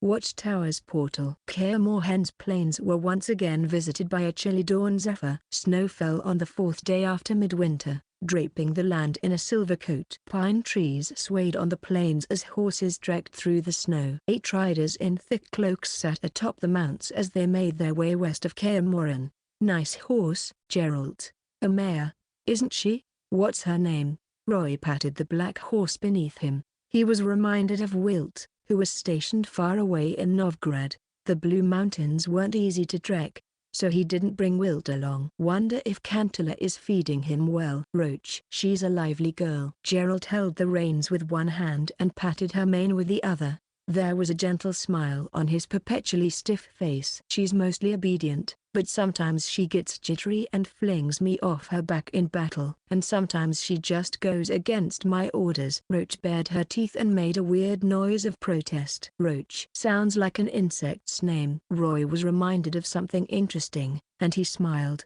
She hops onto someone's roof sometimes, doesn't she? And how did you know that? Geralt frowned. He stared ahead at a red horse, where Orcs and Lambert were vying for control. Got a premonition when I saw her? How did she do it? Did she grow wings and fly onto the rooftops? A witch's horse is no regular beast. The potions and signs affect her throughout her adventures with me. Now she's more like a human, not a horse. A yawn escaped Geralt's lips, and then he stared ahead. A ramshackle watchtower was standing over the snow-capped hill in front of them. We're here. To the pine trees the horses were tied, and up the meandering path the witches weren't. The watchtower looked even more run-down upon closer inspection. Centuries ago, a powerful magical attack had hit the tower in the middle, breaking it in two. Most of the tower's insides were filled with debris from the walls, rotten, blackened wooden beams, and stairs. Yellowing grass grew on the ground, and a few frozen trees stood around the tower.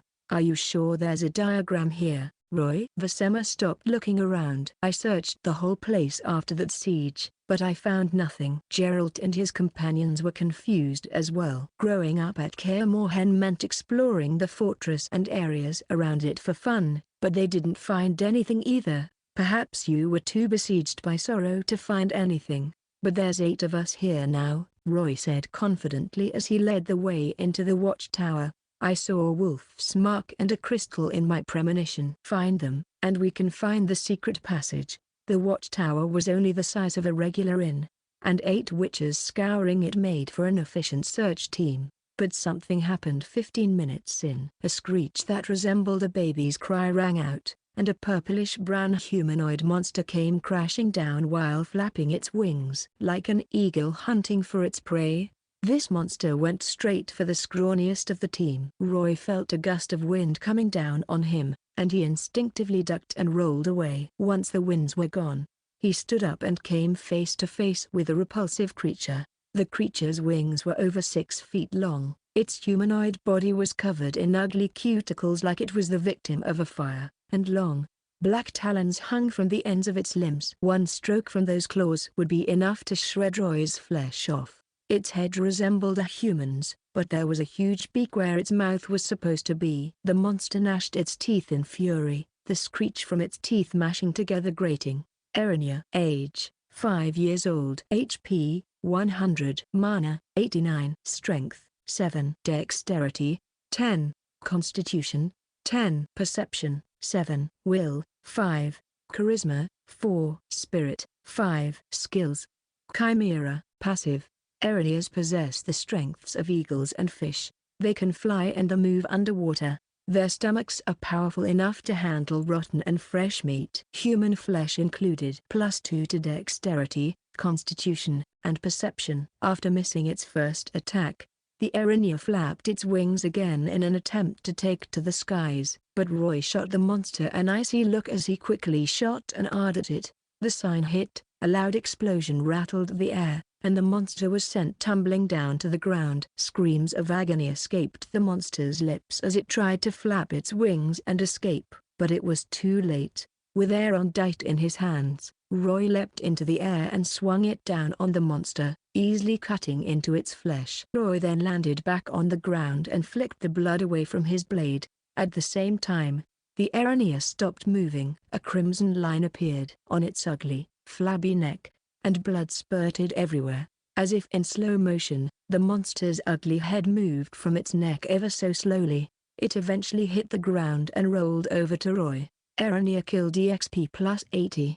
Level 7 Witcher, 3,084,500. That's what you get for trying to come after me. Thought I was easy prey, didn't you? Roy whipped a short sword out and went to dissect the monster. Monster guts, monster feathers, oh, an eye of Erinia. Good alchemical component. Lambert whistled from the other side of the watchtower. Good job, kid. A clean, deadly hit, and the sign was perfectly cast too. I see my younger self in you. The battle was done in 2 seconds. None of the witches managed to get any hits in either. Yeah, right, Orc scoffed. I bet this ugly bastard could whoop your 15-year-old ass like it's nothing. I'm just going to ignore their bantering. It's odd seeing an Erinia on Kaer Morhen's grounds though. Erinias usually live near the sea like their close cousins, the Harpies. Sintra and Skellige Giles are their homes. But Kaer Morhen? Oh, there's another about Erinias. Roy pulled out the innards while taking a trip down memory lane. Coral told me a merchant told her she was as lovely as an Erinia, and she teleported him straight to the nest of one. He could see he made a wildly wrong comparison, and that was the last thing he saw. While Roy was reminiscing about his time with Coral, Vasema looked around him. Seems like we should be cleaning up once in a while. See if you can find any Erinia nests here. The witches spent some time looking around, but there were no monsters to be found. The assumption was that this Erinia probably got separated from the main group and wound up lost. About 10 minutes later, Letho found something within the broken walls on the west side of the watchtower. Lying underneath a layer of snow was the mark of a wolf's head made by something sharp. The pattern was minute, vague, and easily missed. The elements over the years all but erased it. The witches pried that brick open and revealed a small box lying within, and in it, a blue crystal slept. Your premonition was spot on. There's something hidden here. Vasema stared at the crystal. There was reminiscence and guilt on his face. I can't believe I missed this for so many years. If I had found the diagrams and geared those rascals up, maybe more of us could have survived this treacherous world. Gerald, Lambert, and Eskel were staring at Roy as well. They hadn't taken the premonition talk seriously, but now that doubt was gone, and yet it only shocked them more. For the power Roy possessed essentially made him a prophet. So this thing can open a passage or something? Lambert rubbed his chin. Okay, so what next? How should we tinker with this and open up that passage? This is obviously an energy source for a portal, but it seems broken. Serit held the cold crystal in his hands. It can't be used. And then he looked around. Anyone can repair magical items here? Sorry, I'm a sword instructor. Portals are out of my depth. Vasema shook his head. I'd do it if this was simple magic, but this is beyond me. Gerald shrugged. We need a professional, like the resident sorcerer who was here 2 centuries ago. Hey, orcs, you're tough, aren't you? A better swordsman, signcaster, and drinker than I am, aren't you? Lambert raised his chin and challenged. If you can repair this trinket, then I'll say you're better than me. I can't do this, but orcs kept winking at Roy. Roy can. You can do it, right? I think you guys are forgetting something. Roy went past the witches and stared at the crystal. What is it? If we can't repair it, just brute force it. Like this. Roy made a blue triangle in the air and pushed it at the crystal. Ard's air current smashed into the crystal, and a brilliant blue light shone from the trinket. At the same time, a green whirlpool appeared right over the wooden splint hanging over the edge of the walls on the witch's right. There was nothing but a straight fall on the other side of the whirlpool. Not even a little rock to hold onto. The sheer height of the fall almost gave everyone vertigo. Complex little mechanism, and a pretty one too. A parallel portal. Huh? Eskel looked at Gerald, whose eyes were twitching. He teased. So are we going to jump through this? It might kill us. Look at the color, people. We can still see the grass underneath. This portal is obviously incomplete. Letho said, we're going to break our bones, if not die, if we jump into the portal right now. There's another crystal here, and we need to find it. The witches almost cursed their resident sorcerer for coming up with a creative place to hide the second crystal. Instead of keeping it in the watchtower, the sorcerer decided to hide it somewhere near the cliff outside, and an hour went by before they even found it. Once again, they cast tar on it, and the crystal lit up. Finally, the portal turned a deeper green and covered all the ground underneath. The witches were impressed. 2 centuries had gone by after that siege, but the crystals still worked, though they weren't sure if the items were safe, given how long they had existed.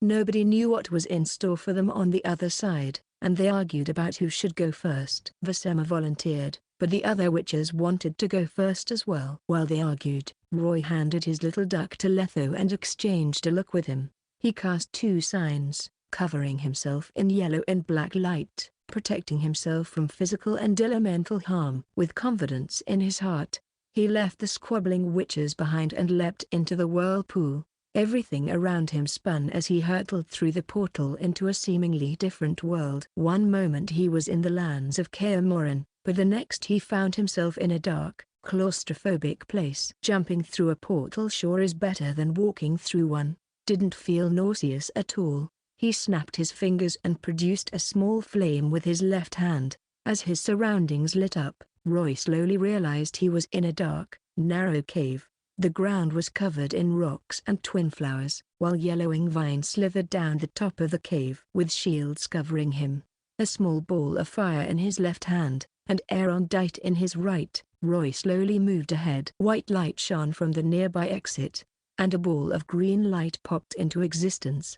A wraith equipped with a lantern and short sword charged toward the witcher, screeching and screaming.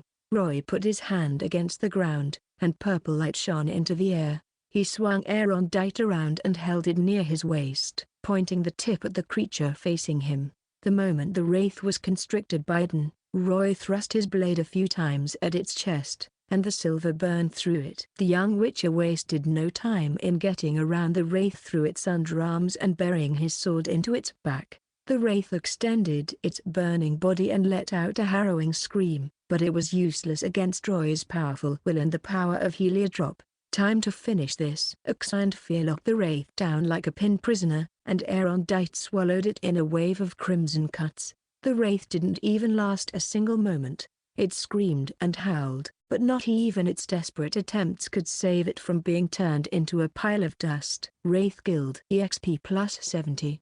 Level 7 Witcher, 3,154,500. Whoa. 10 more EXP than regular wraiths. Roy tucked away the spectre dust and a lesser green mutagun, the latter of which was a surprise. That's almost enough spectre dust.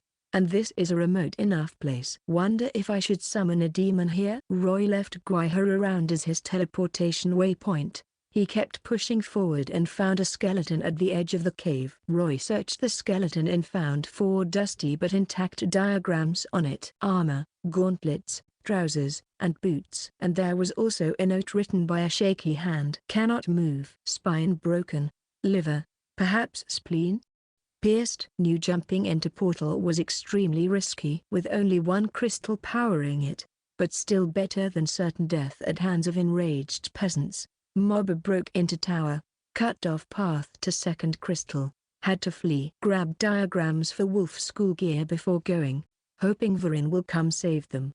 If not me, perhaps he will come still, will jump through the portal, retrieve his diagrams, rescue me. A foolish hope. My time is very short. Probably one of the sorcerers keeping watch over this tower. Wonder if he was Hieronymus or Cherd. He managed to finish the diagrams right when the keep was attacked. A sorcerer forced into a corner by a mob with torches and pitchforks. How ironic. It didn't matter if this man was a witcher or sorcerer. They couldn't save themselves from a horde or angry mob on possible steroids witch hunt. But I'm different. I can blink and teleport away. Roy tucked the sorcerer's remains away and slid down the cliff outside the cave. Chapter 343, Resident Sorcerer's dead, so he got his liver hurt and didn't live to see another day. Vasema sighed and turned his eyes downward. He seemed downcast. What do you think about them? Gerald handed the diagrams to Eskel and Lambert after he took a look at them. This armor is a lot sturdier than the rickety ones we have,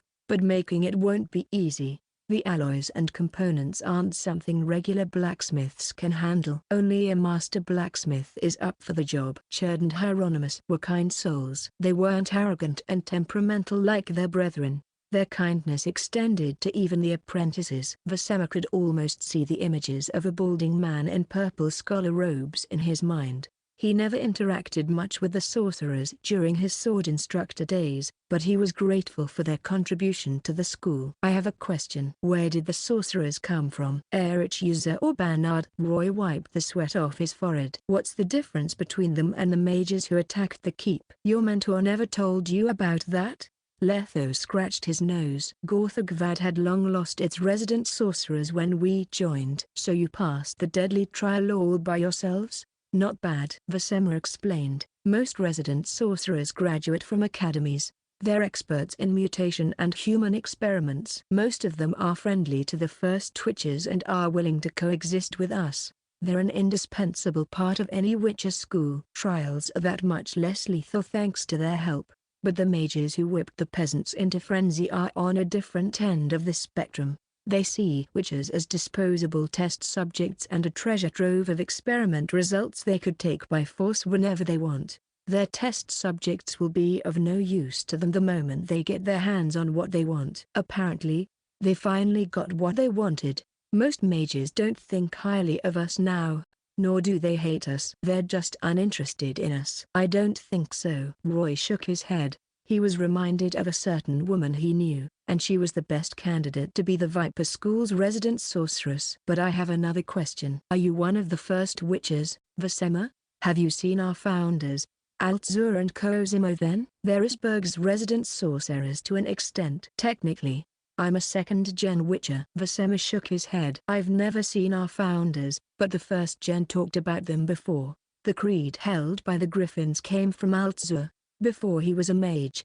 Altzor was an apprentice knight who did his best to help the people and gain recognition. His mentor, Cosimo, had the soul of a researcher. His boundless curiosity led him to create the first Witcher. Decades later, he found a new goal and left the fractured Witcher group with his apprentice. There are stories about them all over the land, but none had ever seen them again. Nobody knew if Cosimo and Altzor were alive or dead. Once the founders were gone, the Witcher group had no leader to speak of. The difference in opinions led them to set up new schools of their own. They set off with their comrades and some sorcerers to settle in different parts of the continent. Storytime's over. Next stop, lad. Vasema clapped his hands and snapped everyone out of their stupor. Keep these. He gave the diagrams to Roy. We'll discuss what to do with the diagrams once the search is over. And don't rush ahead next time. We don't push our young in front of us when danger is facing us.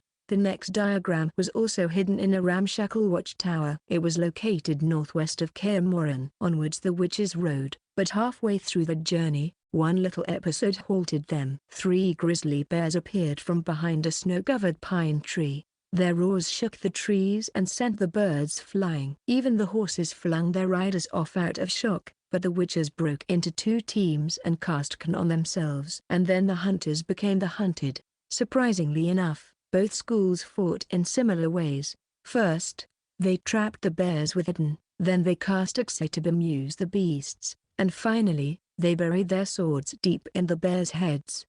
Lights of sword and magic shone between the woods, and the beasts' roars slowly became whimpers. The beasts fell in less than 30 seconds, drenching the snow with their blood. They were hanging on, but just barely, and Roy dashed their hopes of living by thrusting his blade through their eyes before wiping the blood off on their hide. Grizzly Bear killed. EXP plus 170. Level 7 Witcher, 3,664,500. What is up with the bears in Kaer, Geralt? Did they mutate like roach and ditch the need to hibernate? Roy asked. Man, I love these bears, a few more of them, and I'll make enough EXP to level up. You gotta brush up on your almanac of creatures, kid. Lambert made a face at Roy. They can't hibernate before they have enough fat stored up. You think they're that stupid? But honestly, though, it's weird. We're on a lucky streak since you guys came. First the diagrams, and now bear paws. I'd think a festival is coming. Lambert slit the bears' necks and pulled their hides off. The witches took good care not to ruin the bears' hides this time, and it would have been a festival without you shooting your mouth off. Vasema shook his head. He noticed something interesting. The vipers asked them to leave the last blow to Roy. They said it was for his training, but Vasema didn't believe a word. He looked at the excited lad curiously, thinking to himself, does the boy have any other power aside from his premonition? The next watchtower was located in a prairie. It was surrounded by some crumbling walls, and the witches went inside easily. The moment they did, their pendants started trembling. A ball of light popped into existence, and then out came a wraith covered in rotten patches. Bravely, or very stupidly, it charged toward the group of witches all alone. The veteran witches decided to sit this one out and leave the wraith all to Roy. Roy had enough experience dealing with wraiths. He cast Heliotrope and Con at the same time before charging ahead with Erondite in hand. As usual, Eden trapped the wraith, and Erondite rained down terror on it. The wraith died after a few moments, leaving some loot behind. Essence of wraith, spectre dust, lesser green mutagen, and 60 EXP. Roy's heart leapt in delight. I love killing monsters for loot. Giant debris blocked the watchtower's entrance, denying the witches entry. However, they found some skeletal remains outside the tower and dug out one woven silver sword diagram from underneath the bones. And there were also notes left behind by Cherd, the sorcerer's assistant. Cord said he locked himself in the watchtower to defend against the angry mob led by sorcerers. In the end, the mob broke through and took or burned most of the treasures in this place before killing poor Cherd off. So that skeleton you found must have belonged to Hieronymus. Both of our sorcerers are dead. The light in Vasema's eyes dimmed. The delight of finding the diagrams gone. I shouldn't have held on to any hope. This is what fate had in store for Kaer. Why didn't Cherd escape through a portal? Why did he stay back? Roy was bemused. Maybe he didn't know how to use a portal. He was an assistant, after all. Letho guessed. Wait. Look, these notes mention a couple of names. I've heard of Varin, Gerald said. He was a sword instructor in Vesema's time. But who's Elgar? A legendary blacksmith, Vesema answered. One of the first witches who migrated to Kaer, but we lost track of him when he was out on an adventure. These diagrams are made from the equipment he left behind, but these are almost perfect, and they're only imitations. The witches were impressed. If Elgar himself were here, I can't imagine how powerful the items he would make must be. Roy was reminded of one thing. Elgar could have been on par with the likes of Ivar Evil Eye, but he too disappeared. Where did the witches of old go? Did they die in some unknown corner of the world and leave nothing but some items behind? Time to go, lads. One last diagram left. Eskel tucked the sorcerer's remains away. Once we find all the diagrams, we'll give them a proper burial. Chapter 344, Shadows of the Past. Long obsession. Gales howled across the plains among the mountains, and snow covered the witches' cloaks as they rode to the ancient fortress west of Kaer. Once there, they were greeted by a circular building reminiscent of a colosseum. Grass and bushes populated the place since the last time anyone stepped in there, a barren plaza standing in the center of it all. Remember this place, Eskel? We were trained here before. Gerald had a trip down memory lane. Yeah. Went on for a few years before we took our trials. Eskel went down that lane with Gerald, and he looked at his mentor. Vesema would keep chasing us here and make us practice our swordplay from dawn to dusk. Our asses and arms would end up swollen, and our backs sore. We helped each other with the salve, remember? Eskel paused for a moment, and a smile curled his lips. Your ass is round and firm, Gerald. Even more so when you're in tight pants. Ahem. Is that complaining I hear? Vesema pinched his mustache. If I hadn't trained you that way, you'd have been down a lunch by now, and you're the best students I've taught. Hey, wait. What about me? How come I never got to train here? Lambert raised his head defiantly and screeched. You only let me jump around the stakes in that narrow yard. You took my childhood away, Vesema. This place is as run down as everywhere else. There's nothing to see here, and I wasn't as young as I was when you came. Couldn't muster the energy to go back and forth just to tutor you. Vesema shook his head. Besides, Gerald and Eskel trained you. That should have been enough. Look alive, people. Letho shouted. Some old friends showed up in balls of green light, and out came wraiths. There are wraiths here? A surprised Orcs said. And you guys didn't notice them? There used to be no wraiths here. Gerald unsheathed his silver sword. They probably popped out of the void. Midwinter just passed, and mana is still plentiful in the air. Eskel swung his sword at the wraiths in front of him. I think they're invaders. Something is tethering them to this place. Must be something to do with our old friends. The witches pounced at their enemies, and a big battle broke out again after more than 7 decades of silence and loneliness. The sound of metal broke through the air, and ghostly screams tore through the battlefield. The battle lasted for 10 whole seconds, and Roy was already picking up the loot. All right, that's 5 more piles of spectre dust. Now I have all the components for the summoning circle.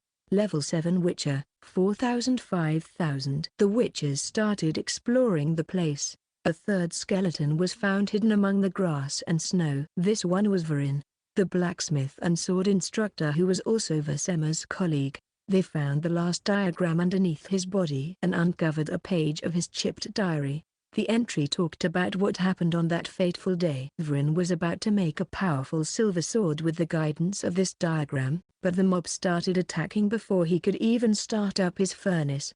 He joined the defense team and defended the keep with his comrades, but alas, he died. The sorcerers met their demise without seeing any reinforcements either. Vesema hunkered down and grabbed his comrade's remains with a piece of cloth.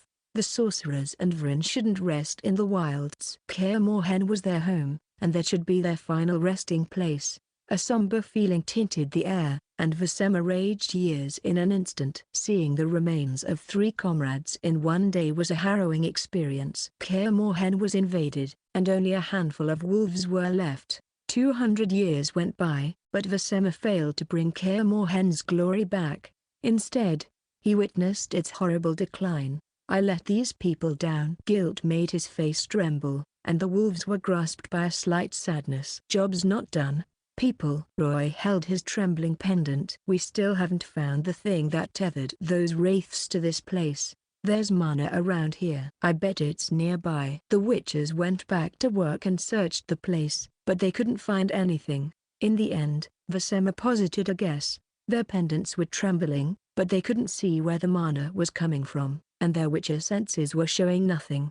He said this invisible mana came from the dead's obsession. For some reason, that obsession was rooted in this place and never left. They had to make that obsession corporeal through a ritual and find out how to deal with it. Vasema made a magical circle out of infused dust at the place they felt mana vibrate the strongest. A moment of waiting later, two black, translucent silhouettes appeared in the circle. The silhouettes were vague. All they could see was a bald witcher with two swords strapped to his back and a scrawny little boy. The silhouettes were blinking and playing out a scene like a recording. There was only one line, but it felt like the silhouettes were talking to them. You're holding a sword, not a whisk. Swing it with your wrists, not your elbow. Again. And the image disappeared. The powder had blackened into a soot-like color and lost its magic. Impossible. Vasema's lips were trembling. He couldn't believe he just saw an old friend of his.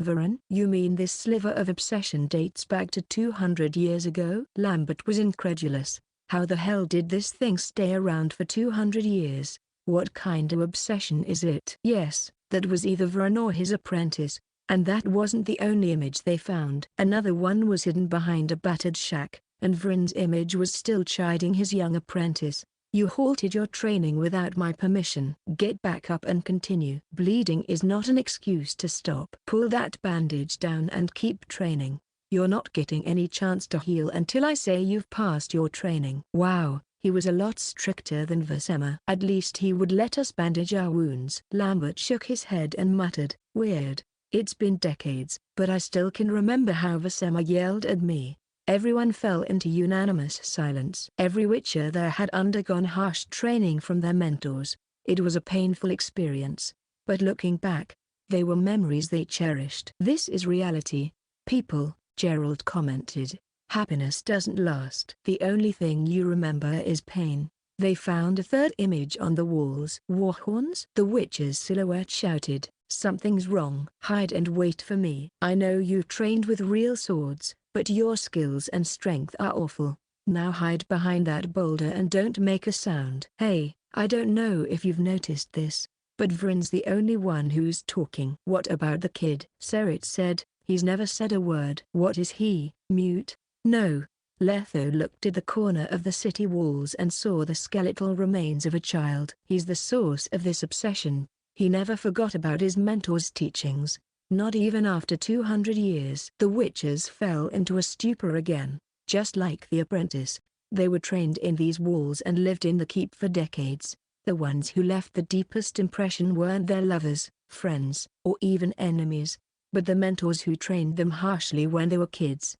The law of surprise bound witches to their apprentices in a bond beyond time and death. Gerald held the apprentice's remains up, and fury flashed in his eyes. Even 200 years later, the witcher could still see the wounds on the bones. Judging from the condition of the remains, the apprentice was just a regular human who hadn't taken the trial, but the invaders didn't spare him. The child's soul lingers still within these walls. His obsession is tethering those wraiths to this place, Gerald said. He still remembers his mentor's teachings long after his death. I think his biggest regret was never gaining Varun's recognition and becoming a true witcher, Eskel said. We'll give him a proper burial once we return to Kaer Morhen and equip him with 2 weapons. It's tradition. He has to rest in peace for this obsession to depart. Yeah. Roy scanned the wolves and smiled. The younger ones weren't recognizing the witcher trade anymore, especially Gerald and Eskel. They were reluctant to pass it down. But Roy purposefully guided them here to witness a soul that still calls himself a witcher long after his death. That should tug on some heartstrings. Or at least I hope so. And we've got the full set of diagrams. They should be convinced of my premonition powers now. Maybe I can convince them to join the Brotherhood after we return to the keep. I'll tell them what the premonition tells me about it. They left the bastion holding 4 skeletal remains. As they made their way back to Kaer, flames of sorrow and fury welled up within the witches' souls. Chapter 345. For the future. Night descended, and the witches mourned for their fallen companions before their graves. A somber dinner took place after the group trudged back to Kaer. Everyone seemed to be more unenthused about the food than they were a couple of days ago. Roy scanned his silent friends. Everyone had a different look on their face. Some were sad, some dejected, while some were furious. Emotions took hold of them, and none came forward to break the ice. We've given our fallen comrades a proper burial, but that's far from enough, Roy said. This is a lesson written in blood, and we must learn from it. That is the role of the survivors. The witches snapped out of it and turned their attention to Roy. They wanted to hear what he had to say. A single school can never fight against a mob, especially when a sorcerer is flaming them. Not even when they're at their prime. We need to act and make sure the tragedy that happened 2 centuries ago never takes place again. Roy stood up and raised his voice. We need to band together and defend ourselves from any possible danger. Are you talking about an alliance, Roy? Vasema gave the young witcher an understanding look and turned to his apprentices. Everyone nodded. That's not a problem, but about the details. An alliance isn't what I'm talking about, Roy gushed. I mean a closer, deeper connection. We need to merge our schools and build a Letho interrupted Roy and shot him a look. Let's talk about something more practical. Now that we've found all 6 diagrams, what next? Will you make some equipment? That can wait. Gerald waved Letho down. We've all seen the diagrams, and we need more alloy if we want to make the new equipment. That's going to cost a lot, and we don't make enough coins for that. Even if Lambert, Eskel, and I scrimped and saved for a whole year, we still wouldn't make enough for the gear. Looks of embarrassment filled Eskel and Lambert's faces. They were traditional witches who only took monster hunting requests, which were the most dangerous and expensive requests. Equipment maintenance, potions, healing, and travel fees took a lot out of the coins they made. Even after years of saving up, they still didn't have enough coins to refurbish the whole fortress. The Vipers had seen the diagrams as well, and they were astonished by Elgar's skills. The engineering was state-of-the-art, and the price and complexities were beyond all diagrams they had seen so far. An estimate of about 4,000 crowns were needed to make a full set, and that was a conservative estimate. This was a huge amount of coins. Had the Vipers not stumbled upon the manor's treasury,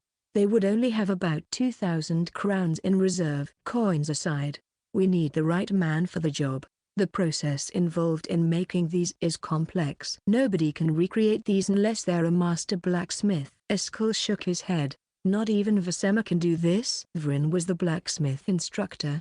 Not me. Vasema shook his head sadly. The sight of his fallen comrades still lingered in his mind. My skills are passable. You live for a few hundred years and you're bound to pick a few tricks up. But my talents leave a lot to be desired. I'm no master blacksmith. Only B. Vasema quickly changed the subject. We can't make these at the moment. You should make a copy of these first. We'll talk about our blacksmith later. Vasema, we have a suggestion if it's money you need, Serit said. Would you like to hear it?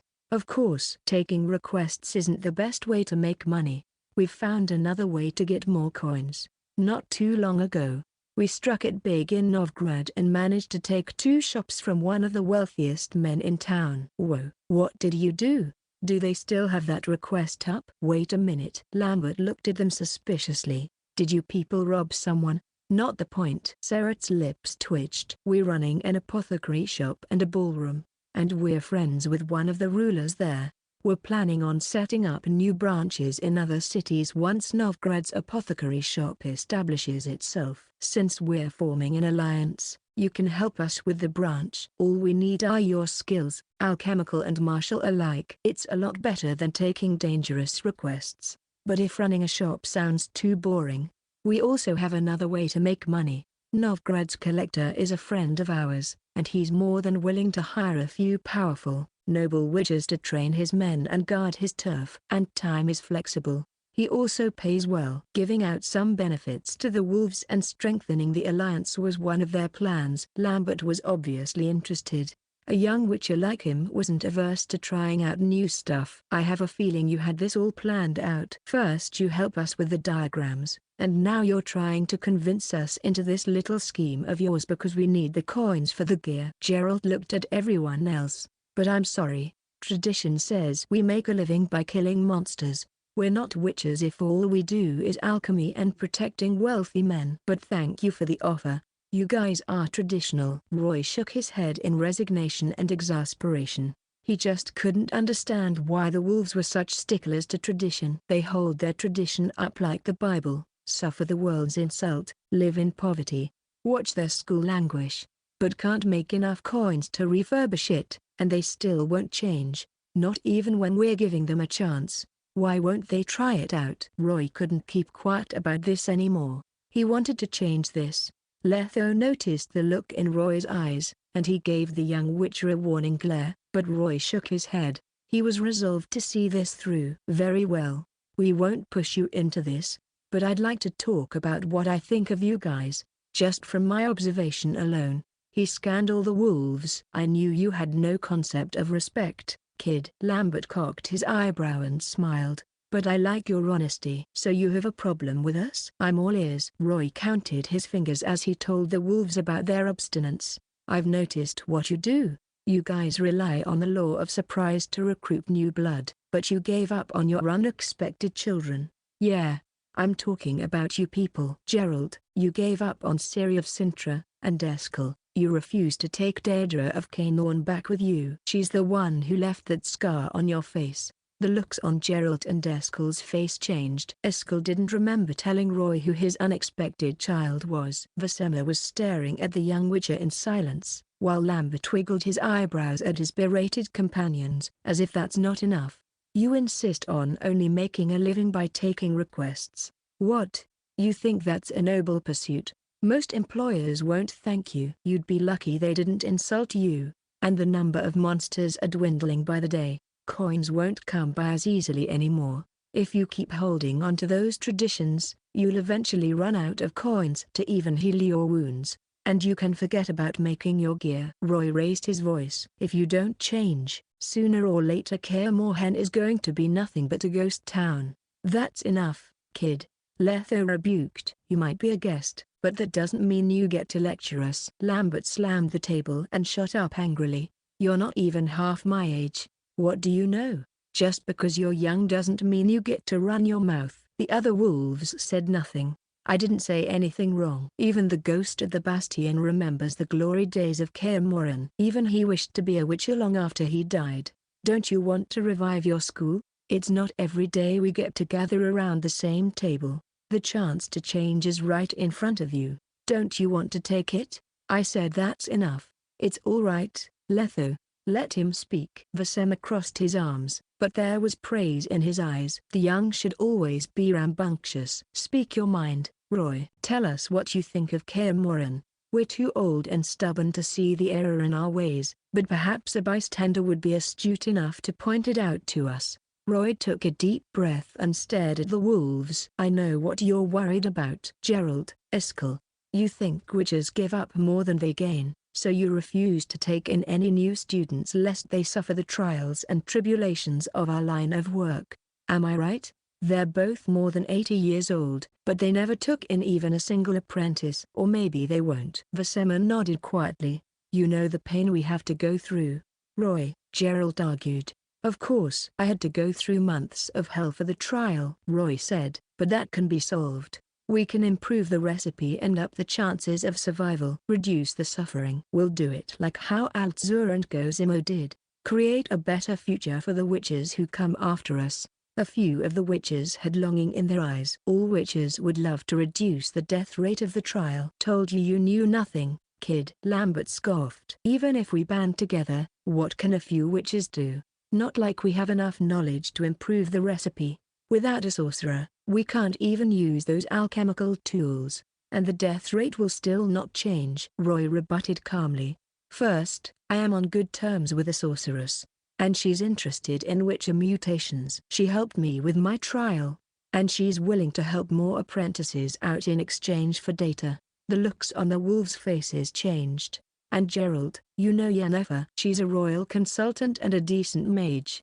Why haven't you asked her to help you guys with the trial? Don't tell me you haven't thought about it." Gerald had nothing to say. He and Yennefer went back a long way. They dated and broke up many times, but not once did he ask Yennefer to help with the trial. Gerald was more of a go-with-the-flow type of person who abided by the creed of neutrality. He upheld tradition but never considered his dying school's future, and Roy's line of questioning embarrassed him. "Think about it. You keep talking about how the lack of a sorcerer makes the trial risky, but none of you ever tried to change that." Roy's voice was getting louder. "We'll band together and pool our resources to build the Brotherhood's foundation, and then we'll hire mages and spellcasters to grow that Brotherhood. We live far longer lives than most people, and we have enough time to plan and reach our goals. I know that's a difficult mission, but giving up without even trying and coming up with an excuse is just running away from the problem. Only cowards do that." Roy stopped for a moment to let reality sink in. Silence grasped the hall, and the wolves stared at Roy in surprise. The vipers didn't look too happy either. Serret stared daggers at Roy. "I thought we were just going to build an alliance this time, kid," he hissed. Letho sighed. "The boy's all grown up." Orcs was wiggling his eyebrows approvingly at Roy, while Iskall gulped down his liquor. His scar seemed to burn under the light of the flames. "So that's what he said to you back in Sintra, Gerald?" Gerald nodded and took a swig of his booze as well. The barrage of questioning and mention of Yennefer put him in a bad mood. He was blaming himself for the decline of Kaer, and he had to say that Roy made some good points. "You're imaginative and bold." Vesema sighed. The last time he heard something so daring was more than a few decades ago. He too was once as boisterous as Roy was, but the Grandmaster wasn't even 50 years old back then. Eventually reality knocked him on the head, and he relented. Roy's speech was idealistic, but it was filled with life. Compared to him, the wolves were like stagnant water, unmoving and never changing. "You're only 15. So why did you come up with that kind of idea? The idea of a Witcher Brotherhood is unprecedented." Roy noticed the encouraging look in Vesema's eyes, and he pursed his lips. "I identify as a Witcher, and I hate how dead everything is. I despise the people's hostile attitude toward us, and that stemmed from baseless rumors. We're doing everything we can to change this." "You're brave. Is every clairvoyant as ambitious as you?" Lambert quipped. He was tempted, but only a little. The youngest wolf still had aspiration in his heart, but working in a new organization meant responsibility and countless menial tasks. He didn't have time for that. "You're like some sort of prince who's trying to revive his country. You know, like the ones in stories." "What I said might sound mad, but I am no madman. Toppling the monarchy isn't realistic." Roy shook his head. "All we want is a space to survive, and we need to band up for that. We shouldn't live our lives hated by the people like some sort of plague. We want the same rights as any other organization, the right to live proudly, to grow, and to prosper."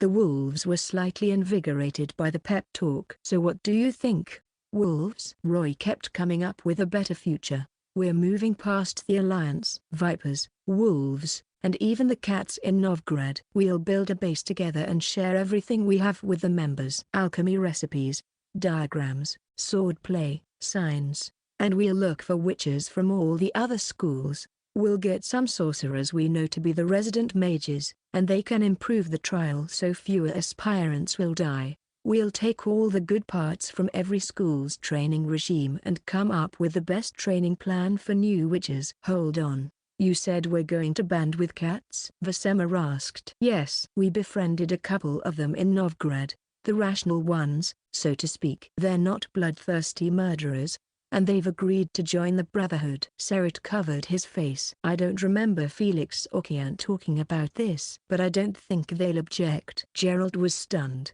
He always thought Roy's idea was naive and unrealistic, but he didn't expect the young Witcher to convince two cats to join his little band. Is it because they're all mad? But he had reason to be more concerned now, since Roy was starting to show success. "Sorry, Roy, but this is a big deal. We need to think about it." Vesema exchanged looks with his apprentices. "We'll give you our answer before you leave." Roy pouted. "What's that supposed to mean?" "Hey, I know you're just trying to placate me." That was not what he wanted, but then he thought the wolves had a reason for that. They had been neutral and passive for a century. "No way they'll change just because of what I said." Roy's eyes shone. "But if they won't make the change, then I'll give them a reason to change, whether they like it or not. I'm sure you know of my abilities after everything that has happened." Yeah, stop showing off, Prophet." Lambert snorted. Roy turned his gaze onto the young wolf until he stopped smiling. "You have proven your abilities, Roy." Gerald nodded. "There's a reason I brought this up today. People. An important one," Roy slowly said. He gave the wolves a look of pity and shame. Their brows furrowed at the same time, and a bad feeling surged within their hearts.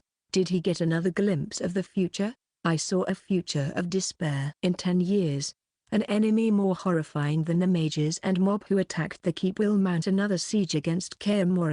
It's a battle far bloodier than the Witcher tournament. If none of you will change and seek out help, your home, Kaer, will be burned away into nothingness. Only witches can save witches. Either we band together, or we die." Roy had taken out isekai'd, the head of Salamandra, but there might be more enemies out there waiting to get their hands on the trial recipe. Not to mention the flying knights of the Wild Hunt and village forts the mage were hiding somewhere, scheming to take down the keep. Gerald, Eskel, and Lambert looked upset. "Are you sure there's something else they can take from us?" "No. All I saw was a powerful enemy." "As powerful as an army." Vasema's gaze turned downwards. He didn't know how to feel about this, and silence once again grasped them. The diagrams, the cats joining us, and Kaer dark future. I've given them all the reasons to join. If this still fails, then, thank you for the reminder, Roy. Vasema took a deep breath.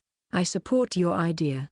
Actually, if I were 50 years younger, I would join your cause, but now I'm too old for this. If the day of your prophecy comes true, he turned around and looked at the keep lovingly, I shall stay with it until its very end. We stand with Kaer as allies, Vasema.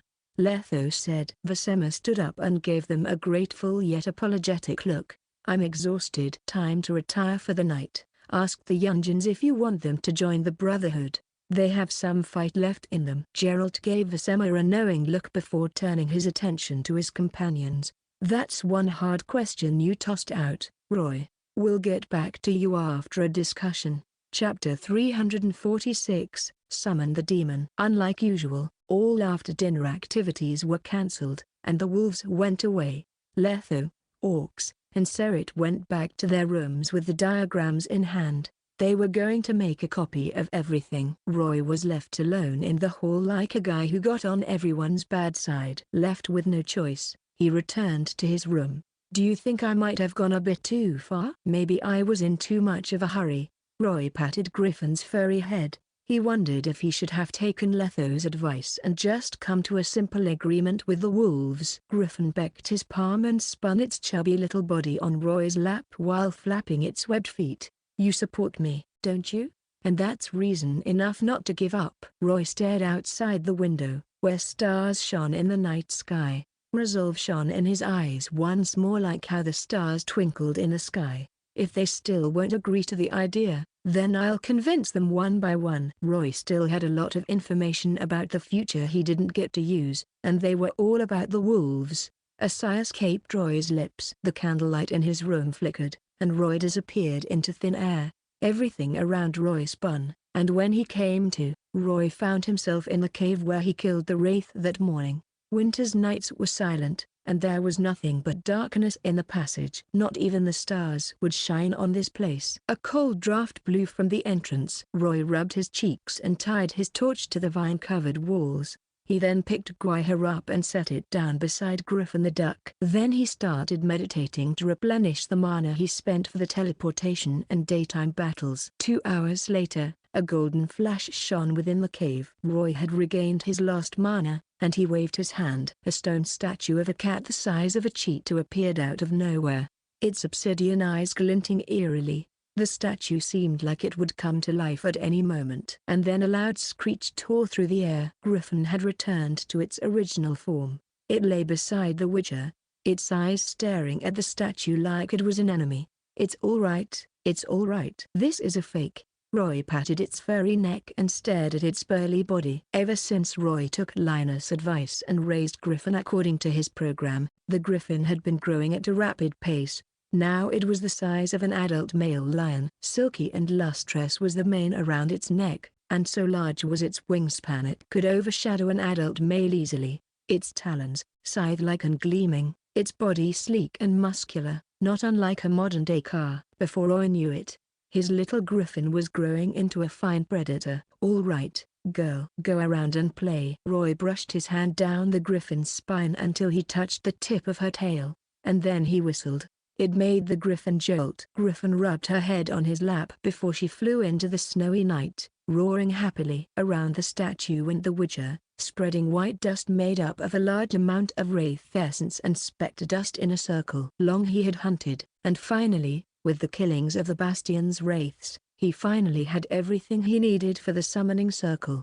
Slowly but surely, a white circle with a hexagram in the center started to form. The young Witcher was performing a summoning ritual taught to him by the late Mato Sigila. Lines of runes were drawn in the space between the circle and hexagram. He cut his hand open with guaiha, and blood trickled down into the circle. A hue of red slowly took over the white circle, and Roy uncorked 2 potions. When Thunderbolt and Petrie's filter reached his stomach, black blood started flowing in his veins. His face was covered in black, snake-like veins, and they contorted his face. Mato might have set up one last trap in the form of this summoning ritual, and the Witcher knew better than to go in unprepared. "I'll fight the demon for a bit. If it fails, I'll just teleport to Griffin and run away." Roy quickly cast 2 signs with his left hand. The black triangle of Heliotrope and yellow triangle of Can appeared in the air. The double shields provided a sense of security, but Roy thought another layer of protection would come in handy. Once more he cast a sign, and the purple light of Eden shone on the ground. He took on a solemn look and started chanting the incantation of Yor, elder speech, ancient soul. Henceof, from the Black Valley over Yor, Epbeen Shivortudel, make an oath of farewell. Zvevafale. Like a whisper, the incantation began, but over time, Roy's chanting picked up speed and volume.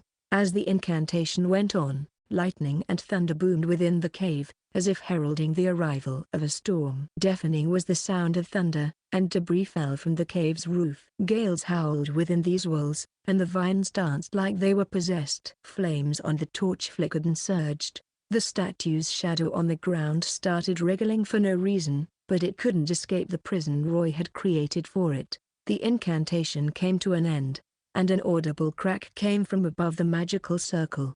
A visible gash appeared in the air. Beyond the darkness within, eerie crimson light shone. The scent of blood slithered around like tendrils, filling the air with a heavy feeling. Roy could feel his heart race and his pupils contract. A feline paw as dark as night appeared from within the gash. It wasn't even the size of a regular thumb, and all of a sudden, the paw held down the gash's edges with its sharp, lethal claws. They glimmered and glinted like daggers primed to slit the throats of their victims. And then a black cat the size of an adult's palm stuck half of its body out into the open air.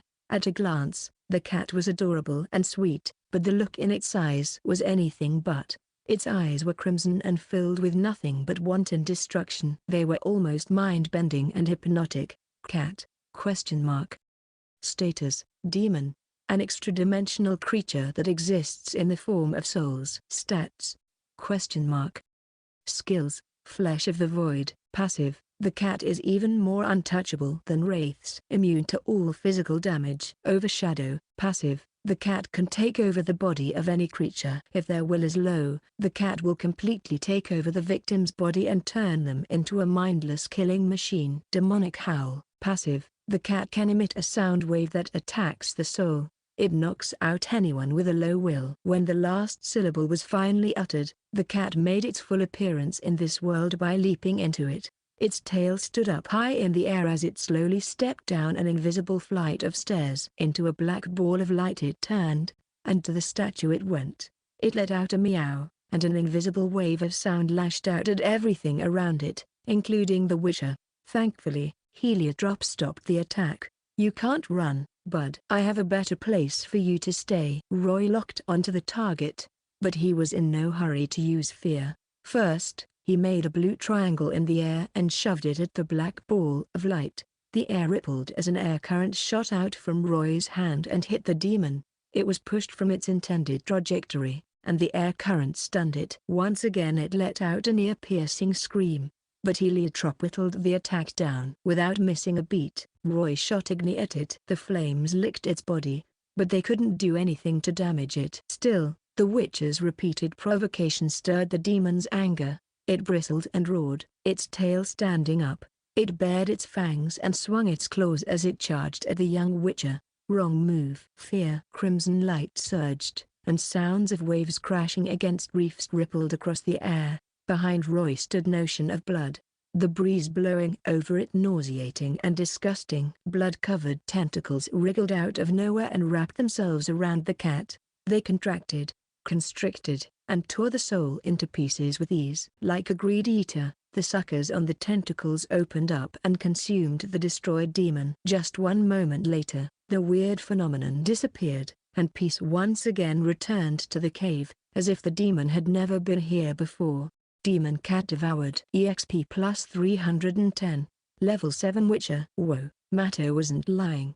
I can actually summon demons with this. Roy swung his fists in excitement. This demon provided 10 more EXP compared to the one on the island. It's more powerful, but fear destroyed it easily anyway. Demon summoning is a reliable way to farm EXP, but the components for this circle aren't easy to scavenge, and one circle only has a limited amount of uses.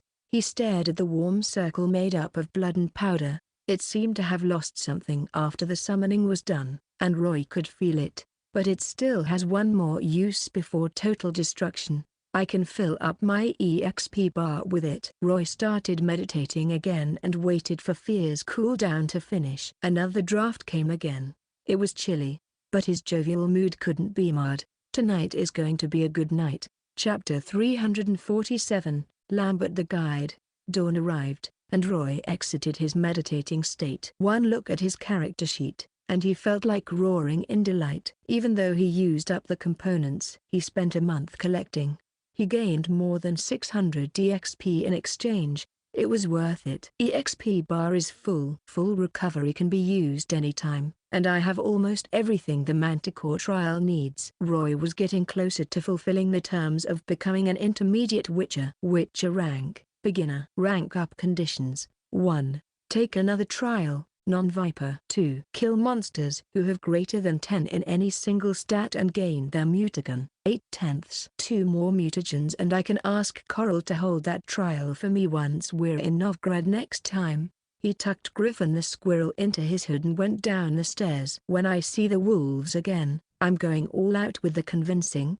And Gerald's gonna be my first target. I know all the people he cares about. I can hit him where it hurts most. Roy ran into Lambert when he exited the tower. He was in black armor and tight pants. 2 sword hilts protruded from his back, and his hair was slicked back. The Witcher seemed like he was going on a long trip. Roy noticed him muttering under his breath, and there was excitement in his eyes. Is your offer still up? So they agreed? A delighted Roy quickly said, I never lie, Lambert. The Brotherhood always welcomes you, not the Brotherhood, kid. Lambert shook his head in disdain. Just listening to your speech almost put me to sleep. Building an organization and researching the trial recipe. Talk is easy, but I'm no fool. That wasn't enough to convince me. If I waste my time on something that's stupid, I'd have no freedom to speak of. Lambert scoffed. I have no ambition or dreams to speak of. If anything, I'd rather be a mercenary who gets all the girls and plays Gwent all day. The Brotherhood is too heavy a burden to bear. You have easier options. If that was supposed to be a lie, you aren't doing a very good job at it. Roy nodded. What about Gerald and Eskel? What was the result of your discussion? Lambert shook his head. We think your idea isn't bad, but it's too radical, too ahead of its time. An alliance is the best for now. Gathering around a bonfire every winter to talk about our triumphs and losses is the way to go for now. The Brotherhood should wait until things are more established. Not like the Northern War is going to give us that much time. You sure you don't want to do this? Roy thought to himself, but he said, time is of the essence. You have no idea about the danger that is to come 10 years down the line. Ah, that again? Who knows what the future holds? Lambert shook his head. If that time comes, we'll deal with it. Roy squinted at him. Looks like I'll have to go with plan B and convince them one by one. And this loudmouth is gonna be my first target. Lambert changed the subject. Let's talk about the jobs you mentioned. The alchemist and bodyguard jobs. I'm very interested in them. But I thought Gerald said wolves only take requests for a living. Doing anything else would be breaking the tradition. Roy wondered why Lambert was willing to take the opposite stance. Gerald, Eskel, and Vesema are made of the same stubborn mold. There's a generational gap between us. A few gaps if Vesema is included. Lambert's face lit up. But I'm young. Just about 30 years older than you are. I don't reject non-traditional work. Working as an alchemist or a bodyguard for a year or so is a-okay. You don't seem to like Vesema very much. Roy paid attention to his expression. Precisely speaking, I hate him. If he hadn't forced me into coming to this remote castle with the law of surprise, I'd have been a grandfather by now. But let's not talk about him. Are you gonna take me for the job or not? Of course. Just travel to the ballroom and pass some tests, and I thought I'd get accepted immediately. Hey, we fought together once, so can I get paid more coins? Lambert wrapped his arms around Roy's shoulder and headed to the castle entrance. Damn weather is freezing my ass. Let's talk while we walk. They went past the training grounds. On most days, Eskel would have been training here, but he was absent for some reason. To make things weirder, Roy didn't run into anyone no matter how much he walked around.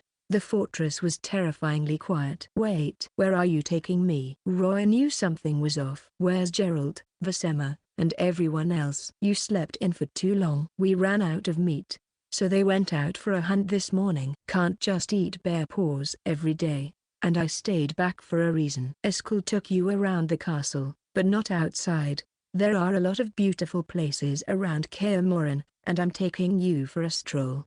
Across the grated gate they went and into the snowfields they traveled. Lambert changed directions and led Roy into a downward path at the hill behind the keep. And now we're circling behind the pond. You're going to see the first trial for every wolf, the Circle of Elements. What's that? Roy pretended to have no idea what that was. A place of magic, man-made. It's filled with chaos energy and is almost as old as Vesema. Anyone who passes the trial will undergo their first trial there. Lambert turned around.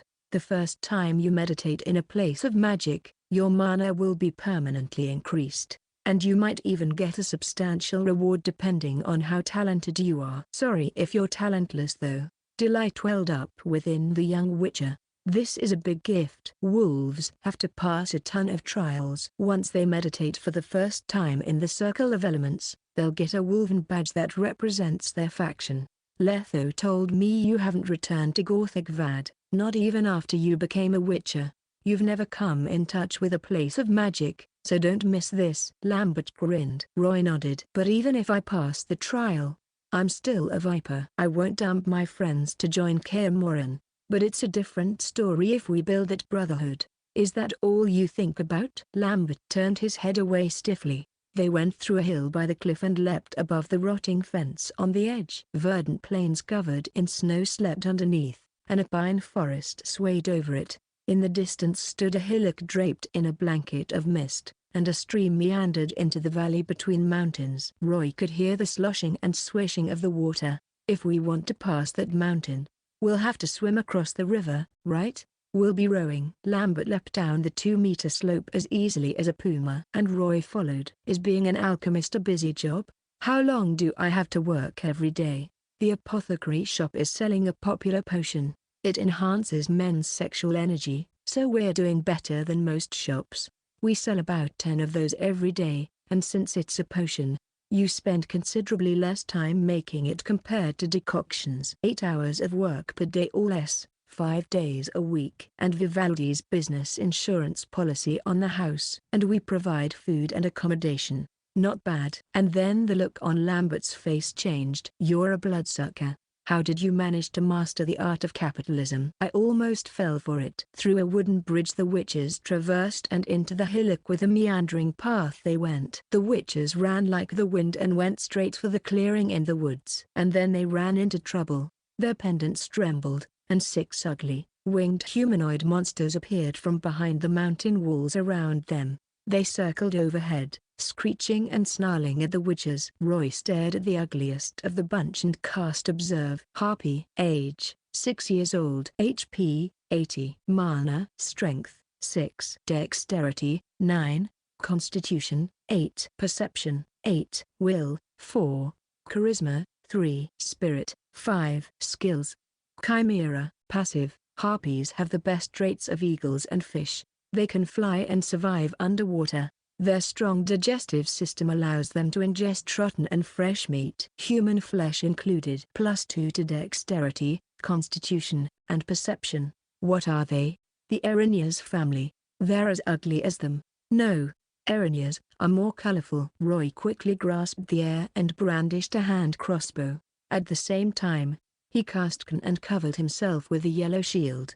Look out for yourself, kid. It's every man for himself. Lambert unsheathed his silver sword and went into the ox stance. He half-crouched, ready to strike at first notice. A white flash flew through the air, and the bolt hit its target. The harpy let out a scream before it fell like a kite that lost its string. Footprints appeared on the snowy ground as Roy dragged his blade and pounced at the harpy like a cheetah on a hunt. He fell down like a meteorite and thrust his blade through the harpy's blade. Harpy killed. EXP +80.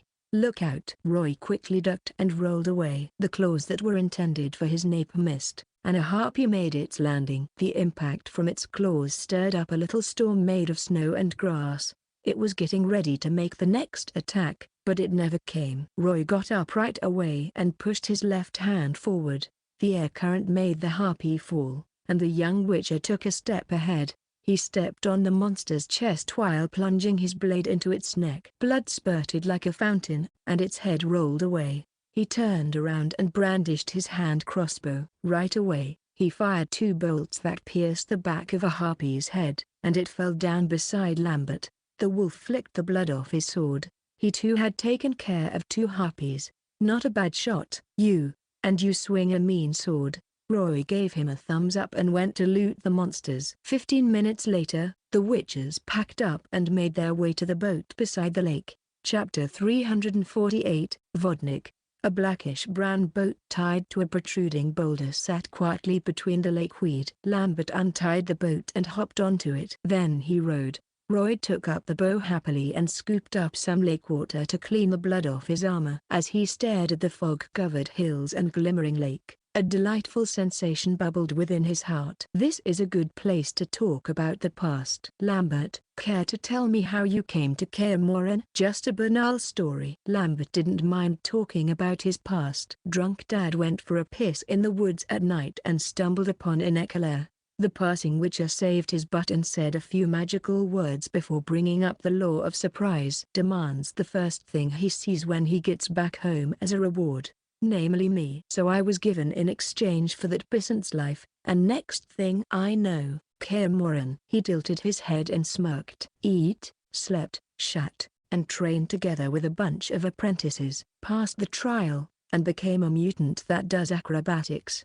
Roy stayed silent. I guess most witches don't have a happy childhood. A drunk dad? Most alcoholics have a short fuse. Did he ever abuse you? Told you he was a peasant. Course he did. And my mother was usually dragged into it too. So Vasema saved you, in a sense. Roy said, he won't do anything to you if you were to go home now. I did return once, but that old bastard was already 6 feet under. Killed my mother before he went though. Lambert teared up a little.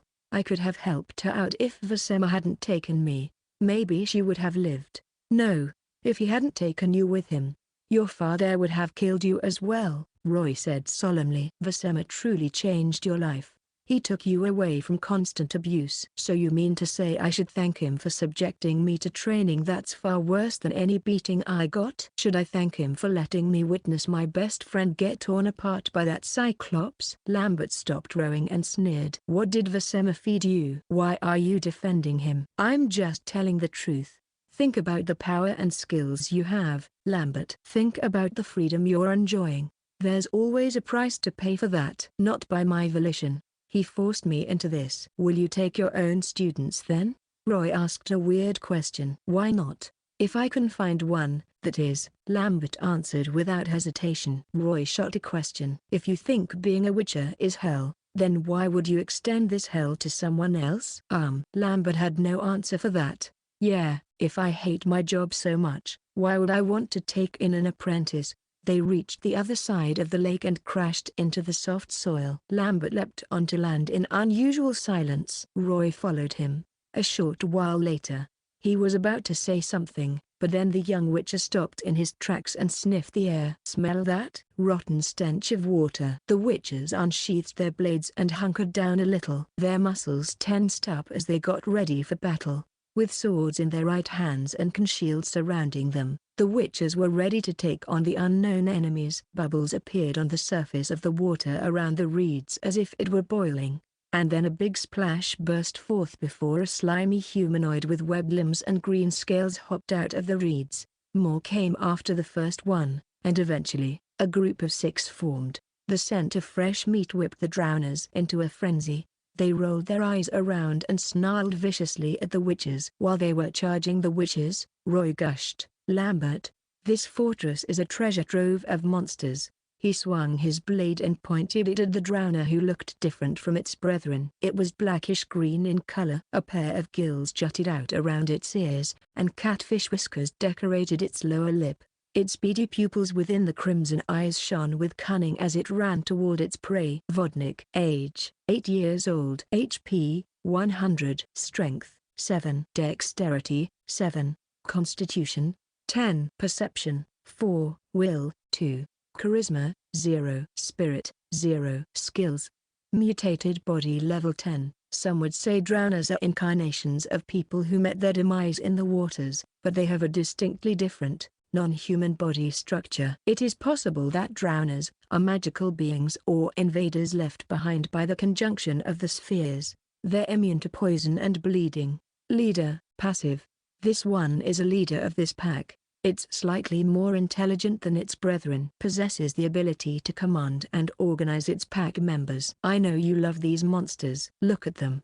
They love giving warm welcomes. Say hi. Lambert leapt ahead, swinging his blade at 3 drowners at the same time. Roy followed quickly and stopped the other 3 before they could surround Lambert. He joined the fray and held Erendite up horizontally. The young witcher put his weight into his left leg and spun in the direction of the drowners. A crimson line zipped through the air, and blood rained down the battlefield. One drowner was sliced in half, and its guts spilled to the ground. He sent the second drowner flying back with ard, and it fell with a thud. A gust of wind blew his hair, and the Vodnik ambushed him from the side. It went straight for the witcher's neck. Its viscous, disgusting drool almost dripping down to Roy's shoulder. Roy's forearm tensed up, and he flicked his sword hilt upward without even looking back. The hilt slammed into the monster's cheek and shut it more close. Blood spurted like a fountain, and the Vodnik's tongue fell out of its mouth. Roy turned around and gave the monster's lower belly a kick that made it keel over. While the monster was howling and wobbling, Roy held his blade's unedged midsection with one hand and the hilt with the other,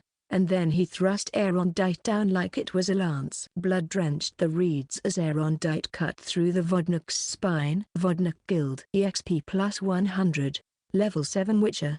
Roy swung his sword backward and cut open yet another drowner without even stopping to clean the blood.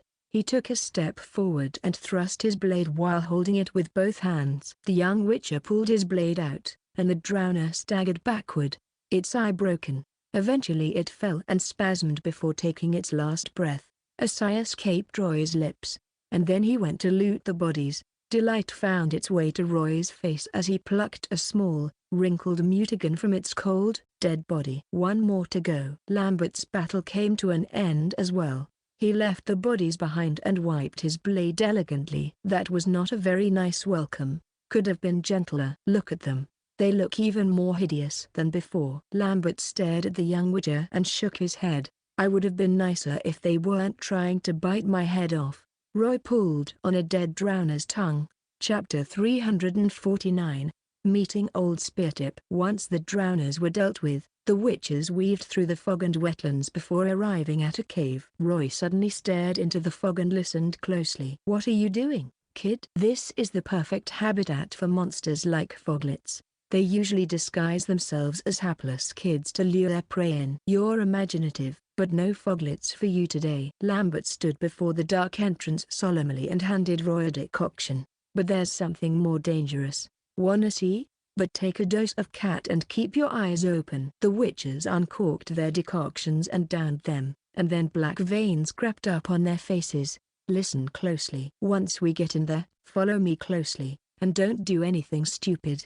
Don't wake the big guy up. What big guy? Roy feigned ignorance and stared into the cave. There was a cold sensation coming from within, not unlike a great beast's breathing. The gust of wind made his skin crawl. A cyclops that goes by the name Old Speartip. Lambert's eyes narrowed in hatred. This has been its home for more than a century now. It's one of the trials for the wolf's insignia. Roy asked, so that guy is the one who tore your friend in half? Lambert's eyes became bloodshot, and cold fury crept up his face. His fists clenched one moment and loosened the next. Roy noticed his trembling fingers. Is it fear or excitement? It's been a long time since Kaer took in new apprentices. There's no need for the trial master to remain. Why didn't you call Geralt or Vesema to get rid of Old Speartip and avenge the apprentices it killed? You have no idea how powerful that monster is, kid. Do you think I don't want it killed? But there's a reason it's called Ogrokula, and it's at least as powerful as a dragon slayer. There's a nursery rhyme in Kaer that goes like this. Lambert hissed in a quiet voice. Old Speartip is a deep sleeper. Wake him up and you'll sleep deeper. We can't suffer any more casualties. Roy stared at the guy. He's dishonest too. Says he hates Kaer and Vesema, but he still thinks about them. What if we stab his eye in his sleep? He's not gonna be blinded even if you take out his whole eyeball. And you won't get to his dried up brain either. One finger and women's meat. So drop all stupid ideas and don't wake him up. Roy said nothing more. Into the cave the witches went, and Roy scanned the place. The cave was bigger than he thought. The stalactite-covered roof was 10 meters away from the ground, giving the Cyclops enough space to move. Through his witcher senses, Roy saw gray ribbons lingering around the gigantic footprints on the ground and the plants around the cave before they traveled deeper into the cave. Roy was walking on his tiptoe like a cat. Slowly, he went forward while leaning against the cold, hard walls. He thought he was slow enough, but Lambert was slower. Can you pick up the pace? And stop your hands from shaking. What do you know? Going slow is better than being dead. It was a 200-yard journey, but it took the witches 10 minutes to finish. They didn't even use R to make the path smoother lest Old Speartip wake up. Instead, they climbed. The deeper they went, the worse the stench of the air was. It felt like something poisonous was hanging around them. Eventually, they reached a point where they froze up and held their breath. A thunderous snore ripped through the cave, and they were greeted by a humanoid creature the size of a small hill. It was lying on the ground, its chest heaving, its eyes closed. The creature was seemingly dreaming.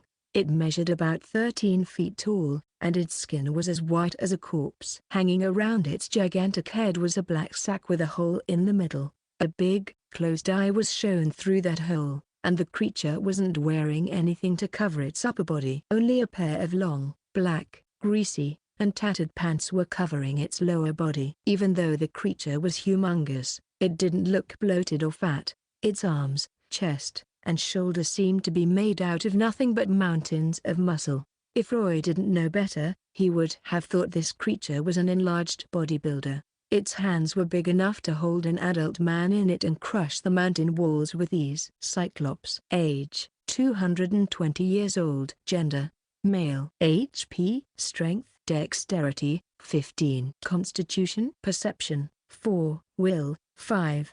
Charisma, 4. Spirit, 5. Skills, Ogroid. Passive, Ogroids possess far superior life force compared to regular creatures. Plus 20 to Constitution. Its thick hide increases its resistance against physical attacks and heals minor wounds quickly. Gaia's Strength, Passive, Cyclops are connected to the earth by a mysterious bond.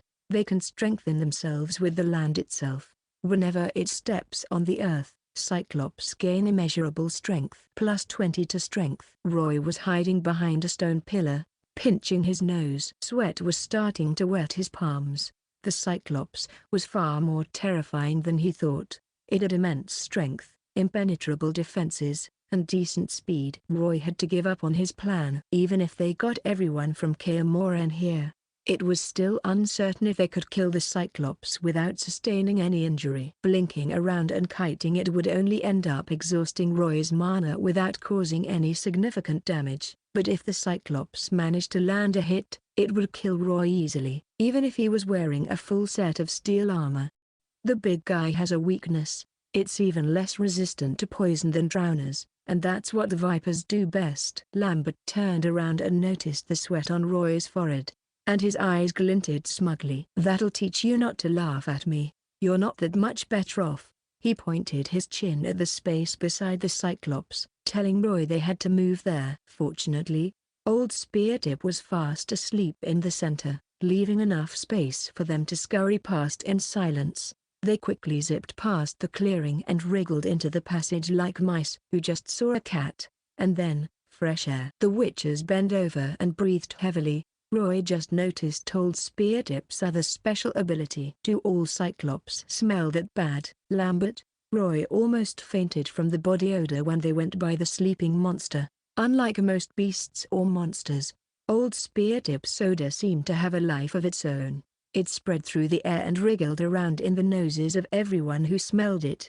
It wasn't rotten or fishy, but the pungent smell could kill anyone who was caught unaware. Roy felt blood accumulating in his nose, and he lost 5 HP just from the journey alone. He's a walking damage over time monster. That's all it took to make you whine? Lambert rolled his eyes. You haven't smelled his shite yet. That's a literal bioweapon. Keeping him around is a disaster. Roy looked around. He has a weakness I can exploit. Roy thumped his chest and guaranteed. I'll deal with this bastard before I leave Kaer. We'll avenge the wolves at Guild. Lambert scoffed. You can talk about that after you defeat me. Chapter 350, Troll on the Mountain. Extended before them was a long, narrow valley overseen by steep cliffs. Pebbles and rocks slid down the slopes, barring any regular humans from hiking up the walls. But this was the only path to the circle of elements. Halfway through the path, a dumb voice called out to the witches. Oi, troll on mountain. No outsiders. Leave, or trolls smash you. Roy raised his head and saw 3 humanoid creatures staring down from the top part of the slope. They were as tall as they were wide, and Roy thought he was looking at 3 wobbly stone slabs looking down at him. Their limbs were made up of nothing but muscle. The skin on their chest was yellow, but their backs, necks, and top of their heads looked green. Stones and pebbles grew on them like a layer of natural armor. Roy was reminded of a certain clay golem. The creature's beady eyes looked lethargic and listless, as if they would close at any moment. Their noses were flat, and their teeth were yellow. For some odd reason, they looked adorable for a moment. Roy stared at the leader of the trolls and cast Observe. Stone Troll. Age, 120 years old. Gender, male. HP, 250. Strength, 20. Dexterity, 7. Constitution, 25. Perception, 4. Will, 7. Charisma, 4. Spirit, 8. Skills, Regeneration, Passive. Every troll has powerful self-regenerative abilities. Their metabolic rate far surpasses any other creature's, giving them immunity to bleeding and quick healing of minor injuries. Weak to poison. Stone Wall. Passive.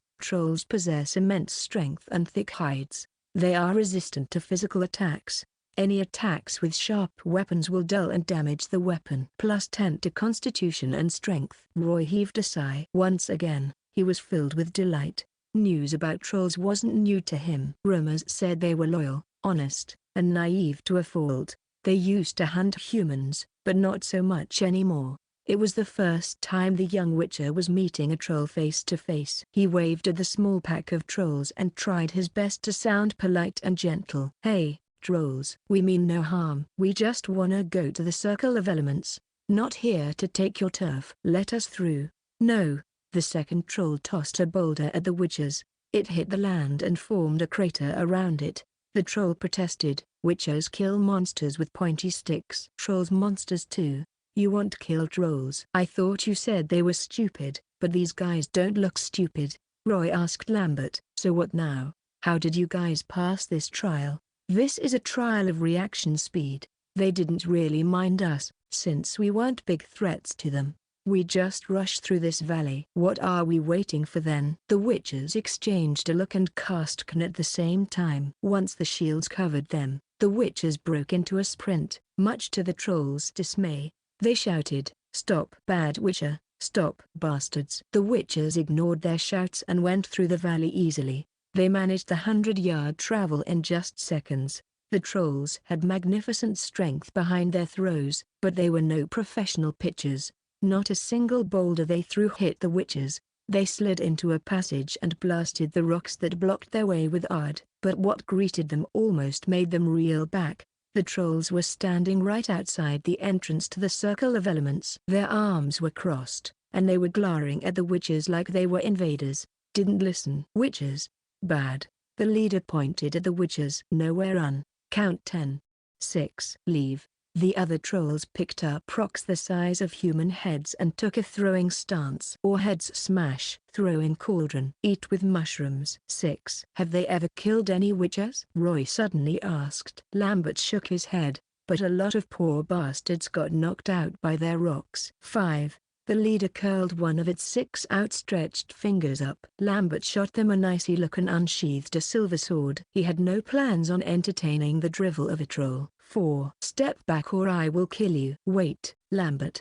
Let me talk to them."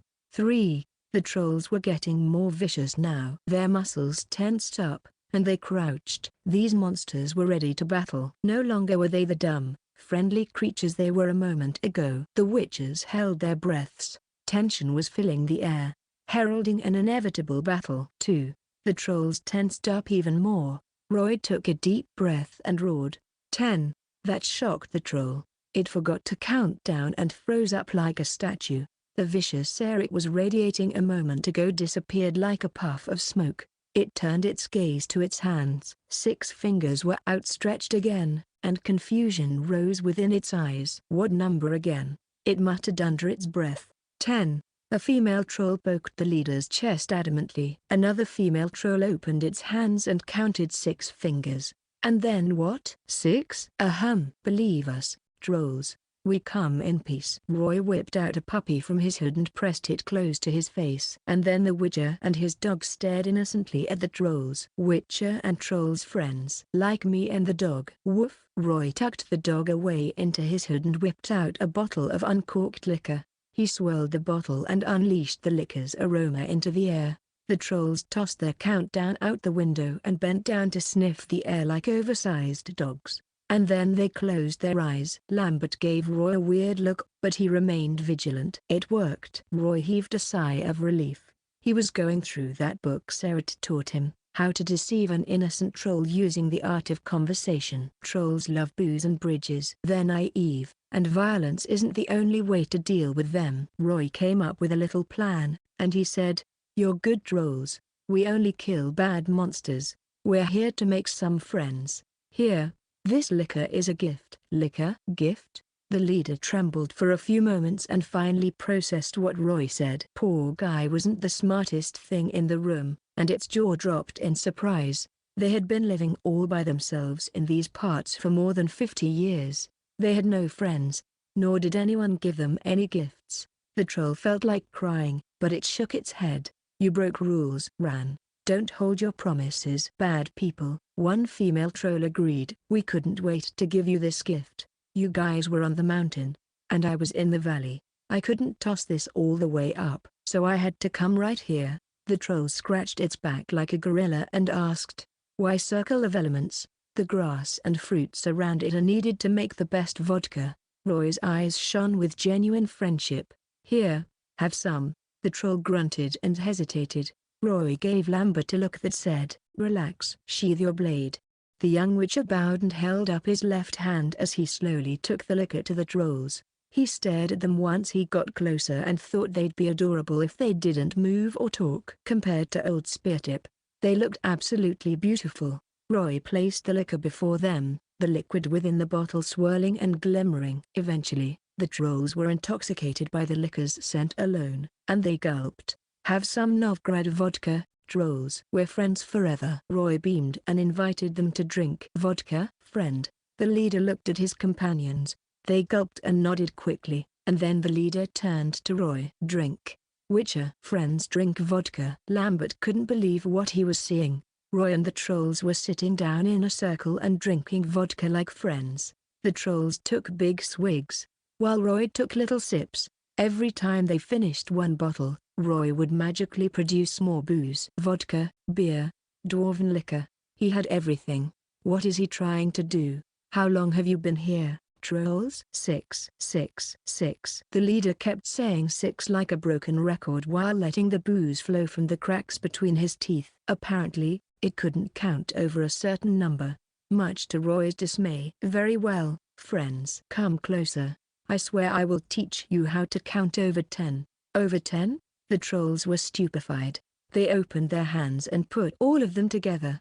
Then they started counting from 1 to 18. "If all of you are together, you can count up to 18. The shocked trolls kept trying and counting a few times. Once they memorized how to count until 18, they looked at Roy as if he was a god. "Roy, you give wine. Teach us count." "Good witcher, helper, friend. Drink." Roy burped. "I thought you geese were monogamous." Serit's theory stated that trolls practice monogamy for life. If their partner were to die, they would not marry again. Trolls were a lot nobler than humans when it came to love, but there's obviously one male leader and 2 females here. Did this guy go against tradition and start a harem? "This, wife, Big Sesame." Troll pointed at his wife, and the female troll grinned at it. "This, daughter, Big Mushroom." Troll smacked the head of his slightly fairer daughter, and she thumped his chest playfully. The stones on Troll's body flew everywhere. Roy cocked his eyebrow. "If that hits me, I'd be looking at a few broken ribs. Do you know old Speartip, the Cyclops in the cave?" "Old Speartip dangerous." Troll shook its head. "Don't fight it." "Okay, I won't." "Are you guys interested in going around?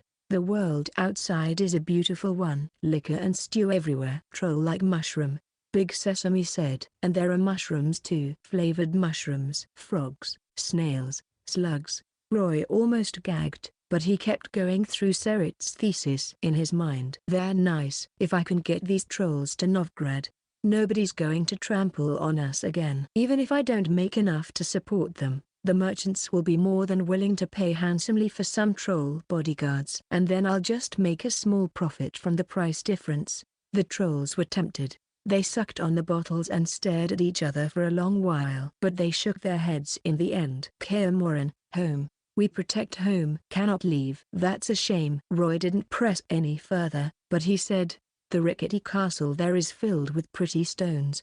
Is it your home too?" "Castle many stones. Not boring." "Choice of home, but for witches there, too powerful. Agile like rats. Stone can't hit them. Pointy sticks hurt." Troll stared at the castle with longing and wariness. "Oh, I can use this. If someone tries to attack the castle, will you help?"